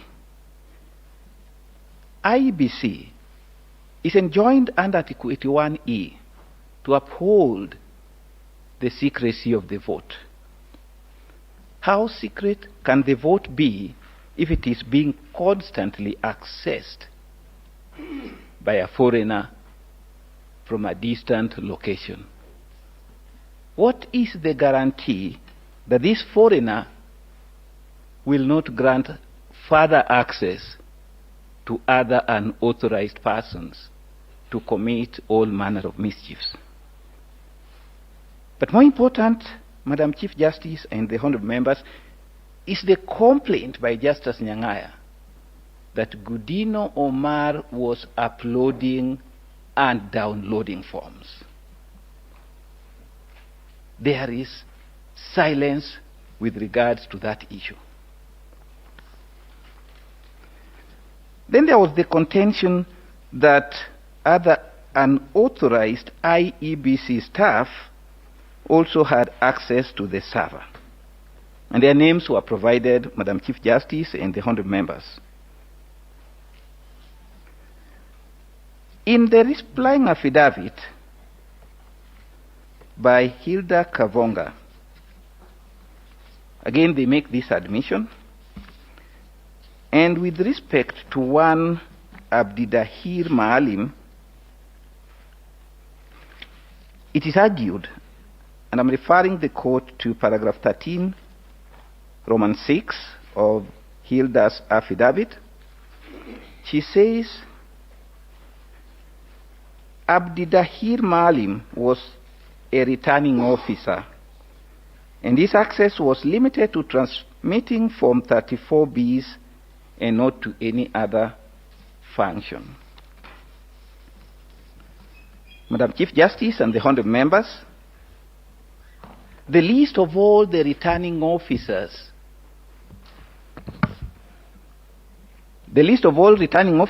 who participated are included in the affidavit of Juliana Cherera and specifically marked as Annex J C2.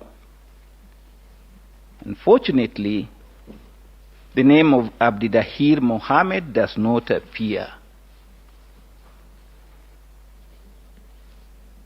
It is not indicated with respect to which constituency or which county he was the returning officer. It would appear clearly that there was a lie. Beyond that, the logs that were filed by Justice Nyang'aya were also analyzed by a forensic analyst, George Njoroge. And he submitted an affidavit to which he annexed a report. And in that report, Madam Chief Justice and the honorable members, it is clarified that Abdidahir Mohammed accessed the server more than 1,000 times. The question one would ask is, why would he access the server so many times? What was he doing? Madam Chief Justice and the honorable members, it is quite clear that the server was defiled. The next issue I would wish to speak to, and I can see I'm having serious time issues, is whether the IBC verified the results. And it is my submissions that that did not happen. And I'm saying so for two reasons. First, and this is important because it's not been captured by my colleagues, according to the Constitution, it is not only verification by IEBC that is required. Verification is supposed to happen at two levels. First by IEBC, but secondly by Kenyans. That's why both Article 86 and Article 81E institutionalize transparency. IEBC should make sure that every processes that they are undertaking are laid bare for the public to see, so that the public can also follow the processes and undertake their own verification. For reasons that have already been explained, it is clear that this verification by the public was not possible due to the opacity that has been referred to by my learned colleague, Apollo Mboya. But then there is the issue of verification by IEBC, which also did not happen and could not happen given the circumstances of this matter. Madam Chief Justice and honorable members, you have been told how 4 IEBC commissioners were sidelined in the entire process. It is our submissions that it could not have been the intention of Kenyans that IEBC commissioners be reduced to spectators in a presidential contest. That is something which is inconceivable. And we would humbly urge this court to put a stop to this practice. There are other issues that I would have wished to deal with, but because of time, allow me to cede the floor to my colleague, Jeremy. Thank you very much.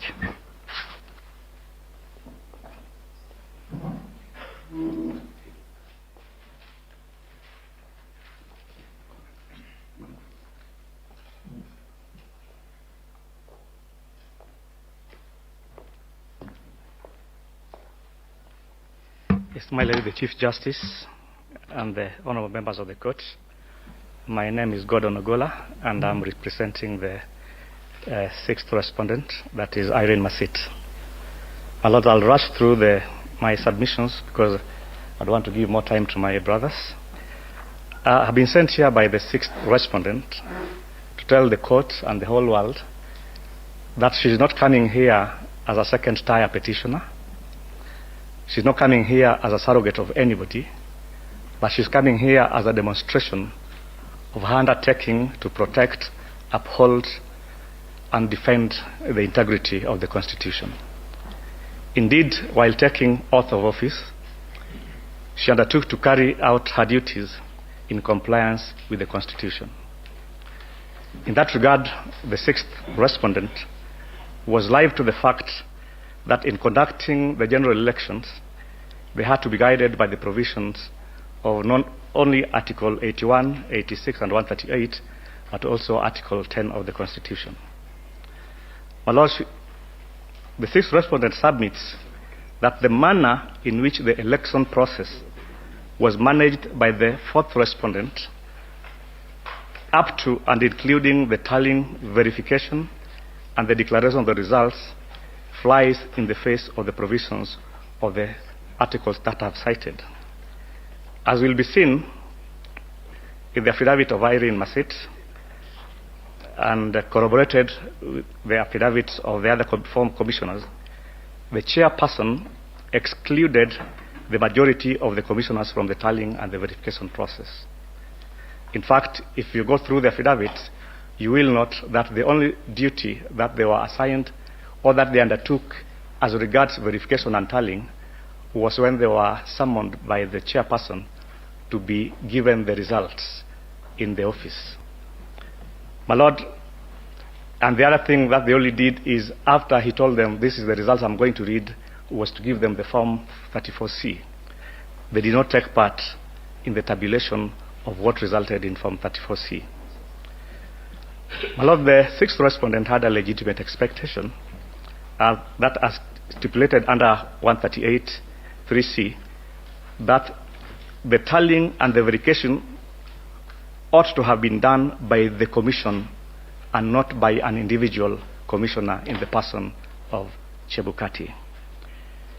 In fact, the exclusion of these commissioners did not start at that point while they were in Bomas, but it started at the point when he, Mr. Chebukati, unilaterally reassigned them duties that they would take at the floor of Bomas, which were completely at variance with the duties that they were holding as in the subcommittees that were running at the commission. My Lord, before the declaration of the results, the commissioners were expected to ascertain and satisfy themselves that whatever was being put into 34C was a true reflection of the contents of 34A and 34B, but they were never given that opportunity. My clients and the three commissioners have confirmed that they were not involved in the process at all that gave birth to 34C. My Lord, even during the declaration of the results done by the four commissioners, evidence that can be found in the affidavits shows that the only things they were given were handwritten pieces of paper with results in them. Those documents that they were given and which they were reading out to the public are not part of any accountable documents that can even be brought to this honorable court. Secondly, at the time of the declaration, my Lord, you will note that there were 27 constituencies whose results had not been verified. Even though the chairperson claims that they could not announce or declare the results of those 27 constituencies because of the chaos that erupted, but they had an opportunity again when things were calmed down and they came back to declare the results of the presidential elect. Can it therefore, my Lord, be said that the process that led to the declaration of the results were transparent, were accountable, or were verifiable if indeed the declared results were accurate? My answer and the answer of the sixth respondent. In respect to my client's position as to whether she accepts or agrees with the results that were announced, at paragraph 73 of her affidavit, she states that without verification of results from the 27 constituencies, I believe it was not possible to determine a winner in the hotly contested 2022 presidential elections, and to that extent I cannot vouch for the veracity of the result declared by Wafula Chebukati on the 15th, for there was no transparency on his part towards the declaration of results and final figures and were not verified. I was kept in the dark by the chairperson with respect to tallying. That is her position. She cannot vouch for the results that declared William Ruto as the president-elect. My Lord, lastly, the conduct of exclusion by the chairperson of the other commissioners from vital activities of the commission was not limited only to the events that happened at Bomas. I will just cite a few. One of them was the manner in which he assigned the commissioners' roles to play at the Bomas. That was a unilateral decision. Secondly, the unilateral deployment, transfer and gazettement of returning officers nationwide. That can be found in the affidavits of the sixth respondent at paragraphs 16 and 17. Then the third one is the deliberate failure to facilitate the contract implementation committee to oversee the implementation of the ballot papers, contracts, and task of inspection of the printed ballots at the vendor's factory in Greece. That is a function that ought to have been done to ensure that there was due diligence of the ballot papers that were being printed. That one, again, they were not involved, and that did not take place. Lastly, second last is the postponement of elections in specific areas, including Mombasa, Kakamega, Kacheliba, Rongai, Pokot, South, among others. And lastly was the appointment and gazettement of the chairperson as the national returning officer. That again is not a decision that was taken by the commission unanimously. My Lord, in the end, it is apparent that in managing the affairs of the commission with regards to the elections, the fourth respondent as the chairperson deliberately created a dysfunctional system to aid and abet his criminal and evil acts that would be interpreted to mean that he had intention to subvert the sovereign will of the people of Kenya.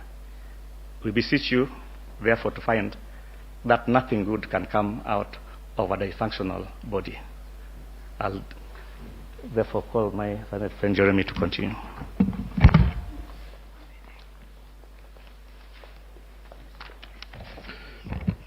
Yes, my ladies and my lords, I'll be very brief. My learned friends have touched most of the issues. My name is Jenga Jeremy, appearing for the 8th respondent. I want to give time to my learned friend Issa Mansul.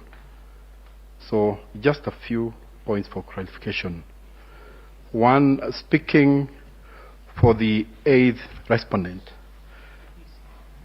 My ladies and my lords, the 8th respondent per se, because of his position, is still a commissioner with the IEBC. He does not want to be classified as opposing or supporting the petition. But the reality is this, that by him, and I think that's the position of the other, from the 5th to the 8th respondents, by telling the court the truth, by telling Kenyans the truth, what happened at IEBC before the elections, during the elections and after the elections, by telling the court the truth, unfortunately, they have no apologies for this, that evidence addresses some of the issues that have been framed by the court. One of those issues that, according to the 8th respondent, is addressed by his position, the one that is taken in his affidavit, is issue number 6. That is whether the IBC carried out the verification, tallying, declaration of results in accordance with Article 138. My learned friends have covered that. The 8th respondent's affidavit has covered that. They were not involved in the tallying verification. So answering that question, the 8th respondent, it is his position that the presidential elections that were announced by the, I think, the 3rd respondent did not comply. Now, the other issue that I want to clarify, my ladies and my lords, or maybe I should address whether the issue number 1, 5, and 7.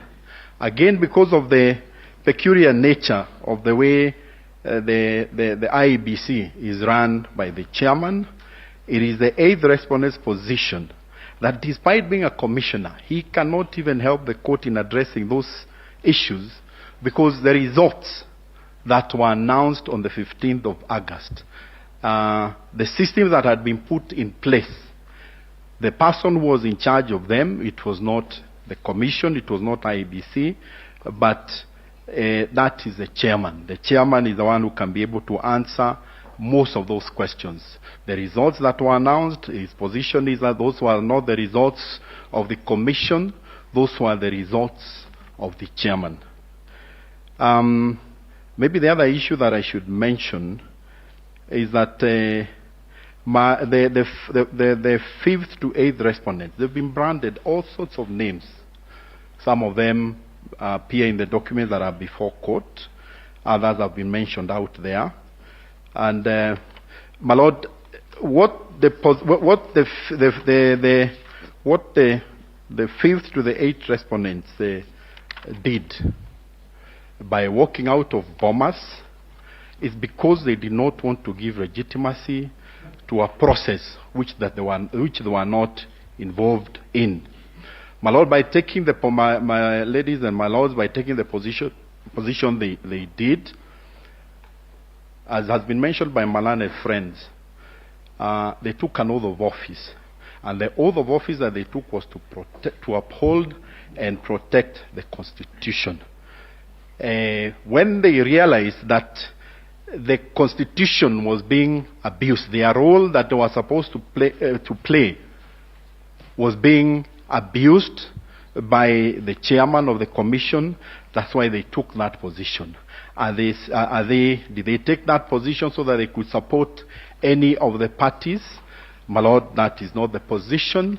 They were just exercising their right, what they had taken oath to do, uphold and protect the Constitution. So all these names, the way they are being seen, that like they are taking sides, they are not taking sides because they had any interest in the outcome of the elections. They took the position they did because they wanted to uphold the Constitution. My ladies and my lord, we have there are some authorities in our list of authorities that we would kindly request that you look at them. I know you've been referred to authorities within Kenya. We have gone out of the country. We have some very good authorities from India, the Supreme Court of India. I will not take time to go through them, but they will be of great help to the court even as you retire to come down with your judgment. My lady, because of constraints of time, I will leave the remaining time to my learned friend, Mr. Issa.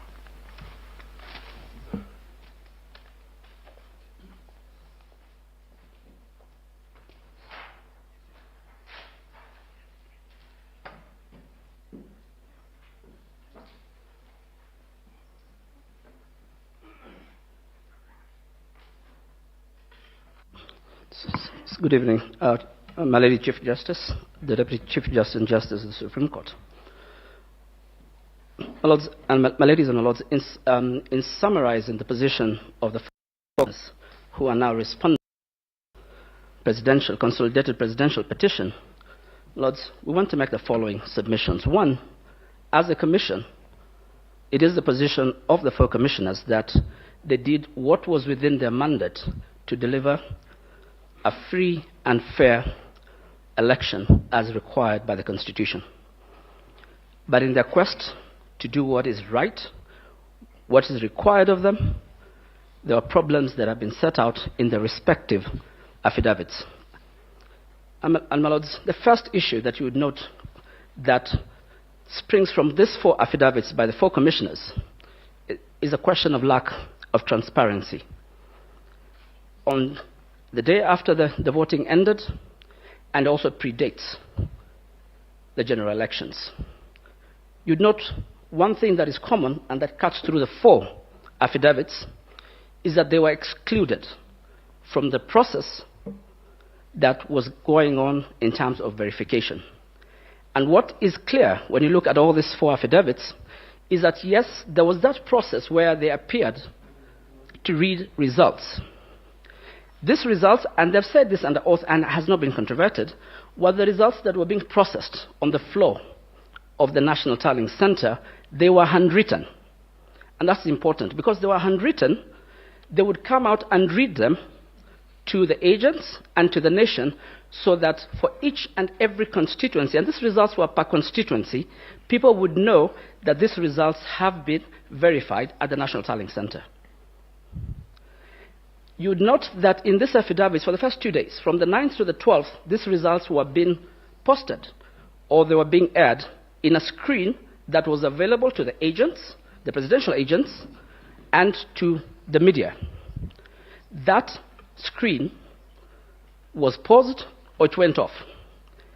In all the affidavits, they said and they requested that this screen should be on, so that as we go progressively verifying and tallying the results, anything we announce here can be confirmed by both the presidential agents and by the voters who voted. That request was declined. The question is why? Why did the chairman refuse to put on those results and to verify the numbers that were being read to the nation? The second question that you'll see that arises in terms of the process of verification and tallying, that has been covered by some of the parties that have submitted today. You'd note that when that process reached the tail end, the 27 constituencies that had not been announced had not been publicly confirmed to have been verified.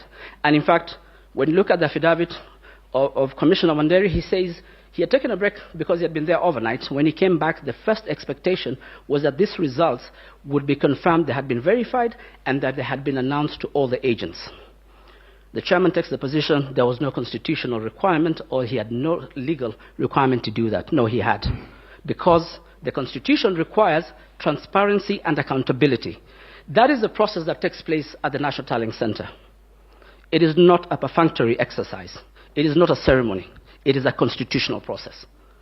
And why this is important is that the document that was given to the commissioners by Mr. Marjan, as confirmed by Mr. Chebukati, was not a Form 34C. That was being undertaken not by the commissioners, but members of staff in the back office of the chairman. The commissioners did not see Form 34C, did not verify it, and they did not approve it before it was generated. In fact, in all of the affidavits, they say they never saw the Form 34C. What was given was a 3-page document, and that document has a problem. That document appears in the vice chairman's affidavit and the other 3 commissioners' affidavits. What you note about that document, and that was generated by Mr. Marjan, as has been confirmed, and presented to the commissioners, is a summary of 47 counties. It does not have the results that are required to be confirmed and verified at the National Tallying Center of the 290 constituencies. Why is that important? Because at this point in time, before the Form 34C can be generated, these 7 commissioners, and I'm talking to them as a commission, needed to verify that what we have announced before the nation and to the presidential agents these are the results that have been announced publicly, and this is what has been tabulated for each and every constituency, and these are the results garnered by each and every candidate. And on the basis of that, then a Form 34C is prepared. That 3-page document is not a Form 34C. That is a document that the chairman came with, or he was presented, and then he went and declared the result. That was unconstitutional, because the Form 34C needs to precede the Form 34D in terms of the commissioners approving that document. And because that is the role, that is a constitutional role. In fact, we engage these commissioners, we invest the billions that we invest in the commission, so that when this solemn exercise comes along, every 5 years, that process, they take it seriously, and they do it in accordance with the law. And the third issue about transparency. The commissioners were not aware of how many voters, and that figure was not confirmed at the time this figure was being given to them. The figures, and you'd note about the different figures that have been given, and in fact, I was asked to highlight this. When you look at the affidavit of Mr. Sunkuli, sorry, let me start with the chairman, Commissioner Chebukati, at paragraph 30 of his affidavit, the one that he saw on the 26th of August. This is the one that has been prepared jointly by the firm of Gumbo and Company, my good friend. At paragraph 30, he gives the percentage, 64.6. In Mr. Sunkuli's affidavit of the same day, and I know that an explanation has been given, on the 26th of August, at paragraph 25, he says at the close of voting that the turnout that had been reported in Kimskits was at 63.6%, and he gives the figures. Now, the commissioners needed to verify and confirm what the turnout was. And that required, and this is in public knowledge, and it has been confirmed by all the commissioners, that in a number of polling stations, the Kimskit failed, and in compliance with the law, they resorted to the printed manual register. The number of voters who voted without being biometrically verified had not been verified and confirmed by the commissioners. In fact, that information was never given to them. The number of voters who had been confirmed as having voted biometrically had not been given to the commissioners. So yes, they cannot change any of the results, but the process of verification and tallying and the constitutional process of determining who has attained the threshold is a joint process by all the commissioners. And that's where they come and say, what is the voter turnout? They confirm that process, because yes, they cannot change anything in the Form 34, even if they see glaring illegalities, they can note them. Two, that transparency required, then they confirm, because this Form 32As are not transmitted electronically. They are brought by this individual returning officers from the 290 constituencies. There was a possibility. There were some places where voters could not be identified because their biometrics had a problem, and they could not be. And then there was, and that was allowed by the Court of Appeal. The final resort was to resort to the register, the printed register, to confirm that these persons, because they had the IDs were registered voters. That is also a solemn process, because then they confirm, out of all this, were there any other voters that were identified manually, and then that number is verified, so we can come to the determination whether the 50+1 had been attained. They were not allowed to do that. And they requested, it's not that because there was an oversight, they requested and the chairman declined. So this transparency at the National Tallying Center is critical, because as a commission, you have to come and defend the process from the Gazette notice that was issued in January of 2022 to the final declaration. And the fact that the chairman was stubborn is a question, as set out in these 4 affidavits, is that he has contempt not only for his fellow commissioners, but also for the voters and also for the people of this republic, as well as the institutions.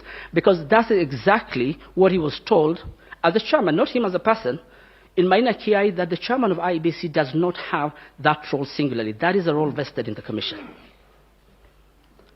Failure to adhere to a decision that is binding on the commission and the chairman of the commission is contempt not only of the constitution, but of the institutions, of the judicial institutions that have said this over and over again. And let me go back to the lack of transparency in the process. When you look at the affidavit, which is the most detailed, of the vice chairperson of the commission, there was lack of transparency regarding even when the ballot papers came to this country. The chairman calls it the vice chairperson the night before the ballot papers are to land here, and tells, you are aware that tomorrow we are getting ballot papers. The other commissioners were not aware. This is part of the critical process that was meant to be undertaken by the commission. So transparency is just not at the tallying center, it's about the whole process. Well, if you look at paragraph 8 of the vice chairman of the commission, Juliana Cherera, she says, when it came to the issues raised about the voter register that were being addressed in one of the petitions, serious issues had been raised by KPMG. And so that required prompt, because this process was already late. It required a plenary decision on how to address the shortcomings and the lack of integrity of the data in that voter register. The vice chair says they were excluded from that process by the chairperson. So if there was any problem with the voter register, it was meant to be addressed by the commissioners, because they take ownership of the voter register. They were excluded. He made the decision on how to implement the decision and even what to disclose to the public. So these are the processes we're saying. Transparency and accountability in the whole process, and Article 81 and 86, is just not about the final product that appears on the telly. It's about what the commissioners are meant to do.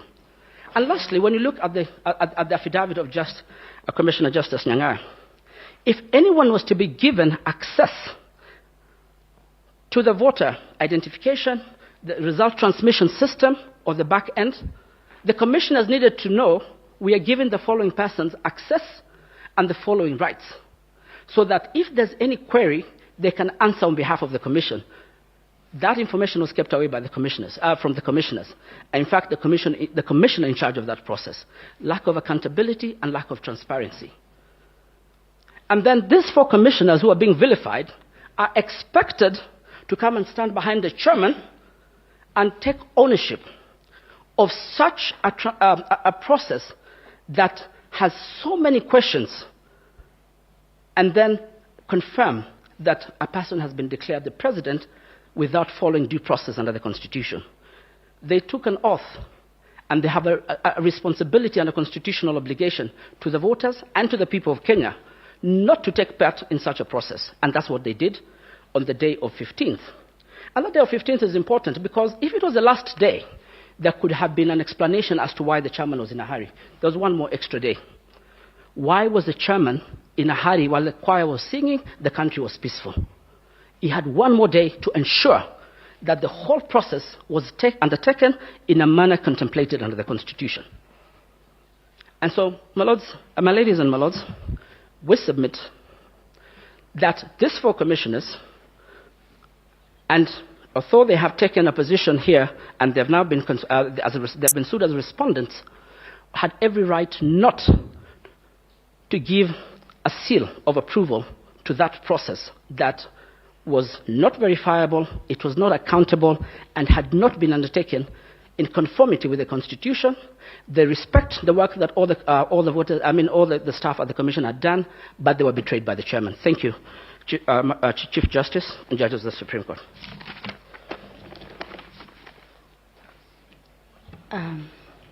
Thank you very much. It is now time for the judges to ask any questions or clarifications in regard to the submissions we have had today. We expect the answers when you will be making a rejoinder. We are not expecting the answers now. It's when you're making the rejoinder. I will start with the Honorable Justice Hope.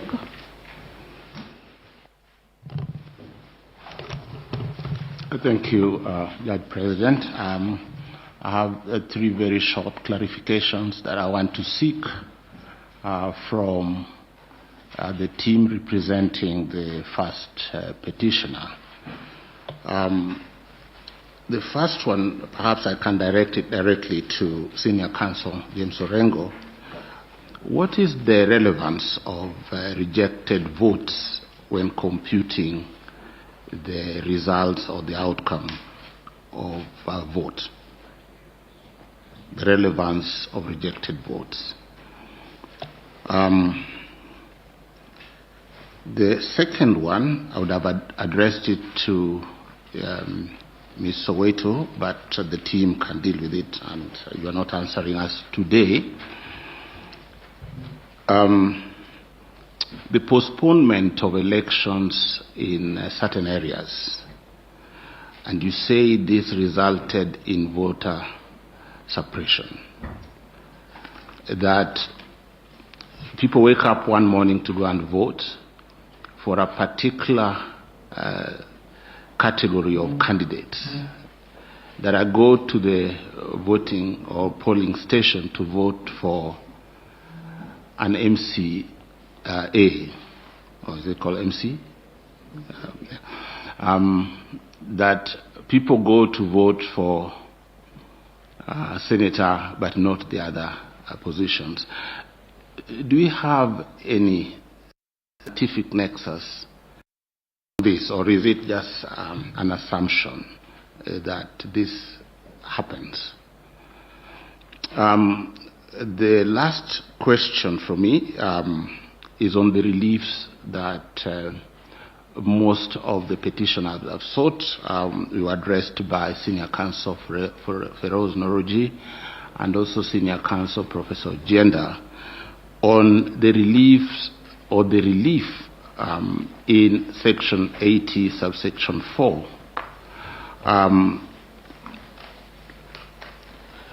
And I'm wondering, what are some of the elements that must be satisfied before the court can act or can grant the relief under Section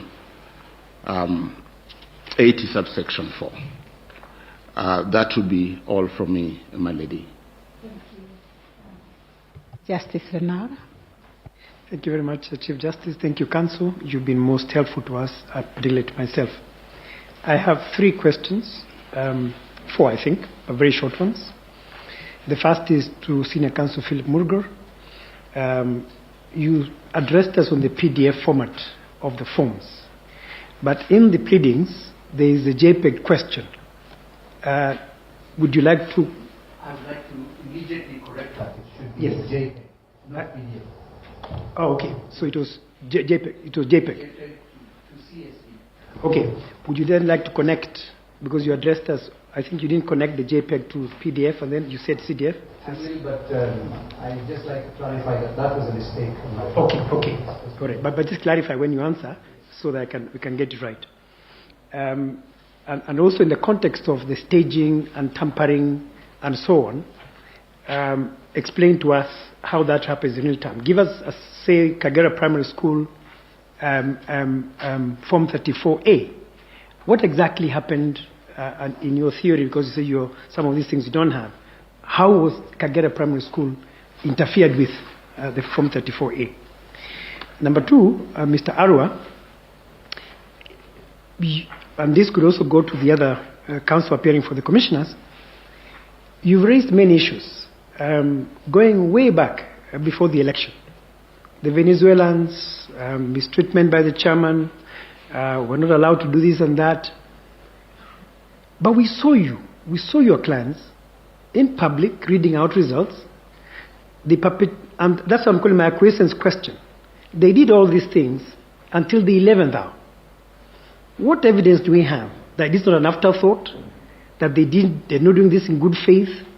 What evidence do we have, apart from the question of the instructions to counsel, the meeting they called? Why do we have anything showing that for the last 3-4 months they documented these grievances and that there was therefore a storm brewing? My own sense of things is that when you come only at the point of final declaration, how then do we trust that in fact there were issues before? Tied to that, what role did violence play at Bomas? Because we have the evidence of the chairman that I couldn't do this because I was attacked, Gulia was attacked, we couldn't announce 27 polling station results, constituency results. What role did violence play at Bomas? I think you need to explain that as the commission, which is what you've said. For Feroz Noroji, Regulation 87.3, you've asked us to declare it unconstitutional, declare it inoperative. Please address that issue in the context of retroactivity and retrospectivity. At the time these things were happening, it was the law. You're telling us to now declare it unconstitutional. What happens to events? And you know what I'm asking about this. Mr. Ndegwa, you made a very innovative, I must say, submission regarding the diaspora vote, the number of constituencies. In answering my question, please go back to Article 89.1. 89.1 says there shall be 290 constituencies for the purposes of the election of the members of the National Assembly. We are addressing a vote in a presidential election. Please connect 89.1 with the presidential election. Otherwise, the way you left it hanging, someone would ask the question, what has this got to do with this court and the petition before us? I thank you, CJ. I thank you, Council. Yes, let me just take up from where Justice Lenaula has with Mr. Ndwiga. Mr. Ndwiga, if you look at Article 38.2, every citizen has a right to participate in elections. How then do you reconcile that with your argument on Article 89? Because constituencies don't vote, citizens do. So again, prisoners, persons in the diaspora, how are they to be provided for if we are to follow your line of argument? My next question was to Philip Murgo. I was drawing a chart when you explained to us that what you're telling us is that in the evidence that you have is that the Form 34 went into the Kim's kit at the polling station to the constituency. Then between the constituency and the public portal, the Form 38 numbers were changed.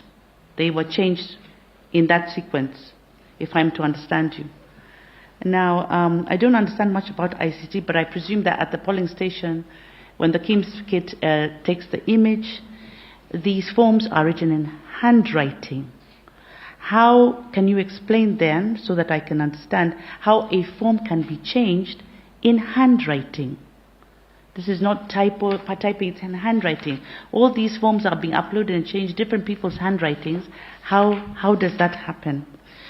For Ms. Soweto, she's not here, but since we'll answer later, I was curious about the issue of voter repression and her arguments on that.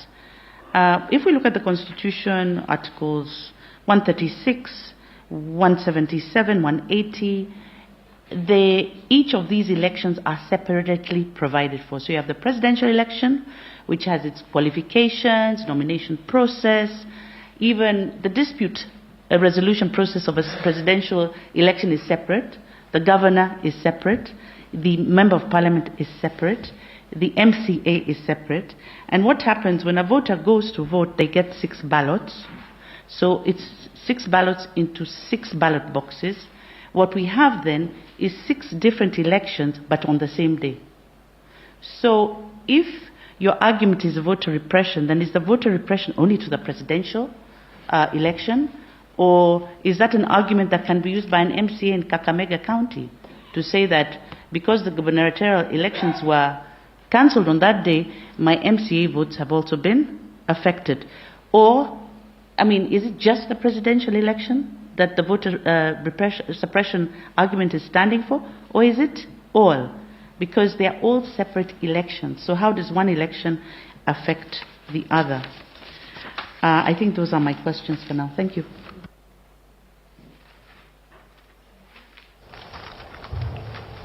Thank you. Thank you, Chief Justice. Just a few questions. I think this could go to, Mr. Orengo. You started us off with this elephant in the room, this 50% plus 1. And I've read the submissions, I've read the affidavits. There is something still surrounding this question of voter turnout, the percentage. It's like the beginning of where the controversy is located, what is the relevance of the percentage of voter turnout to determining whether a candidate marshaled the magical number? And then back to Mr. Murgor, this staging. Again, I've been intrigued. I've been reading. If I understood you correctly, and if I understand the affidavits correctly, we are having this Form 34A. The original, which is filled, leaves the polling station to go to the National Talent Center by road, let's say, for ease of understanding. Its image leaves to go to the same destination, but this time by air. Somewhere along the line, in mid-air, the image is captured. And then all sorts of things are done before it is re-uploaded. Which means, therefore, if you go to that captured image, which has been re-uploaded, you will find different content from what it had at the polling station. So, to determine whether that has actually taken place, you would have to go now to the tallying center and locate that one that left by road and compare. Is it possible that that capturing in mid-air also somehow magically changes the content of the one that left by road? Okay, just because I just want to understand. Then let's get back to the 4 commissioners, because this is serious. We were informed by, I think this must have been Mr. Nyamodi, quite graphically, that the 4 commissioners were allocated roles other than those for which they were appointed as commissioners. Some were heads of protocol, I think others were media, welfare.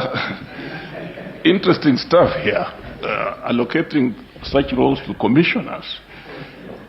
Why didn't they protest? Is this chairperson we are dealing with such a terror that nobody can face him and tell him you can't do this?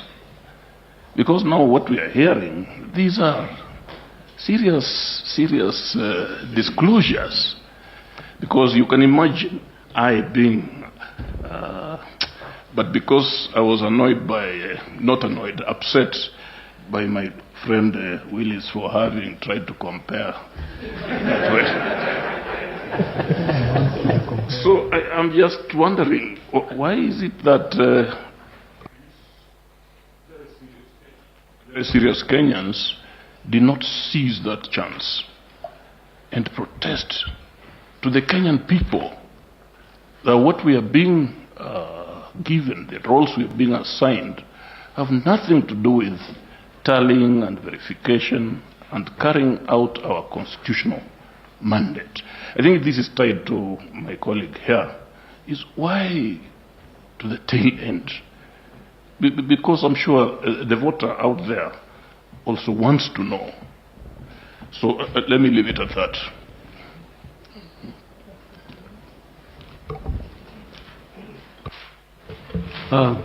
Thank you, Honorable President. I have a few questions, and the first one would refer to the lead petitioner, or rather the main petitioner, the first petitioner, if I may say, in the lead file, which actually initially was petition number 5, E005, Raila Odinga and Martha Karua versus the respondents. And later on, after consolidation, it became the lead file and file number 1. I'm concerned with the reliefs that are sought, the alternative relief sought. The first relief relates to the issue of scrutiny, which is ongoing, and the issue of the threshold, constitutional threshold of 50 plus 1. And after the inquiry, you would like that after the scrutiny, election, and the inquiry on the election technology, all the claims which have been made, and that after there should be nullification of the results, and then an exercise of recount, and after the recount and tally, that the chair be directed to declare the petitioners as the petitioners, that's the two petitioners, Raila and Martha Karua, to be the successful, or to be the winners of the elections. That's one of the. So I was saying that we would like you to lay a basis, legal basis for this in your rejoinder. No remedy that has been pleaded is going to be taken casually. Every pleading, every relief that you have sought, we are taking it seriously as a court. Therefore, because you will not just do it cosmetically, you must be meaning it. So, is this doable? Is this feasible in law and in all other practical ways? We want justification, and from, I think even suggestions were there in 2017, but now we are here. So I would like you to firm up that and give us, justify the legal basis, the constitutional basis of that, and whether lawfully, constitutionally, that is possible.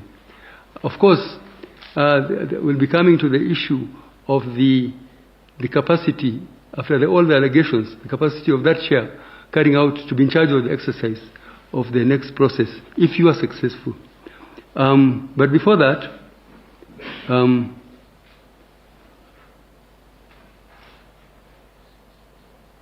okay, the alternative that if that's not workable, then a fresh elections take place. Now, that's the problem I'm having is that, and if an election is to be ordered to be done now, yet one of the reliefs you are seeking is that the chair and substantially the commission, but effectively the chair, you want us to hold him or to declare that he is not fit to hold public office because of his malfeasance, because of his the illegalities, irregularities, even allegations of fraud that he is perpetrated, that is not fit to carry out that exercise, to be in charge of such elections. Our Constitution, I believe, has never contemplated and envisaged such a serious situation, such a lacuna. And you know, we are all peaceful, loving people. We believe in the rule of law. We believe in constitutionalism. How is that possible? What are your proposals practically on the ground? If suppose this was done, how do you want us to navigate and apply the law? Is that possible within the law? These are serious issues. These are serious remedies you're asking for. In the meantime, what is the de facto state? What is the status quo? Is that underpinned under the law? These are the questions that we would like to ask. Because, as you know, in Kenya we have never had a state of emergency. And we all never contemplated. And I don't wish to think about it. Finally, yeah, actually that is all. Because the other questions have been asked quite exhaustively by my colleagues. Thank you.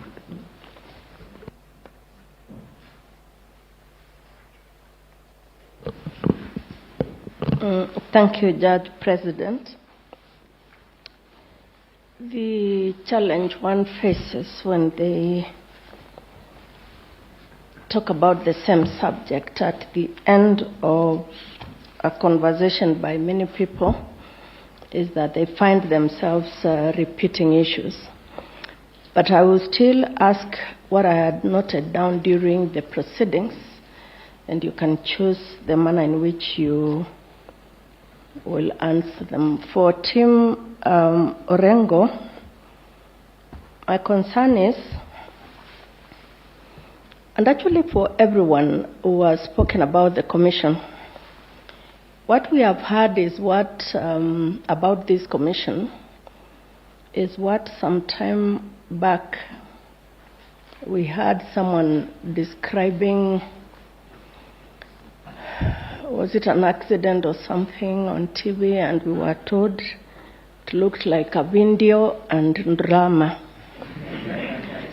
At least that's how I perceived the submissions on the commission. And so my concern is, when did this commission become this dysfunctional?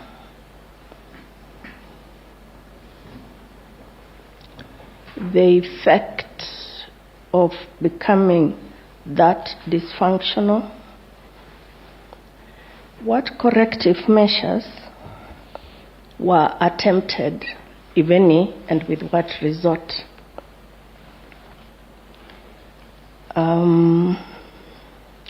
My second concern is from 34A. Minor Kia told us that this election is done not at Bomas, but at the polling station. And for the presidential election, the return of that form is first by electronic transmission. And so, the way I understand it is that a photo would be taken of the form at the polling station. A photo. I want you to tell me whether it's called a photo or what it is called. Is it called a photo? Is it called an image? Is it called what? That's the question I'm asking. And so that time when it is taken, and as it is being sent originally, is it in PDF form? So the journey, because this has to be understood, the journey from the polling station to Bomas, the things that happen in between must be described by the nature of that image at the original place, at the starting point.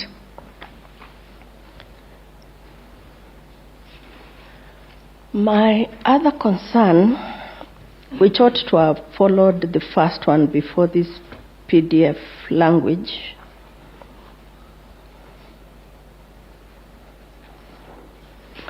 is what is to be done as a corrective measure against the chair of this dysfunctional commission.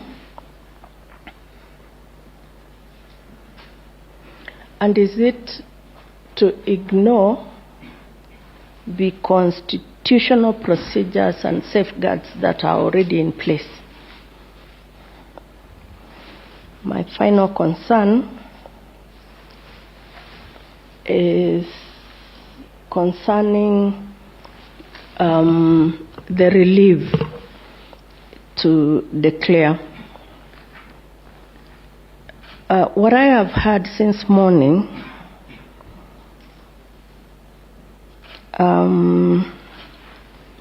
because of the dysfunctionality of the commission and a few other things, is that nearly everything about Articles 81, 86, the Act, have been impugned.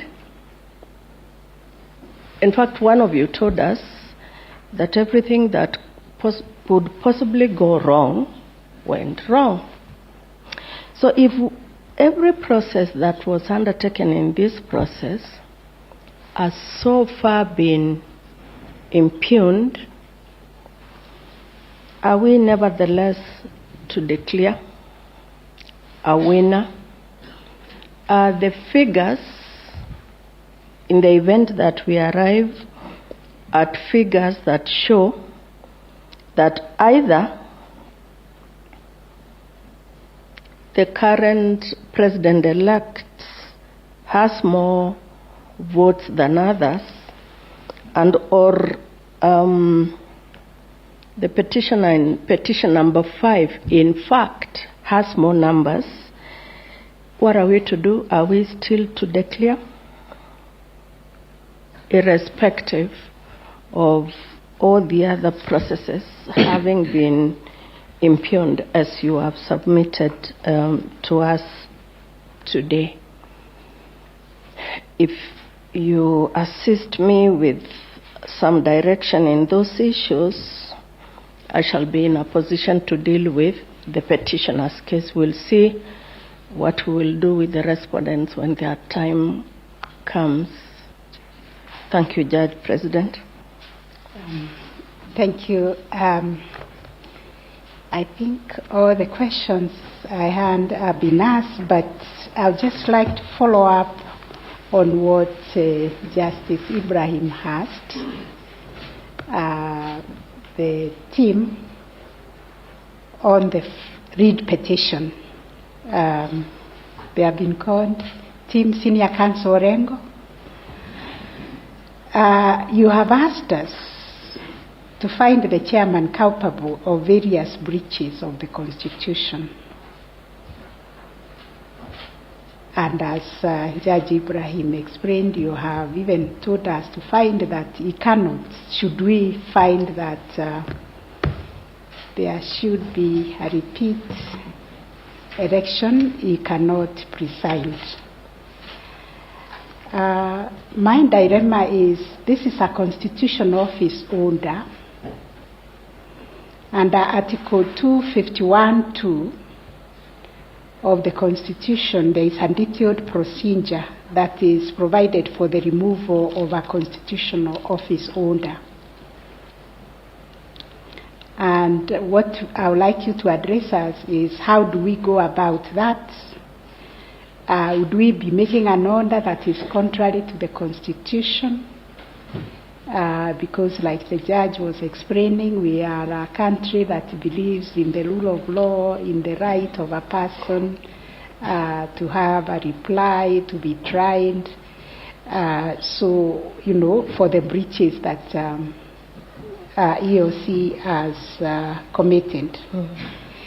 And that is also related to the issues you have also cited about criminal culpability. I want you to address us on, because we have an Election Offences Act, so that if somebody has committed an election offense, they ought to have been charged and tried before the court with the jurisdiction. In this case, I know we gazetted some magistrates to deal with election offences, and my question is whether we wouldn't be usurping the powers of the magistrate if we have to make any order regarding election offences. Then to the team led by Senior Counsel Mr. Mwite for the 4 commissioners, I still want to understand at what point the commission ceased to function as a corporate entity. Is it when the 27 constituencies were not announced? Or is it when, I am really trying to understand that, because we saw them announce regularly the results at the plenary in Bomas.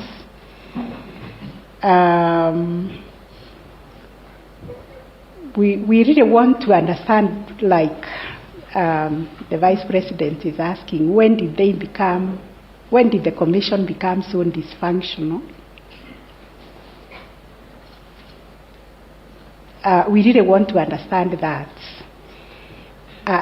Is there a stage where they were working together in tallying and verifying, and then they went and announced, and then suddenly there was a stoppage because the announcements also stopped streaming live. So we really want to understand that. Then my last clarification will go to Mr. Kibe Mungai. And I want you to answer this and tell us how you know that IBC did not make arrangements for certain categories of people to vote, especially the IBC staff. How do you know they did not vote first before they started the exercise? Because they were in a polling station, they could have transferred their vote to the station where they were conducting the exercise and voted. Because this seems quite subjective, so you needed to explain more that you know 700,000 people did not vote because IMBC did not make arrangements. I think those will be my questions or clarifications that I will be seeking from Council. Justice, I have one follow-up. May I upgrade on your last question? Section 6 of the IEBC Act, 6.1, says that the chairperson of the Commission shall be a person who is qualified to hold the office of Judge of the Supreme Court under the Constitution. Then 7A says that the chairperson or member of the Commission the office shall become vacant if the holder dies, resigns from office by notice writing to the President, or is removed from office under Chapter 6 or Article 251. In that context, if perchance we were to order removal of Chebukati as chairman, would the commission still be intact with the remaining 6 commissioners without a chairman of that qualification? I'm just wondering for my own sake. Thank you very much, Chief Justice.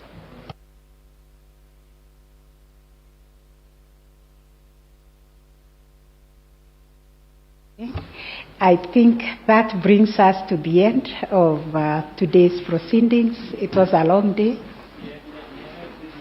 Information, Madam Chief Justice. There is still an issue arising out of the scrutiny. I am told I would like my learned junior to explain, because he's the one covering the technical issue of the scrutiny. Good evening, my lady, the Chief Justice and the Honorable Judges of the Supreme Court. My name is Eric Gumbo. We've had interaction with my colleagues who are handling the scrutiny, and they give us the indication that there's been very good progress so far, but there's one specific issue which they would want to get clarification from this court on, that arises from Order Number 2. Specifically, the use of the word forensic image. Now, the applicants appear to be interpreting that to mean an opportunity to get the image of the entire server. Now, that is causing a bit of a concern, because then it means if they have the image of a server, technically they'll have gotten access to everything that certainly is contained in that server. It means that that order will be so far-reaching that after that event, it may not be possible for the IEBC to use that server again. It then particularly concerns the Commission, because if perchance there was an order for a repeat election and you don't have that infrastructure, it then means that that election may not be conducted. The other concern is the potential breaches that might be in relation to third-party licenses that are contained, and so therefore it really is important that we get clarity on that question so that then the exercise can proceed smoothly. I am most obliged.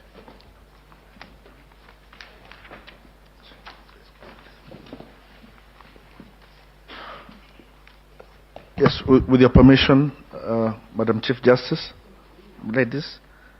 I raise because after we broke off over lunchtime, I personally went to the IEBC offices, 21st floor, where the exercise was going on. And I'm sorry, but I don't think what my learned friend has said is exactly what was going on. First, the team that was sent by this court to supervise did come up with what was an implementation matrix and laid it out. I think this was done yesterday. And what I learned is the biggest problem that has been going the whole day are arguments about this implementation matrix. And as by the time I left at 3 o'clock, nothing had happened. And even some of the simplest issues as giving copies of the technology system security policy had not happened. So what I met is an argument between technical computer people about what they should comply or not comply with, about what forensically, for instance, the issue of the forensic image is not correct that the demand was for an image of the entire server. In fact, what I meant had been agreed on was that the part of the server that was supposed to be forensically imaged was going to be cloned so that there's no access to and that had also been agreed on. But when it came to implementing it, there were always new arguments. And in my estimation, what I found is that there is nobody at IEBC who this order is directed at, who is responsible for ensuring that these matters are done. The CEO of IEBC was there, the director of ICT was there, there were 2 or 3 lawyers from IEBC and a host of other technical people, and all that was happening was arguments happening between one team and another team. The CEO says this, but he doesn't talk, so other tech people come, argue with the people from the political parties. That is the confusion that is going on. And therefore, unless this court addresses its order at a specific person, who then can come in case there is doubt as to what these terms mean, can themselves come for clarification, then that confusion will go on. But either way, we did try to sort out the problems that were there. I left at about 4 o'clock, the process now starting. The advice I give to the team is let us first see what happens in the several hours, and then they will say what is it they are not getting, and we can report that to court. I will be going there after this to find out how far that has gone. I still feel very strongly that this court needs to make somebody from IEBC responsible for the implementation of this order. Thank you.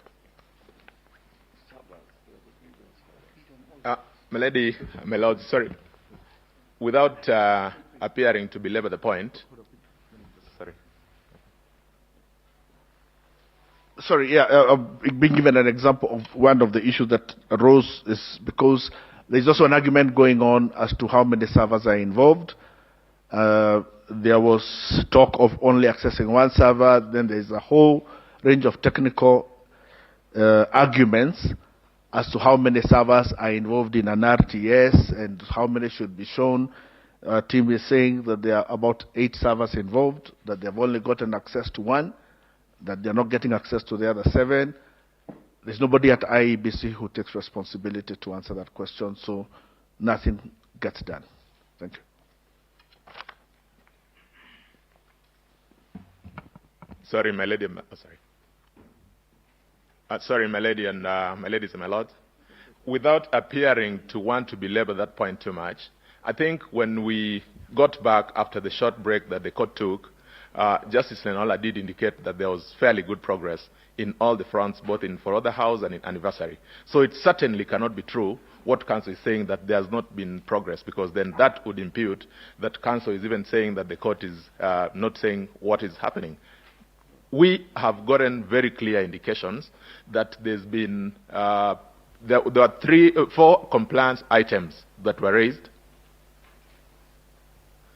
There were 4 compliance items that were raised. Out of those 4, item number 2 has been resolved, item number 3 has been resolved, item number 4 has been resolved. That is the current update that we are getting from our team. The only item that is outstanding is the question of forensic image. And I think there's substantially good progress. It is not accurate to report that there's no progress. We have our director of ICT who's personally taking charge there and is the one who's updating us on what is happening. I think if we could get a clarification in relation to what that forensic image is, then we will be able to complete the exercise. I'm most obliged. Thank you, Councillor. I think from what we understood when we took the break for lunch and when we came back, the issue of order number 2 had been resolved by the question of cloning as opposed to the security question of forensically imaging the server. So what we gathered, and that's what I said when we came from lunch, was that there is progress. Let us revisit it later today after we leave here. But as far as we were concerned, the resolution was that they'll do some cloning, and then any concerns that this team would have would then be presented to us tomorrow, having also gotten a report from our team. But at the time we came, there was good progress, and that's what Mr. Gumbo is saying, so far as we knew from our team out there. So perhaps, CJ, the way to go, let us go back ourselves, perhaps get our report from our team, and should there be any need for a direction tonight, we could do that remotely, and if not, then we give a report in the morning, because we gathered that the progress was immense, and that something would be perhaps actually finalized tonight. I think that's the best way to go, instead of us going back and forth. And we don't have a report from our team. So would you allow us to do that? Then we come back to you. Thank you, CJ.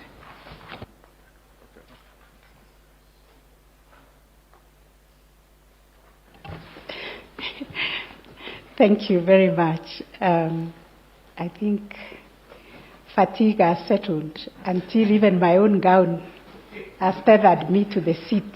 I cannot move. But with that clarification, and just to remind ourselves that our team is led by the registrar of the court, who is going to make a report to this court. Council Paul Mwangi, I think what you are making to us was a kind of a report. So let us see how we can cooperate and get the best evidence that can assist the court. With that, allow me to wish all of you a good night and look forward to seeing you here tomorrow at 9 when we start the questions will be answered in the rejoinder. Yes, have a very good night.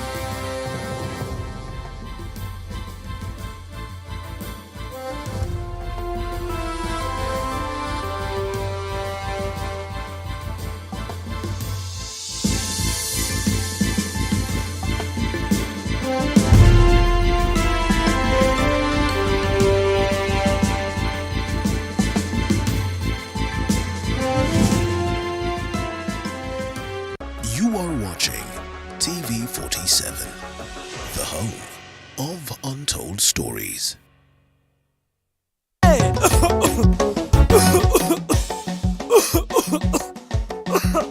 Kaluma King Herbal Lozenges zinazo nguvu maradufu kutuliza kikohozi. Despite being visually impaired, he is a jack of all trades. It is our quest to find answers on how to take care of children with special needs and those with disability. You do not need to see musical notes to understand music, but rather to have your soul feel the vibe.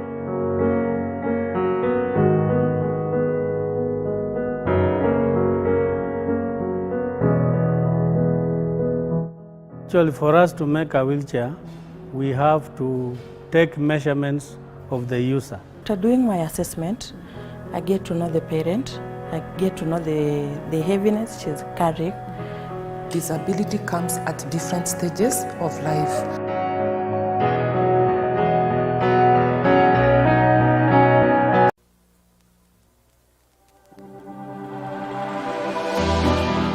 How well do you know what's happening around you? Morning Cafe with heated political debates. Baraza la Siasa. Hiyo kitu azungumzie, angalie hali ya maisha ya watu. Informative health discussions. Business, farming. Tasty Wednesday, Fitness Thursday, and Feel Good Friday with amazing DJs, celebs, waimbaji, kuna comedians, alafu kuna wajinga, and music bands every Monday to Friday from 6 a.m. to 9 a.m.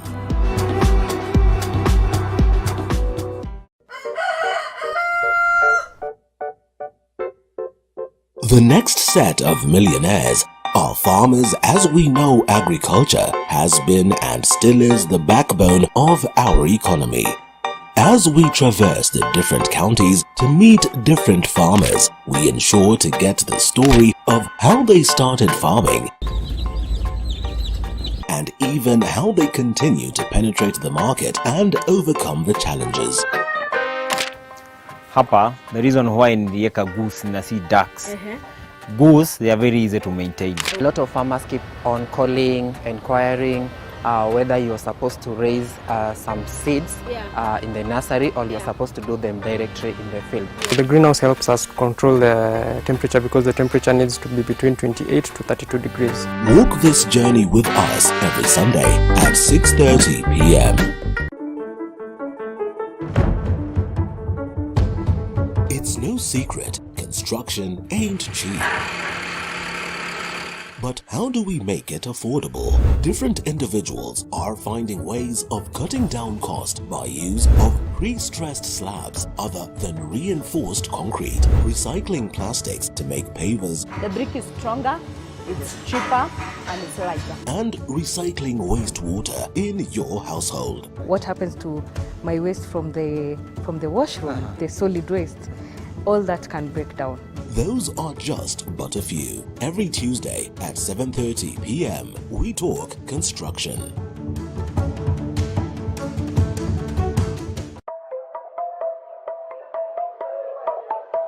There's no alpha without an omega.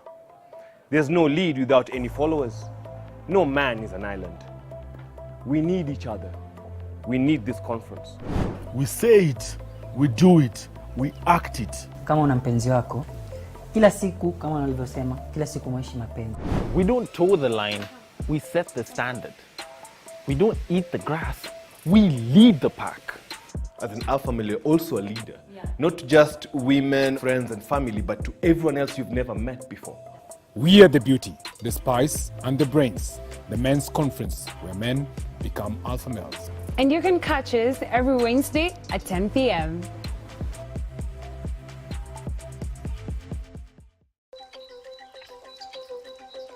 This is The Grind. Kikosi cha mawakili wa Raila Odinga wakiweka wazi hoja zao mbele ya majaji 7. Mawakili hawa wakiongozwa na James Orengo walieleza mahakama kwamba Rais mteule William Samoei Ruto hakupata kura 50% na kura moja ya kura zilizopigwa kama katiba inavyoamrisha, huku pia wakilizamia swala la teknolojia iliyotumiwa na IEBC wakisema kuwa haikuafikiana na masuala muhimu ya uchaguzi huru wa haki na uwazi wa kuaminiwa. Mwanahabari wetu William na mengi zaidi kuhusiana na hilo. Kinara wa Azimio Raila Odinga na Martha Karua kupitia kwa mawakili wao walipata fursa ya kwanza ya kuwasilisha masuala mbalimbali kwa majaji 7 wakitoa maelezo yani kwa nini ushindi wa naibu rais William Ruto unafaa kubatilishwa.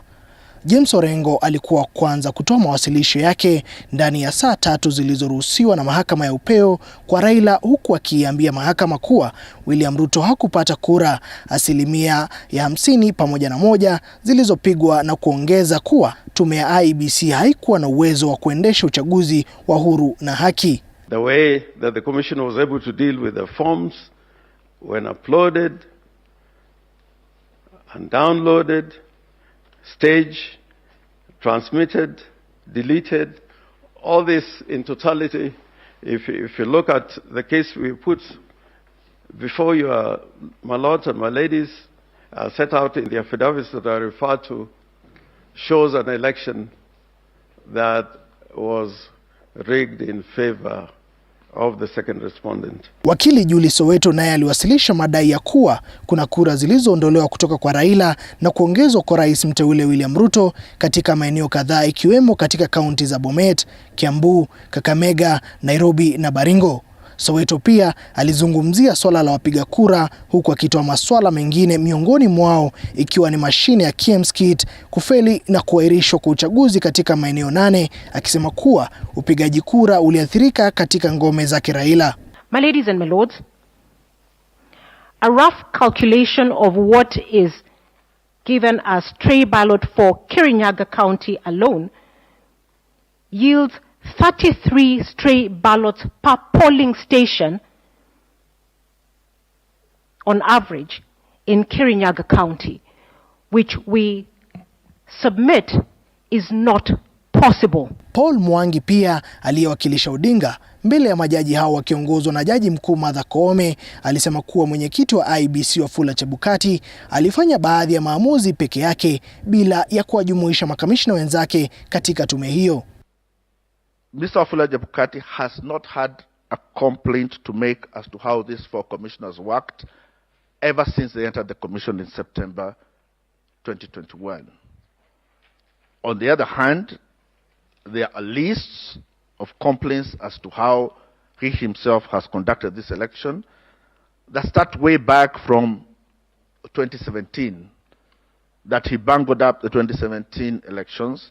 Wakili Philip Murgo naye aliangazia swala la teknolojia, akieleza mahakama ya upeo kuwa mtandao wa IEBC uliingiliwa na watu wasio na idhini siku 6 kabla ya uchaguzi mkuu wa Agosti 9. Murgo pia alieleza mahakama kuwa kuna baadhi ya fomu 34A zilizowekwa mtandaoni na kubatilishwa na watu wasiokuwa na idhini, ikiwemo baadhi ya maafisa wa IEBC. The evidence will show that we have provided that there was an illegal, malicious and unauthorized existence of commission staff who are not officially gazetted and mandated to be part of the electoral process, but who had... Moige William, TV 47. Asante Mwingi kwa taarifa hiyo. Na mwenyekiti wa IEBC Wafula Chebukati anadaiwa kuendesha majukumu ya IEBC bila kuwahusisha makamishna wengine, jambo ambalo limeibua maswali kuhusu matokeo ya urais aliyotangaza na kuonyesha kuwa naibu wa rais William Samoei Ruto ndiye mshindi wa uchaguzi mkuu. Hii ni mojawapo ya ombi lililotolewa na baadhi ya walalamishi wanaomuunga mkono mwaniaji wa nafasi hiyo ya urais wa Azimio One Kenya Raila Odinga.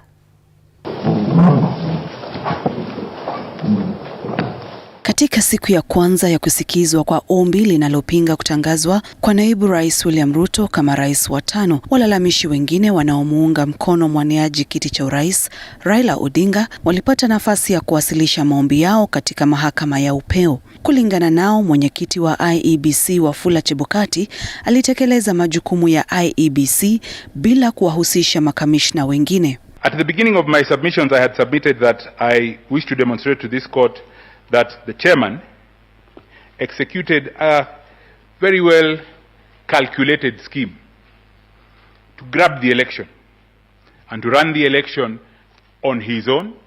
There is no position like the national returning officer. So the first infraction is that there are no notices. The chairman constitutes himself as the national returning officer and the notices are not published. The chairman gazetted himself. I believe the gazette notice, I think it is the 22nd or 28th of May. He gazetted himself as the national returning officer. as a matter of good electoral practice, returning officers are gazetted with deputies. The chairman gazetted himself with no deputy.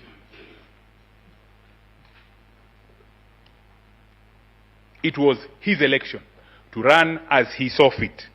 It is now tried that under Article 81, elections must be conducted by an independent body.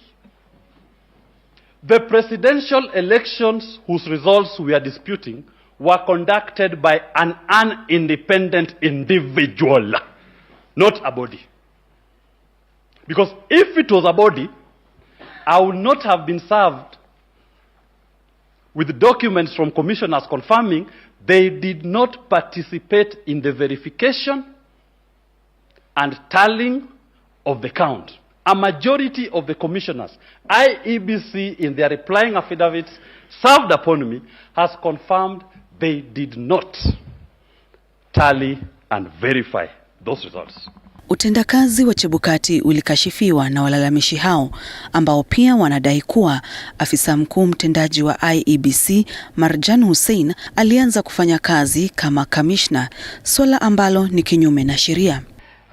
I wish to point out to this court and ask the court to note that Marjan Hussein Marjan is not a commissioner, but he is merely the CEO of the IEBC. Now, these two are appointed to the results management team at the Presidential Tally Center. Their duties are undertaking quality assurance of results forms received from the Presidential Returning Office desk, tallying and processing of election results. I urge that that is the language of Article 183.3, and assisting the Presidential Returning Officer in managing a record of the election results.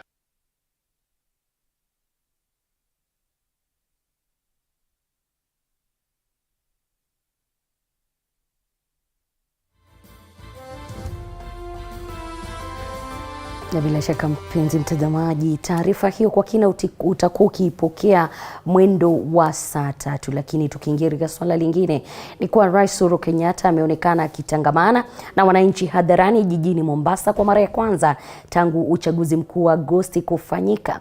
Rais Kenyatta ambaye alionekana akitembea pamoja na viongozi wa Azimio 1 Kenya ukanda ya Pwani hakuwahutubia wakazi wa kaunti hiyo ya Mombasa. Rais Uhuru Kenyatta alionekana akitangamana na wananchi kwa mara ya kwanza Jumatano tangu uchaguzi mkuu wa tarehe 9 Agosti. Rais Kenyatta ambaye aliandamana na viongozi wa Azimio katika kaunti ya Mombasa, ikiwemo gavana anayeondoka Hassan Joho, alionekana akitembea Mombasa mjini lakini hakusimama kuwahutubia wakazi. Awali, Rais Kenyatta ambaye ni mwenyekiti wa Azimio 1 Kenya alifanya mkutano wa faragani na viongozi wa mrengo huo katika ofisi ya gavana wa kaunti ya Mombasa. Wafanyikazi wa kaunti ya Mombasa ambao hakutaka kutajwa waliambia TV47 kuwa hapakuwa na mipango yoyote ya awali ya Rais Kenyatta kuzuru kaunti hiyo Jumatano. Bado haijabainika kilichojiri katika mkutano huo ambao ulihudhuriwa na gavana mteuliwa wa Mombasa Abdulswamad Nasir na mwenzake wa Kilifi Gideon Mungaro pamoja na viongozi wengine wa kanda la Pwani. Waris Kimathi, TV47. Endapo kutakuwa na mengi kuhusiana na taarifa hiyo, tutakuwa tukikujuza. Na watu 5 wametiwa mbaroni eneo la Limuru, kaunti ya Kiambu kwa madai ya kuhusika katika kifo cha jamaa mmoja ambaye anadaiwa kuwa rafiki yao. Mwenda zake anadaiwa kuiba pesa za mmoja wa 5 hao, ila uchunguzi umeanzishwa ili kubaini kamili ni nini haswa kilichosababisha kifo chake, kama anavyotuarifu mwanahabari wetu Cheptoboit. Washukiwa hao 5 wanasemekana kutupa mwili wa mwenda zake kando ya barabara ya Limuru baada ya kutekeleza unyama huo katika eneo lisilojulikana. Wakazi wa eneo hilo waliupata mwili huo na kuwapasha polisi taarifa. Body looks like it was he was beaten. The deceased was beaten up using blunt objects and stones. Upon inquiry, we found out that the person had been killed by known persons. So officers also proceeded there where the known persons were residing. and they got to arrest 5 persons who are in the cell now. We are processing them for court, probably tomorrow. Kamanda wa polisi wa Limuru Eileen Mola amethibitisha tukio hilo na kudokeza kuwa marehemu anadaiwa kuuliwa baada ya kuibia mmoja wa washukiwa pesa. Hata hivyo, uchunguzi umeanzishwa kubaini kiini cha kifo chake kabla ya watano hao kufikishwa mahakamani Alhamisi. What we got was that they were fighting over some debt money, but upon our further inquiry, it has come out that the main suspect is alleging that the deceased had stolen money from him, had gone to steal money from him. Kwa sasa, mwili wa marehemu umehifadhiwa katika hospitali ya Tigoni Level 4 ukisubiri kufanyiwa upasuaji. Kamanda huyo wa polisi amewahakikishia wakazi usalama katika eneo hilo na kufutilia mbali uoga walionao. Chepto Boit, Runinga ya TV 47.